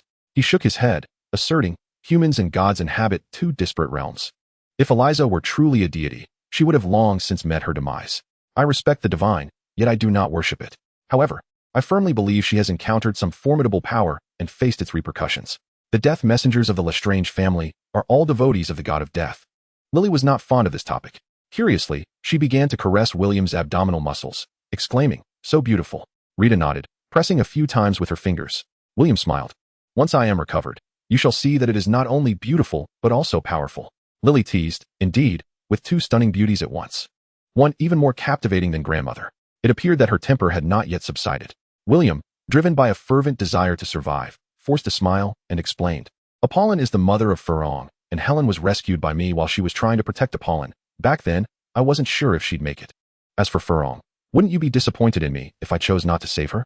Lily pursed her lips, her words betraying her true feelings as she remarked, "You went to such great lengths just for that." Both Lily and Rita exhibited a certain leniency towards William and Fleur, as both were beings that thrived in the shadows. It was inevitable that the illustrious William would one day be accompanied by a witch equally stunning in the wizarding realm. Fleur, possessing decent talent and a character akin to Rita's, had gained the sisters' approval. However, the other witches, with the exception of the unfortunate and pitiable Nagini, could take their leave. They were well aware of the nature of men. Yet they could not bear to watch the man they favored indulge in infidelity without expressing their discontent. Doing so would only embolden William. As for the girls at school, they were of a caliber far beneath their own. Only witches of the caliber of Apollon and Helen warranted their attention and vigilance. Just as William was about to speak, his complexion suddenly shifted, causing both Lily and Rita to gasp in alarm. In a flurry, Lily exclaimed, "I was just speaking casually, don't take it to heart." William released Lily and Rita, waving his hand dismissively to indicate he was fine. After some time, his color returned to normal, but a foul, dark aura erupted from his mouth, instantly rendering the room unbearably odorous. Rita skillfully activated a magical device in the room, and the ventilation system roared to life, expelling the stench. Lily's face lit up momentarily, but she quickly suppressed her delight, wary of giving William any excuses for future indiscretions, and inquired, "Have you resolved the curse?" William replied, "I've only lifted part of it. It will take a few more months, and I lack sufficient lightning stone crystals." Rita suggested, "You should seize them from the French Ministry of Magic." William involuntarily twitched at her suggestion, sensing her sincerity. The reason for not robbing the British ministry was obvious. He could pin the blame on the French vampires, conveniently providing a scapegoat. "Is Tina still pursuing Patroclus?" William asked. Unable to resist, Lily touched William's abdomen before responding. "Patroclus possesses a miraculous escape technique. When faced with imminent danger, he instantly unleashes it, exchanging his very essence for tremendous power, casting powerful confusion and concealment spells. I fear Grandma may return empty-handed this time." Rita removed Lily's hand, stating, "Each use requires a century-long slumber and depletes the power of the blood coffin. A few more times, and he will be finished." Eliza called from outside. "Haven't you 3 finished yet? It's time for a potion change." Lily retorted, unable to contain herself. "What do you mean we're playing? We are discussing serious matters." "Serious matters, my foot. Lily, you are nothing but a playful spirit," Eliza replied as she entered. While the 2 male vampires shrugged at Lily's displeasure, indicating their inability to intervene. Using a magical device, the male vampires extracted the nearly expired potion, pouring several jars of warm liquid into the cabinet, the peculiar aroma filling the room. A searing warmth rapidly seeped into William's skin as countless nanobots transported the potion, dispersing it across the organs in need of repair, aiding in his recovery. The potion proved remarkably effective, rendering William drowsy once more. Before succumbing to slumber, he addressed Rita, uttering, "Rita, pure silk." Rita nodded in acknowledgement, comprehending William's intent. A male vampire chuckled, Oh no, such a splendid physique deserves to be displayed in its entirety. Lily interjected. Begone, he belongs to us. Chapter 160, A Staggering Revelation. Shortly after Lily and her companions stealthily departed, Catherine entered from outside. It appeared that Lily and her group had precisely timed their exit to evade her presence. Lying in the potion's embrace, William felt compelled to repeatedly assure his mother that he would never again take such risks, prioritizing his safety above all else. Mother, do not heed A.O. High's exaggerations. It is not that dire, he insisted, interrupting A.O. High's attempts to stoke the flames. Silence. I will determine the truth myself, Catherine retorted, glaring at her son in disapproval. Although she found it hard to believe her son could act recklessly, witnessing William's dire condition led her to consider that he might indeed be gambling with his life. William's fortune lay in the fact that Patroclus, with his formidable prowess akin to that of a great wizard, refrained from direct confrontation, instead opting to utilize the vampire William had slain as a sacrificial curse, attempting to ensure William's eternal demise. Otherwise, even 10 lives would not suffice for William to survive.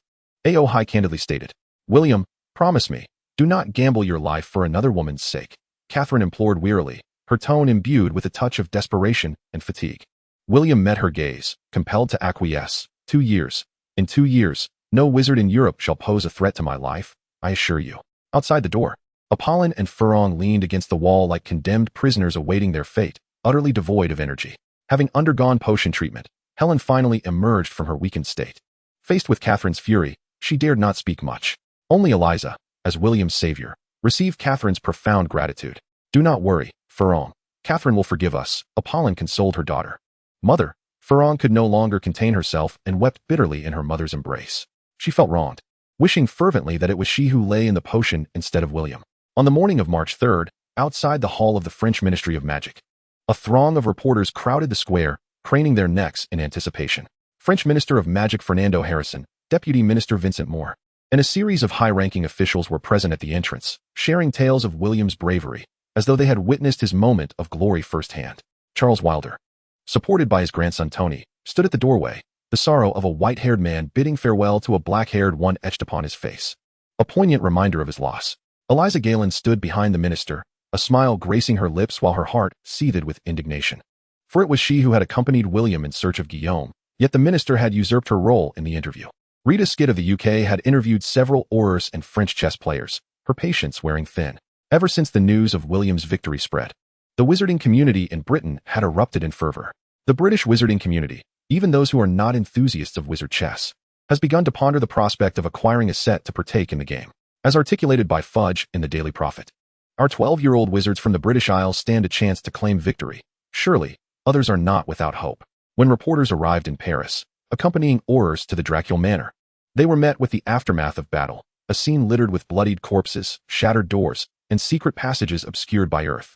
The newly crowned chess champion, the prodigious British wizard William Smith, had vanished. Just as the new chess champion had foreseen, Dracul Castle lay in ruins, its grounds marred by death. The French Ministry of Magic turned a blind eye, while the British chess champion emerged as a solitary hero. Millions of French wizards were rendered impotent, while the British champion gallantly endeavored to rescue the damsel in distress. At that moment, William found himself in shock, teetering on the brink of death. A letter, initially meant to serve as testament, was captured by an unscrupulous journalist who sought to undermine Gallin's reputation, and was subsequently splashed across the pages of the newspaper. Although efforts to save him were still underway, the unscrupulous reporters of the wizarding world had scarcely absorbed the gravity of the situation. William Smith, in the presence of the vampire queen, Kate Potra, had vanquished over 39 evil vampire progeny, unleashing the most potent and malevolent blood magic curse ever recorded. Had the young hero truly perished? The revelation sent shockwaves through the entire British wizarding community. Adult wizards regarded the news with skepticism. A glance at Chilo's situation illustrated their fears. After dispatching a single vampire, the apprehension of retaliation loomed large, yet they placed unwavering faith in Chilo's words. To eliminate 39 vampires in a single night was a feat that even the director of the Auror office would hesitate to boast of.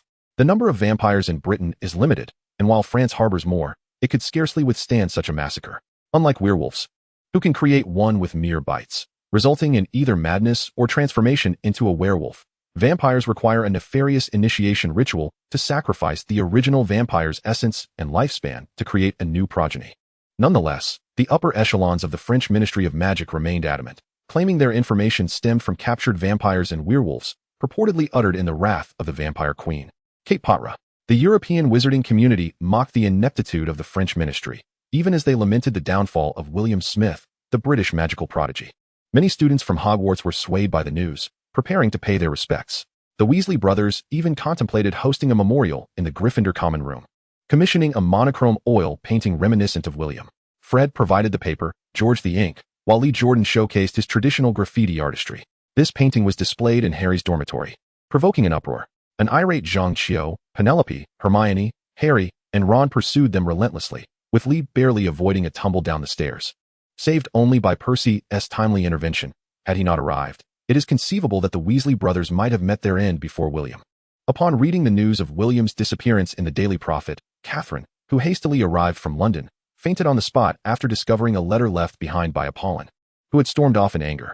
The young mother, recently bereaved of her husband, collapsed at the Ministry of Magic. Witnesses, including pureblood wizards from France, ministry employees, and reporters from various wizarding nations, expressed their astonishment.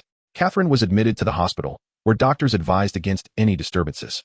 Later that night, upon regaining consciousness, Catherine and others followed Eliza to a safe house, where they beheld her sleeping son. The cowardice exhibited by the Gallic wizards once again elicited mockery from the elite and wizards around the world. Had it not been for William's uncertain fate, the Duke would have hardly hesitated to dispatch assassins against the higher-ups of the French ministry. These craven souls must be held accountable for the tragedy that unfolded.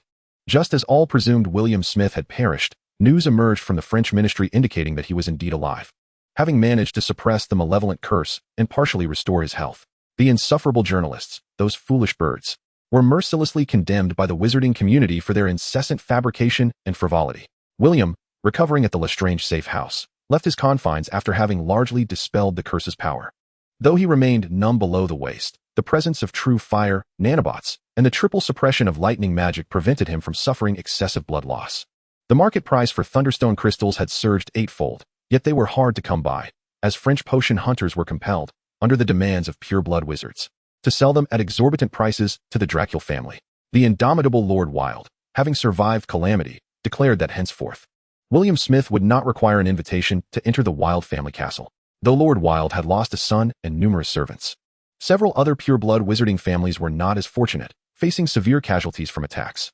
Had it not been for William, Apollon and Fleur would have surely met with a similarly tragic fate. When the murderer of young Wilde was found and killed by Leda, his decapitated vampire body was presented to Lord Wilde as a trophy of William's victory, reportedly dismembered into hundreds of pieces. The testimonies of Apollon and Helen, along with those of vampires and werewolves, combined with the anguished roars and curses extracted from the vampires' memories of Patroclus, as well as the vampire bodies unearthed from the ongoing tunnel cleanup, elevated William to the status of the most welcomed international friend in the French wizarding community. Especially following the publication of a photograph capturing William turning from the fireplace, major publications such as the Free News Agency and the Daily Prophet extensively promoted his name, allowing the moniker of the young hero to resonate once more throughout the European wizarding world. German journalists arrived, primarily seeking to cover the exploits of Eliza, the runner-up in the Wizarding Chess Championship who had saved the young hero. American journalists, led by Sophia Fox, also arrived, eager to gather material to present to the French ministry, a practice at which they excelled in exploiting misfortunes. Countries such as Tangwa, Japan, Spain, and Italy have sent numerous wizards and journalists, primarily investigating the devastation caused by vampires, werewolves, and dark sorcerers. They aim to assess the threat levels of these dark magical forces while also introducing Europe's burgeoning, highly popular young wizard. Consequently, the name William Smith has graced the headlines frequently, making him a recognized star within the wizarding community, truly a sensation, a name known worldwide. Chapter 161, Additional Spoils Now. The celebrated William Smith, a figure of both fame and heroism, finds himself in a position of contrition, offering apologies and kind words to Catherine in the carriage. Seated beside him, Apollon and Fleur also feel compelled to appease the stern-faced Catherine. Ever since discovering that her son nearly perished in the secret passage for the sake of Fleur and her mother, Catherine has distanced herself from them. While cleaning William's bloodied protective garment, now devoid of magic, in the safe house, she directed all her ire towards the Dracula family. No bond of friendship could compare to that of a mother's love for her son, a reflection of both selfishness and the profound greatness inherent in motherhood. As a mother who had prepared for the loss of her eldest daughter, personally bidding farewell to her youngest, Apollon empathized with Catherine, recognizing the torment of her choices. Yet, she found herself unable to quell Catherine's wrath. After several days of William's persistent entreaties, Catherine no longer turned away upon seeing Apollon, but remained silent.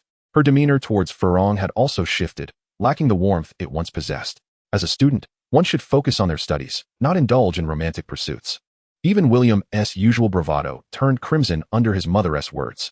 In Abaloro, education on healthy romantic relationships commenced in elementary school, with parents and teachers in middle school proactively instructing on proper views of love to prevent tragic outcomes. Fleur nearly shed tears once more, but William resolutely stood by her side, gripping her hand tightly, his gaze reassuring her not to worry. "Rest assured, Auntie, I will protect William in the future," declared the innocent and naive Gabrielle, who had captured Catherine's affection. Being young, Catherine's heart remained tender, preventing her from harboring anger towards the little girl. Alongside escaped, Gabrielle embraced Catherine, playfully signaling one to Fleur with her small hand.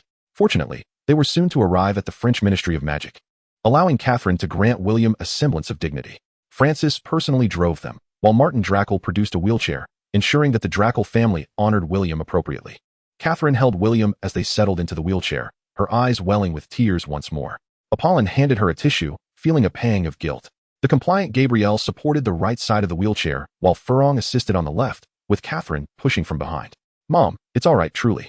In 6 months, I promise to bring you a lively son," William reassured, as Catherine wiped her tears, still not offering him much warmth.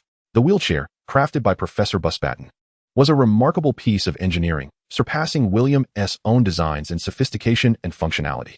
After all, they are numerous and seasoned, capable of flight, defense, and offense. When necessary, they can unlock the gates to Beauxbatons Academy, where the magical sigil has been personally inscribed by Madame Maxime.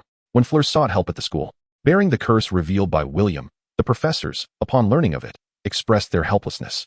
With the essence of over 39 vampires and the malevolent spirits corrupting their magic, there was nothing to be done. Preparations for the inevitable were to be made. The furious Miss Delacour nearly demolished the headmaster's office, her tears of despair casting a shadow over the dignity of the faculty. Yet, helplessness is simply that, the blood magic of vengeance. A curse that can only be wielded by elder vampires had turned against them, and no wizard had ever survived its backlash. It seemed that William was setting yet another grim record. The French Ministry of Magic, in this dark war, had suffered a significant loss of face. Left only to make amends in the aftermath, Nicolas Flamel was powerless. Despite his considerable influence, like Dumbledore, he was not the Minister of Magic. Then came Mr. Smith. A voice called out, and journalists rushed forward, only to be separated by the swift actions of the French aurors. It was the moment for the Minister of Magic, the Deputy Minister, and the various directors to shine. "Welcome, friends of the French wizarding community, my little hero," the Minister, who had previously been so businesslike while procuring potions from Apollon, transformed into a figure of warmth, grasping William's hand as if they were long-lost friends. Political shamelessness is ever so prevalent.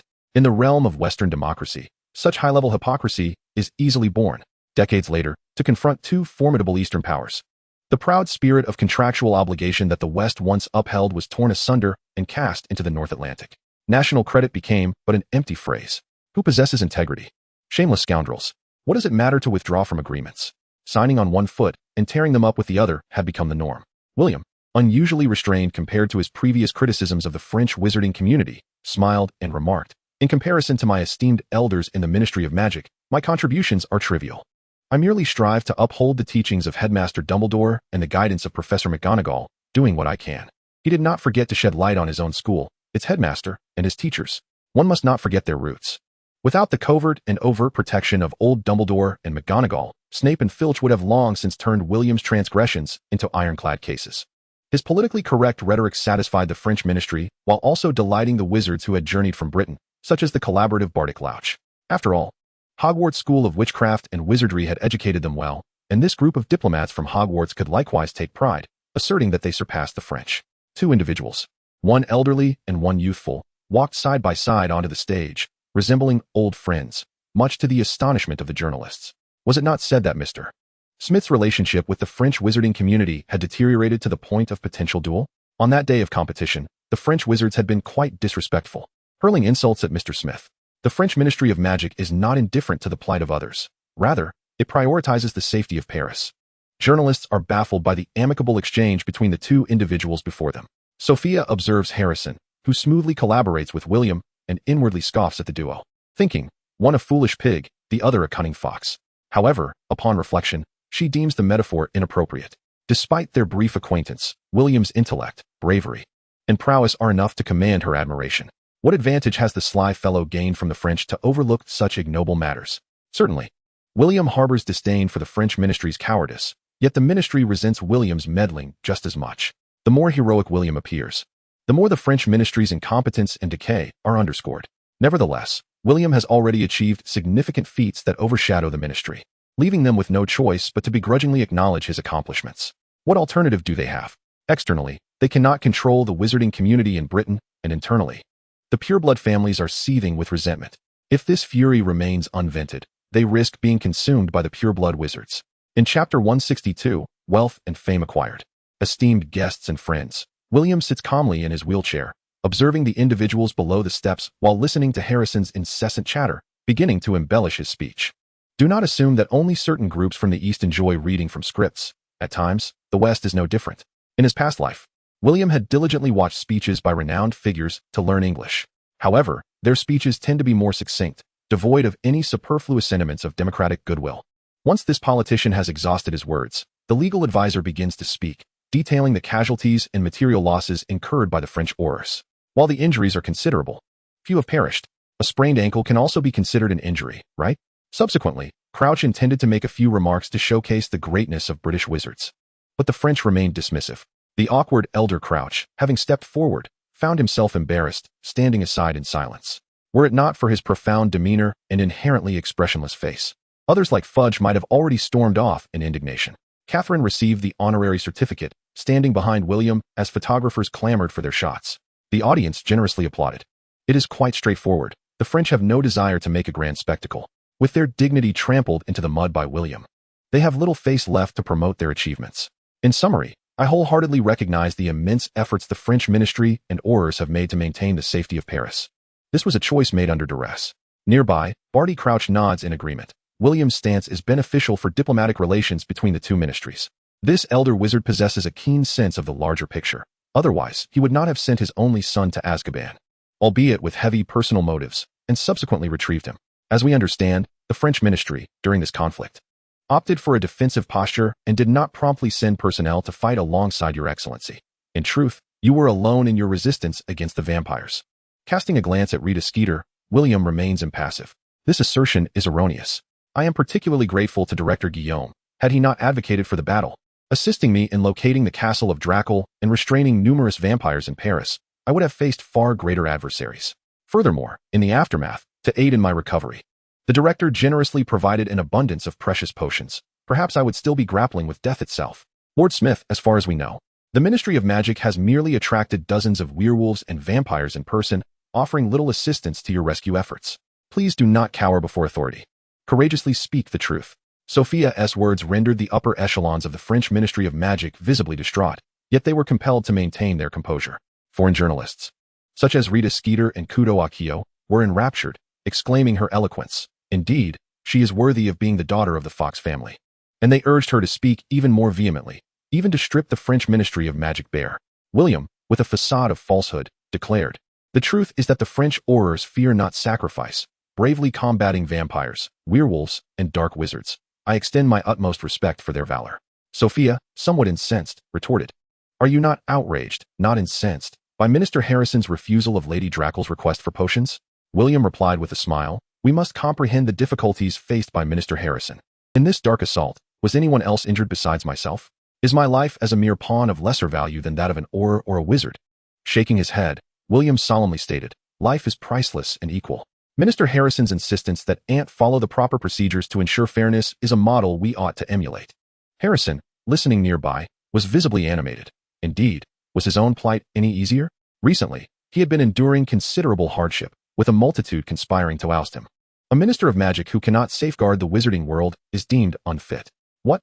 Has your mind been befuddled by parrot? A throng of foreign journalists was incensed. Did we traverse great distances to France merely to witness your collective rendition of the international friendship song?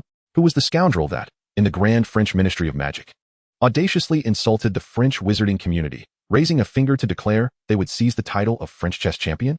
Who was it that, before the French reporters, left 10 young genius wizards reeling? And who, amidst the jeers of 100,000 spectators, nearly drove the old champion to utter despair? How is it that you have transformed into a docile lamb now? Fear not, we stand behind you. The journalists hinted. having already garnered both substance and reputation. Why sacrifice for mere pride by denouncing the French Ministry of Magic and the wizarding community? To offend irreparably would render future collaboration with French wizards during the Second War impossible. Should you present something more substantial? William would not hesitate to trample further upon the French Ministry of Magic. Had this band of scoundrels accompanied him, the situation might not have been so dire. Alas, the journalists, armed only with their pens and fleeting fame, could offer little more. All is in pursuit of a greater good. Chapter 163. I shall not be old Dumbledore. I shall claim it all. In the ensuing days, I rested and recuperated here, aiming to quell Catherine's simmering ire and create opportunities for Fleur. On the other hand, the Draco family is indeed affluent, possessing knowledge, exquisite cuisine, and fine wines. As for beauty, that is a given. The appreciation of elegance is inherent to all sentient beings. He yearns for the rapid maturation of Fleur. William opened his eyes, and under the guidance of his thoughts, the wheelchair glided effortlessly from beside the cabinet to rest at his bedside. His body, enveloped in magic, gently lifted, while his garments floated gracefully, enveloping his limbs. However, William's days of tranquility were short-lived, as Nagini had arrived from Hogwarts. The confrontation between Fleur and Nagini resembled a catastrophic scene, compelling him to slow his treatment and adopt a pitiful demeanor in his wheelchair. It remains a mystery what Nagini communicated to Fleur, but within mere minutes, they emerged hand in hand, leaving William outside in a tumult of anxiety and hope. Alas, when he inquired of Nagini, she remained reticent. After several attempts to probe Fleur, his young girlfriend ultimately professed an unwavering devotion towards William. She expressed her desire not to become his wife, but rather to follow him, serving as his secretary and assistant. Fleur contemplated further, adding that she envisioned a role akin to Professor McGonagall at Professor Dumbledore's side. William nodded silently, yet in his heart, he resolved not to be a lovesick old fool like Dumbledore, squandering the precious time of a beautiful woman. To alleviate his predicament, Francis transferred the ownership of a manor in England, the Carnation Club, to William, though it remains uncertain how he persuaded the die-hard members of the club. Simultaneously, Guillaume bestowed upon him shares in several British companies along with a sum of £1 million, stipulating that William must publicly acknowledge receiving Guillaume's support before reporters. Martin informed William that Guillaume was one of the agents of the Draco family and a formidable contender for the position of France's Minister of Magic. When Martin inquired about the magical artifact William used to vanquish the vampire, William deftly evaded the question, while Apollon, Helen, and others privy to the matter refrained from divulging any details, merely stating it was a type of magical device. The manor, club membership, company shares, and the £1 million, once fervently desired by William, were now within his grasp. Until he came of age, these affairs were managed by Catherine. As the saying goes, once the cannon fires, gold flows abundantly. It is no wonder that the land of the lighthouse has such a penchant for warfare. From Chao Sien, within the fences, to the Caribbean, Libya, Panama, and the Gulf of Afahan, there has been no respite. The Ministry of Magic's 300,000 galleons, along with an additional 300,000 wagered at Gringotts, had been deposited into William's Gringotts account. Otherwise, carrying 800,000 galleons would have left him vulnerable to robbery.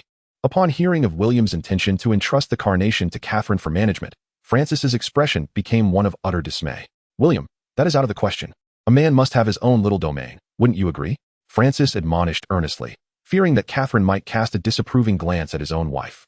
The French Minister of Magic, Fernando Harrison, sought every possible means to recover the property seized by vampires, werewolves, and dark wizards, eventually turning to William in desperation, as he too possessed the ability to foresee the future. The formidable magical artifact wielded by William has elicited both concern and envy from the French Alchemy Association, which is subtly manipulating the actions of the French Ministry of Magic behind the scenes. Let the Crimson Dragon organization draw a little blood from you first, Alchemy Association. We shall deal with you in due time. Fairy Lake and Fairy Island. I will visit them myself sooner or later, William mused after Francis had departed. In this war, the Crimson Dragon mercenaries provided intelligence, the werewolves acted as shock troops, and the vampires reaped the rewards. Although the vampires and werewolves were left severely weakened, the Crimson Dragon Mercenary Corps acquired what they sought from the fairies. A storm is brewing over in Britain as well, William remarked softly while seated in his wheelchair, gazing at the expansive herb garden. Nagini, half awake, perched on William's shoulder, leaning against his neck to continue her slumber. Gabrielle, brimming with excitement, clutched a stack of newspapers as she dashed down the corridor and used the unlocking charm to open the door. This good child, under William's tutelage, had become increasingly unruly, showing a tendency to adopt the style of the Weasley brothers. This cannot possibly be my fault, William thought to himself with a smile as he looked at Gabrielle. William, look, it's all about you. Everyone is calling you the Skywalker. What an incredible title. Gabrielle exclaimed, unfolding a crumpled newspaper and pointing at the bold headline. Fearless against evil, a successful rescue, the Skywalker shakes France. This was from a British newspaper. Truly, the Drackle family has proven adept at swiftly transporting newspapers from other countries, justifying William's substantial investment. 30,000 galleons well spent, he chuckled inwardly, knowing that typically, interviews would only garner a fee of a couple hundred galleons. Generous patrons like William, who refrain from speaking ill and allow the truth to be told, are rare. Securing 1,000 galleons for such a guest is a once-in-a-lifetime occurrence. The major reporters also possess integrity. Having accepted the fee, they ensure the job is done well. Even a certain unscrupulous female reporter from Britain chose to fawn over galleons, as others slandered in print merely for the sake of galleons, aligning with public sentiment, catering to the Ministry of Magic, and receiving a substantial additional fee for the article made this business trip worthwhile. Chapter 164, The Elevation of Soul Realm. The innocent Gabrielle was overjoyed, more excited than Fleur, running and jumping with flushed cheeks as she watched William peruse the newspapers. Before William could finish reading, she clutched the newspaper and pulled his wheelchair to find her sister Fleur, then sought out Aunt Catherine, followed by the Apollon couple. Catherine took a liking to Gabrielle, and their relationship had rapidly deepened in just a few days. The clever Gabrielle, evidently receiving some subtle hints from others, endeavored to please Catherine in various ways, such as presenting a few stolen masterpieces from Francis's collection for her admiration. William, sensing that he might have multiple adoptive sisters, was quite pleased with this development. He softly remarked, "Gabrielle, stealing is not right." Upon seeing Gabrielle's innocent expression, he added with a smile, "However, taking from one's own belongings does not count as theft. It is merely retrieval." He then casually gifted Gabrielle a third-tier silver invisibility ring, saying, "This is an invisibility magic ring. Do you see the symbol? Input your magical energy, and you will become invisible. Your aunt adores gold and silver adornments and jewels. You may take a few more." "Thank you, Brother William." With unrestrained joy, Gabrielle slid the ring onto her finger, first on her right hand, then transferring it to her left, moving from her little finger to her thumb. Gazing in astonishment at the oversized band, tears welled in her eyes as she looked longingly at William. "It's too big." William retrieved a golden chain from his pocket, threaded the ring onto it, and hung it around Gabrielle's neck. Instantly, the little girl wiped away her tears, eager to demonstrate her newfound accessory. "Auntie, William, can you see me?" Gabrielle inquired. Catherine shook her head, while William, observing Gabrielle's ethereal form, chuckled. "Gabrielle, I cannot see you." "That's wonderful. I want to see Mommy."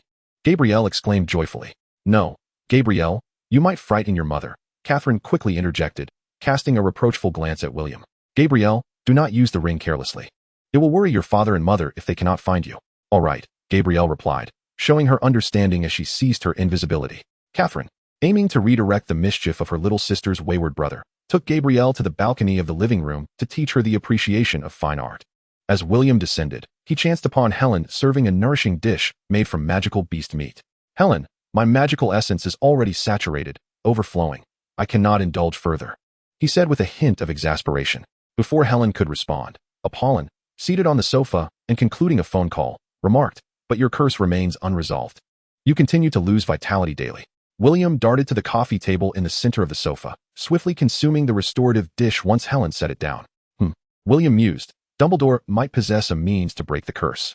Apollon replied, "You should send Catherine to investigate the island and prepare for property acquisition there."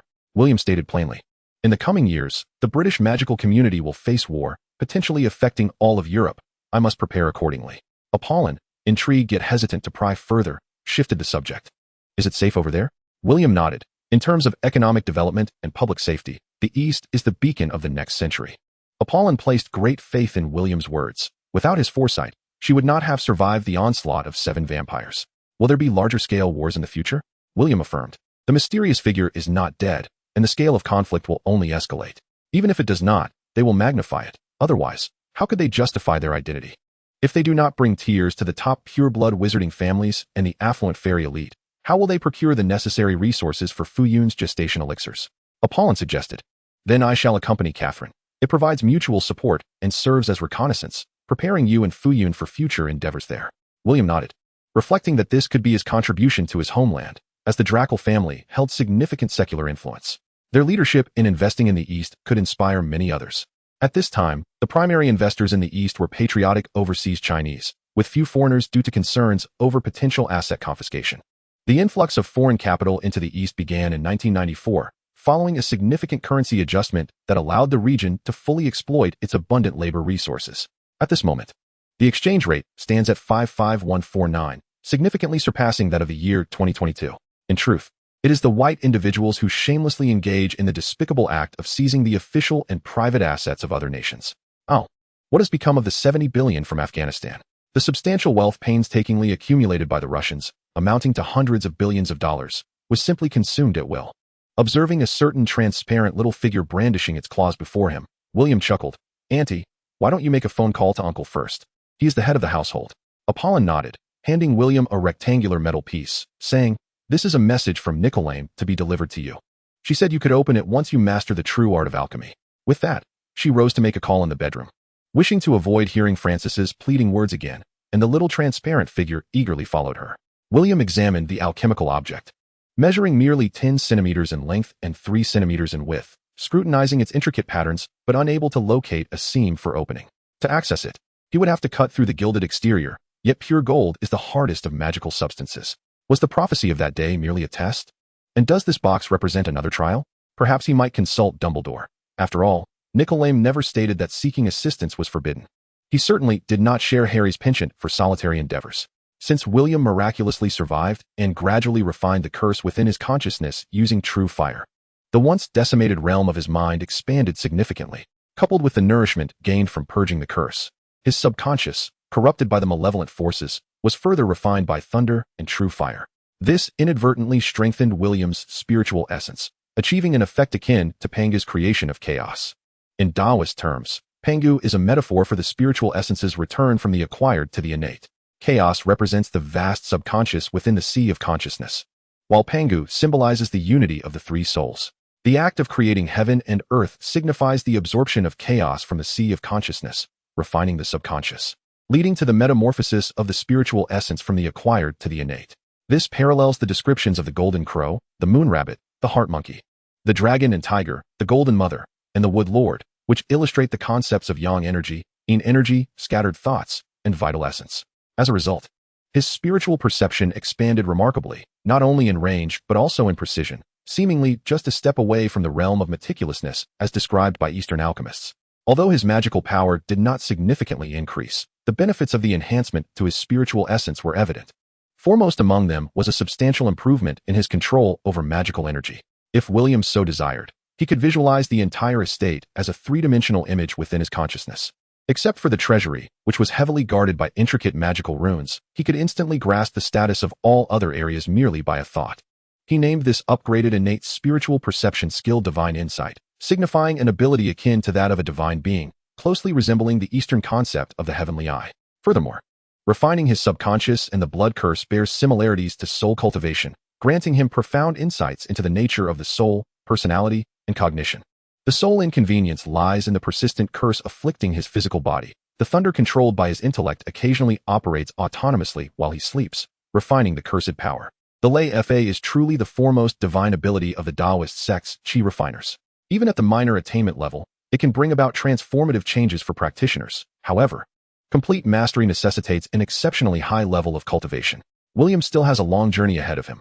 In a room somewhere in France, a man clad in silver armor gazed at the newspaper his subordinate had laid down and inquired, "Do you truly believe that a 9-year-old wizard would slay numerous adult werewolves for the sake of a neighbor?" "Captain, that seems implausible. Even the most gifted wizards from Hogwarts may not have mastered the unlocking charm before their admission." A bare-chested male wizard was meticulously polishing a mithril sword, the striking red dragon tattoo on his back remarkably conspicuous. The magical sword shimmered with radiance, and should William behold the intricate patterns upon it, he would undoubtedly recognize them as identical to those of the enchanted sword he had forged. "Perhaps," Richard replied noncommittally. Their immediate priority was to locate that object and ascertain the identity of the perpetrator. Some matters had to be momentarily set aside. Chapter 165. Brother, take your medicine. Mr. Harrison, I regret that I could not discern the appearance of the individual. The prophecy orb was disrupted, and I only glimpsed a fire dragon tattoo. A fire dragon tattoo? In the double-sided mirror, the Minister of Magic for France furrowed his brows tightly. "Thank you, Mr. Smith. I believe I comprehend the situation now." "You're welcome," William replied with remarkable composure. Catherine frowned. What if they discover that these dark wizards are not the culprits? She had witnessed her son not utilizing the prophecy orb at all. "Fear not. Eliza will assist me in smoothing things over," William said with a sly smile. The Red Dragon faction was also among the instigators of this dark scheme, allowing the French to turn against them, thus contributing to the peace of the European wizarding world. Due to the misplaced trust in two international allies and the prophecy of a top seer, the French Ministry of Magic organized a team of international aurors in collaboration with the British Ministry of Magic to investigate the hired mercenaries of the Red Dragon and the whereabouts of a substantial sum of money. The wealth accumulated by the vampires had already been relocated to Britain by Lily and her companions. The losses were exceedingly severe, and the distressed fairies, who had been severely impacted, were overjoyed to receive this free allied force, generously distributing galleons not only to equip the aurors, but also to seek information on traitors. The two factions engaged in minor skirmishes within British territory, and William estimated a bloody storm was imminent. Upon receiving a letter of reassurance from William, Zhang Qiu, overwhelmed with grief and anger from the newspaper's obituary, sent him a vehement letter admonishing him to take care of himself. Hermione, ever dutiful, assured him that she would keep a watchful eye on Harry to prevent any recklessness. Penelope also sent a scathing letter, feeling deeply disappointed that William had not mentioned her even once. Fred and George presented him with a holly wood-carved angel, claiming it would offer him protection. The wand fashioned from holly wood symbolizes good fortune, often accompanying those adventurous wizards unafraid of darkness. Cedric expressed his gratitude for William's unwavering support, although he lamented that Zhang Qiu had been ignoring him lately, causing him considerable distress.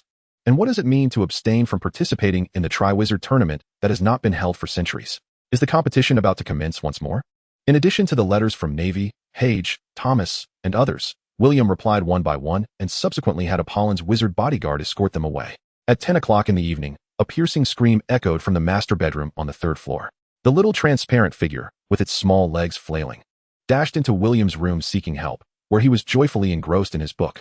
William, Apollin, visibly irritated and clad in her nightgown, chased in, her gaze fixed on the instigator. Behind her, Helen, also in a red nightgown, looked at William with a playful smile, occasionally licking her lips in a teasing manner. Good evening to you both. William feigned ignorance, as the little transparent figure clung to him from behind. Apollin swiftly pushed William onto the bed, catching the little girl off guard, who found herself pinned down. Then, she witnessed her furious mother flipping William over and delivering a series of firm smacks to his backside. "Ah, Mommy, stop. I admit my mistake." Gabrielle was terrified by Apollin's demeanor. William, with his tough exterior, remained unscathed, while Apollin's hand quickly became flushed from the recoil. Casting a glance at the little transparent figure on William's chest, she seized it firmly. "Gabrielle, you must not follow William's poor example any longer." Fleur arrived upon hearing the commotion, casting a disapproving glare at Helen, whom she deemed responsible. The sudden appearance of Nagini and Helen's watchful gaze rendered Fleur, who was usually self-assured, plagued with insecurity. Though she believed in her unparalleled charm, the constant presence of Nagini made her anxious, fearing that one day, she might find herself drawn to her bed. As for Helen, the chef whom Fleur had long despised and repeatedly urged Francis to dismiss, her proactive behavior during this conflict had earned her the Drackle family's recognition. However, Helen's recent glances at William reminded Fleur of the looks exchanged with her mother years ago aboard the Mermaid, filling her with a simmering anger with nowhere to vent. Compounding her frustration was the fact that Catherine had yet to fully forgive Fleur. What will happen if the emotional tribulation remains unresolved? William inquired. Misfortune will cling to you, and danger will lurk at every step, replied a Chinese wizard. Inner demons will arise, leading to a loss of reason, Nagini added. One will fall into the path of darkness, losing both soul and spirit, Aohai stated. In short, the emotional tribulation is difficult to resolve, and the peach blossom tribulation is the most troublesome of all. If William does not swiftly cut through the chaos, misfortune will inevitably befall him. Aohai, how can I untangle the peach blossom tribulation? William leaned back in his chair, observing the lawn below, where Gabrielle was joyfully wielding her wand, casting the most fundamental petrification spell, while a nearby which carefully supervised the little girl. The poor alchemical fawn repeatedly experienced Gabrielle's petrification spell and the witch's countercharm. This is Europe. There is no escape through empty doors, William chuckled. William, have some soup? Helen returned with a bowl of soup. Thankfully, it's not a potion. Aohai teased. Chapter 166. I want it all. Nagini, perched atop William's head, glanced at Helen before burying her face back into slumber. Thank you, William said, accepting the small bowl with a grateful smile. You could also invite the professors here. I believe your recovery would be better in this environment. Moreover, Martin mentioned that things are starting to get chaotic in England, Helen remarked. The total number of over 3 million gallons of fairy, alongside the pureblood wizard assets valued at £1.5 billion, has drawn countless wizards to participate, even in the face of the vicious Red Dragon mercenary corps. There are those who prioritize wealth over their lives, particularly the extravagant dark wizards. Hogwarts should be quite safe. I believe I have no open enmity with the Red Dragon. William remarked with a smile. What about Fleur? How will you persuade her?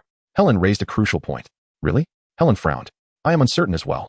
Hogwarts is protected by powerful enchantments laid down by its 3 founders, and all students will receive the legendary magical protection there, William stated forthrightly, choosing honesty over deception. What if it cannot be cured? Helen gazed anxiously at William's face, the golden-haired youth's eyes sparkling with confidence under the evening sun. I aspire to become a grand wizard in Europe. As long as I am alive, I will discover the means to break the curse. Without waiting for William or the others to respond, she pushed him into the bedroom and began to ask him questions from their magic class, occupying all of his time.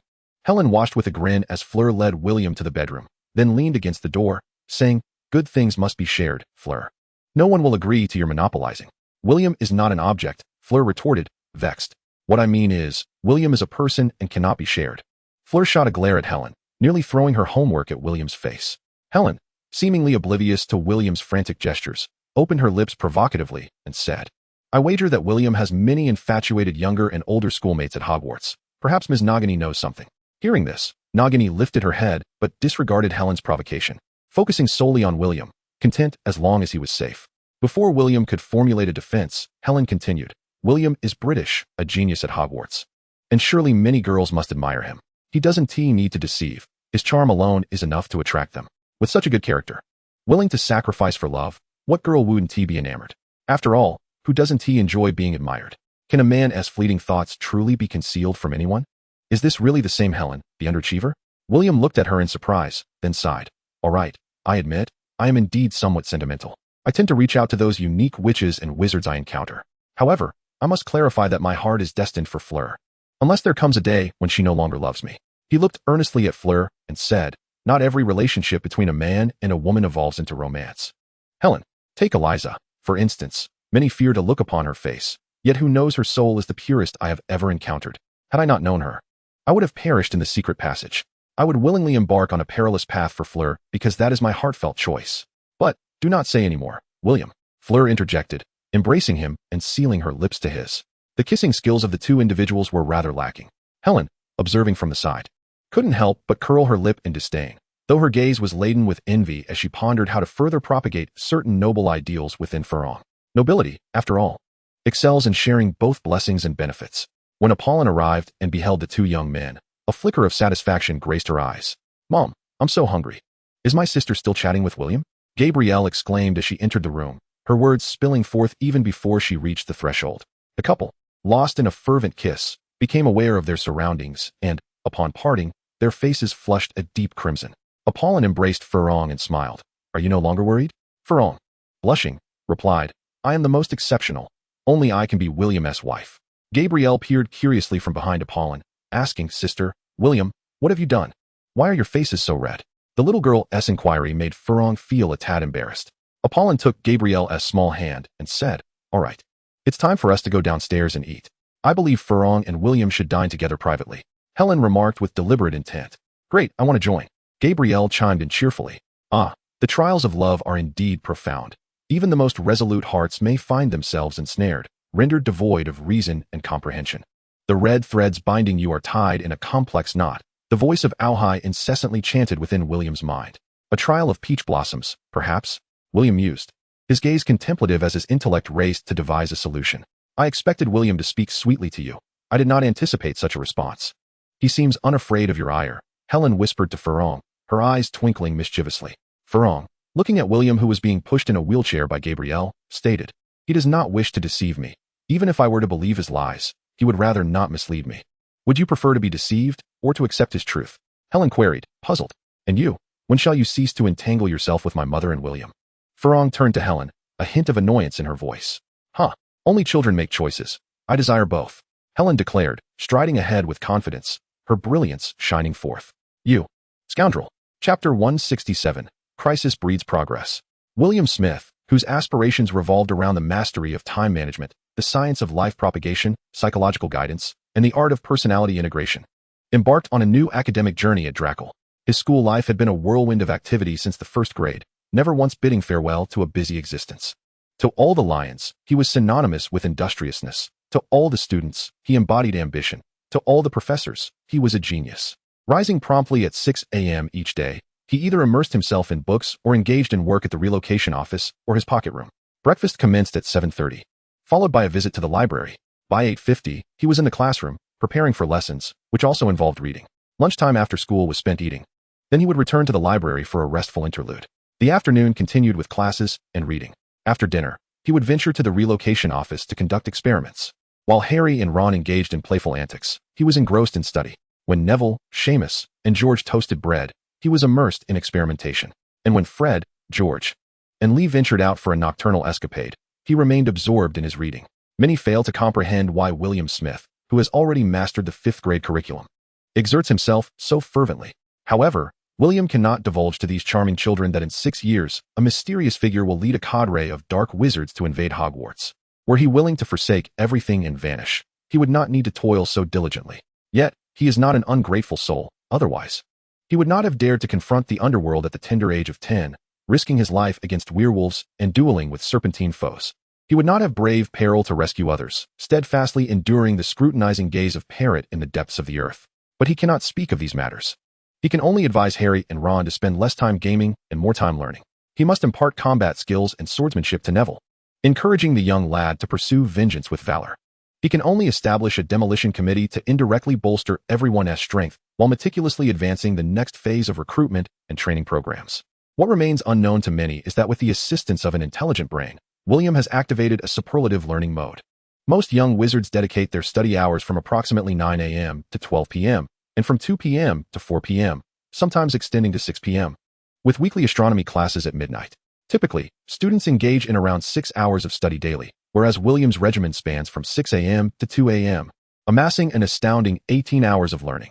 Coupled with the virtual time afforded by his intelligent brain, his study hours multiply fivefold, nearing a staggering 30 hours each day. His formidable physique, enhanced by nanobots, sustains his extraordinary energy, while the presence of the intelligent brain facilitates an accelerated learning pace. In this light, his study efficiency surpasses that of his peers by threefold or more. While Harry, Hermione, and others may study for a year, William's efforts equate to over 15 years of scholarly pursuit. Were it not for the vast breadth of his studies, encompassing alchemy, potion-making, spellcraft, divination, Eastern lightning techniques, and swordsmanship, each discipline demanding immense time for mastery, he would undoubtedly already be an expert in a particular field, though he may not yet be a grandmaster. His 5 years of elite training, 10 years of expertise, and aspirations of mastery after 20 years render him formidable. Undeniably, his alchemical prowess has reached an advanced level, with potion-making and spellcraft equally commendable, while his skills in divination, lightning techniques, and swordsmanship lag behind.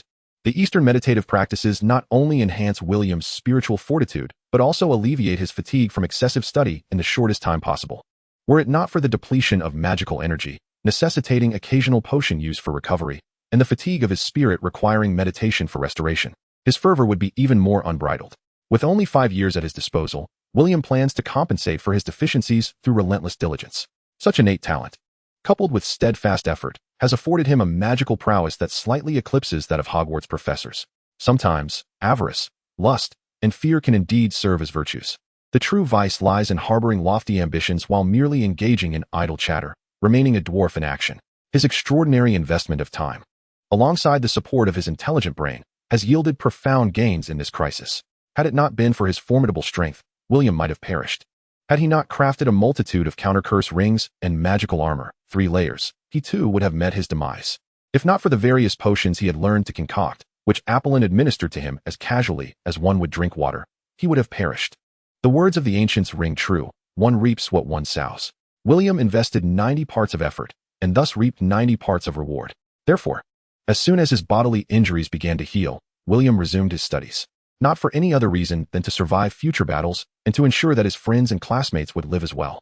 In the eyes of Fleur, William, having undergone a brush with death, remained the same gentleman, kind and amiable as ever.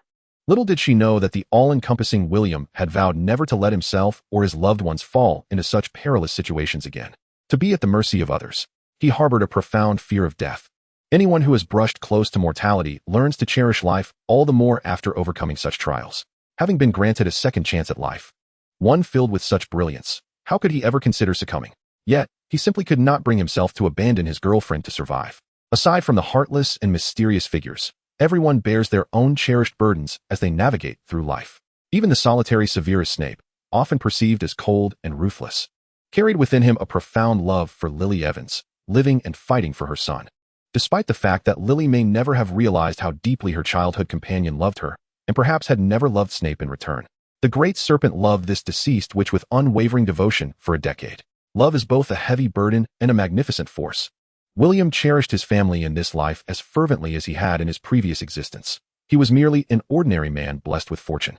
To prevent those who loved him from weeping once more, he compelled himself to grow stronger, more ruthless, and more cunning, all for the sake of ensuring a better life for those he loved and who loved him in return. As Aohai would say, living is truly wonderful. As the clock struck 1 in the morning, William set down the ancient Greek bronze book of magic, which Fleur had stealthily taken from home, and closed his eyes. He began to repeatedly take his own life within the virtual realm of his intellect. Ancient magical scripts differ from modern ones. They are not merely two-dimensional characters, but rather three-dimensional forms. They are intricate and elaborate, yet they harbor more formidable power. Upon his exploration, a book consisting of merely a few dozen pages translated into content equivalent to numerous tomes of magic. The magical knowledge of ancient Greece was remarkably advanced. While their practical applications of magic may not compare favorably with modern times, their comprehension of magical scripts laid the foundational framework for the contemporary European wizarding community. Indeed, it was a daunting challenge, William mused as he opened his eyes. The concept of three-dimensional text is a stroke of genius. Fortunate indeed that these barbarians extinguished ancient Greece. For otherwise, the alchemists of Chang might not have shone so brightly. Aohai possessed discernment. Otherwise, he would never have taken the initiative to learn English. Both Eastern and Western ancient magical texts contain multiple layers of meaning, akin to the profound truths of Chang. The various linkages among magical scripts represent distinct significances. The intricate patterns of magic inscriptions within metallic artifacts, along with the layers of their superimposition, dictate the potency of these magical devices, enabling them to yield greater efficacy despite their limited dimensions. Upon possessing William and encountering the ancient bronze grimoire, even the boisterous nationalist rogue, Long, was compelled to acknowledge the vast potential of these magical inscriptions. Alas, the ancient Greeks have been obliterated, yet, perhaps fortuitously, they have indeed been extinguished. In chapter 168, the heart is like a double silk net, entangled in 1,000 knots. A soft knock echoed at the door. "Come in," William beckoned. Apollon twisted the doorknob, casting a glance at the bronze tome in William's hands, her brow furrowing at his fervent studies. "William, it is late. You ought to be in bed." With a smile, William replied, "Auntie, I shall retire shortly." "No," Apollon insisted, "you must go to bed this instant." Reluctantly, William maneuvered his wheelchair to the bedside, employing his magical hand to shed his outer garments before slipping under the covers. Apollon personally extinguished the lights before vacating the room. Through the clarity of his magical perception, William discerned that Francis was not within the estate. Instead, in Apollon's chamber, only Helen lay asleep in her bed. Nevertheless, it was evident that Francis possessed a commendable temperament, for he had not shown Helen much displeasure. It is worth noting that Western notions of love are indeed intriguing. According to Helen's previous discourse with Fleur, emotional infidelity is far more sorrowful than physical betrayal. True possession lies within the soul, while corporeal pleasures are merely fleeting desires. Just as individuals relish fine wine and exquisite cuisine, the essence of maintaining a steadfast position on a spiritual plane is paramount. After a moment of contemplation, William suddenly grasped the concept. The notion of spiritual possession as a core principle is merely a variant of the theory underlying open marriages. For the sake of his ambitions, this wild sorcerer had truly invested considerable thought. However, the majority of wild sorcerers lead remarkably liberated lives, sharing perspectives akin to those of ordinary individuals. Yet, the arcane force, which in the East is referred to as spiritual energy, magnifies a myriad of emotions like a lens. Due to a lack of control over their magical abilities and an inability to channel their negative emotions constructively, wild sorcerers often experience desires that are more intense than those of the average person, one of the most common side effects of magical power. This is also a contributing factor to the chaotic lives of many vampires. The interplay between magic and the psyche can provoke mutual disturbances. In the East, this is precisely why practitioners of chi cultivation are urged to maintain a tranquil and abstinent disposition. The monopolization of magical knowledge, coupled with the exacerbation of emotional states due to magical stimulation, often leads to reckless harm and even murder, resulting in many wild sorcerers succumbing to the dark arts and becoming black wizards. Even a savior nurtured by Professor Dumbledore, upon witnessing Qiu Zhang and her boyfriend share a kiss, or Ginny and her roommate in a similar embrace, has harbored thoughts of eliminating them. While ordinary individuals may experience jealousy and envy, without the amplification of magical power, how could one possibly be driven to murderous rage? In contrast, the Tao Te Ching from Tang country is widely recognized. Although the text is simple in its wording, the critical intricacies and teachings are monopolized by esteemed sections. Nevertheless, the general populace is at least aware of the path to progress and the methods of cultivation, ensuring that their hearts remain untainted by the adverse influences of magic. Lost in thoughts of emotional entanglement, enchantment, desire, and the interplay of souls, William gradually succumbed to slumber. The ancient bronze grimoire of the Drackle family was not something he could borrow. Thus, upon awakening the following morning, he resumed deciphering the information contained within, delving into the intricate combinations of ancient runes. An ancient character possesses 6 facets. With 2 characters, there are 36 combinations. With 3, 216. Even with the assistance of a cognitive apparatus for simulation, mastering them all remains an insurmountable challenge. During the day, Furlong attended school, leaving only Gabrielle with idle hands, who tirelessly followed William's instructions, retrieving various parchments, dragonskin tomes, stone tablets, and other knowledge-laden artifacts from their family's storeroom for William's review. Like a sponge, William fervently absorbed the ancient tomes that had gathered dust. It became evident to me why William was so formidable. Despite his innate genius, he relentlessly pursued knowledge, leaving me to ponder his motivations. Helen, entwined with Apollon, made her way to the balcony, observing William, who sat in his wheelchair, engrossed in his reading, a look of bewilderment upon her face. This was the same student who despised academia, expelled from school for misconduct, preferring to drift through life rather than heed his family's desires to return to formal education. Yet, it was perhaps fortuitous. This very rebellion had sparked his latent powers, unveiling an entirely new realm. Gabrielle perched on the stool beside William, wielding her wand to manipulate the water in her teacup. Her progress was commendable. She could now transmute the tea into simple creatures. Upon noticing her mother's approach, the little girl eagerly showcased her creation, a water figure shaped like an angel, to Apollon. "Look, Mama, I can transform. William says I am a genius and that I will surpass him in the future." Apollon knelt to embrace the girl, smiling. "Indeed, Gabrielle, you are a prodigy. You will protect your mother and sister, ensuring that no harm befalls us." Gabrielle chimed in. "I will also protect William. I shall avenge him in the future." She wrapped her arms around Apollon's neck and planted a kiss on her mother's cheek. With the loss of the little witch's magical supply, the water figure reverted to a mere puddle, which William promptly consumed. Yes, yes, Apollon's eyes sparkled with affection. "My daughter, you will become a great witch and a source of pride for the Drackle family." Helen, seated nearby, inquired, "William, why do you exert yourself so diligently in your studies?" William replied, "Without this relentless pursuit of knowledge, I would not have survived this time. In the world of sorcery, weakness is a cardinal sin." Helen, "When you have the time, I urge you to explore the Drackle family's library rather than spending your days teasing the maidens." Helen rolled her eyes, seemingly dismissive of William's words. Yet, Gabrielle, with her youthful wisdom, nodded vigorously in agreement. Death can transform the brave into cowards, yet it can also forge cowards into warriors. William sincerely hoped that his friends, having faced the specter of death, would emerge even stronger upon their next encounter. On the morning of March 12, 1992, William accepted the silver-plated bullet returned by Apollon. After confirming the quantity was accurate, he and Francis prepared to unlock the door. Unbeknownst to Gabrielle, she was taken to the seaside to collect seashells. If the little girl were present, she would undoubtedly wail and create a scene, ensuring he could not depart. Shortly after William's arrival at a quaint estate on the outskirts of Paris, 3 night coaches from Hogwarts appeared in the sky, driven by Professor Quirrell and 2 Aurors. The astute headmaster Dumbledore did not afford Quirrell the opportunity for unmonitored actions. Among the passengers were Dumbledore, Gary, McGonagall, Fudge, and 3 Aurors. The necessity for 3 coaches arose from Fudge's impending discussions with Fernando Harrison regarding collaborative efforts. The ministers of magic from England and France had resolved to jointly combat the threats posed by werewolves, vampires, and the Crimson Dragon Dark Wizarding faction. The 2 parties needed to reach an agreement on the terms of cooperation and the distribution of spoils. The sordid dealings of the magical ministries of both nations could fill volumes. Thus, there was an urgent need to establish regulations, lest the internal strife lead to a complete breakdown in order. Fudge clasped William's hand warmly, exchanging pleasantries, while 1 Auror snapped photographs eagerly.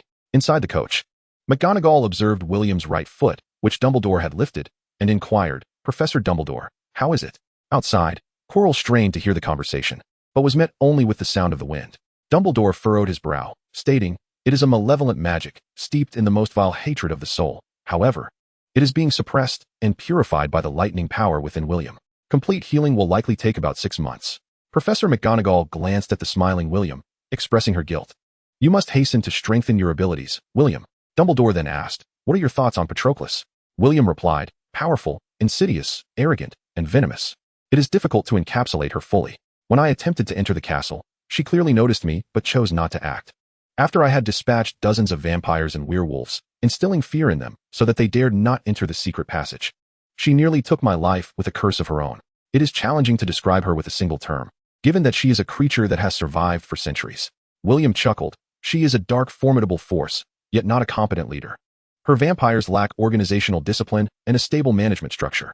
Each pursues their own interests, engaging in incessant infighting. Once she is gone, they will scatter. The strength of the vampires far exceeds that of the werewolves, yet their disunity led to their initial defeats at the hands of the werewolves. Dumbledore nodded thoughtfully, then shook his head. William, perplexed, remained silent as the carriage grew quiet. By 5 in the afternoon, the coach came to a halt upon the lawns of Hogwarts, where professors and a group of students awaited eagerly. As the coach door swung open, a small lion at the center of a banner shook and let out a roar. A transformation spell cast by Fred and George.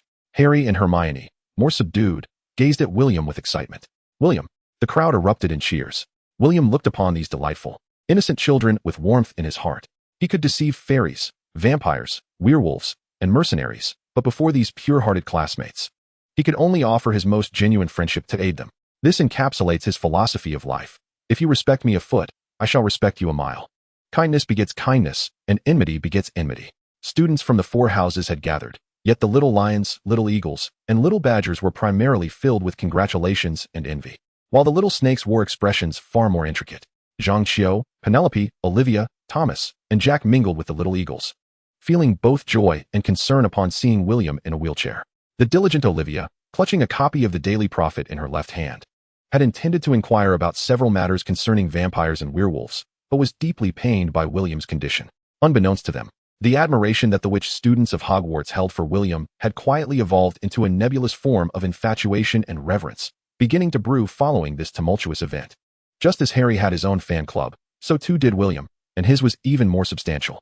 Applause erupted as Professor Flitwick led the way, with the other professors following suit. Snape, maintaining his stern demeanor, clapped a few times.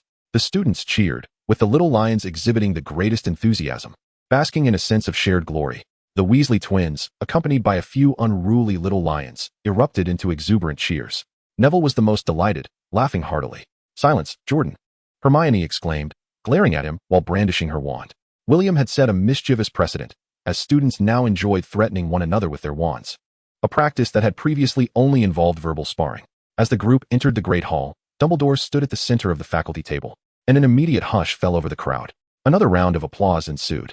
Dumbledore pressed his palms downward to quiet them further and stated, when I learned of William's unwavering resolve to confront the Vampire Queen, disregarding the grave peril to rescue his friends, I felt an immense pride.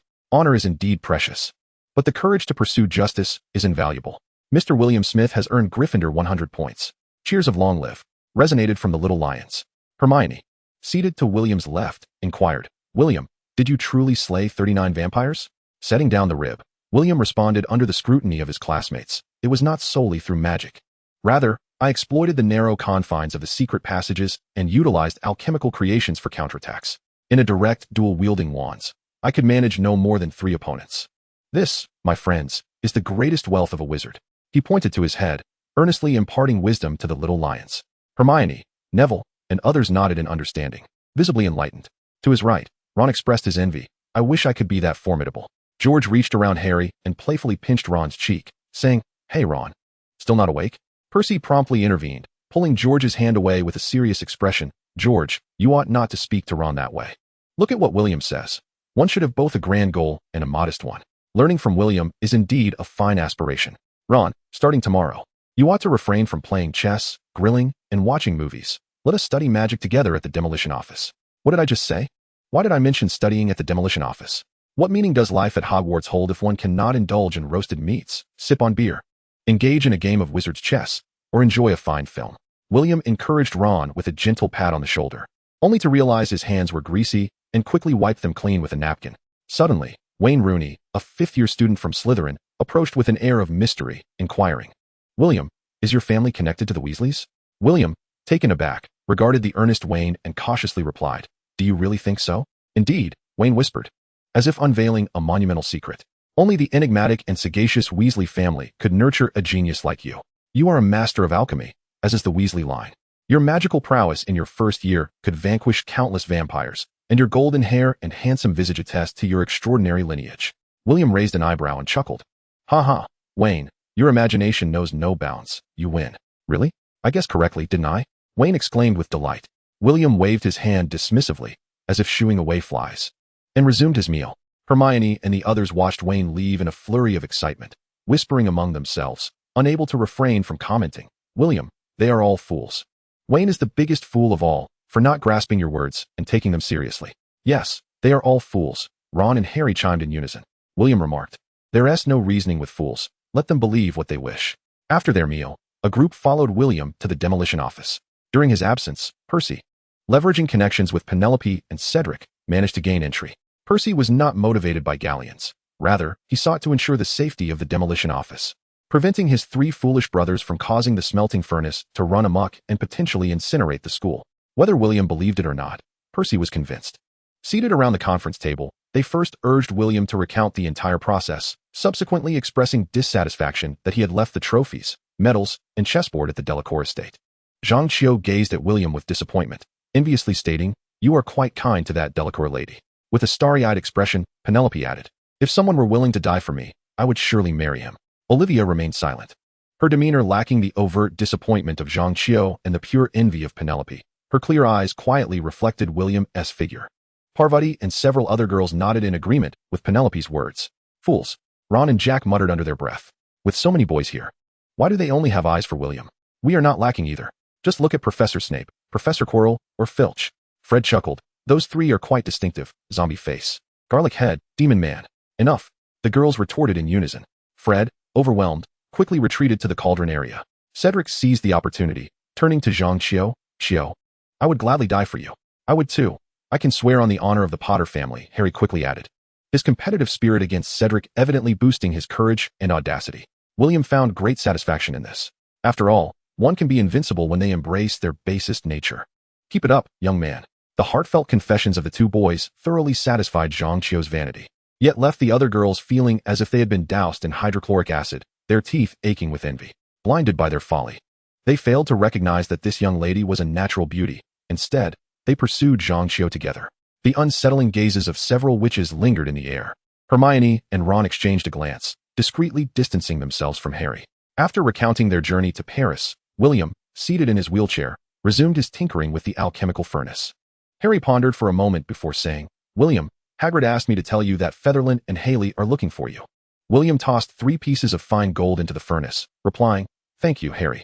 Cedric gazed at the shimmering gold in the candlelight and inquired, William, are you about to commence the extraction of fine gold? The use of fine gold to forge magical artifacts is a hallmark of a high-level alchemist. The 3rd-tier mithril is also noteworthy, yet it is the crafting of 3rd-tier magical items from fine gold that truly distinguishes a master. William responded, During our trip to Paris, I acquired numerous rewards and gifts. It is worth a try. The 4 Weasley brothers looked on with envy, their mouths watering at the thought of the champion's reward of 10,000 galleons, and the chess champion's annual salary of 20,000 galleons, not to mention endorsement fees. Although William dismissed such sums, unwilling to tarnish his reputation, the Weasley family certainly valued it. The crowd gathered around William, watching as he manipulated azure flames. Once the fine gold transformed into liquid, he poured it into a potion and extracted the impurities, placing them into a receptacle filled with cooling liquid. Extinguish the flames. A monthly salary of 10 galleons was but a fraction of his pocket money. Consider Fred and George, who, after years of peddling trinkets at school, had saved a meager 21 galleons, a rather pitiful sum. It was only upon meeting William that they truly understood generosity and the meaning of a wealthy friend. The Weasleys were undoubtedly loyal. William instructed Ron to cease adding the greenwood carbon and poured the molten gold into the shaping mold, adhering it to the red copper to solidify the form. The robust magical energy flowed like the most flawless forge, shaping the liquid gold in one go, followed by the engraving of magical runes, and finally, the pouring of cooling liquid. After completing several steps, which took over 4 hours, a golden curved dagger engraved with first-tier sharpness, solidity, and restoration runes was born. Ron gazed intently at the golden blade and asked, "How much is this worth in galleons?" Instantly, everyone's ears perked up. William calculated and replied, "Approximately 600 galleons, Fine gold magical artifacts are known for their durability and sharpness. I also inscribed 3 first-tier magical runes for sharpness, solidity, and restoration, making its performance comparable to a mithril dagger inscribed with similar second-tier runes. George picked up the curved dagger while Fred placed a strangely shaped red copper mask, crafted by Zhang Qiu, upon a stool. "Come on, my brother." Fred roared like a lord preparing for a climactic battle atop the Forbidden City. Before Zhang Qiu could react, George cleaved the mask and stool in half with a single stroke. "Oh, Fred, you scoundrel." Zhang Qiu retaliated, brandishing her wand at Fred. "Oh, Percy," who had only just registered the spectacle due to the allure of William's alchemy, changed color dramatically, while the others remained indifferent. Penelope gently patted Zhang Qiu and said, "Qiu, we must enlist Fred's assistance to divert Filch." Zhang Qiu cast a sharp glare at Fred, placing the oddly shaped mask, now severed in two, upon the shelf, preparing to refine it anew on the morrow. What a dreadful influence, William mused as he observed Percy, Cedric, and Penelope, 3 diligent students, cautiously making their exit, attributing the mischief entirely to Fred and George. A week later, at 10 o'clock in the evening, William was poised to sneak out once more when he spotted Harry, Ron, Hermione, George, and Fred waiting at the school gate. "What are you all up to?" William inquired from his wheelchair. Fred replied with a mischievous grin. "We were concerned for your safety, considering your current condition." William nearly struck him with his cane. "Is it impossible to converse civilly? Even in my state, I could take on the lot of you with but one hand," scoffed A.O. High, perched disdainfully on William's shoulder. William's smile faltered, and he resignedly said, "If you insist on accompanying me, do refrain from reckless wandering. The centaurs are not particularly amicable towards wizards, and gaining their friendship has required considerable effort on my part." The group nodded in unison. As they mounted their brooms, William, seated in his wheelchair, recounted the necessary precautions to ensure their safety. At the foot of a slope near the village entrance, he transfigured a leaf into an owl, which hooted 5 times before Faze Lewin and Scott appeared with 2 centaurs. To avoid detection by Bane and the more radical centaurs, Fred, adhering to William's request, conjured a dim luminescence. He retrieved a miniature box containing 22nd-tier mithril longbows, and once it resumed its original form, William handed it over to Faze Lewin and Scott for inspection. This had been an arrangement established long ago with Gundor. The centaurs had already delivered herbs and beast meat to William, had it not been for his unfortunate injury in France. These magical bows would not have been delayed until this evening. "Good evening, Faze Lewin, Scott, and all present." "Good evening, William," they replied. Faze Lewin regarded William in his wheelchair with admiration and awe, exclaiming, "I have heard of your exploits in France from Hagrid. Your bravery is commendable." The others, including Scott, eagerly examined the magical bows, recalling the sleepless nights stirred by Haley's 3rd-tier magical bow. Just as a driver revels in top-tier sports cars, wizards cherish powerful wands. Men are drawn to pure beauties, and young women have their own preferences. Ahem, naturally, centaurs favor high-tier hunting bows. Scott, clutching a magical bow in one hand, attempted to shoot a wooden arrow, which embedded itself deep into a large tree, the shaft splintering under the tremendous recoil. Faze Lewin quickly restrained the other 2, saying, "It is too late. Let us wait until tomorrow to test our aim." This batch of weapons had been procured at Gundor's expense, and he held the distribution rights. Faze Lewin wished to avoid any unwanted attention tonight, particularly from Fernando and the radical centaurs, who might harbor ulterior motives. Scott, gripping the magical bow tightly, scratched his head and asked, "Do you have any arrows that are sturdier? How sturdy do you desire?" George replied with a devilish grin. "We possess some that are both long and robust," Fred added with a lascivious chuckle. "Oh, so you are acquainted with driving as well?" William cast a glance at him, seemingly indifferent, and pointed to the bottom of the box, saying, "There are a total of 200 silver magic arrows. Should any become damaged, you may seek Fred and his companions for repairs, requiring only a few ounces of potion." Fred, George, and Ron immediately stepped forward, with Fred introducing himself. "I am Fred Weasley, and these are my 2 brothers, George and Ron. We also possess skills in alchemy, so you may come to us for weapon crafting in the future." Fazelin added, "I am Fazelin, pleased to make your acquaintance." Scott interjected, "I am Scott. Likewise delighted to meet you." The 2 guards following them chimed in, "I am Paul Walker, pleased to meet you." Fazelin turned to William and said, "Cheryl has caught numerous mice. She wishes to present them to you." William couldn't help but smile wryly, at times of food scarcity. Centaurs also resorted to catching mice as sustenance. Before William's arrival, roasted mice had been a delicacy for many young centaurs. As they prepared to part ways, Scott shyly inquired, "William, do you have that?" William paused momentarily, then realized yes.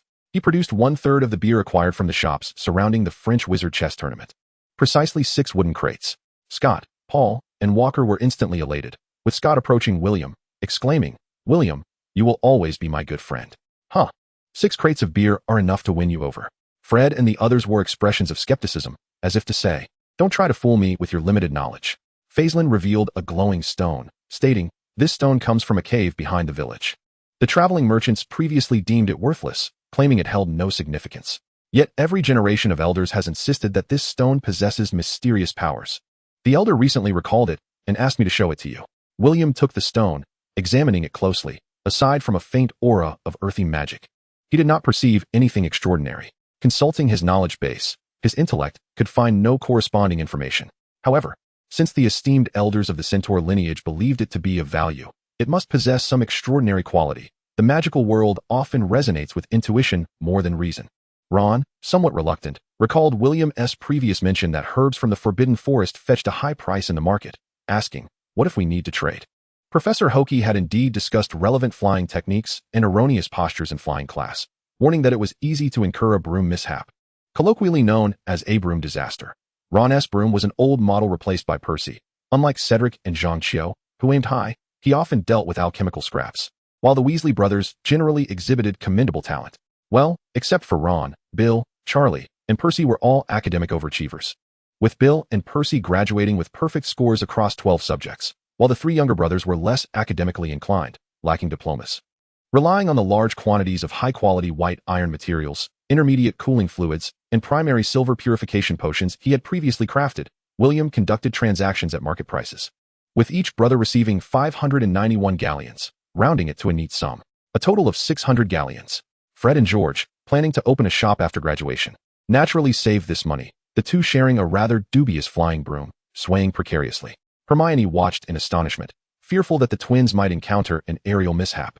The twins alleviated their weight significantly through a levitation spell, yet this rendered their broomstick flight somewhat unstable. In the original timeline, Fred and George had been tinkering with a mobile vending operation at school for several years, amassing a meager entrepreneurial fund of approximately 38 galleons, which, even when converted on the black market, amounted to merely 1,900 or around 3,800, quite a paltry sum indeed. Lucius Malfoy, during their second year, gifted the Slytherin Quidditch team a Nimbus 2001 to fulfill young Malfoy's desire to join the team. The price of a single broom was enough to infuriate the Weasley twins. As pure-blood wizards, the disparity in their circumstances was rather stark. Percy, preparing for a position at the Ministry of Magic, spent his salary, aside from purchasing books and snacks, on a new broomstick. His earnings surpassed the combined total of the twins, nearing 620 galleons. An exemplary student indeed. Your brother remains your brother? The former Comet 140. A gift from their parents, was bequeathed to Ron. Ah, how delightful. Such was Ron's reaction upon receiving the broom. William, could you exchange my Christmas book for a flying carpet this year? Ron gazed enviously at the carpet beneath Hermione's feet. Besides providing shelter from the wind and stable magical output for smooth flight, this broom was custom-made by William, taking into account Hermione's lack of flying prowess. Ron, as a boy, you should earn what you desire. Like your three brothers, strive diligently and work hard, rather than relying on the generosity of others. William's words left Ron blushing with embarrassment. Friendship is not a gift. A small act of kindness can lead to resentment. If it were a matter of borrowing money for a venture, William would readily offer galleons in support. However, if it devolved into a misguided act of charity, it would not be assistance, but rather a disservice to them. No one will be your savior. You must be your own deity of salvation. If you desire galleons, then immerse yourself in the study of magical knowledge, whether in alchemy or potions, for such knowledge can be transformed into wealth. You acquire knowledge, power, and galleons, while I gain a cadre of brave and astute wizarding companions. This encapsulates William's rationale for distributing a bounty of galleons at the relocation office. The winds of the Forbidden Forest are notoriously harsh, and each year on the final day of August, the incoming freshmen suffer greatly from the chill, not to mention March. William's flying wheelchair also possessed a wind-repelling charm, but others were buffeted by the midnight breeze, shivering from the cold. Concerned they might catch a cold, William produced a bottle of remaining energy potion upon landing, saying, "Energy potion. Each of you take a sip. Hermione need not partake." Helen, while recuperating in the secret passage, had consumed this concoction as if it were water, leaving only 7 bottles from the original 20 in William's reserve. Aside from replenishing energy, the potion could temporarily enhance various physical attributes, aid in magical recovery, accelerate healing, and alleviate pain. Some male wizards favored drinking a bottle before sleep to enhance their overall capabilities. Ah, much warmer, Fred exclaimed with delight, unceremoniously pocketing the remaining half-bottle of potion. While William, unconcerned, let the matter slide. Just a gentle reminder, he cautioned, this is an energy potion, do not consume it recklessly. Excessive intake can lead to heightened vitality and surging temper. Upon returning to the lounge, Hermione suddenly grasped William's arm and whispered, "The centaurs have begun rotating their magical weapons. Does this signify the onset of war?" William nodded slightly and replied in a barely audible tone, "Strengthening our capabilities is paramount, Hermione." Neville was snoring softly, and William glanced at his watch, noting it was only 11:30. Ron looked at William and inquired, "Can we sell the herbs we traded to you?" William, soaring in the air, removed his outer coat and reclined on the bed, saying, "Yes, but I suggest letting Fred sell them in Diagon Alley. If they plan to open a shop in the future, this could help establish their network. The price may be a bit of a loss, but they can learn some valuable negotiation skills and business acumen from the merchants in Diagon Alley." Although Ron felt a pang of remorse over the potential loss, he recognized the wisdom in William's words and refrained from further comment. Harry, accustomed to lavish spending, was oblivious to the hardships of managing finances that awaited him as the future head of the family. In the realm of unrequited affection, ordinary individuals could scarcely comprehend the struggles. Apart from the Weasley brothers, Penelope, and Cedric, who could earn galleons from William, most others were incurring debts. The materials also required financial accounting, a task Hermione diligently undertook as the appointed accountant, receiving a modest salary of 10 galleons per month. To their disappointment, they discovered that Filch was absent. They had hoped to witness William's playful banter with the diligent caretaker. "Shoo, keep it down." Hermione shot them an admonishing glare as they stealthily traversed the corridor. In the distance, a small cat, imbued with a trace of ancient magic, slept soundly, having devoured half of a specially prepared fish treat. Amidst Neville's snores, William found it difficult to concentrate on the bronze spell book, so he drew his wand and cast a silencing charm on Neville. Ron, having overindulged in the energy potion, suddenly felt remarkably refreshed. Harry fell asleep as soon as he hit the bed, exhausted from a day of classes and an impending Quidditch training session that evening. With Snape officiating the next Quidditch match, the Gryffindor team was undergoing rigorous practice, leaving them all fatigued. Many ancient spells were lengthy, and early European wizards had to create bronze spell books to document incantations and prevent the loss of memory. At that time, the art of papermaking had yet to be discovered in the East, and beast hides were prone to damage, while bronze was the hardest material available. Conversely, the East had already extracted red copper from bronze, ore, particularly renowned from Dragonhead Mountain. The longer the incantation, the greater its power. However, the protracted recitation of spells could easily lead to errors, and the risks of magical backlash were considerably more pronounced than they are today. Through millennia of exploration and development, ancient wizards gradually uncovered the ability to utilize spellbooks to replace portions of spellcasting, leading to the inception of early magical artifacts. Thus, magical runes were born. The quest for materials capable of bearing greater magical energy, along with the refinement of spells and the number of runes, became a continuous endeavor for ancient wizards. Then, with the emergence of a more concise incantation and a wand that serves as a stabilizer for direct magical output, the bronze spellbook swiftly became obsolete in the annals of history. Indeed, the bronze spellbook, once fervently sought after by modern ancient wizards, was rendered obsolete by advancements within the wizarding community. The crux of the matter lies in the cumbersome process of crafting the bronze spellbook. Each new spell necessitated the remanufacturing of a copper page, followed by the intricate engraving of numerous magical runes. This mandated that wizards also excel as alchemists skilled in rune inscription. The hurdles of alchemy are better left unmentioned, for they evoke tears. Without substantial financial backing, who among the ancient wizards could afford to wield magic? The complexity of spells escalated the demands for the materials of the bronze tome and heightened the requisite proficiency in alchemy. Furthermore, the dissemination of ancient magical scripts proved exceedingly arduous, as each script bore multiple interpretations, complicating the transmission of knowledge. Additionally, the duration of spellcasting, despite its formidable power, rendered it futile. While one was still uttering the incantation, adversaries had already unleashed a barrage of attacks. The advent of wands and revolutionary new spells marked the conclusion of the Golden Age for the wizarding realm. Although ancient magic facilitated the emergence of numerous powerful wizards, those versatile geniuses, it simultaneously hindered the ability of ordinary wizards to acquire knowledge, primarily due to financial constraints. This was a pursuit reserved for the aristocracy. However, the medieval wizards could hardly anticipate that, as the knowledge of ancient scripts gradually faded, future wizards would resort to tomb raiding or archaeology to gather antiques that bore the legacy of ancient magical writings. The meaning behind the Ravenclaw letter symbolizes the claw of a raven, subtly alluding to the nature of a greedy plunderer, a form of self-deprecation. With assistance from figures such as Oscar Wilde and Francis, the French Ministry of Magic treated William favorably, presenting him with the bronze spellbook of the great Greek wizard Alexandros. Indeed, it was the burial artifact of the renowned sculptor. The French wizarding archaeological team, emboldened by their status, secretly excavated the tomb of a prominent Greek wizard. The statues tasked with guarding the tomb were largely dismantled, their remains claimed by various factions. Curiously, the prized bronze spellbook was overlooked by the French pure-blood wizards, who ceded it to the Ministry of Magic, fully aware that, should this matter come to light, an official scapegoat would be required. Their families already possessed bronze spellbooks, gathering dust in their vaults. The vast majority of pure-blood wizards could not decipher ancient scripts and preferred ancient magical artifacts or toys that held practical or commemorative value. The Drackle family vault housed a statue of Aphrodite, the goddess of love, which had been destroyed by the archaeologist wizards during a fervent resistance, inciting the ire of that generation's patriarch who nearly dueled over the incident. This event was chronicled in the family diary, later discovered by Gabrielle, who presented it as a treasure to William. Ancient scripts align closely with the great principles, thus mastering ancient magic provides a more rapid grasp of magical mysteries, paving the way to elevated realms of understanding. William quietly discerned a truth known only to the most ancient pure-blood families.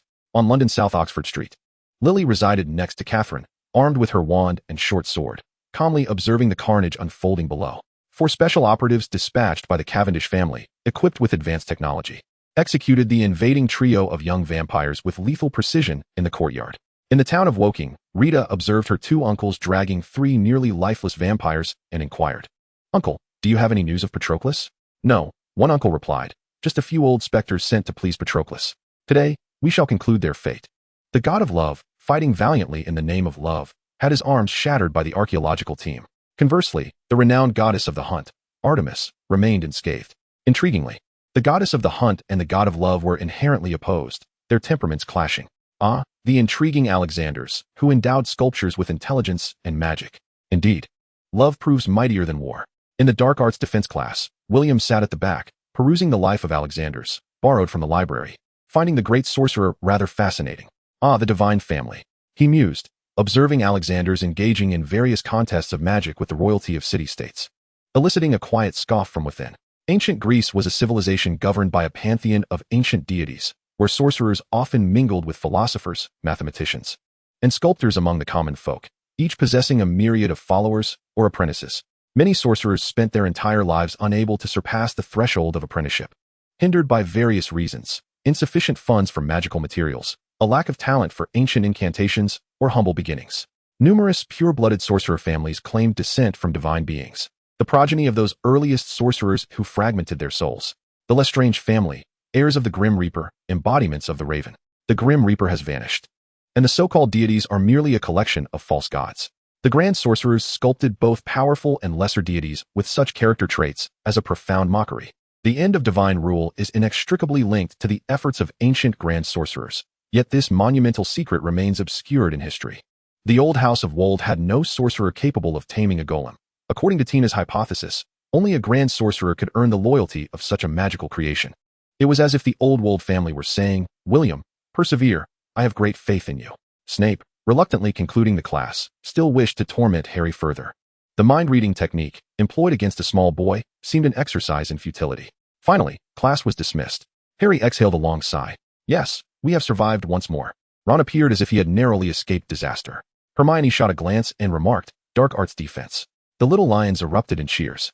Professor Quirrell, despite his eccentric attire, proved to be a competent instructor. At the podium, he meticulously detailed the advantages, disadvantages, attack strategies, and defensive tactics of the magical rat, subsequently summoning one to demonstrate before the class. Had fate not intervened, Quirrell would, in the coming years at Hogwarts, be regarded as the second-best defense against the dark arts professor after Lupin, a most ironic turn of events. "If I had a philosopher's stone, I could surely become the most renowned alchemist in the world," Ron mused. Harry and Ron discussed how they would utilize a philosopher's stone, while William, growing weary, refrained from reminding them to pay attention in class. Some matters require no repeated reminders. Hermione listened intently, diligently taking notes. The following afternoon, during the Quidditch match, William accompanied Professor Dumbledore, using Fleur powder, to a secret gathering point, where he met several surviving members of the Order of the Phoenix. Upon returning, he ventured into the Forbidden Forest once more to deliver some meat products to Haley, while Cheryl vowed to avenge William in the future. Severus Snape was thoroughly vexed by Harry, his temper growing even more foul. The Slytherins purchased several tons of fireworks, only to have them rot away in the basement. As March drew to a close, many students began to review their lessons in preparation for the upcoming final exams in June. eager to achieve commendable results, and then embraced the lengthy vacation spanning June, July, and August. To alleviate the burden on his peers, William organized a lakeside barbecue. During the gathering, Seamus eyed Angelina, while Hannah cozied up to Cedric, indignantly declaring, "I seriously suspect that Cupid has taken his arrow intended for me and skewered it for the kebabs." Ron nodded in agreement, adding, "Sometimes I wish Merlin would inquire of Cupid whether he has mishandled my arrows."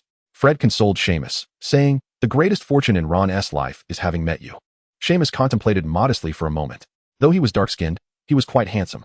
Regrettably, the saying holds true, one's beauty is easily overshadowed by darkness. For it is you who has made Ron aware that he is not the only fool. Ron and Seamus glared in unison, exclaiming, "Get lost." George laughed heartily, saying, "Seamus, Ron, do not fear the absence of girlfriends. Remember, when you encounter someone you admire, you must confess your feelings. Your looks do not matter. Who knows? She might be blind." Harry, Hermione, and Chang burst into laughter. This lively duo was a source of joy for everyone. The Demolition office became rather desolate in April, as everyone retreated to the library to review their studies and seek information. Even Fred and George were among them, for the twins' grades had always been commendable. Ordinarily, should they choose to partake in the 7th-year ultimate wizarding examination, they would still be eligible to obtain their final diplomas. For the majority of Hogwarts students, the 5th-year ordinary wizarding level exams were not particularly challenging. However, for some of the less academically inclined, the tragedy of life was that as exams approached, while others were reviewing, they were merely previewing. Why must there be such an inhumane thing as exams? Dean lamented, his spirit fervent. William relished the peace, spending his days in the Demolition office studying ancient texts while offering guidance to Nagini in alchemy. The process of learning ancient magical scripts proved to be more intricate than William had anticipated. Although merely opening the bronze spellbook allowed one to grasp the meaning of the runes on the page through soul perception in an instant, this represented but one aspect of the magical text. There were myriad meanings and corresponding intentions for casting spells. To prevent Artemis from spiraling out of control, William had no choice but to keep her confined within the box, though he frequently opened the lid during his studies of ancient texts, allowing her to glimpse the outside world. In early April, after opening the box, William was utilizing his thunderous power to dispel the residual dark curse lingering on his feet. Artemis, with a hint of haughty demeanor, gazed in astonishment and exclaimed, "You, a mere child, possess the power of the God King? The power of the God King? It is but the most masculine form of lightning in the realm, a mere pretense of divinity." William inquired, "Is the mastery of lightning so rare in ancient Greece?" As Artemis approached the exit of the box, an invisible magical barrier halted her, prompting her to scrutinize the delicate silver chains of lightning dancing around William's legs. She continued, "The power of the God King is unparalleled. Even the most extraordinary sorcerers can only harness the destructive effects of lightning through the transformation of magical energy. But they cannot fully embody its purifying, life-giving, and creative potentials. Only those extraordinary individuals acknowledged by the God King can wield the might of thunder with perfection." Upon hearing Artemis's words, William fell into a momentary reverie. In the East, the highest forms of lightning magic could only be practiced by the leaders of sects. Most lightning spells were merely potent destructive incantations, seemingly imbued with a deeper significance here. He raised his right hand, and arcs of silver lightning flickered at his fingertips, emanating a powerful destructive aura, a will to purify all malevolence perfectly resonating in his palm. After perceiving the lightning up close, Artemis covered her mouth in disbelief and declared, "This is the legendary power of thunder, a divine might that even Alexanders would dare not attempt." William asked, "How do you recognize this power?" Artemis replied, bewildered, "From the thunder that strikes down from Olympus every summer?" With admiration etched on her face, she continued, "Of course, it is the mightiest force from the King of Gods, purifying the filth of the world, bestowing vitality upon the earth, showering it with nourishing rain, allowing forest seeds to sprout and fields to bloom in verdant splendor." Conversing with a zealot proved futile. They were not on the same wavelength. "That scoundrel Zeus, a monstrosity far more depraved than Voldemort," she lamented. "Just look at his deeds, debauched revelries, devouring his offspring, inciting wars. There are few good acts to his name, mostly the misfortunes of begetting sons without rectitude." William nodded, resolutely dispelling the malevolent curse. He certainly did not envy Zeus's romantic escapades. Yet Artemis, caught up in her discourse, boasted of her former master's formidable prowess, glancing at William's feet and remarked, "If only you could master the art of merging with the elements like my master, eliminating such hellish taint would be effortless." "Merging?" William queried. "Am I not doing so already?" Artemis responded proudly, "Certainly not. My master does not confine his magical power as you do, with a mere thought. His magic dances freely around him." "Freely dancing?" William, seated in his wheelchair, felt a jolt at her words. for over a month. As he channeled thunder to cleanse the meridians in his feet, he had sensed something was amiss. Hearing Artemis's words was akin to opening a grand door. With a sudden inspiration, he relinquished the absolute control he had exerted over the thunderous chains meant to dispel the curse. They spontaneously transformed into 3 strands, then into 12, and further into 36 finer threads until they coalesced into a completely dispersed light of electricity. The vibrant electrical energy coursed through his veins, autonomously navigating to various locations in his feet. For a long time, due to the formidable and often uncontrollable nature of thunder, William had adhered to the techniques of the Thunder Sutra, dedicating himself to the mastery of lightning to avert any potential magical surges that could harm his physical form. Yet, he had overlooked a fundamental truth. Thunder, as a creation of the cosmos, is meant to be guided and channeled rather than entirely dominated. In that moment of realization, William recalled that many Eastern philosophies operate on this principle. Only through a harmonious flow can one achieve true contentment. This notion extends beyond mere magical intent. The illusion of complete control over power is, in reality, a lower form of mastery, for magic possesses its own will. Upon altering his approach to casting, the lightning began to dance around his feet, as if infused with a sentient spirit, joyfully intertwining with the ancient magical energies present in the surrounding air. Everything unfolded with an effortless grace, aligning with the subtle laws of nature. Man follows the earth follows heaven, heaven follows the Tao, and the Tao follows nature. He mused, gaining a profound understanding of this great truth. Artemis gazed in astonishment at the silvery glow emanating from beneath William's wheelchair, exclaiming, "How can this be? Is he the embodiment of a god king? How did he master the ability to communicate with the elements and harness their essence with but a single phrase? Such a talent is a rarity, even among the grand sorcerers." Suddenly, Aohai interjected, "William, you can now practice that transformation technique, the anima magus. By mastering the Tao in accordance with nature, you can become ever-changing and unafraid of magical surges." Since the Paris incident, Aohai had shown considerable improvement in his demeanor, particularly in front of Nagini, adhering to the principles of mentorship and imparting numerous protective techniques, including his exceptional swordsmanship. William understood Aohai's implication. Anima magus is a profound, shape-shifting art, its strength lying in its similarity to the esoteric practices of the Tao, enabling one to transform entirely into a divine beast while retaining their intellect. Unlike ordinary transformation spells, which revert upon the cessation of magical energy, revealing the caster's presence through evident magical auras, Anima magus offers a powerful disguise that can obscure magical fluctuations, making it nearly imperceptible even to grand sorcerers.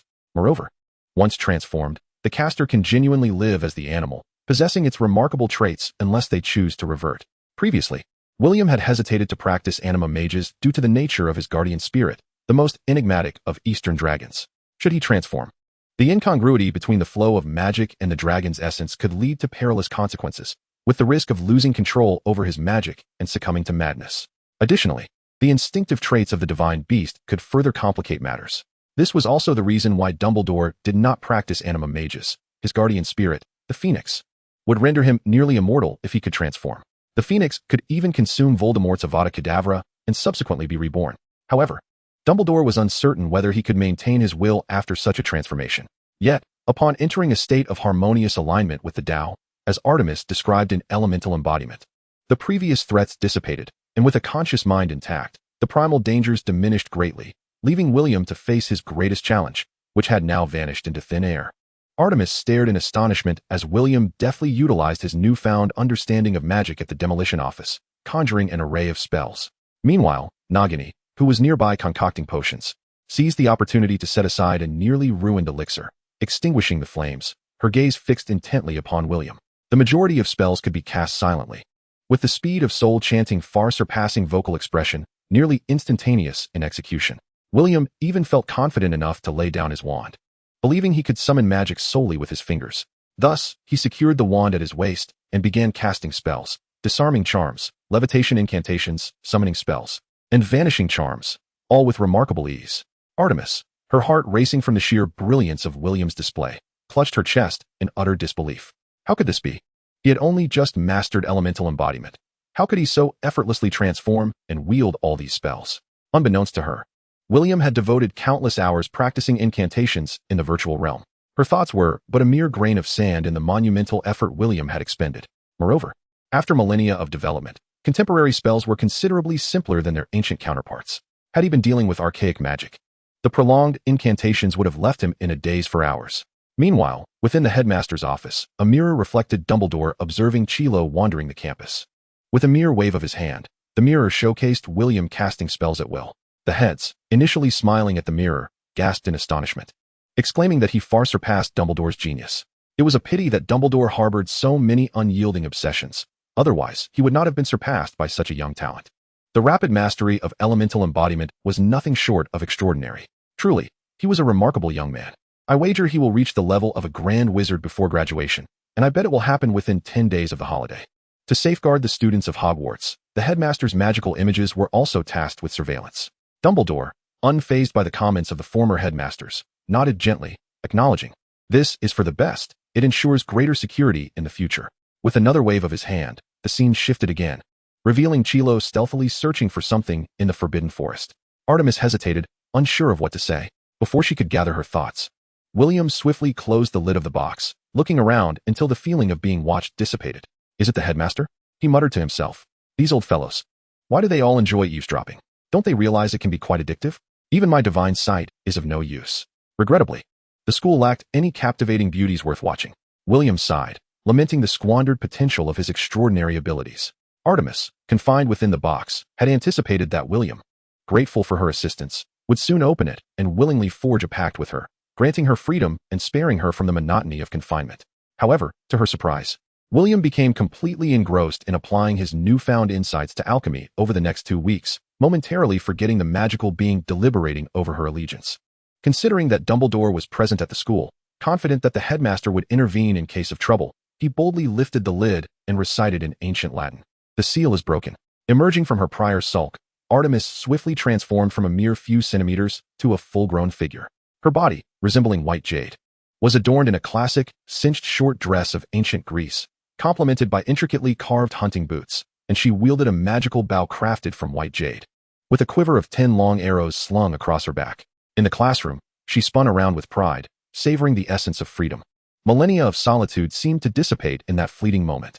Yet, for reasons unknown, a profound sense of loneliness enveloped her. Reflecting upon her past neglect and the assistance she had extended, she felt compelled to reckon with the transgressions of a certain mischievous child. With one hand on her hip, Artemis directed her ire towards William, exclaiming, "Why did you wait so long to release me?" William, caught off guard, stammered an apology. "I forgot. I'm sorry."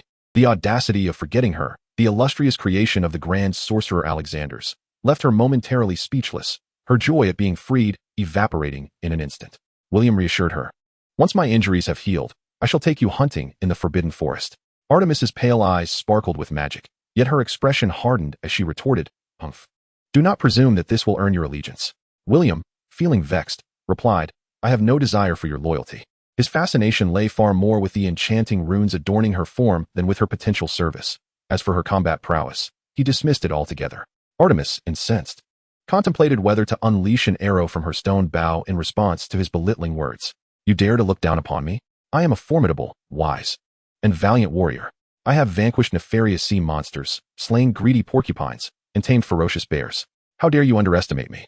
I challenge you to a duel." At that moment, Dumbledore knocked and entered, inquiring, "Good evening, William. What seems to be the matter with this hunting lady?" Just as she was about to voice her discontent, Artemis sensed the immense magical power emanating from him and immediately recognized him as a formidable wizard, akin to her own creator. Her voice faltered, and her arrogance swiftly quelled. Indeed, she was a puppet that feared the strong. William turned to Dumbledore, assuring him, "It's nothing, headmaster. She is merely overjoyed." The automaton strained to muster a smile, adding, "Yes, sir, I am simply overwhelmed with joy." Dumbledore, ever supportive of his students, smiled warmly. "Oh, that's wonderful to hear. I hope you enjoy your time here. But please refrain from casting spells within the school. The children are easily frightened." With a gentle nod, Artemis replied, "Rest assured, sir, I adore children above all else." "Do I not, William?" William stifled a laugh, responding, "Indeed, you are a kind automaton." Dumbledore nodded appreciatively before turning to leave, bidding, "Good night to you both." Yet, he was well aware of the legendary automaton's worth. Her formidable combat abilities aside, the ancient alchemical runes she possessed were treasures beyond compare. If the magical runes on her body could be studied, perhaps the school could create several hundred combat dolls with power levels nearing that of advanced adult wizards. Currently, the school's magical dolls are few in number, crafted through legendary magic, while the majority have been shaped by successive professors. Though they possess strength, Most are merely at the level of 7th-year graduates, akin to mid-level wizards, and are limited to close combat. He believed in William's talent. Thus he extended a lenient hand and came to support him. Why are you called Artemis? William began his daily therapeutic endeavor. And why are you named William Smith? As soon as Dumbledore departed, the true nature of Artemis resurfaced, and she rolled her eyes. Her eyes were inherently white, with no other colors present. William chuckled. Alexandros is not afraid of Artemis's temple causing you trouble. Artemis replied dismissively. What do those mortals, who only know how to worship deities, understand? I alone could take on 100 of them. No, 1,000. William halted his lightning magic, maneuvering his wheelchair to glide before Artemis, meticulously sensing the magical runes, bow, and arrows upon her. As Artemis observed William's intense focus, a shiver ran through her. It reminded her of her master, who often exhibited the same level of concentration. Should she push him away? His demeanor was rather impolite, yet he was not being lewd. After 2 hours had passed into the early morning, William placed his hand on Artemis's shoulder, attempting to sense the internal flow of magical energy within the runic structure when Artemis retaliated with a swift punch to his chest. Instinctively, William leaned to the left to evade, but Artemis kicked the wheelchair away, forcing him to perform a somersault and collide with a cauldron. Nagini, who was preparing food nearby, drew her wand and commanded, "Stop immediately," just as Artemis was about to pursue her advantage. She realized that her opponent was not an enemy, but her second master, and thus ceased her attack. Turning to William, she smiled. Indeed, Alexandros is a genius, albeit excessively wasteful with magical materials. Such a large piece of soft white jade essence would fetch a fortune back in my homeland. Alexandros, the great Greek wizard, is truly a super rich man, to the point of having no friends. Consider the material for his statue provided by Hogwarts. It was merely the soil beneath the school, which William had to refine through magical flames to transform it into a high-purity magical earth, capable of being molded into a statue. The amount of magical energy contained within it was trivial compared to that of Artemis's statue, akin to the disparity between himself and Patroclus. One hand could easily defeat 10. Were it not for the extraordinarily high quality of ancient magical energy at the school, William would have had no interest in utilizing such materials. Mud walls are the choice of the impoverished. Who among the wealthy would play with mud? While Artemis was indifferent to William's praise of Alexandros, she became irate at the latter remark, puffing up in anger. Once your foot is healed, you shall see. With that, she shrank down and darted into a box. Nagini, with a stern expression, felt that had William not intervened, she would have shown Artemis the true meaning of transfiguration. Although the magical runes within Artemis could not be detected, the structure of the magical energy flow on the surface sufficiently pleased William. Coupled with the school's previous designs for creating statues, he intended to embark on the venture of crafting a magical automaton. The following evening, Artemis, confined within her box, found herself exceedingly bored. After eavesdropping on William and Furlong's affectionate exchanges for over an hour from the corner of the wall, she could no longer contain herself and emerged to behold a delightful magical creation, a golden retriever. Nagini was extinguishing the flames of 2 smelting furnaces while William inscribed runes and manipulated liquid gold to create a gilded outer layer. The body, crafted from high-purity red copper, was coated in gold to enhance its defensive capabilities while safeguarding the inner runes. The eyes were fashioned from high-quality obsidian magic crystals, serving as a source of magical energy. However, mastering the technique proved challenging, requiring an alchemist's deft multitasking to control the inner red copper, the outer fine gold shaping, the gilding, and the inscribing of runes simultaneously. This, however, was precisely William's forte. Under the guidance of the intellect core, managing both inner and outer forms was a trivial task for him. The true challenge lay in the inscription of the runes, ensuring that the high temperatures of the liquid gold did not damage the runes on the red copper surface. He had to continuously channel a copious amount of magical energy, akin to a flowing river, to maintain the integrity of the runic pathways against the encroaching liquid gold. William underestimated the magical energy requirements for inscribing runes on a large automaton, even with a magical capacity rivaling that of Professor Frivy. He found himself expending nearly half of it, though fortunately, the number of runes he inscribed was not excessively large. By the time the golden retriever took form, William was left utterly fatigued, having previously failed twice, resulting in significant magical depletion. It worked, Furlong exclaimed excitedly, her reflection in the mirror revealing her joy. She seemed even more elated than when she had successfully created a third-tier fine gold automaton. Though the fine gold automaton puppy could only be classified as medium-sized, Nagini watched as Artemis joyfully circled the golden retriever, anticipating the moment she would reach out to touch it. However, it was evident that this master was proud, irritable, temperamental, and haughty, yet not foolish. In contrast to William's final steps during his alchemical process earlier that evening, she simply lifted the bucket and poured it over the automaton. The sculpting template was immediately engulfed by the potion, and the golden retriever shook itself, sending the remaining liquid splattering away. With a graceful stride, it approached William, casting a wise glance his way, nodding slightly before turning to affectionately lick Artemis. Esteemed and beautiful lady, your brilliance surpasses the full moon. Only the sun can rival your radiance. The golden retriever lay before Artemis, wagging its tail, exuding the demeanor of a devoted lapdog. William, taken aback, struggled to catch his breath in frustration. To enhance the golden retriever's intellect, he had endowed it with wisdom and memory replicated from the intellect core, expecting a creation filled with reason and sagacity. Instead, it had manifested as a cheeky rascal. Nearby, a small parrot, indulging in snacks, suddenly burst into laughter, evidently reveling in the spectacle. Ha ha ha, truly a case of the sun bringing forth the blossoms. The automaton crafted is indeed steeped in true tradition. Artemis stood before William, who was slumped in his wheelchair, her tall figure looking down upon him approvingly. You not bad. I shall assist you in combating evil henceforth. William cast a weary glance at Artemis and said, the golden retriever will temporarily accompany you, but I require it for other purposes.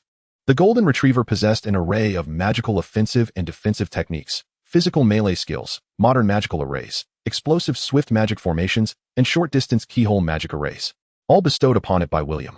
It was intended as a guardian and companion for Catherine. Artemis's eyes sparkled with excitement as she responded. Then you must create 2 golden-horned deer, crafted entirely from pure gold, and a hawk fashioned from mithril, along with 4 magical hounds made of red copper, in exchange. William's lips twitched at the thought. The mere cost of 2 large golden deer would be sufficient to lighten his purse by half. Nagini, observing Artemis, suddenly brandished her wand and launched a surprise attack. The silent transformation spell was a specialty of Nagini.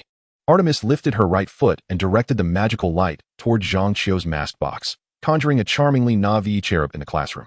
Nagini stared, bewildered, at Artemis's foot.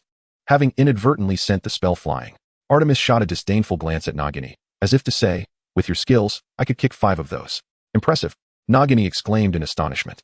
A.O. Hi, perched disdainfully on the sofa, remarked, Nagini, it's merely a protective bracelet. Have William forge you a dozen. Without a glance toward Nagini or A.O. Hi, Artemis, along with the golden retriever, diminished in size and retreated into the box to sleep. She wore a corresponding shrinking and expanding magical rune array. Seated in his wheelchair, William recuperated his magical energy while commenting, indeed, it is a formidable ancient defensive magic array, albeit with a somewhat complex design and high material demands. I must refine the pure gold further. Nagini grasped William's arm and sweetly urged, William, I want a pair of boots and gloves. Caught off guard by her sudden feminine demeanor, William nodded, we will have to wait a while. I must first refine high-purity gold to withstand such powerful ancient runes. The intellect behind the calculations deduced that Artemis's earlier statements were no mere boasting. Her close combat prowess was immense, nearly skewing the mithril wheels of his wheelchair with a single kick. Coupled with her defensive gear, she was indeed formidable. The ancient magic bow she wielded would likely shoot slightly slower than magical firearms, yet its power could surpass them significantly. Fortunately, she was a female dog.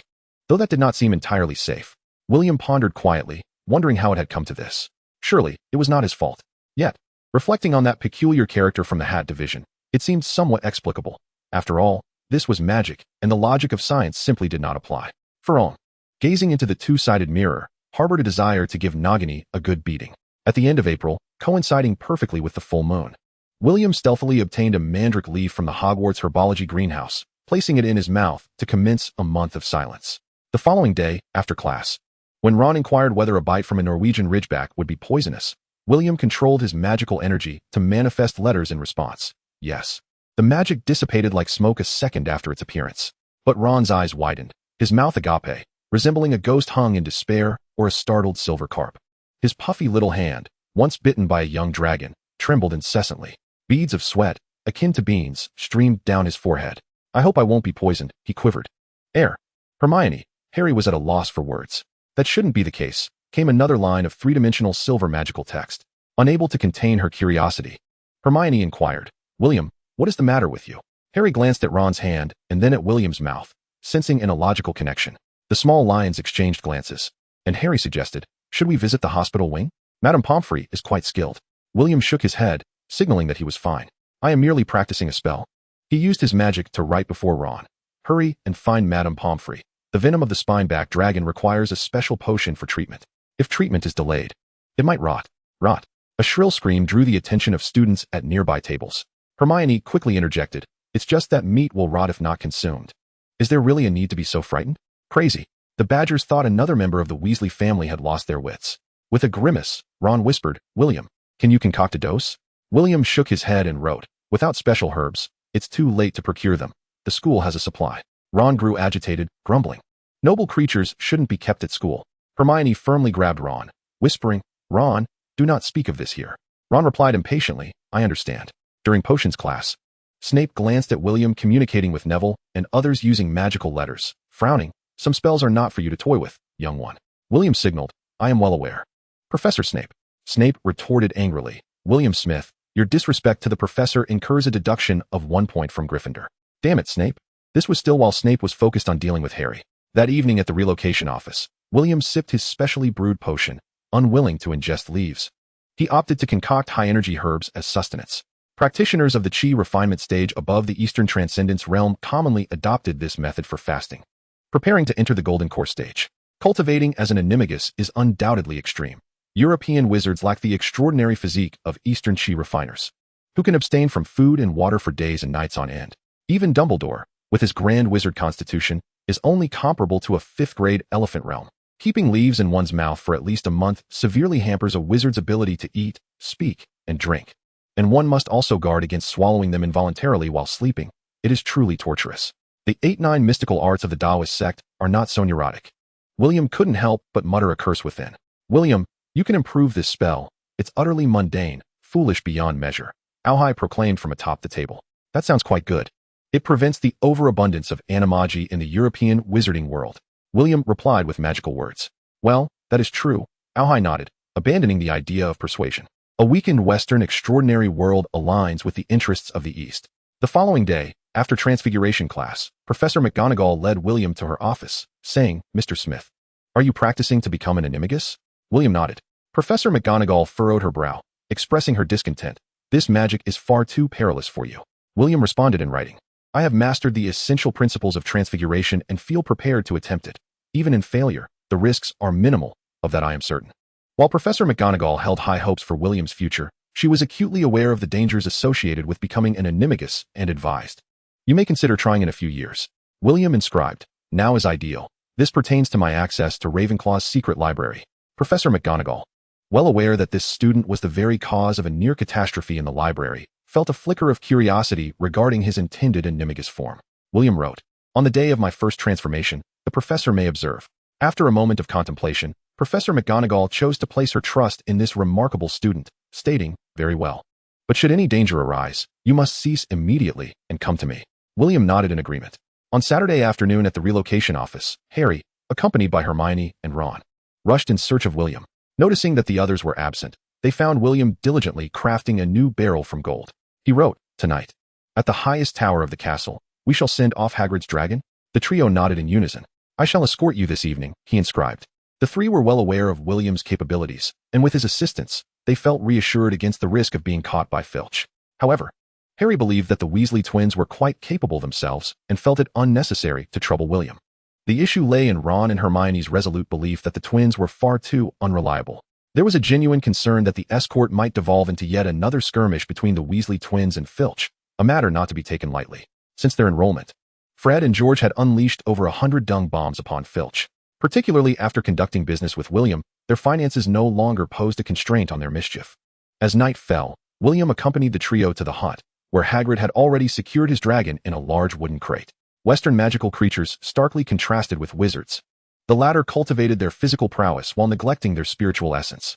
In contrast, Eastern beings often cultivated both, with many magical beasts capable of transforming into human form upon reaching a certain level of innate ability to enhance their spiritual practices. The journey was remarkably smooth. The group ascended the staircase leading to the tower's summit, where a sudden jolt from Norbert nearly sent the crate tumbling. William utilized his magical prowess to secure it firmly. Soon after, he spotted Draco Malfoy approaching and wrote, "Silence, Malfoy is coming, and so is Professor McGonagall." Quietly, Ron muttered, "Let us get him.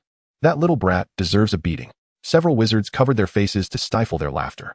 Draco Malfoy had been vocally asserting that William's exploits in France were fabrications, mere falsehoods conjured by the French press to obscure the truth. He firmly believed that William could not possibly have vanquished such a multitude of vampires, and his interactions with Hermione, Ron, and Harry had deteriorated to confrontational exchanges at every encounter. Several individuals suddenly held their breath, remaining utterly still. They then witnessed Professor McGonagall discover the presence of the little dragon, initially deducting 20 points from Slytherin and detaining the small creature. She was entirely incredulous regarding the accusation that Harry had brought a dragon. How could there possibly be a dangerous dragon at Hogwarts? How splendid! A few murmured, their delight palpable. Charlie Weasley's dragon-raising friend arrived promptly to take Hagrid's little dragon away. The scene bore a striking resemblance to a clandestine exchange between two rival gangs, which indeed constituted a violation of the law. Alas, had there been a magical sanctuary, it would have been fascinating to keep it for study. William felt a twinge of regret, yearning to train such a perilous magical beast as a guardian pet. The group joyfully chatted as they descended the staircase, with William silently clutching the invisibility cloak, urging them to remain silent and conceal themselves. It was only then they realized they had forgotten about the cloak. As they reached the bottom, the door opened, and Filch hissed, "Come out, I know you're here." The group froze, and as Filch ascended the stairs, they seized the opportunity to slip away. Upon reaching the first floor, they encountered Professor McGonagall, who was escorting Neville to her office, her expression dark and teetering on the brink of fury. The trio exchanged glances, hesitating to obey, but Harry followed directly after her. The other two were not without loyalty either. Otherwise, they would not have formed a bond as resilient as theirs.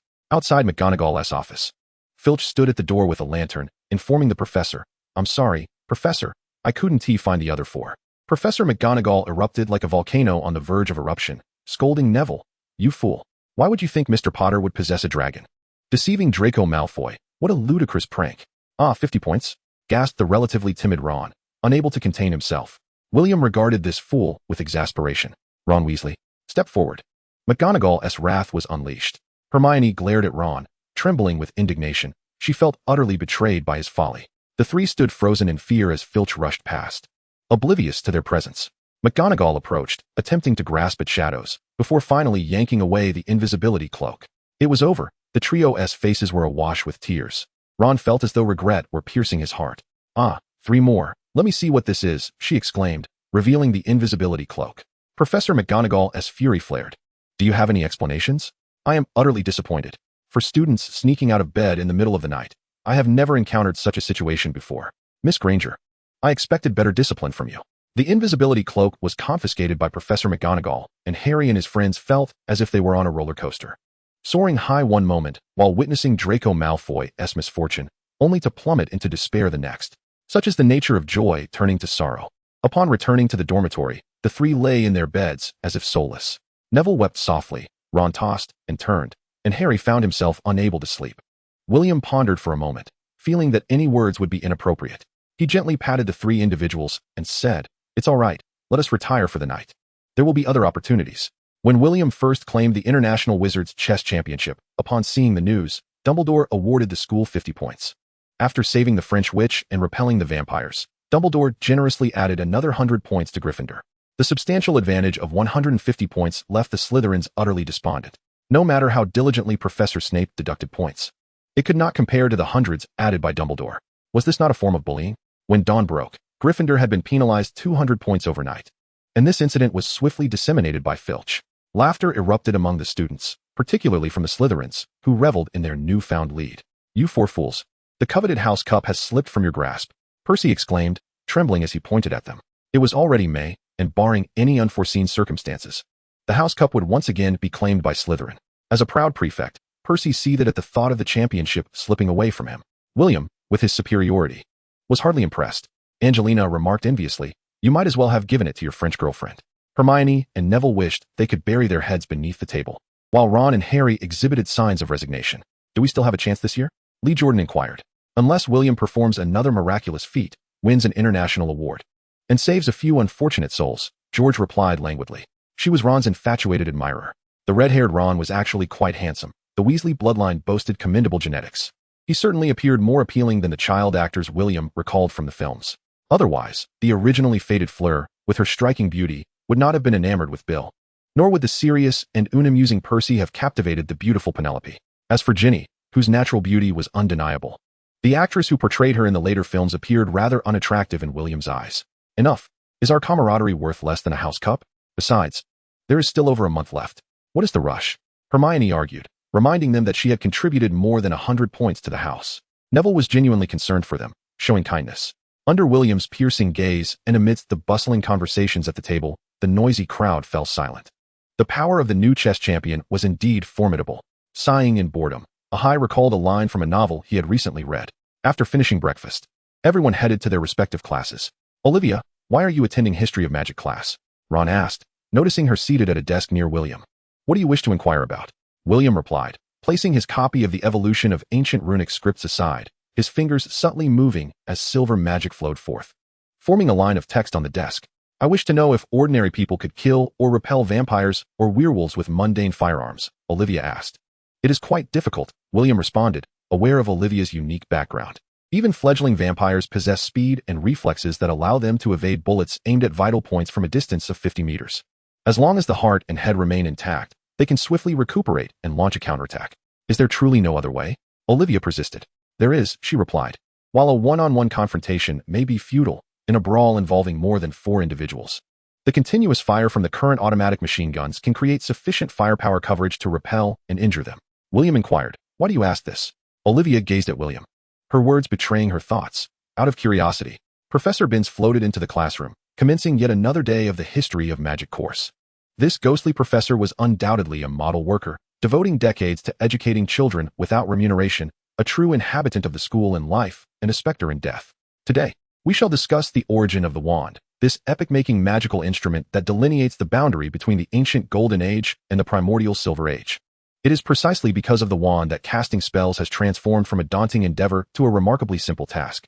In ancient times, wizards would recite lengthy incantations from their spellbooks to perform grandiose magic, a practice that has since been rendered obsolete. Simpler and swifter spells have now proliferated. The old professor, peering at his textbook, recited, the origins of the wand trace back to the ancestor of the Ollivander family, Archimedes, a formidable alchemist. Ron grumbled. What is so special about wands? Beside him, Dean had already succumbed to slumber. William, I heard that the blood magic revenge curse is an ancient curse with an extensive incantation and formidable power. How did you withstand it? Olivia could not restrain herself from quietly asking, are ancient curses truly that powerful? William swiftly typed, ancient curses differ significantly from modern magic. Their incantations are lengthy, and the gestures required are exceedingly intricate. They resonate with one's soul, magical power, and the energies of the cosmos, thereby producing vast magical effects. It's akin to pushing an incredibly heavy battering ram. Our strength may be limited, yet with each push, the swing of the ram intensifies, ultimately generating an immense impact capable of shattering a sturdy door. However, this method of casting spells is fraught with considerable flaws. Firstly, the incantations are extensive, and the gestures numerous. Some powerful spells necessitate the use of special magical items as catalysts, greatly increasing the likelihood of failure. Furthermore, the difficulty of learning is immense. In those times, wizards were categorized not by age, but by the spells they could perform. William smiled and gestured lightly. To be able to cast intermediate magic designates one as an intermediate wizard. To cast advanced magic marks one as an advanced wizard. Ascending through each level is exceedingly challenging. Intermediate spells, incantations, and gestures are tenfold that of today's intermediate charms, while advanced magic is several dozen times more difficult than high-level spells. Most crucially, these lengthy incantations cannot be interrupted. If they are, magical backlash ensues. Imagine the consequences of a wizard being struck by a several hundred-pound iron ball. For instance, when Parrot cast the blood magic revenge curse, the time it took was sufficient for me to eliminate her 10 times over. Thus, ancient wizards required the strict protection of warriors, knights, and shield-bearers before casting spells. In a duel, modern wizards could easily defeat their ancient counterparts. Olivia inquired, what about modern magic? After surveying the surroundings, William resolved to divulge a secret. Ancient magic is not without merit. In fact, the higher the rank of the wizard, the more imperative it becomes to study ancient magic. This is the inevitable path to becoming a grand sorcerer. In the lower ranks, we can wield spells using our own magical energy. However, as we ascend to higher ranks, our souls and magic swell, causing our every action to resonate with the forces of nature. To achieve a personal breakthrough, one must absorb the boundless energies of the universe, rather than solely relying on one's own magic. This is also why the legendary wizards of the Bronze Age sought to collect the lore of ancient sorcerers. Modern magic is well suited for the growth and study of mid to lower tier wizards, but ancient magic is essential knowledge for the advancement of high tier wizards. The ancient magical texts and the arcane tomes of bronze are predominantly held by pure-blooded wizards. If one wishes to become a grand sorcerer, let us together dismantle those ancient wizarding families. Common wizards, rise up and add a touch of chaos to the white wizarding realm. As for the ancient texts, if they were easy to learn, Tina would not have languished at the threshold of grand sorcery for decades, nor would ancient Greek magic have nearly become extinct. How did you manage to endure? Olivia asked once more.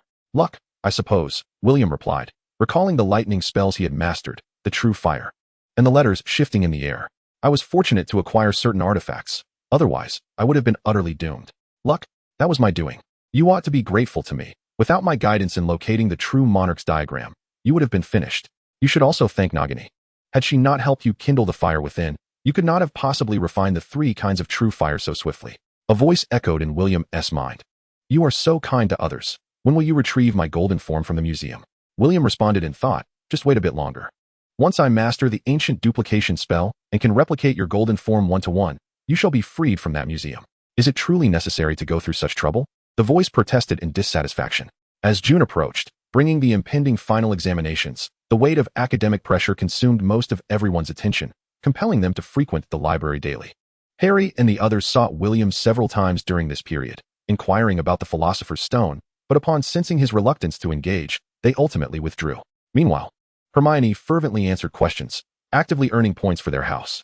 Snape remained his usual self, perpetually finding fault and deducting points, leaving poor Harry as his unwitting tool for scoring. On the night of the full moon in May, William navigated his wheelchair into the Forbidden Forest, arriving at the very spot where he first met Tina. This place was ensnared by a powerful confusion charm cast by Tina, and remnants of its effects still lingered. He extracted the leaves he had been holding in his mouth and placed them into a crystal vial, allowing them to steep in his saliva, absorbing the moonlight's blessing. Once the leaves had adequately absorbed the lunar essence, he added strands of hair and a silver teaspoon of dew, awaiting the potion to react once more. Finally, he included a cocoon of a ghost-faced moth and buried it underground. After a month of enforced silence, William first sought out Lily to procure a copious amount of ingredients, intent on preparing a lavish meal for himself. To his surprise, that evening, Olivia, Zhang, Cedric, Harry, and others all arrived. Nagini was displeased. The intimate dinner meant for 2 had been disrupted by this rowdy gathering. In the following days, at sunrise and sunset, William pointed the tip of his wand at his heart and intoned the incantations, Amato, Onimo, Animato, Animagus. With each utterance, he perceived a surge of magical energy transcending space, linking him to the potion far away in the Forbidden Forest. This peculiar transmutation magic left both William and High utterly perplexed by its underlying principles. June in England boasted a temperate climate, marking the most delightful time of the year, albeit accompanied by frequent showers. Merely 3 days after burying the crystal vial, William awaited a thunderstorm. Before class in the afternoon, he glanced at the sky and instructed Nagini, who perched above him, to seek out Professor McGonagall at the small hill where they had last met. With that, he deftly maneuvered his wheelchair, hastily departing the school corridors and heading straight for the Forbidden Forest. Nagini spread her wings and soared to the first floor, racing to McGonagall's office. As the 2 were familiar acquaintances, while Nagini preferred to avoid an encounter with old Dumbledore, she shared a cordial rapport with the similarly aged Professor McGonagall. As the sky grew increasingly ominous, a palpable sense of impending storm cloaked the land, and several passing students observed William's swift journey toward the Forbidden Forest, pondering what events might be unfolding there. Upon William's arrival, the thunderclouds above continued to churn ominously. As lightning cleaved the sky, he retrieved the crystal vial from the ground, its blood-red potion glimmering in the rain. Since Dumbledore's last warning, Artemis had refrained from venturing out of her box. But upon William's departure from the school, she promptly dashed out, followed by a golden retriever, both standing on a tree stump, watching William intently. Unable to wait for Professor McGonagall, William gulped down the potion and murmured, Amato, Onimo, Animato, Animagus. A searing pain coursed through every part of his being. As each muscle contorted and every bone twisted, it felt as though a second heart were emerging within him. The rhythmic thumping of 2 hearts resonated in the air. Although William had anticipated the torment that awaited him, he could not have foreseen such agony. This was far more excruciating than consuming any of those bizarre potions. The elixirs of Obolo paled in comparison to the wonders of the East. In the East, it was said that consuming a single elixir could bring unparalleled bliss, elevating one to ethereal heights. The little parrot, under High's command, departed from William's shoulder and landed upon the golden retriever. After enduring a minute of contorted suffering, a jubilant dragon's roar echoed within his very essence. William envisioned the cerebral intelligence within his mind's eye transforming into a silver dragon, bursting forth from his consciousness and merging with his spine, infusing itself throughout his body. The crow on his arm melded with William's spirit, and under the influence of the silver dragon's miraculous power, it metamorphosed into a unique purple reverse scale, embedded beneath the dragon's neck. A powerful amalgamation of divine dragon might and deathly force surged within William's heart. The magical energy trembled, the weight of legendary life enveloping him. The very fabric of nature seemed to exult, as beasts and birds alike cried out in jubilation. An ancient, divine being was birthed amidst the woods. Artemis, hovering in midair, found herself retreating in trepidation, sensing a disruption in her magical flow. The little parrot trembled in fear, despite the protective enchantments of A.O. High. Incredulous, incredulous. A.O. High incessantly repeated, astonished that this barbaric sorcery could indeed transform into a divine beast, wielding the innate talents and supernatural powers of such a creature. A feat comparable to the revered 8 or 9 mystical palaces. The creatures of the Forbidden Forest knelt in reverence, an instinctual fear and submission arising from their ancestral bloodlines. A memory inherited from the dragon's lineage resonated through their corporeal forms, transmitting knowledge to the intellect, which in turn related to William, the innate abilities and combat techniques of the dragon clan. The overwhelming memories of the divine beast did not impose a severe shock upon William's spirit. Rather, they flowed into him like a gentle stream, seamlessly received by his primordial essence. The intellect supplanted the silver dragon's consciousness, emerging as the sovereign of the dragon's form. I am the Thunder Dragon, master of wind and thunder, enforcer of celestial might, vanquisher of malevolence, purger of corruption. Just a cursory glance at the outline organized by the intellect ignited joy within William, prompting him to roar exuberantly, causing the skies to darken and thunder to crackle. Ha! Boom! Artemis was once again captivated by William's transformation, as he, now a divine dragon, shimmered amidst the billowing white clouds, occasionally revealing glimpses of his scales and claws amidst the tempest. The enigmatic dragon's visage radiated the majesty of a sovereign, an aura befitting a higher life form enveloping the atmosphere. Even as a magical statue, she could perceive the power and beauty of this noble creature. The resplendent dragon body exuded elegance and strength, its sharp claws glistening with silvery luminescence. The thunderous bolts from the heavens did not inflict harm. Instead, they gravitated towards him as if in the presence of a divine king, encircling his form like protective magical sprites. With a mere gesture of his dragon claw, thunder struck instantaneously, cleaving a tree with a diameter exceeding 2 meters into charred remnants. Crimson flames surged upward amidst the gentle rain. As one who had accompanied the great sorcerer Alexandros, Artemis was well versed in the extraordinary, familiar with myriad magical creatures, be it the Hydra of the North Sea, the colossal lion of Egypt, the demons of Persia, or the ethereal sprites of distant Babylon. None could compare to the dragon into which William had transformed. A disparity rooted in the hierarchy of life. Ancient Greece categorized magical creatures into various tiers, a theory that has persisted in the Western wizarding community to this day. Yet she mused that perhaps a new tier was warranted, such as the Sovereign of Beasts. Professors McGonagall and the arriving Dumbledore gazed at William's transformed silver dragon, momentarily entranced yet apprehensive, hoping the situation remained under control and that William retained his lucidity. Upon seeing the two, William's expression shifted, morphing into a half-human, half-dragon form, adorned in a suit of silver-scaled battle armor. The power of thunder and the auspicious clouds diminished somewhat, yet this shape felt more attuned to him. With a gentle step, he transformed into a streak of silver light, appearing before the two professors. Professors, William greeted with a smile. Is your leg healed? Dumbledore inquired cheerfully. Indeed, William replied, lifting his leg to kick at the air, which emitted a resounding crack. Artemis thought to herself, great strength does not equate to great skill. Is this your second form? Does your transformed magical creature possess such a unique state? Professor McGonagall expressed her astonishment. In Europe, aside from the heroic legends of ancient Greece, there has not emerged a wizard capable of transforming into magical creatures. Indeed, those who could metamorphose into such beasts have often met with misfortune, resulting in a significant scarcity of relevant documentation. Many masters of transformation believe that the ancient monsters of Abalo are likely the consequence of uncontrolled metamorphosis by wizards, such as the Hydra, the Sphinx, and Medusa. William firmly replied, Professor, I shall publish my paper, but not at this moment. When we have finally vanquished the mysterious figure, I will share my insights. For now, I am already sufficiently conspicuous and should avoid drawing further attention. I intend to keep my knowledge of Animagus concealed, and I would appreciate your assistance in this matter. McGonagall was taken aback by such a request, particularly given the immense research value inherent in it. William, those are not matters for you to worry about. They fall within the purview of us professors. The discovery of transformation into magical beasts is monumental, filling the void left by the magic of ancient Greece. However, Dumbledore supported William's perspective, smiling as he remarked, Minerva, for William, this is a prudent choice. Children must grow up, Preparing in advance is far superior to being caught unawares in the future. McGonagall, though often rigid and obstinate, could occasionally exhibit flexibility and diplomacy. Otherwise, Dumbledore would not have entrusted her with the management of the school.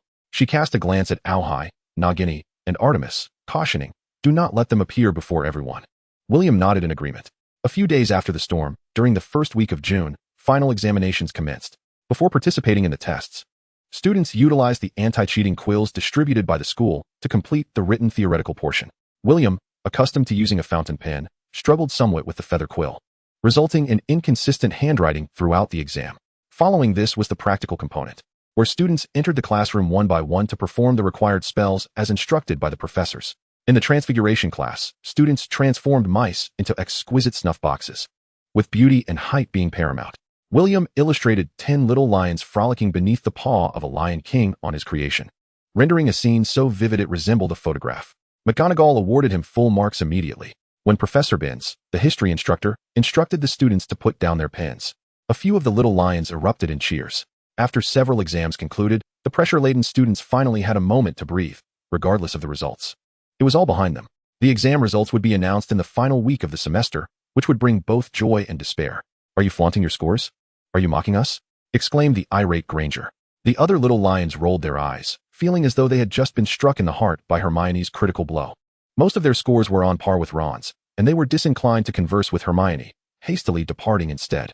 Hermione glanced at the impatient Ron and Harry before turning to William, saying, "William, shall we compare our answers?" William casually responded, "Sure." Ron, displeased, interjected, "You two can go to the relocation office. Just don't do it in front of me. It makes me uncomfortable."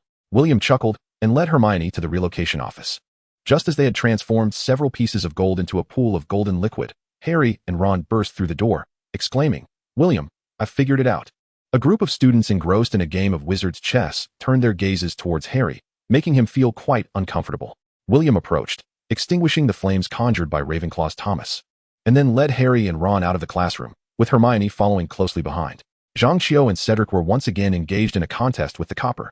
Upon seeing William depart, Fred and George eyed the molten gold within the smelting furnace, their mischievous minds scheming to ignite the white coals at the furnace's base, only to be thwarted by the protective enchantments laid by William. When did he cast the sealing charm? Fred grumbled. Percy, who was attempting to concoct an intermediate refining potion, did not lift his head as he remarked, "If I were in your position, I wouldn't let you meddle. The refined gold is not mere iron or copper. The magical flames fueled by the white coals can exceed temperatures of 6,000 degrees. If it spirals out of control, we would be reduced to ashes in an instant, and the school might well be consumed by the fire spirits." Upon hearing this, several first-year Ravenclaw students immediately set aside their wizard's chess, fixated on the Weasley brothers. In unison, Fred and George raised their hands, exclaiming, "Hey, we surrender." The demolition office had 2 smelting furnaces. One would be allocated for practice, utilizing the abundant low-grade materials and charcoal left by William. In Hermione's absence, Percy or Penelope, along with Cedric, would be responsible for recording and distributing materials. The latter trio did not partake in Hermione's remuneration. Their earnings from crafting low-level magical artifacts and potions, accumulating to hundreds of galleons monthly, rendered them indifferent to such trifles. One furnace was designated for William's personal use, safeguarded by a protective charm to deter others from tampering with it. The adage of guarding against fire, theft, and the Weasleys was not mere hyperbole. In the corridor of the demolition office, Harry whispered, "Someone lost Nobber to Hagrid and learned from him how to deal with the 3-headed dog. It merely requires music to lull it to sleep.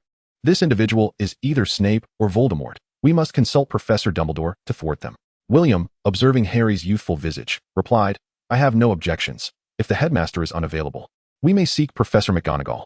Hermione inquired, "William, won't you accompany us?" William shook his head, stating, "I must complete the refining of the gold." The 3 young ones, slightly disappointed, turned and made their way to Dumbledore's office.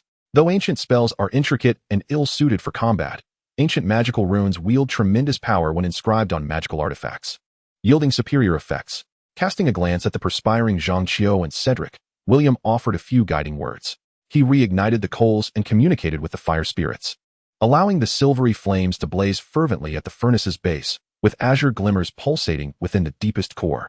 The term pure furnace fire aptly describes such exceptionally high-temperature magical flames. Compared to the previous arduous exertion required to control the flames, William now found the task significantly more manageable. Zhang Qiu and Cedric gazed enviously at the obedient phoenix-shaped fire spirit dancing within the furnace. contrasting it with their own volatile magical flames that perpetually sought to attack them, realizing that their disparity with William had not diminished. Rather, it had only widened. Olivia had been observing the fire spirit for quite some time, and upon witnessing it obediently respond to William's wand movements, she inquired, "Isn't it true that higher-grade magical flames are more challenging to control? Why is it that just a few moments of your effort, and it becomes so obedient?" William remarked, "When the day arrives that you can converse with magic, the next step is to embody the elements, acquiring the unique ability to command magical forces. Much like a serpent charmer, who is innately capable of communicating with and controlling serpentine creatures. Communicating with magic? A dozen students listened, bewildered, as if they were being told a fantastical tale. Can magic truly be communicated with? How does one achieve such a connection? Penelope relinquished the smelting furnace to Cedric, picking up a towel from the chair to wipe her face haphazardly. As William observed the gold bars beginning to melt anew, he stated, "Frequent utilization of magic deepens your affinity with it. Once you master magic to a proficient level, you will discover that it possesses its own will, and at that point, you may converse with it." Penelope gazed at the furnace spirits, pondering whether their form was not a manifestation of their essence. Yet, was this not the culmination of concentrated magical energy? Could a trace of magic engage in dialogue? Percy, in a moment of contemplation, inquired, "So, every time you use magic to fly, leap from heights, or move objects, it is all to enhance your affinity with magic, while simultaneously honing your magical skills?" William candidly replied, "That could be one way to put it, and I also dislike wasting time on trivial matters." The group's eyes sparkled with intrigue. Even if they could not communicate with magic like William, mastering its manipulation would still be an impressive capability. Otherwise, the tradition of elemental embodiment would have nearly vanished in the West. Within the entire school, perhaps only Hermione held a glimmer of hope, as her affinity with magic was exceptionally high, and her spellcasting skills were remarkable. William paused briefly before continuing to solidify the molten gold into a bracelet under the binding of magic, simultaneously inscribing ancient protective runes. After half an hour had passed, Nagini gently wiped the sweat from his brow with a fragrant cloth, prompting him to say, "It's nothing, merely a graduation assessment for the newcomers." Nagini did not pry further, nor did she focus on the now-formed protective bracelet. She simply gazed contentedly at William's profile, with 10 magic gemstones embedded in the bracelet. William placed it into Nagini's hands and asked, "How does it feel?" William nodded in acknowledgement. Artemis glanced at her bare arm, snorted disdainfully, and stomped her foot at the golden retriever. The unwittingly blamed golden retriever promptly rolled over and scampered to lie at Nagini's feet. "Traitor, you shall never again rest at my feet," Artemis declared with annoyance. The furious magical statue yearned to eliminate the traitorous subordinate with a single arrow, but for Dumbledore's sake. It shrank once more and retreated into its abode. After crafting another bracelet for Nagini that night, William set aside alchemy to ponder ancient texts.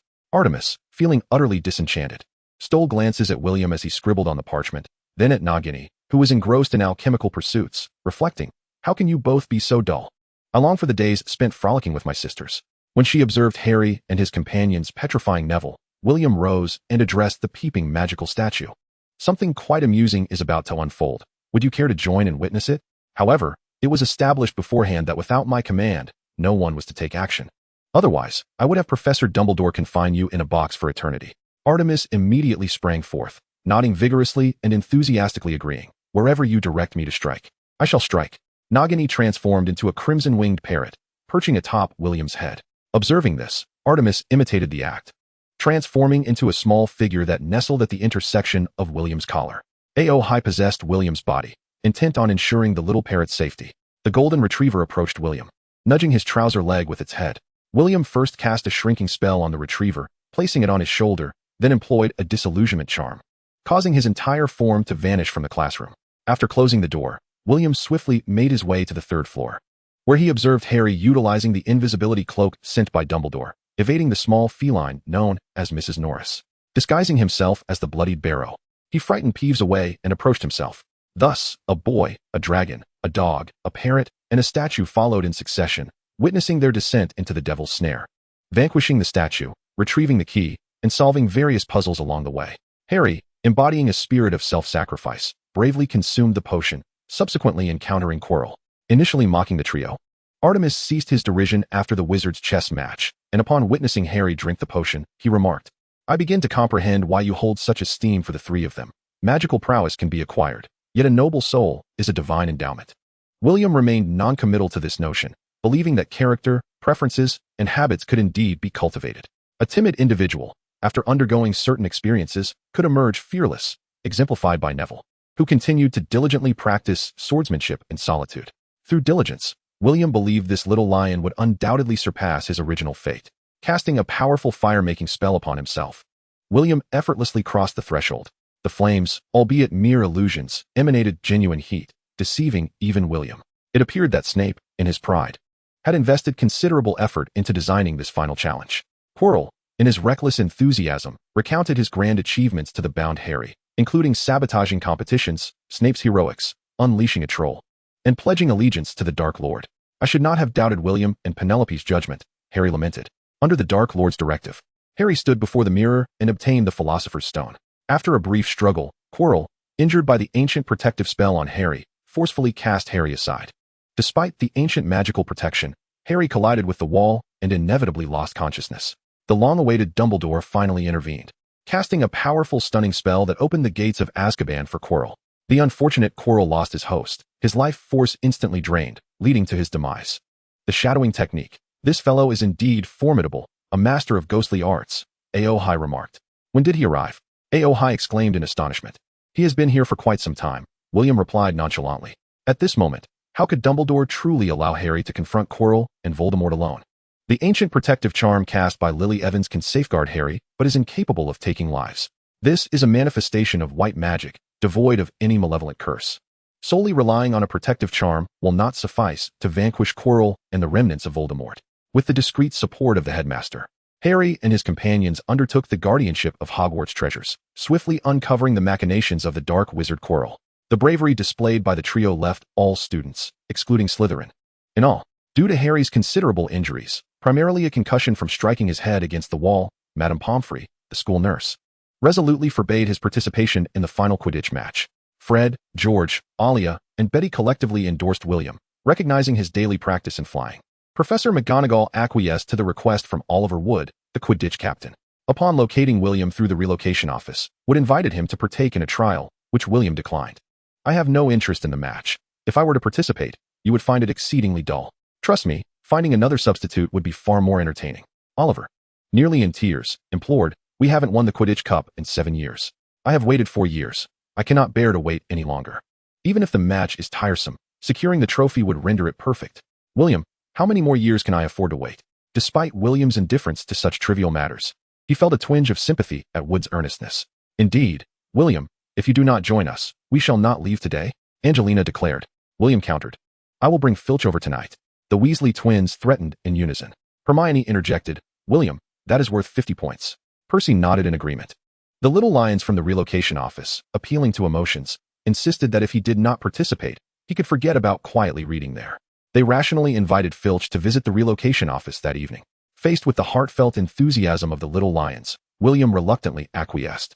Mastering high-speed flying and rapid spellcasting before enrollment, William, under the illumination of the charm, had no difficulty dealing with a golden snitch. As even the smallest of insects had nowhere to hide, after several swift flights, he successfully caught the released golden snitch. Fred and George leaped into a celebratory dance. Yay! Victory is assured. Quidditch is ours. Zhang Xiu lamented. It's fortunate you didn't come to Ravenclaw, but it's a pity you didn't. Cedric, somewhat foolishly, expressed concern. Xiu, your next match involves a duel with him. Be silent. If you don't speak, no one will consider you a mute. Her best friend Marietta retorted irritably. She had grown increasingly annoyed with Cedric, who persistently clung to Zhang Xiu, despite her repeated rejections. Boys envy handsome rivals vying for beautiful girls, while girls, in turn, resent charming boys who become sycophants. Within the relocation office, jealousy towards Fleur was not limited to 1 or 2 individuals, nor were there a mere handful attempting to undermine her. Contemplating her forthcoming confrontation with William, Zhang Xiu felt a need for a luck-enhancing potion. I have no interest in that, William stated. What a tiresomely brilliant individual, Li remarked to the other students. Zhang Xiu delivered a swift kick to his calf, eliciting a pained howl from Li. Penelope followed suit, targeting the same spot. Li, fuming with indignation, pondered the existence of human rights. Fred and George advanced, while Li limped away. The final Quidditch match of the semester concluded in less than a minute after the opening. William, with remarkable agility, seized the golden snitch. Zhang Xiu, in hot pursuit, stared in disbelief at William, who triumphantly held the snitch aloft, feeling utterly despondent. The disparity in skill was staggering. Was there even a point in competing? The live commentary on Li abruptly ceased, and the cheers of the young lions faded. The eaglets thought to themselves, and voiced their sentiments, while other students wore expressions of discontent. What? I've barely sat down, my seat's still cold. And it's already over? What are we supposed to do today? The students exchanged perplexed glances, having just cheered only to witness a swift conclusion. This was utterly devoid of excitement. What were we doing? What should we do now? The players on their brooms exchanged glances, equally speechless. Even the young lions fell silent. Simo turned to Ron and Hermione and said, "In this dreadfully dull moment, in this tedious place, I pose to you a rather mundane question."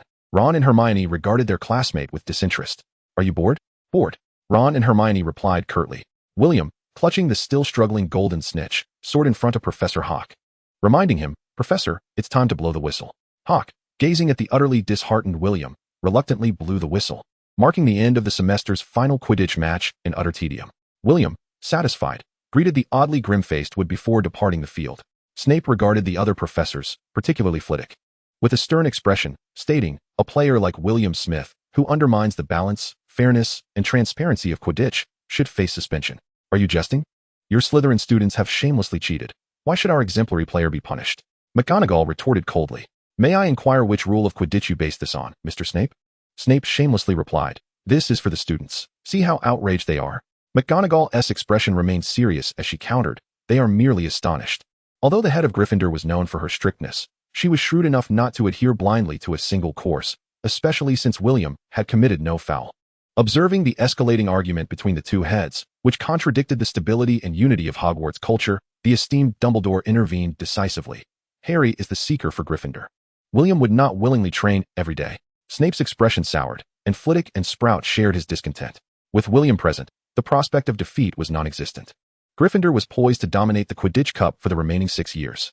Although William Smith appeared to have no ambitions of monopolizing Hogwarts, he might very well do so within the broader wizarding community of Britain. However, the professors could not help but murmur silently about how tedious this competition was.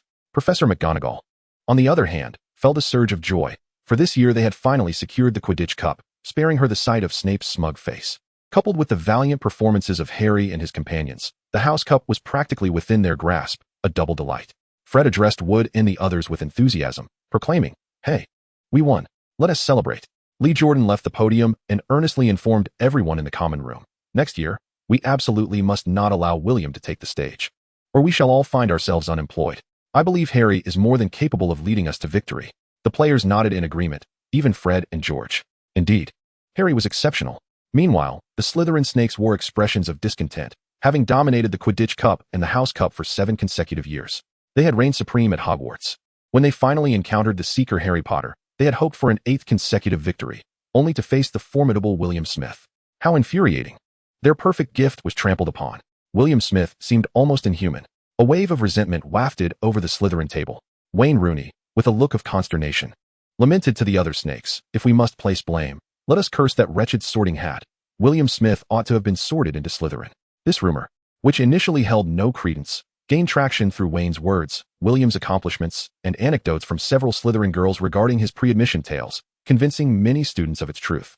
After all, even among these pure-blooded aristocratic wizards, few had mastered even basic spells before enrollment, let alone the more intricate flying charm or the wind-blocking spell. "Curse that foolish sorting hat." Several young snakes hissed in anger. Nearby, the eagles exchanged knowing glances, comprehending the words of their upperclassmen.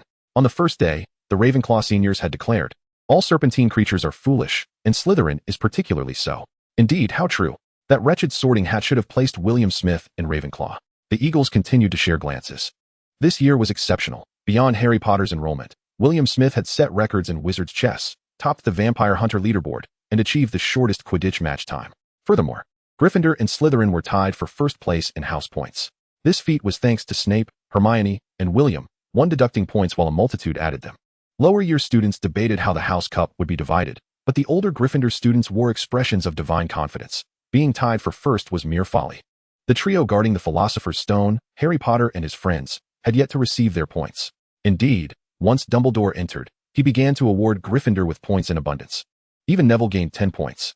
For the first time, Ron felt a sense of achievement, his face flushed with excitement. Harry, Hermione, and Neville were equally pleased, especially Neville, whose confidence soared as he gained recognition among his peers. The following day, everyone received the magical report cards from the school, a flying document adorned with Dumbledore's signature. The school bulletin board displayed the top 3 scores from each grade and department, a revolutionary development not seen before, likely initiated by Dumbledore, who believed that a stagnant environment stifled ambition. William achieved first place with a perfect score across all subjects, while Hermione, despite losing 2 points in Transfiguration, also excelled in her other assessments. Cedric, Percy, Zhang Qiu, Penelope, and Olivia were likewise honored among the elite. After crossing the Black Lake and boarding the train, William, Zhang Qiu, Cedric, and Olivia parted ways upon arriving at King's Cross Station in London. As William stepped off the train and traversed the concealed wall, he was greeted by the long-awaited sight of Catherine, accompanied by 5 girls and 4 bodyguards. A glance at the bodyguards dispatched by the Cavendish family revealed a palpable aura of resentment, as if they were elite soldiers emerging from a graveyard. This negativity exerted a certain suppression on magical abilities, for resentment itself is a form of magic, or rather, a variant of spiritual energy, emanating from the curses of departed souls. "Mother, how have you been lately?" William inquired, extending greetings to everyone. "Hi, William, it's been a while," several girls responded. Catherine took William's hand, leading the 5 university students while conversing. "Apollon and I recently visited Hong Kong. The economic and political climate there is quite dire. Are you truly certain about investing in property there?" With a hint of skepticism, Catherine continued, "I need to consider it. Lily has advised us to move to Australia, where her family could assist us." William replied, "Hong Kong is merely a stepping stone. I must ultimately venture there." Catherine questioned, "What purpose do you have for going there?" Reluctant to divulge too much information, William replied vaguely, "There are matters concerning myself." Catherine, displeased, retorted, "Can you not even share that with me? The last time Apollon visited Hong Kong, it seems she discovered something and kept it from me." William, confused, asked, "What could one possibly discover in Hong Kong?" He momentarily failed to grasp the implications. Could she have made contact with the chi practitioners? As they boarded the vehicle, Judy, Tyler, and Vivian squeezed into Catherine's car, leaving Lisa with Nancy, while the 4 bodyguards took another vehicle. The deepest bonds of affection are not born of hormonal impulses, but rather of enduring companionship. This sentiment resonates with Catherine and her 5 tenants. On one hand, they are all young women, students from the globally renowned 7th-ranked Imperial University, sharing numerous topics and interests. On the other hand, for Catherine, who had cast aside everything to marry for love, the experience of divorce was indeed painful. The encouragement and support from the 5 girls provided her with immense solace. Furthermore, the girls were genuinely delightful companions, though their emotional intelligence could use enhancement. Their intellect was undeniable. With compatible personalities and shared experiences during life's low points, lacking friends and family, Catherine forged a strong friendship with them. In the car, Judy, bursting with unexpressed thoughts, finally exclaimed, "William, did you really kill 39 vampires?" William cast a glance at Catherine, acutely aware that cohabitation rendered certain truths difficult to conceal for an extended period. Yet, he had not anticipated that within merely a few months, they would even begin to peruse the newspapers. They had vanquished a number of nefarious vampires, and it was likely that the French vampire organization would require at least a century to regain its strength. Through the rearview mirror, William observed the anxious expressions of several young girls and elaborated further. Vivian inquired, "Is it not possible for you wizards to eradicate all the vampires?" "Alas, no," he replied. "Not all vampires are malevolent. Furthermore, many dwell in remote mountains, slumbering until the end of their days. We ought not disturb their repose." William reassured her, "Rest assured. England is safe. Here, both the light and dark realms are overseen by a supreme wizard. Unless one is faced with dire peril, those hidden dark wizards, werewolves, and vampires will not harm the innocent." Throughout their journey, William elucidated various matters pertaining to the wizarding world to the 5 girls, using this opportunity to convey his thoughts to Catherine. The wizarding realm is fraught with danger, yet the mundane world is equally perilous. Ordinary individuals remain at risk of dark magic attacks. To avoid becoming a target, possessing sufficient deterrent power is paramount. For the 5 girls, witnessing William emerge from the wall proved far more impactful than reading any fantastical newspaper. After careful consideration, William abandoned his plan to cast a forgetting spell on the group, as the duration involved was too lengthy. From late February, when he found the newspaper discarded by Catherine, to mid-June, he feared such an extensive forgetting spell could harm their personalities. Moreover, it appeared that Catherine maintained a cordial rapport with them, especially with Vivian Chen. On Vivian's right hand, a remarkable invisibility ring adorned her middle finger. This could very well indicate that Catherine, aware of her son's future investments in the East, had made an emotional investment in advance. For ordinary individuals, what could be more precious than a beautifully crafted, magical silver ring that grants invisibility? Judy boldly asked, "William, the newspaper claims you defeated the French and claimed the Wizard Chess Championship trophy. May we see it?" William corrected her, "I have gifted it to a friend." Judy expressed her disappointment. "You even gave that away?" William shrugged, "Why not?" "Very well," Judy conceded, disheartened. Vivian glanced up at William's profile and secretly chuckled at Judy, who was leaning against the back of William's car seat. Upon arriving at the apartment parking lot, Nancy emerged with a frown, addressing Judy. Judy, do not ride in my car again. Judy playfully approached, embracing Nancy and pleading, I simply had too many questions for William. My curiosity got the better of me. Oh dear sister, I was wrong. Tonight, let us have William cook noodles for us. Vivian, Taylor, and Lisa burst into laughter. Once they exited the elevator, William indeed discovered that they had moved. Catherine had truly purchased the penthouse. The lower apartment had been rented out. Vivian quietly remarked, it's rented to a few classmates, all of whom are kind-hearted and tidy young ladies. William smiled. There's no need to fret, as long as Catherine is pleased. William surveyed the house thoroughly before stepping onto the terrace, where he observed several individuals conversing by the poolside. Catherine was upstairs, attending to some matters concerning the winery over the phone. 6 bodyguards were present. 2 monitored the exterior, 2 rested, and 2 maintained watch in an electronic surveillance room. Over the past 6 months, William had grown taller, particularly following the successful transformation of Anima Magnus, now reaching a height of 1.7 meters, which was a 20-centimeter increase since before his enrollment. Aohai remarked that this was a normal phenomenon of the transcendence realm, suggesting that if one could master it to the utmost, not only could they extend their lifespan to 180 years, but their height could surpass 7 feet as well. Judy, grinning while holding Vivian, looked at the statuesque William with envy, exclaiming, if I were to have such an impressive son in the future, I would wake from dreams with a smile. Aunt, the sun hasn't set yet, William interjected, patting Judy on the shoulder, reminding her of the ongoing daylight. In Hyde Park, not far off, the atmosphere was lively and bustling. Aunt, Judy blinked, her reaction noticeably delayed. Nancy retorted, you fool. William is teasing you about aging. I'll take you on. Judy challenged angrily, if you dare, come down. Are you sure? William chuckled. Humph, as if I would be afraid of you, Judy replied, though her bravado belied her cowardice. Vivian, Tyler, Nancy, and Lisa watched in awe as William effortlessly leaped and glided along the walls. Tyler, entranced, embraced Vivian and exclaimed, he is so handsome. All right. There are plenty of pretty boys everywhere, not just in the East, Vivian remarked, though she was nearly suffocated by Tyler's grip until Nancy intervened. William landed lightly before Judy, startling her into closing her eyes.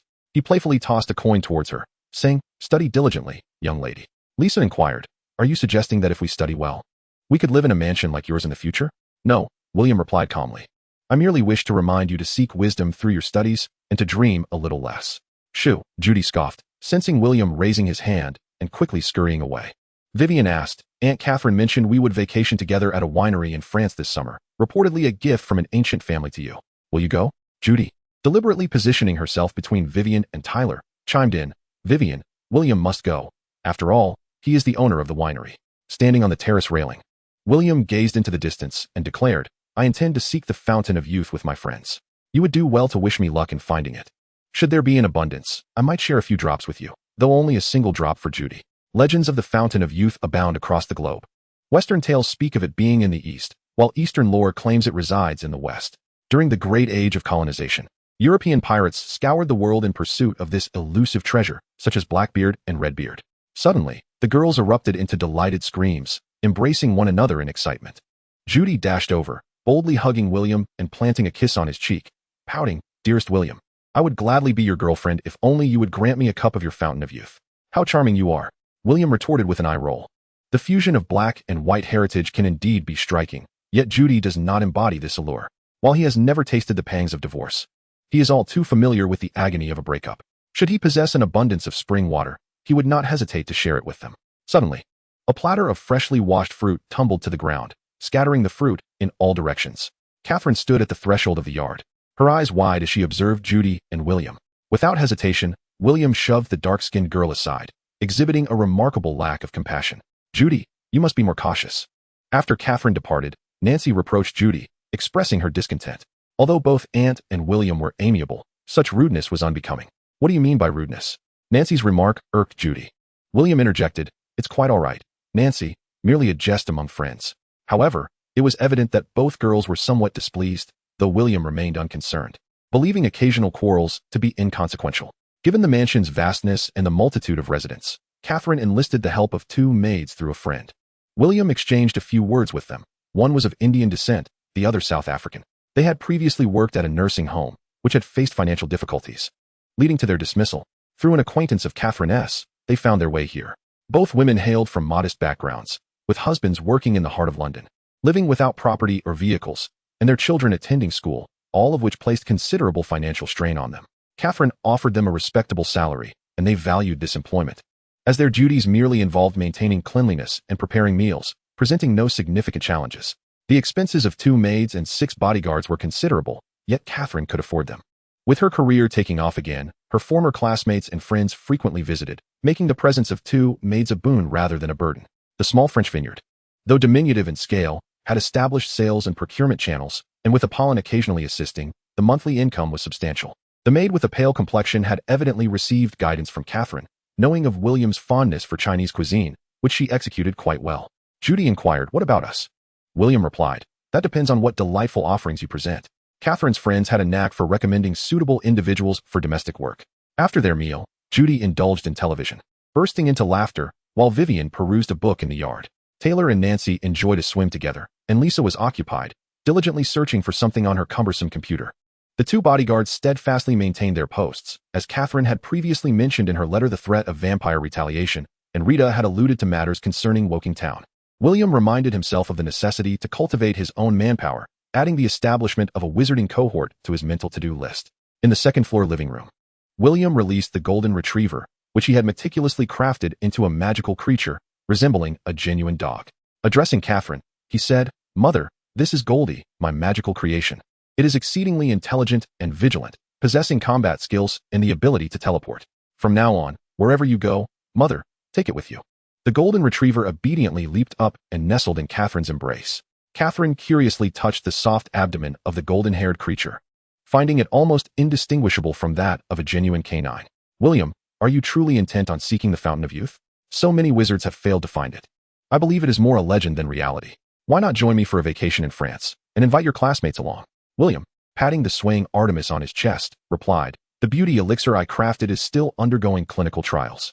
If it proves ineffective or poses potential dangers, the Water of Youth would be the ultimate treasure. This pursuit is not solely for your benefit, but for Furong as well. Have you made a decision about Furong?" Catherine inquired. Observing the distress in his mother's expression, William understood that she had been deeply hurt by Alan. He said, "In this world, perfect love does not exist. We may aspire to it, but we should not demand it. I have my own aspirations and will not forsake them for love, familial bonds, or friendship. Likewise, Mother. Do not dwell in the past. Strive to seek your own aspirations. Are you truly unafraid of me finding you a stepfather?" Catherine retorted, displeased. William explained, "Mother, if you have a partner to share your life with, I can feel at ease outside." In truth, he still hoped it would be Alan, but that hope seemed dim. After all, in Europe, the chances of remarriage are akin to winning the lottery. This so-called beacon of human civilization sees hearts change swiftly. Suddenly, Catherine blushed, somewhat embarrassed, and asked, what if she were a woman? Although William had anticipated this, he still felt a twinge of awkwardness and lamented, "Apollon has a husband." "Not Apollon," Catherine replied. Her cheeks flushed, yet she refrained from revealing the identity of her interest. William, observing Catherine's reddening face, deliberated, "If the person in question loves you and is single, I have no objections.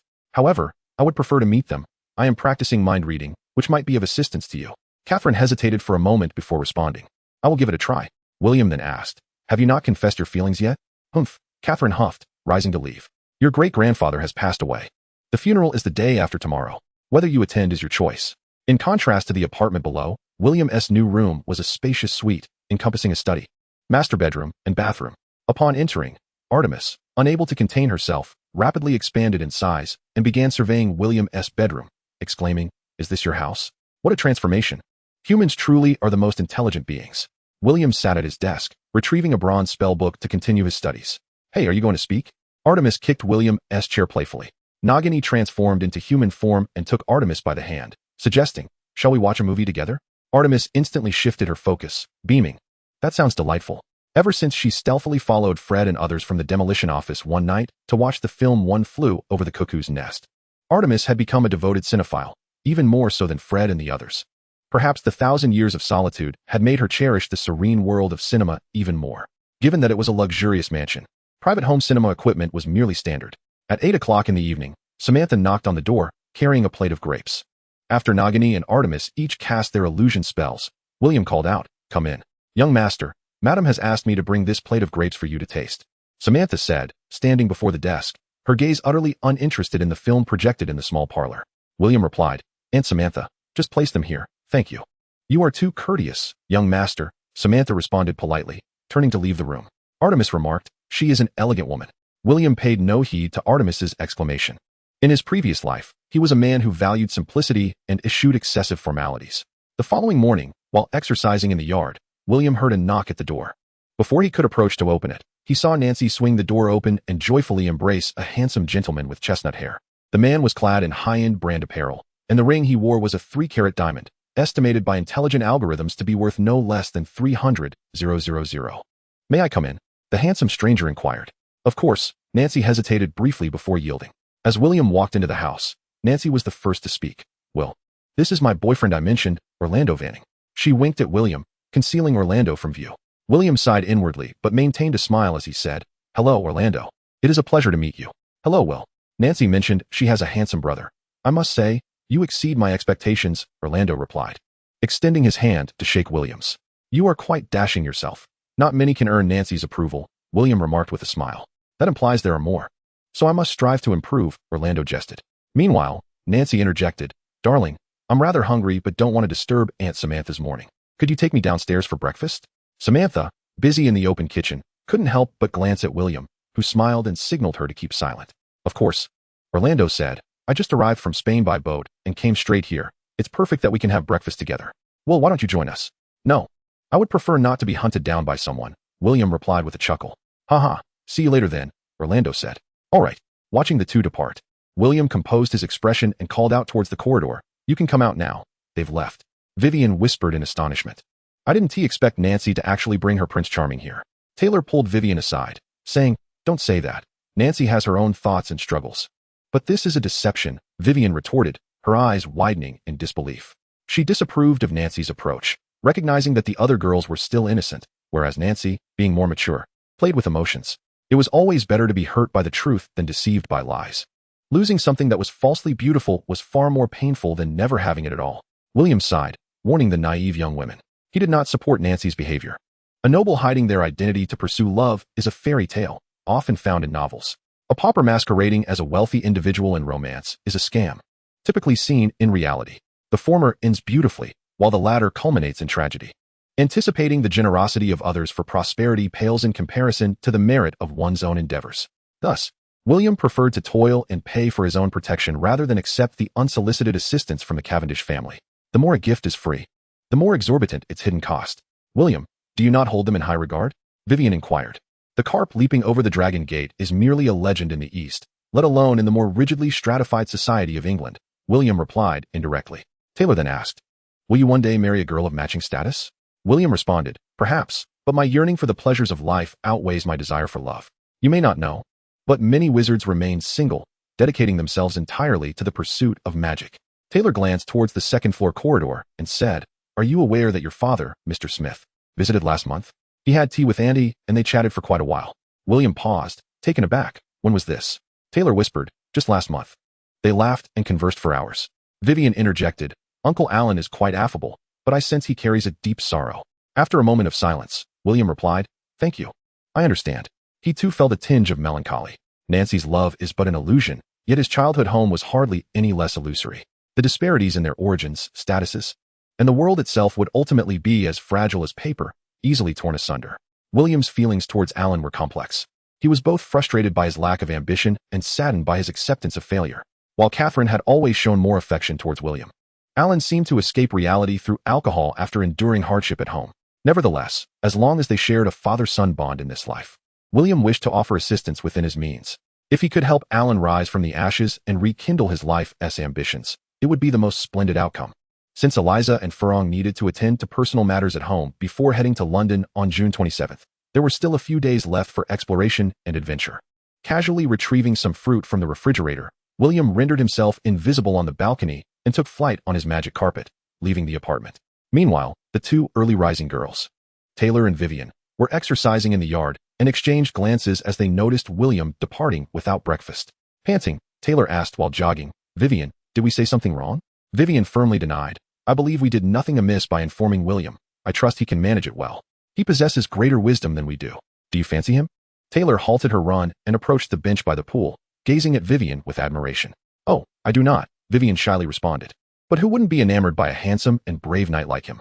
If a knight were to courageously confront an evil demon on my behalf, I would surely fall for him. This is a gift sent by the Duke of Cavendish. The upgraded magic carpet now reaches a speed of 260 kilometers per hour. And William, flying at full tilt, arrived at Smith Ranch in the northwest of Woking Town, 38 kilometers away, in less than 10 minutes. For the first time gazing down from the sky upon the earth, William observed that the town of Woking was encircled by an array of modern entertainment and tourism constructions. He pondered whether someone had sought Daniel long ago, aiming to purchase the ranch for development into a tourist destination or residential area. Geographically, Woking lies approximately 38 kilometers from Hyde Park in central London. However, as a highly developed nation, the United Kingdom witnessed a trend in the 1970s where affluent individuals began gravitating towards suburban living. By the late 1980s, the phenomenon of counterurbanization intensified, leading to the formation of suburban satellite towns. The true elite resided in suburban areas like Woking, relishing a leisurely lifestyle filled with hunting, horseback riding, and remote work, while the urban landscape seemed to belong to the realms of white-collar and blue-collar workers. Upon returning home, William found no trace of Daniel or Alan, apart from a few employees managing the ranch. The ranch workers suggested he visit the church or the pub. When William arrived at the church, he indeed found Daniel sitting alone in the front row, deep in prayer. William approached calmly and took a seat beside the elder, awaiting the conclusion of his supplications. "Child, do not refuse. I cannot bear to witness your father's decline. This is the legacy of the Smith family. It must not end with me. Promise me, it shall continue." The ranch may not hold significant monetary value, yet its symbolic importance to the Smith family was paramount. William spoke with a hint of difficulty. "Grandfather, this is unfair to father. It will break his heart." Daniel replied, "He has already hurt us. The ranch is the last vestige of our family's glory. I will not allow anyone to tarnish it." William felt a slight headache. Daniel, who seemed to value the ranch above all else, was evidently concerned that Alan might one day sell it to developers. But how should he confront Alan? It was premature to discuss this. "Grandfather, I will go see father." William decided to seek out Alan, hastily departing the church like a rabbit pursued by wolves in a winter forest. Upon entering the pub, William nearly failed to recognize Alan. Sitting at the bar, Alan donned casual attire, engaged in conversation with the former Mrs. Fisher, one hand clutching a bottle of alcohol, the other draped over her shoulder. He appeared carefree, yet William discerned a shadow of discontent in Alan's demeanor as he drank. "Where's Aunt Lee?" William inquired calmly as he took a seat. Mrs. Fisher, visibly concerned, discreetly lowered Alan's hand. With a smile, Alan, who once again embraced Mrs. Fisher, remarked, "She has left. Before departing, I gifted the pub to your father." Observing Alan's facade of nonchalance, William hesitated to shatter the last remnants of his pride. Once, although not wealthy, Alan had possessed the charm to captivate young women. Now, however, the youthful spark had faded from his eyes, as if he had undergone a peculiar transformation, leaving him desolate, enveloped in a heavier air of melancholy. For a man barely in his 30s, this was far from a favorable situation. After sitting in contemplation for a moment, William addressed Alan. "Father, Mother is preparing to confess her feelings to someone else, and Daniel wishes to pass the ranch to me. If you wish to continue this reckless existence, I can certainly accommodate you. My current income is quite satisfactory, exceeding £100,000 annually, which is certainly manageable. You have missed out on too many beautiful moments. Do not continue to let such opportunities slip away. Life spans merely a few decades, and the most splendid years are but a fleeting handful, perhaps even shorter."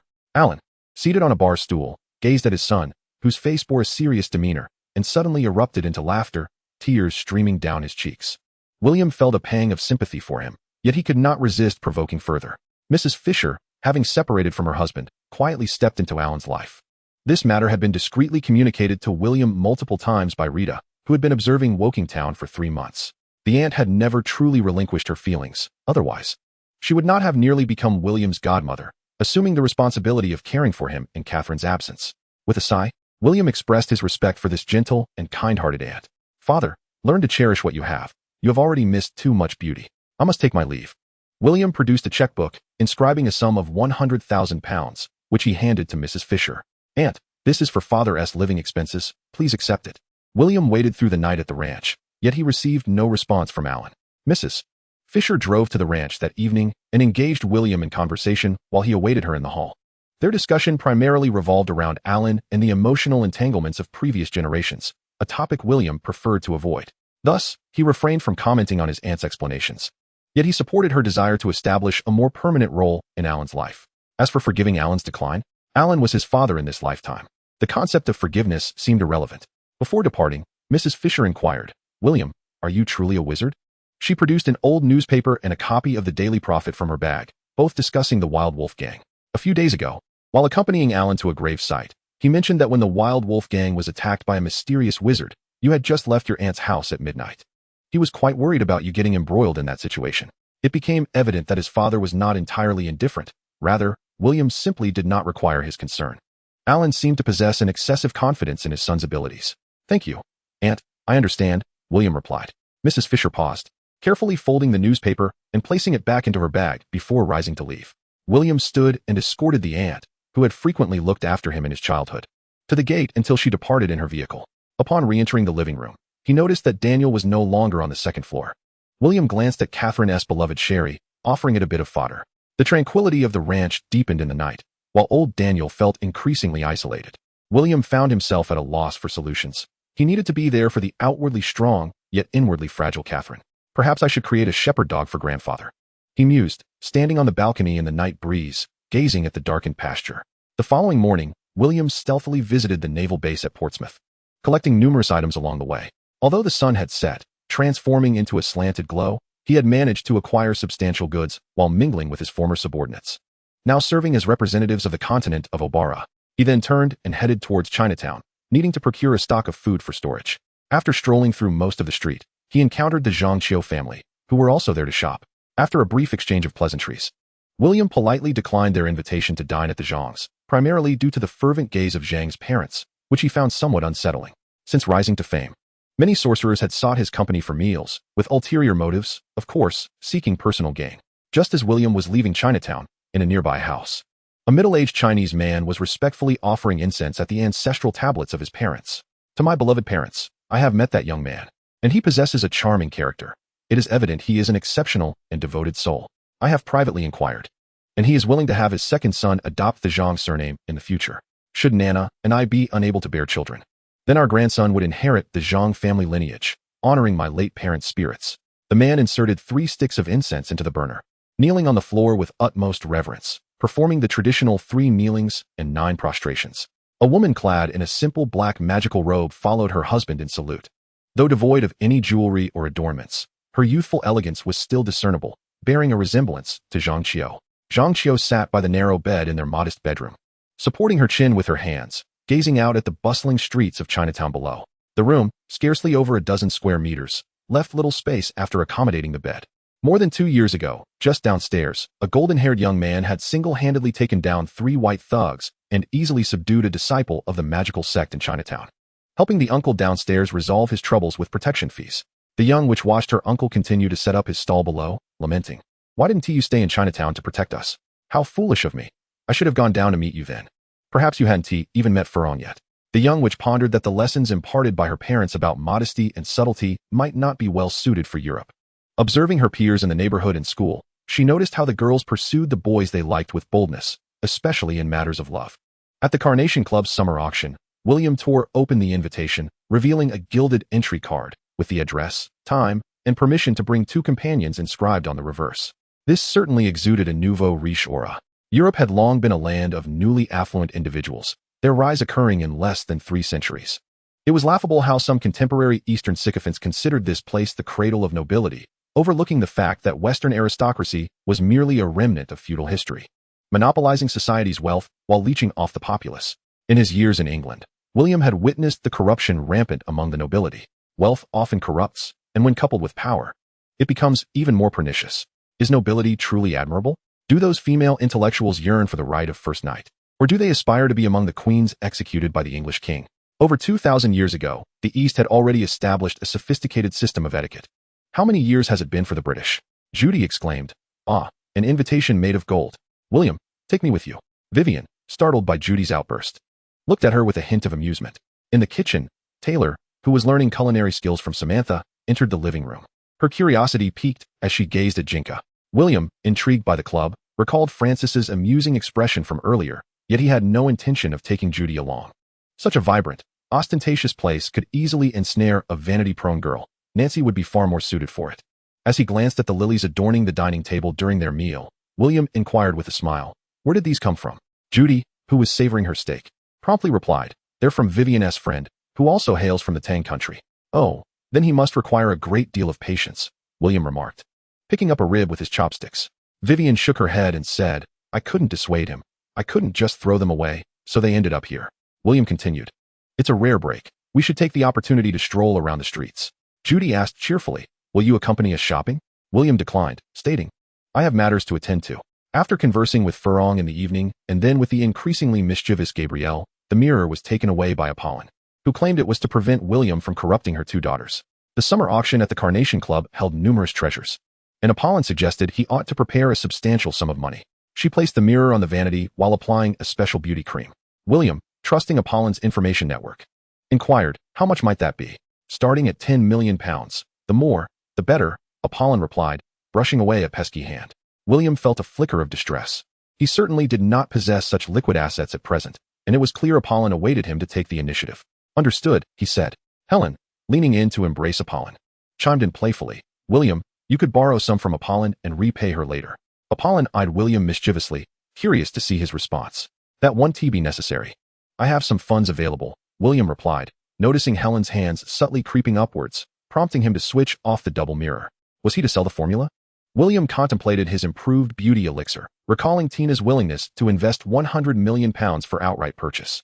Yet, he recognized the future value of another skincare product, with peak annual sales exceeding $5 billion. Thus, he preferred to take an equity stake, aspiring to become a major shareholder in the forthcoming skincare company.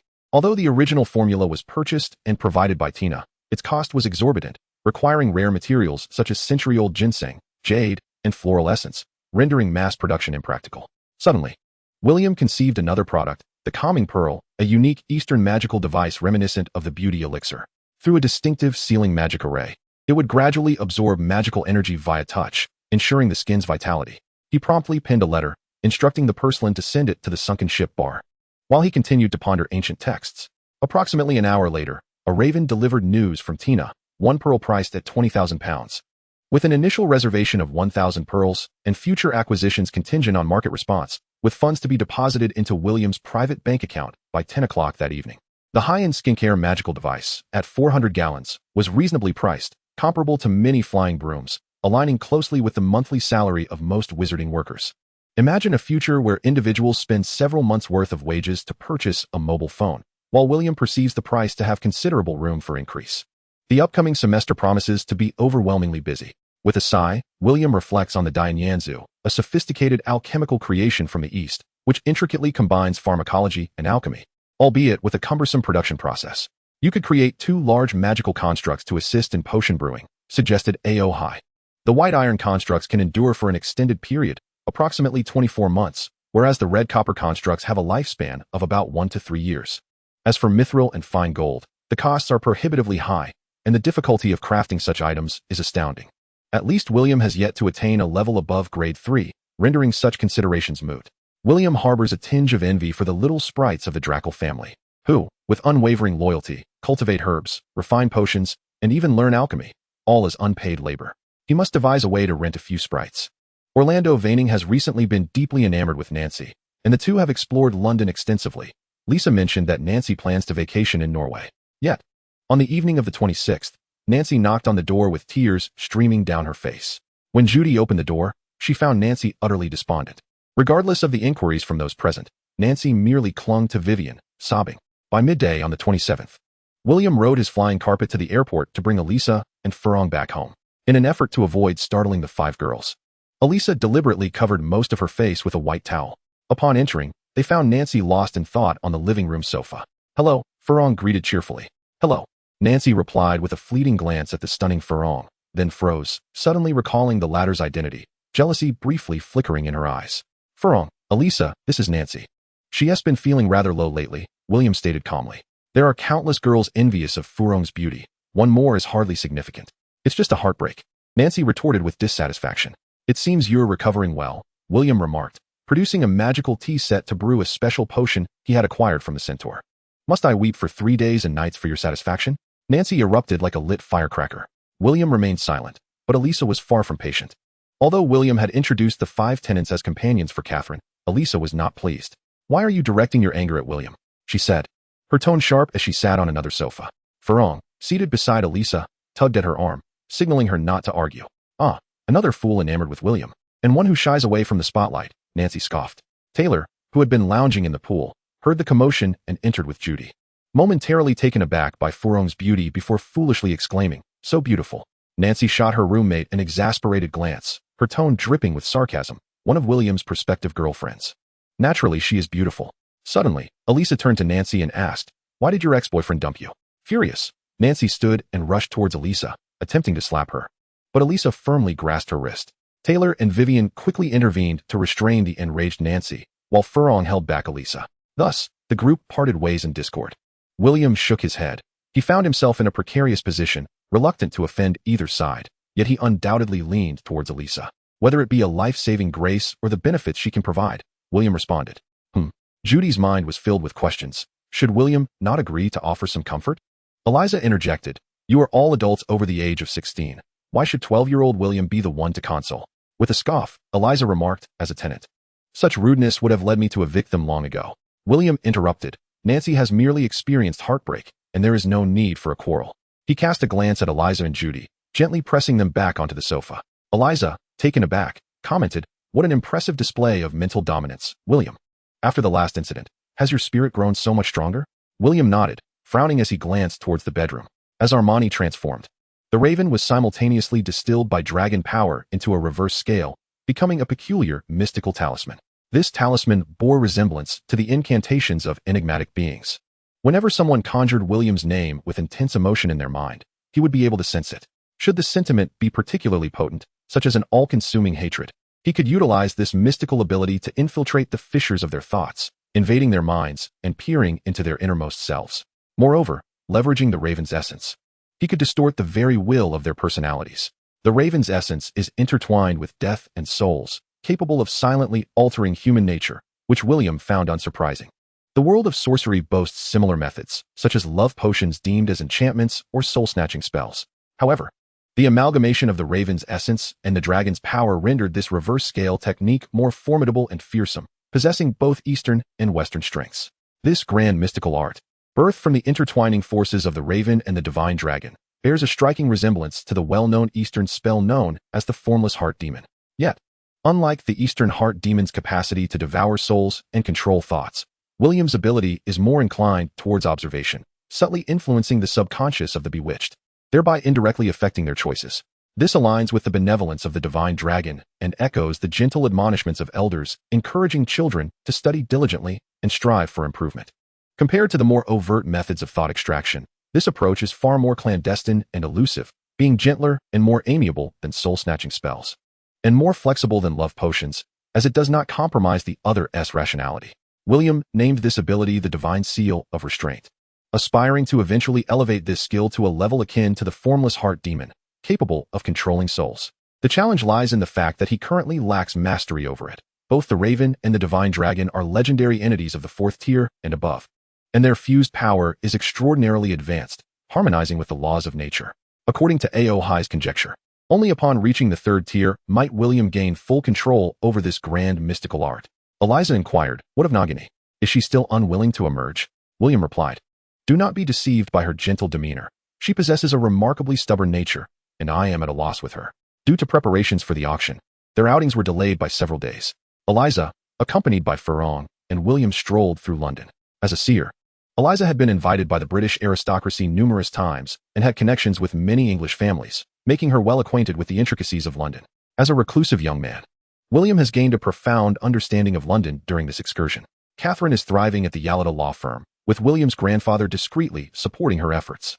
Moreover, most of Catherine's former classmates and friends belong to the social elite, heralding the rise of a new legal powerhouse in London. The beauty of Furong leaves the 5 girls residing in the same apartment feeling inadequate, often astonishing the neighbors from other floors when they encounter her. Despite Furong's attempts to suppress her alluring charm, William has cast a special illusion spell on her to diminish her presence among ordinary people. In Nancy's room, Vivian comforts her, saying that all heartbreaks pave the way for true love, assuring Nancy that she will find her genuine affection. Tyler quietly remarks that unrequited love is particularly painful, especially when witnessing others flaunting their affection, which can be more distressing than a breakup. Vivian, Judy, and Lisa gaze at their usually infatuated roommate, momentarily at a loss for words. Catherine spends another half hour conversing with Nancy before entering William's bedroom. "William, Nancy is moving out tomorrow, Catherine announces as she walks in, followed by her golden retriever, who wags its tail. Observing William pause in his reading, she is struck by the bittersweet realization of her son growing up, even though reason reminds her that he is merely 12 years old. William calmly replies, "Mother, we must respect her choices." "I thought you would try to persuade her to stay," Catherine muses. Among the girls in the room, Catherine holds a particular fondness for Vivian Chun, seeing in her a reflection of her own youthful self. She shares the most conversations with Nancy, as they find common ground in their interests and hobbies, bolstered by Nancy's intentional flattery. As for the athletic Tyler, the innocent Judy, and the cautious Lisa, Catherine regards them more as little girls. William spreads his hands and states, "If it were Judy, Tyler, or Lisa, I would offer counsel. But Nancy does not require it. She possesses her own understanding and judgment and will not lose her rationality in a moment of passion. Perhaps she is waiting for you to counsel her?" Catherine suggests meaningfully, recognizing that despite William's brief time with them, certain thoughts are not lost on someone like her who has experienced similar situations. William smiles and replies, "In that case, I am even less inclined to intervene." He has not pursued Vivian, who aligns with his aesthetic ideals and naturally would not consider someone like Nancy, who falls short in comparison. Only extraordinary girls like Furong and Zhangxiu can capture his heart. Another reason pertains to the matter of lifespan.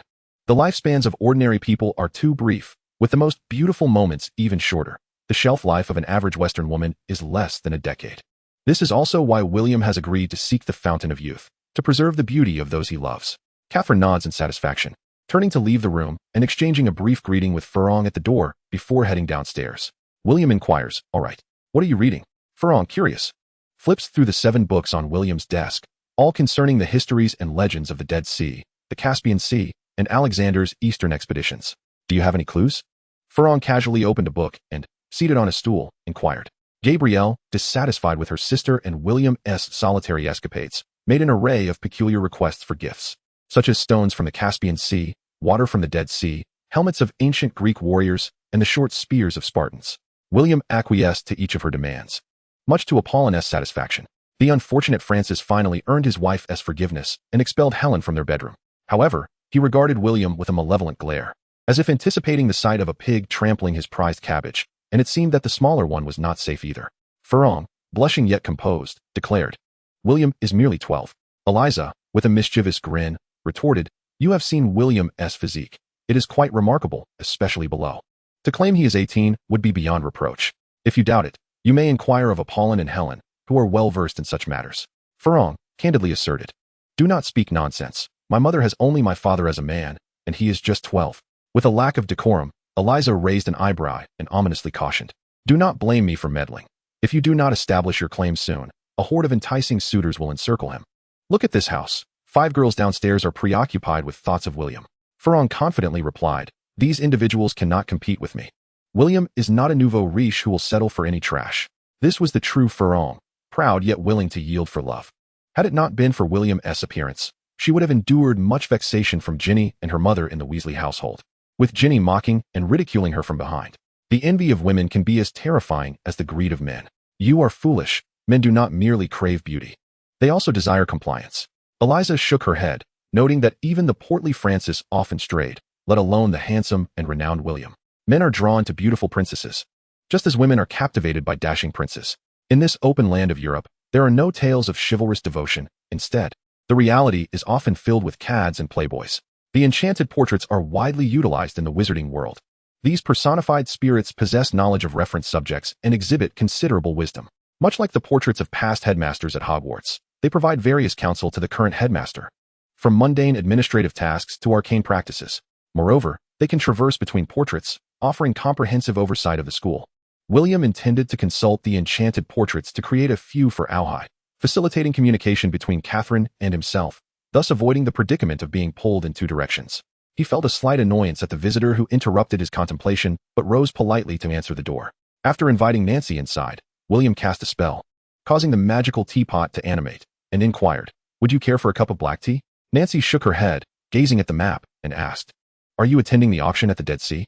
William regarded Nancy, whose expression was calm, yet internally tumultuous, leaving him momentarily at a loss for words. At times, the uncontrollable prowess of mind reading not only troubles the subject, but also brings unnecessary complications to the practitioner. In this moment, William felt a wave of nausea as the darkness lurking deep within the human heart proved too harrowing to confront.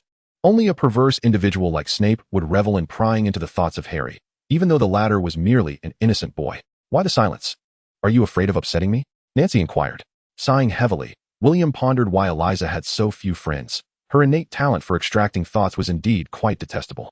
The intelligent mind was perpetually absorbing the brainwaves he emitted, which were merely reflections of his conscious awareness. Mind reading involved deciphering the thoughts emanating from one's soul, thereby uncovering the hidden secrets of another's heart. When William remained silent, Nancy began to mutter to herself, I thought you would come to persuade me. But perhaps I was being overly sentimental. In your eyes, we are merely playthings to accompany Catherine, even less significant than that golden retriever, right? William perceived the intense resentment, recognizing that he was merely the target of her misplaced ire. Nevertheless, he felt slightly displeased. Her heartbreak had nothing to do with him. Perhaps Catherine's excessive kindness and concern had led her to overthink matters. He furrowed his brow and said, In my eyes, you are all friends. Otherwise, I would not have allowed you to reside here. However, you are an adult and possess the right to make your own choices. So I shall not impose my guidance upon you. William's formal words only fueled Nancy's envy. The so-called choice, devoid of guidance, was essentially a polite dismissal. For the sake of others, William ultimately left her with some semblance of dignity. Nancy had thought herself a friend to them, yet William's indifferent remarks shattered her illusions. With a cold laugh, she retorted, Ha choice? What options do the humble possess? God is truly unfair. He bestows inherent wealth upon some and grants others innate power, yet allows the majority to struggle in the mire, crawling pitifully upon the ground. Growing increasingly impatient, William interjected, A person's status may be lowly, their identity insignificant. Yet this does not equate to a lack of importance. Importance is not synonymous with wealth. It is the soul's commitment to life. If you disdain yourself, how can you expect others to hold you in esteem? Nancy gazed at William, remaining silent for a moment before responding. Since childhood, I have told myself that one day I would become someone like Miss Drackle. Thus, I diligently cultivated my social skills and etiquette. Yet, in the eyes of you aristocratic heirs, I am merely a plaything to be toyed with. What significance is there in that? Observing Nancy's increasingly radical demeanor, William replied calmly. At the very least, you are more composed than Judy, smarter than Tyler, and wealthier than Lisa. Yet you continuously dream of becoming a phoenix soaring through the skies, forgetting that a phoenix must endure the flames of transformation. Did I arrive at this point through the so-called family legacy or extraordinary abilities? The sacrifices I have made are not something you can compare to. Failure merely indicates that your efforts were insufficient or that you have strayed from the right path. How can one achieve success when they are lost? Nancy gazed at William, her mind swirling with subtle sarcasm and counsel. Just as she was poised to retort, memories of previous reports flooded her consciousness. In a sense, William had indeed undergone a harrowing rebirth. Observing the 7 books and bookmarks adorning his desk, Nancy fell into silence. How could she be unaware of William's diligence? Each time she saw him, he was either immersed in reading or still lost in the pages of another book. We both understand that the world is inherently unjust. One must either accept it or rise in defiance. However, rebellion requires finesse. Even when taking shortcuts, one must tread carefully. For the venomous serpents lurking in the shadows will not spare their prey. William's words grew increasingly candid, piercing Nancy with both shame and a profound sense of compassion. Compared to the cunning vixens she knew, Nancy was merely a novice at the start of her journey. At least, in terms of guile. Dang, Wendy could outstrip her by a mile. If one chooses to pursue a crown, one must don the armor of defense, offense, and master the art of tactics and strategy, all while being prepared for the possibility of being cast into the mire of defeat. William's unembellished tone washed over her like a chill, awakening her from the resentment and jealousy that had clouded her heart. Nancy lifted her chin defiantly, meeting William's gaze with cold resolve, and replied, Thank you for your reminder. I shall remember it. She turned to leave, but suddenly, at the door, she pivoted and scoffed. If you wish to preserve your relationship with Fleur, you would do well to learn the art of rejection and refrain from flirting. Otherwise, you are no different from that wretched Orlando. With that, she departed without so much as a glance at Elisa, strutting down the stairs like a regal swan. Orlando was not lacking either, with 600,000 at 100,000 a day or 200,000, even in 1992. How many among Hollywood's elite would be willing to part with such sums for a single night? Moreover, considering her own allure and service, she fell short compared to others. William shook his head, disapproving of such avarice and ingratitude, especially when it came from one who stood on a moral high ground. Casting aspersions on others while failing to recognize their own lack of purity, were it not for the 4 girls, he would have been disinclined to utter even the words he just did. They possessed intelligence, though regrettably, it was not applied in the right manner. The 4 girls were commendable in character and worthy of his investment. Elisa, more forthright, stood at the door, mocking, even if you stripped bare, William wouldn't budge. Knowing he has a girlfriend, isn't your blatant advance just pathetic? You permit yourself to act shamelessly, yet resent others' disdain. Your lack of decency rivals that of a legendary sorcerer's most nefarious dark magic. William sighed. Since when did you take such pleasure in spying? He found himself at a loss, as if the inherent power of his captivating presence had turned against him. He shook his head, feeling somewhat vexed by the incessant knocking at his door that evening. Refusal? He never anticipated possessing such authority. However, how many could truly reject a soul of genuine beauty? William mused with a hint of self-deprecation. Strangely, he recalled another voyeuristic enthusiast, Snape, who incessantly teased Harry. Could it be that he too harbored such peculiar tastes? Deliberately instigating conflict, rendering the other party helpless, merely to satiate one's own empty and lonely soul? Truly perverse. William cast a glance at Eliza and, with a wave of his hand, conjured a spell to close the door. The following morning, Judy, with tear-filled eyes, watched Nancy pack her belongings, while Lisa, Vivian, and Taylor hesitated to speak. Catherine assisted with the packing and gifted Nancy a large, vintage mobile phone, encouraging her to stay in touch. The flip phone was a costly gift, and bestowing such a weighty token might not be wise, considering Nancy's genuine avarice. Catherine, though aware of certain matters, had softened during her prolonged stay in the countryside, and had yet to regain her aristocratic indifference. Before departing, she observed her 4 reluctant roommates and Catherine. Judy, don't cry. I'm still at school, not leaving London, Nancy insisted, forcing a smile as she embraced Judy. Turning to Taylor, she advised, do not emulate me. Discontent leads to greater, falls the higher one climbs. She cast a deliberate glance at William. Lisa, refrain from languishing at home. Venture to the park more often. You may encounter a fine gentleman. Vivian, I truly believe Wong is a good man. Consider him, as 2 years is a substantial time.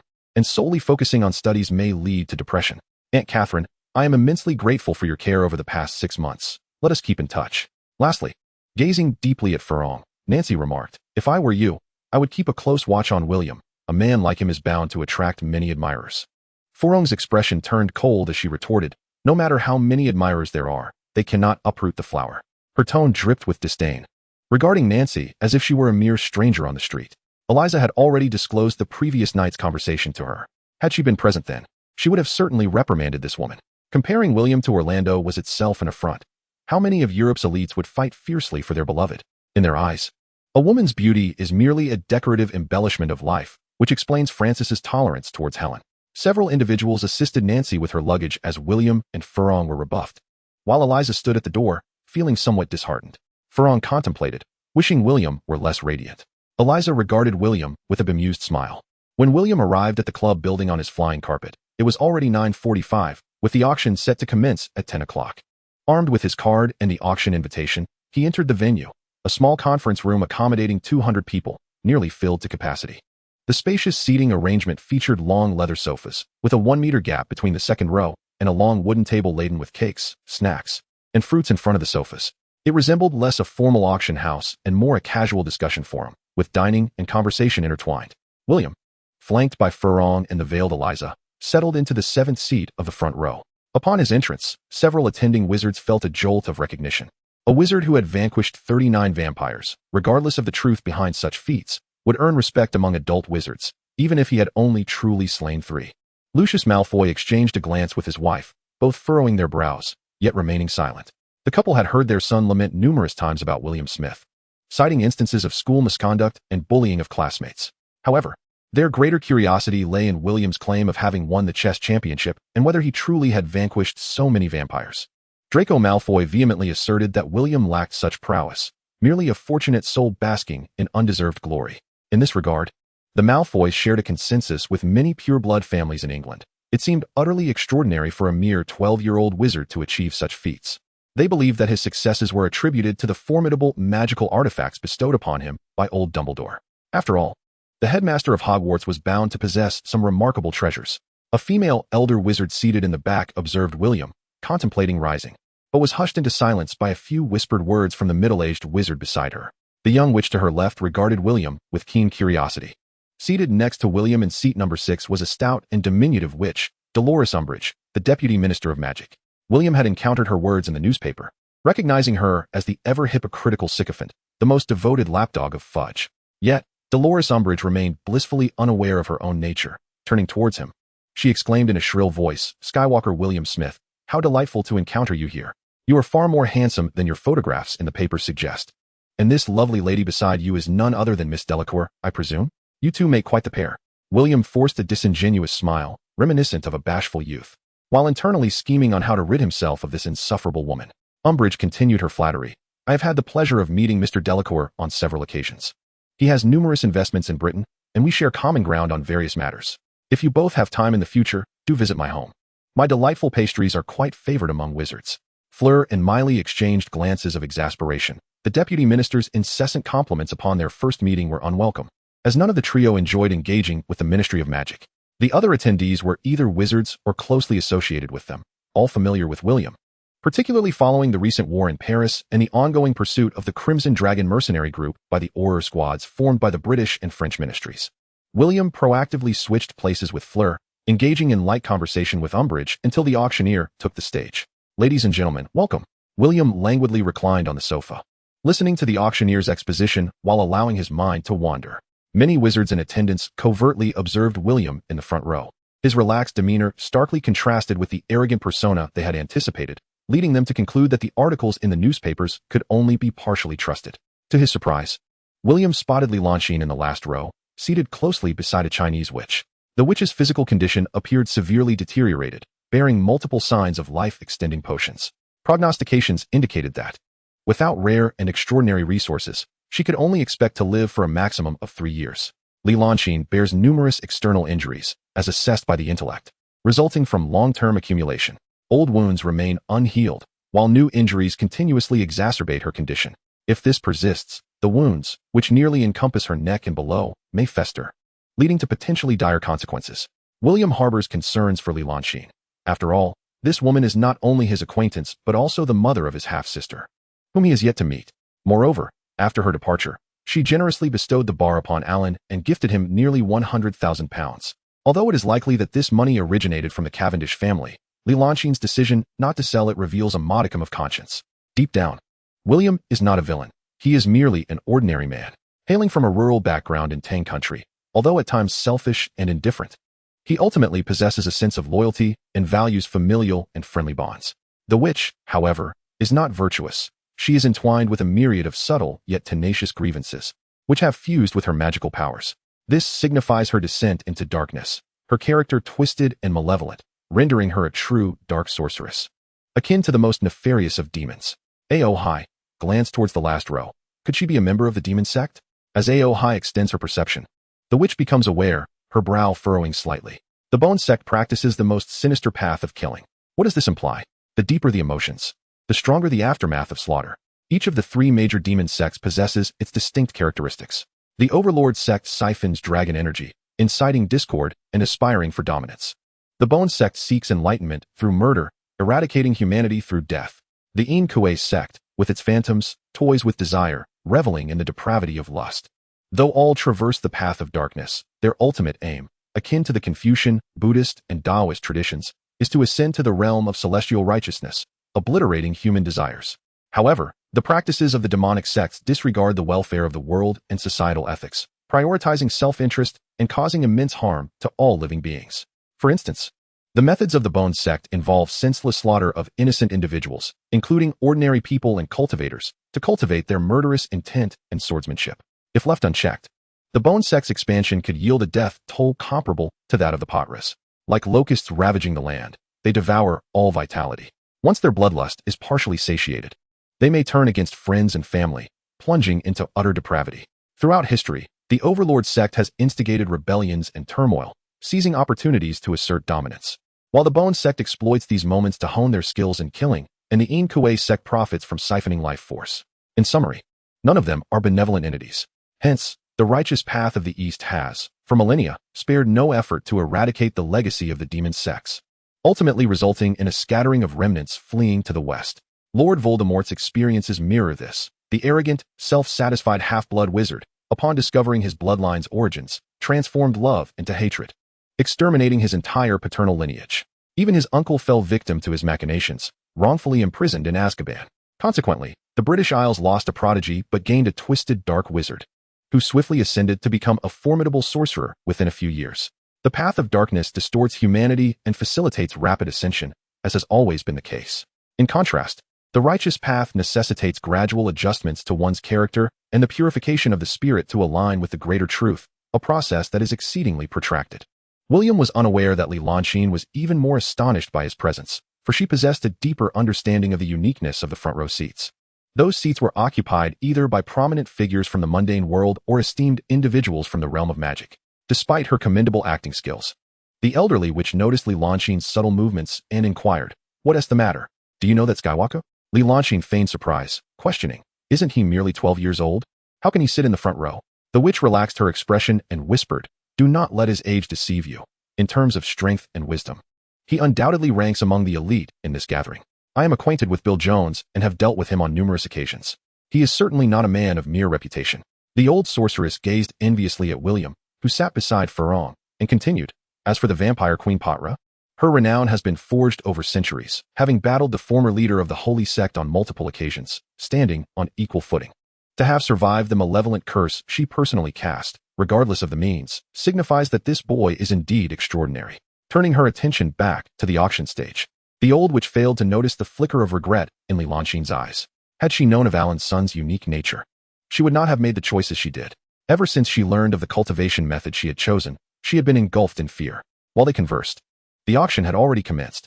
The initial items up for bid were rare antiques and oil paintings, which held little interest for William and his companions, until an attendant placed a box containing a diamond necklace on the podium, at which point William's attention was piqued. On the massive high-definition screen, a platinum chain was displayed, adorned with a dazzling 60-carat super blue diamond at its center, flanked by over 40 smaller blue diamonds, collectively radiating a splendid spectrum of light. Once the auctioneer concluded the introductions, he struck the gavel to alert the attendees, proclaiming, "The auction for this heart of the sea begins now." With a starting price of 1 million and increments of 10,000, with no upper limit on single bids, William raised his bidding paddle and lazily declared, 1,500,000. Elise secretly cautioned, "Fool, Fleur does not fancy jewelry. Your purchase would be futile." William remained silent, abruptly raising the bid by 500,000 pounds, demonstrating his unwavering resolve. Many glanced at one another, wisely opting to withdraw. 1,600,000. 2 million. The sole competitor also conceded defeat. The auctioneer cast a glance and raised the gavel, asking, "Sir, at table 7, bid of 2 million. Is there anyone else willing to bid? This is a collection from a German duke's estate, exceedingly rare. Is there anyone willing to compete? 2 million once, 2 million twice, 2 million thrice. Congratulations to Mr. Skywalker Smith at table 7 for acquiring the heart of the sea." Elise cheerfully queried, "William, to whom do you intend to gift it? Catherine or Helen? A girl from your school? Nagini? Surely not Apollon?"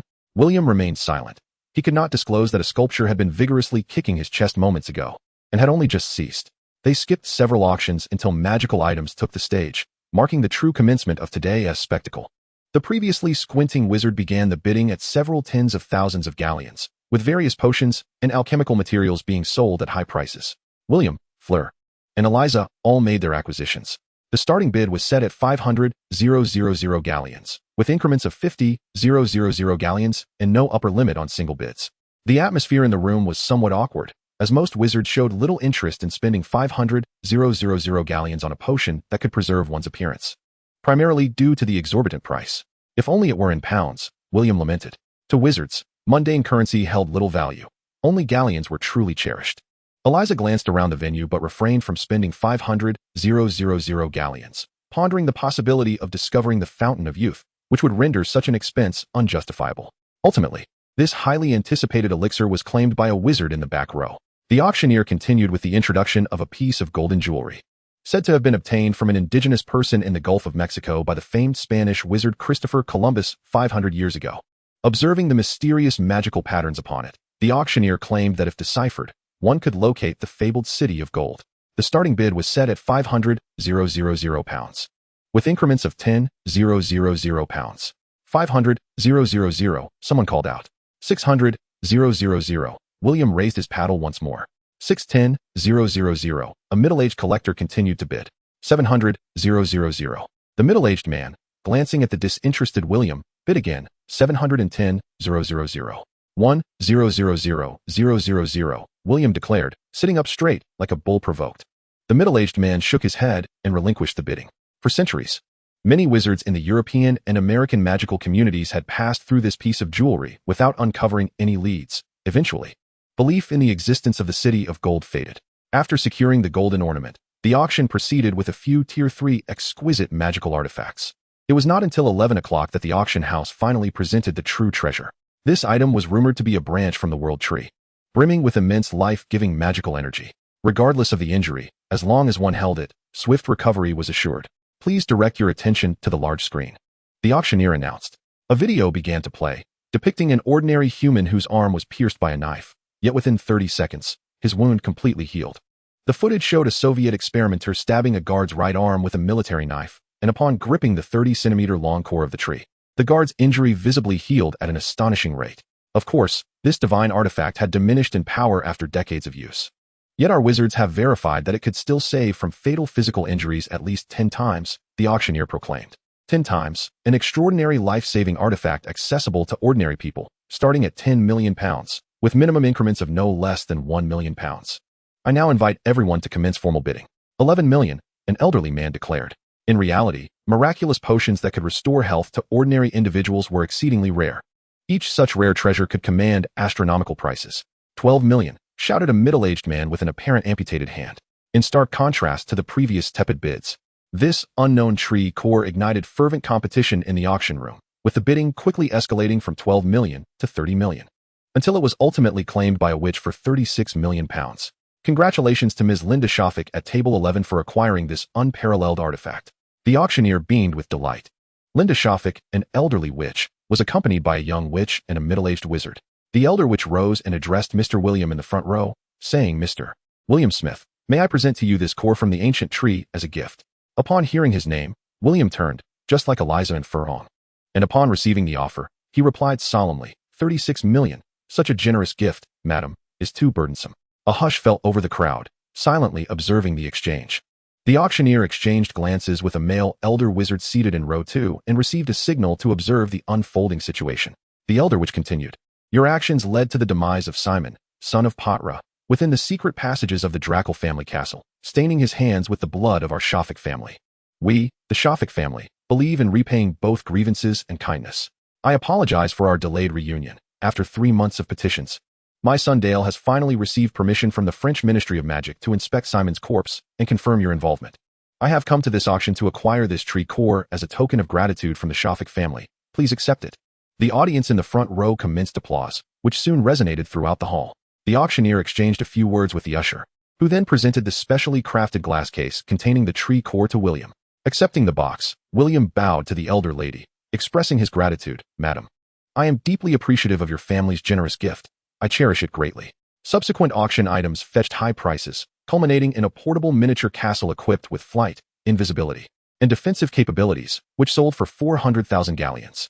After the auction concluded, William, accompanied by Fleur and Eliza, expressed his gratitude to Linda and her companions, and they gathered in a private booth at the club for a brief conversation. William's curiosity was piqued more by the underlying principles of the tree core's healing properties than its actual effects. Ordinary individuals could not directly consume magical potions, as they risked severe internal damage or even death from magical energies. This extraordinary creation not only posed no harm, but also offered healing to the common folk. An astonishing phenomenon indeed. Regrettably, access to Soviet research was unattainable, otherwise he could have gleaned much more. The middle-aged wizard beside Linda was Mike Shafik, the brother of the Shafik family patriarch, while the young witch was Diana Shafik, daughter of Dale Shafik, with Dale and his wife still at the French Ministry of Magic. Seeking to transfer Simon's corpse, the elder witch had personally attended the auction to procure several rare artifacts as gifts for William. The Shafik family had not anticipated that William, hailing from a Muggle background, would attend the auction at the club. "Mr. Smith, should you find the time, you are most welcome at the Shafik estate in Cotswold. My brother is an ardent admirer of yours. He has purchased all the tapes and analyses from your matches," Diana remarked, more talkative than Linda and showing a keen interest in conversing with Fleur. "Very well, William, Fleur, Eliza, do come by my home sometime," Diana warmly invited. "Certainly, William, Fleur," and Eliza replied in unison. As the Shafik family departed, William held a tree core and a check for £10 million aloft, exclaiming, "I truly did not anticipate an unexpected windfall. Mr. Smith, our Shafik family harbors an unyielding hatred towards Simon Tattoo. Thus a mere tree core is insufficient to convey our gratitude. Would you prefer gallons or pounds? Our family once placed a bounty of 200,000 gallons or £10 million on Simon's head." Eliza, with a playful twinkle in her eye, mimicked Mike's voice. After all, Being a pure-blood wizarding family, they possessed their own sense of pride. William tucked away the tree core and the check, unfazed by Mike Shafiq's demeanor. Not all pure-blood wizarding families align with the likes of Weasley, Longbottom, or Potter. Many, like the Shafiqs, lean towards the enigmatic while opting for neutrality. I suspect their participation in the auction stems from their reluctance to part with family heirlooms while avoiding public scrutiny. Perhaps their delay is rooted in disbelief that Simon met his end at your hands, Eliza remarked disdainfully. Eliza, you are being rather extreme, Fleur interjected, gently grasping Eliza's hand in counsel. After all, we are dealing with a substantial sum. It is only prudent to exercise caution. Come, we should take our leave. William finished his tea and rose to his feet. Eliza, like a mischievous child, stuffed all the snacks from the table into her pockets, leaving them overflowing, with chocolates and biscuits visibly peeking out. A few maidens observed in astonishment. You've cast away millions of pounds, yet you still covet these trifling snacks? William sighed, exasperated by Eliza's whimsical nature. Just as they exited the private room, several waiting members of the secular elite approached them. Good day, Mr. Smith, I am Lucian Rampton. A lifelong friend of your mother, Catherine, Lucian smiled, introducing other representatives from British parliamentary families. The Rampton family, an hereditary earldom, was well renowned. Their internal dynamics often more scandalous than any fiction. After engaging in polite banter with a few, William exchanged pleasantries with the chair of the Carnation Club and several other officials, for he was also a stakeholder in the club, enjoying nearly £1 million in dividends each year. In his mind, the voice of A.O. High echoed, this venture is perilous, yet the potential rewards are substantial. William chuckled wryly, fortune favored us this time. Next time Potter will surely pursue me relentlessly. Expecting the trio to board a plane directly to Baku, William was surprised when Eliza unveiled a small alchemical aircraft at their afternoon departure, whisking them over Paris, Belgium, and into Brussels by nightfall. They then traversed southern Germany, arriving in Vienna, Austria, where they spent a day before setting off once more to Romania.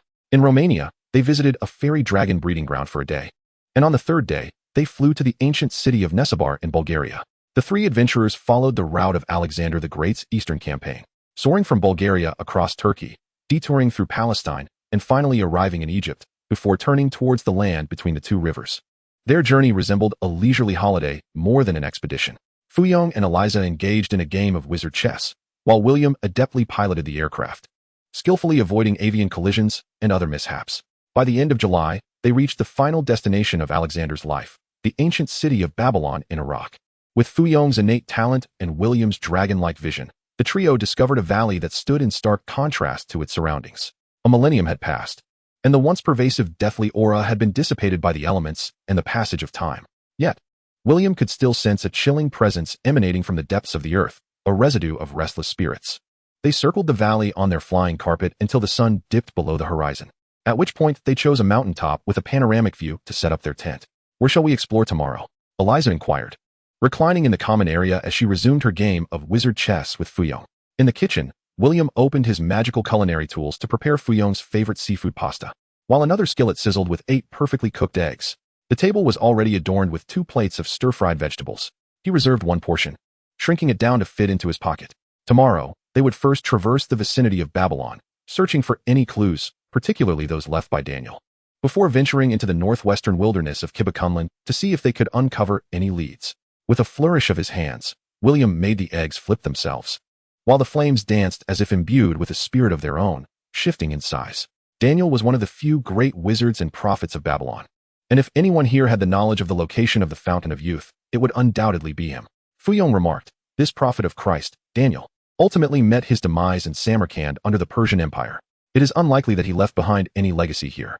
William placed the eggs onto a plate, controlling a bottle of water to create a current that rinsed the skillet clean, sending the dirty water flying outside the tent. On the other side, he sliced the roasted pigeon he had purchased in Egypt, heating it in the now clean skillet. Daniel was captured as a slave and brought to Babylon, where he learned magic, marking the first step of his illustrious life. I believe he must have left something behind here, William asserted with conviction.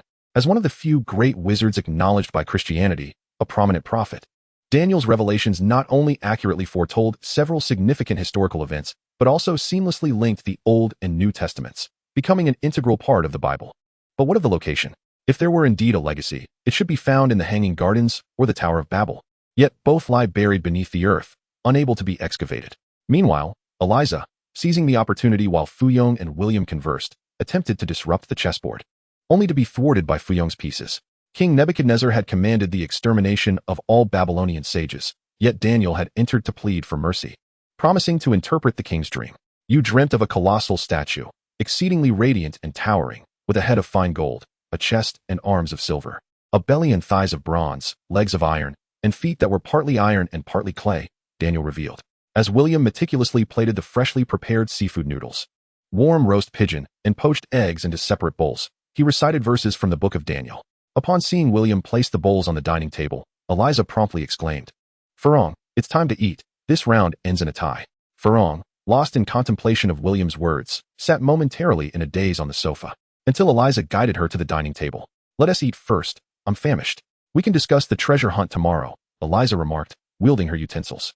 "William, do you think this statue could symbolize a map, with the precious gold indicating the location of the treasure?" Farong inquired suddenly. Pouring brewed red tea into 3 cups and placing them on the table, William took a seat and responded, "That is precisely my belief. The only complication is that the statue's head is quite large, making it challenging to pinpoint the location of the eyes." With pigeon meat in her mouth, Eliza mumbled indistinctly, "Have you found the location?" William chuckled, "I spent last night studying the regional map, analyzing the mountains and rivers to estimate a possible location. We can investigate this afternoon."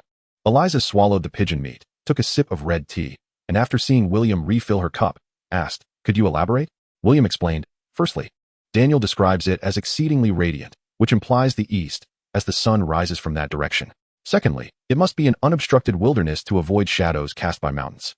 The broad floodplain to the west of Babylon aligns perfectly with this description. The head, made of precious gold, represents ancient Babylon, while the silver arms symbolize the Medo-Persian allies. The eyes are at the core, with Babylon serving as the temples of a human, that is, here. The eyes should lie just below the temples on either side." As we examine the map, with a flick of a spell, William produced the map, unfolding it to reveal the circles he had drawn the previous night. "These 2 small hills are the most likely hiding places for Daniel's legacy." "Region?" Eliza asked vaguely. Unfortunately, Daniel did not leave a precise map. William replied as he set the map down and began to eat the noodles. Had it not been for Farong adding several pieces of roast pigeon to her bowl, most of the pigeon would have ended up in Eliza's stomach. Would Daniel reveal the whereabouts of the Fountain of Youth? Eliza asked, biting into a fully shelled French blue lobster. "I'm uncertain, but Daniel is the most likely to know.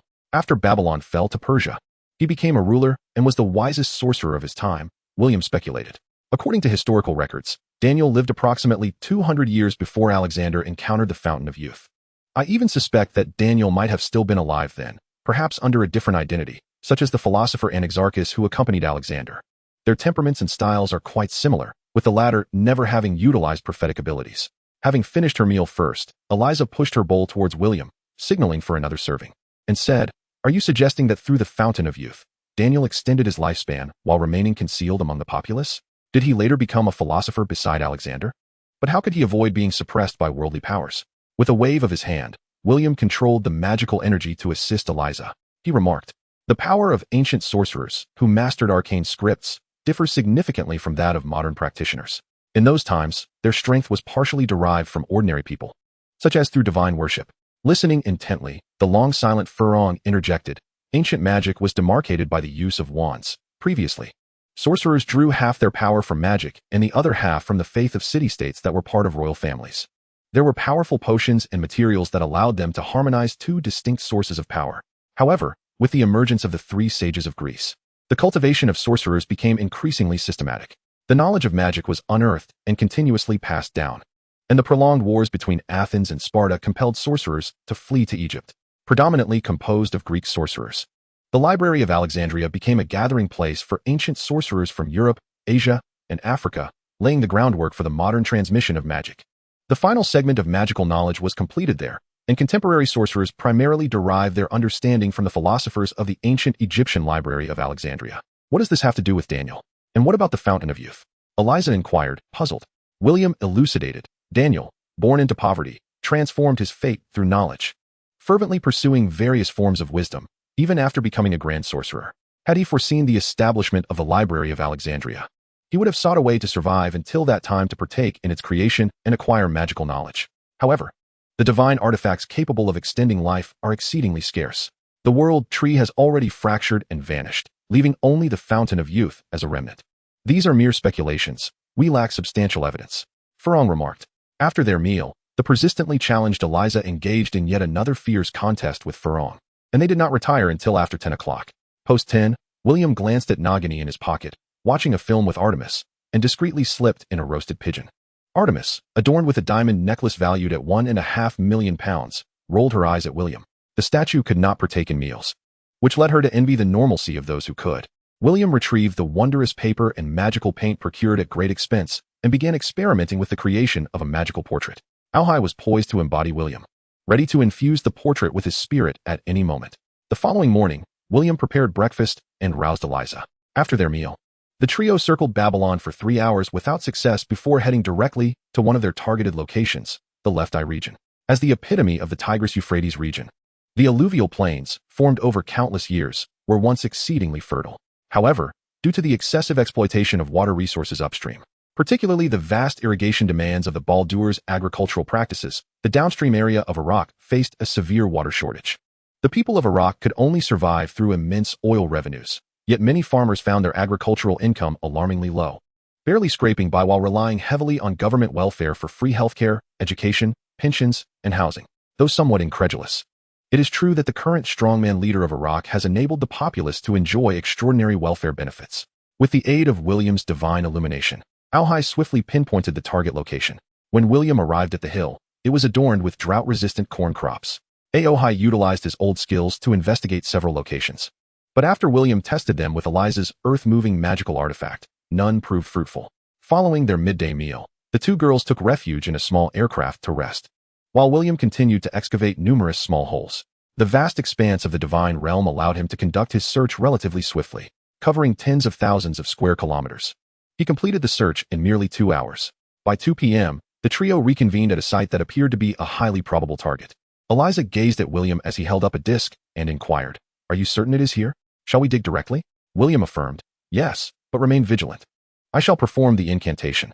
Eliza, standing on the flying carpet, expressed her skepticism. "Do you not think this discovery seems too facile?" "Facile? Huh. It is hardly simple when a high-level cultivator with the heavenly eye of the Tao and a godly practitioner of the harmonious path join forces." Aohai retorted with a hint of discontent in William's consciousness. "We shall see," William replied, producing 3 sets of pressure-regulated air respirators, dragonskin boots, and an entire suit of dragonskin armor. Eliza and Furong observed as William donned the gear, and with his assistance, they followed suit. Eliza muttered, "This is excessively cautious." She lifted one foot and gently tapped the other, the boots emitting a resounding metallic clank. William chuckled, better safe than sorry, as he infused the disc with magical energy. It began to glow. This disc, purchased by Eliza from a German collector, was said to be as spoils of war seized during Germany's invasion of Greece. The disc emitted a unique magical force upon the earth, creating a circular area of effect 3 meters in diameter, causing the soil and stones to become animated and shift. The ground rapidly sank, forming an underground passage, which soon revealed a stone door. Using magical energy, he pushed open the stone door, releasing a foul odor reminiscent of potions, which Furong, prepared in advance, dispelled with a gust of wind. A multitude of green corn stalks rapidly matured and dropped their cobs, while the stalks withered and aged in an instant. A powerful aging agent, akin to a smoke bomb? Quite ruthless. "It seems we have struck gold," Eliza exclaimed in astonishment. Once the passage was free of mist, William held the disc in hand and descended upon the flying carpet, with William leading the way and Furong and Eliza flanking him. William summoned a guardian spirit, the silver dragon gleaming brilliantly, illuminating their path and serving as a vanguard.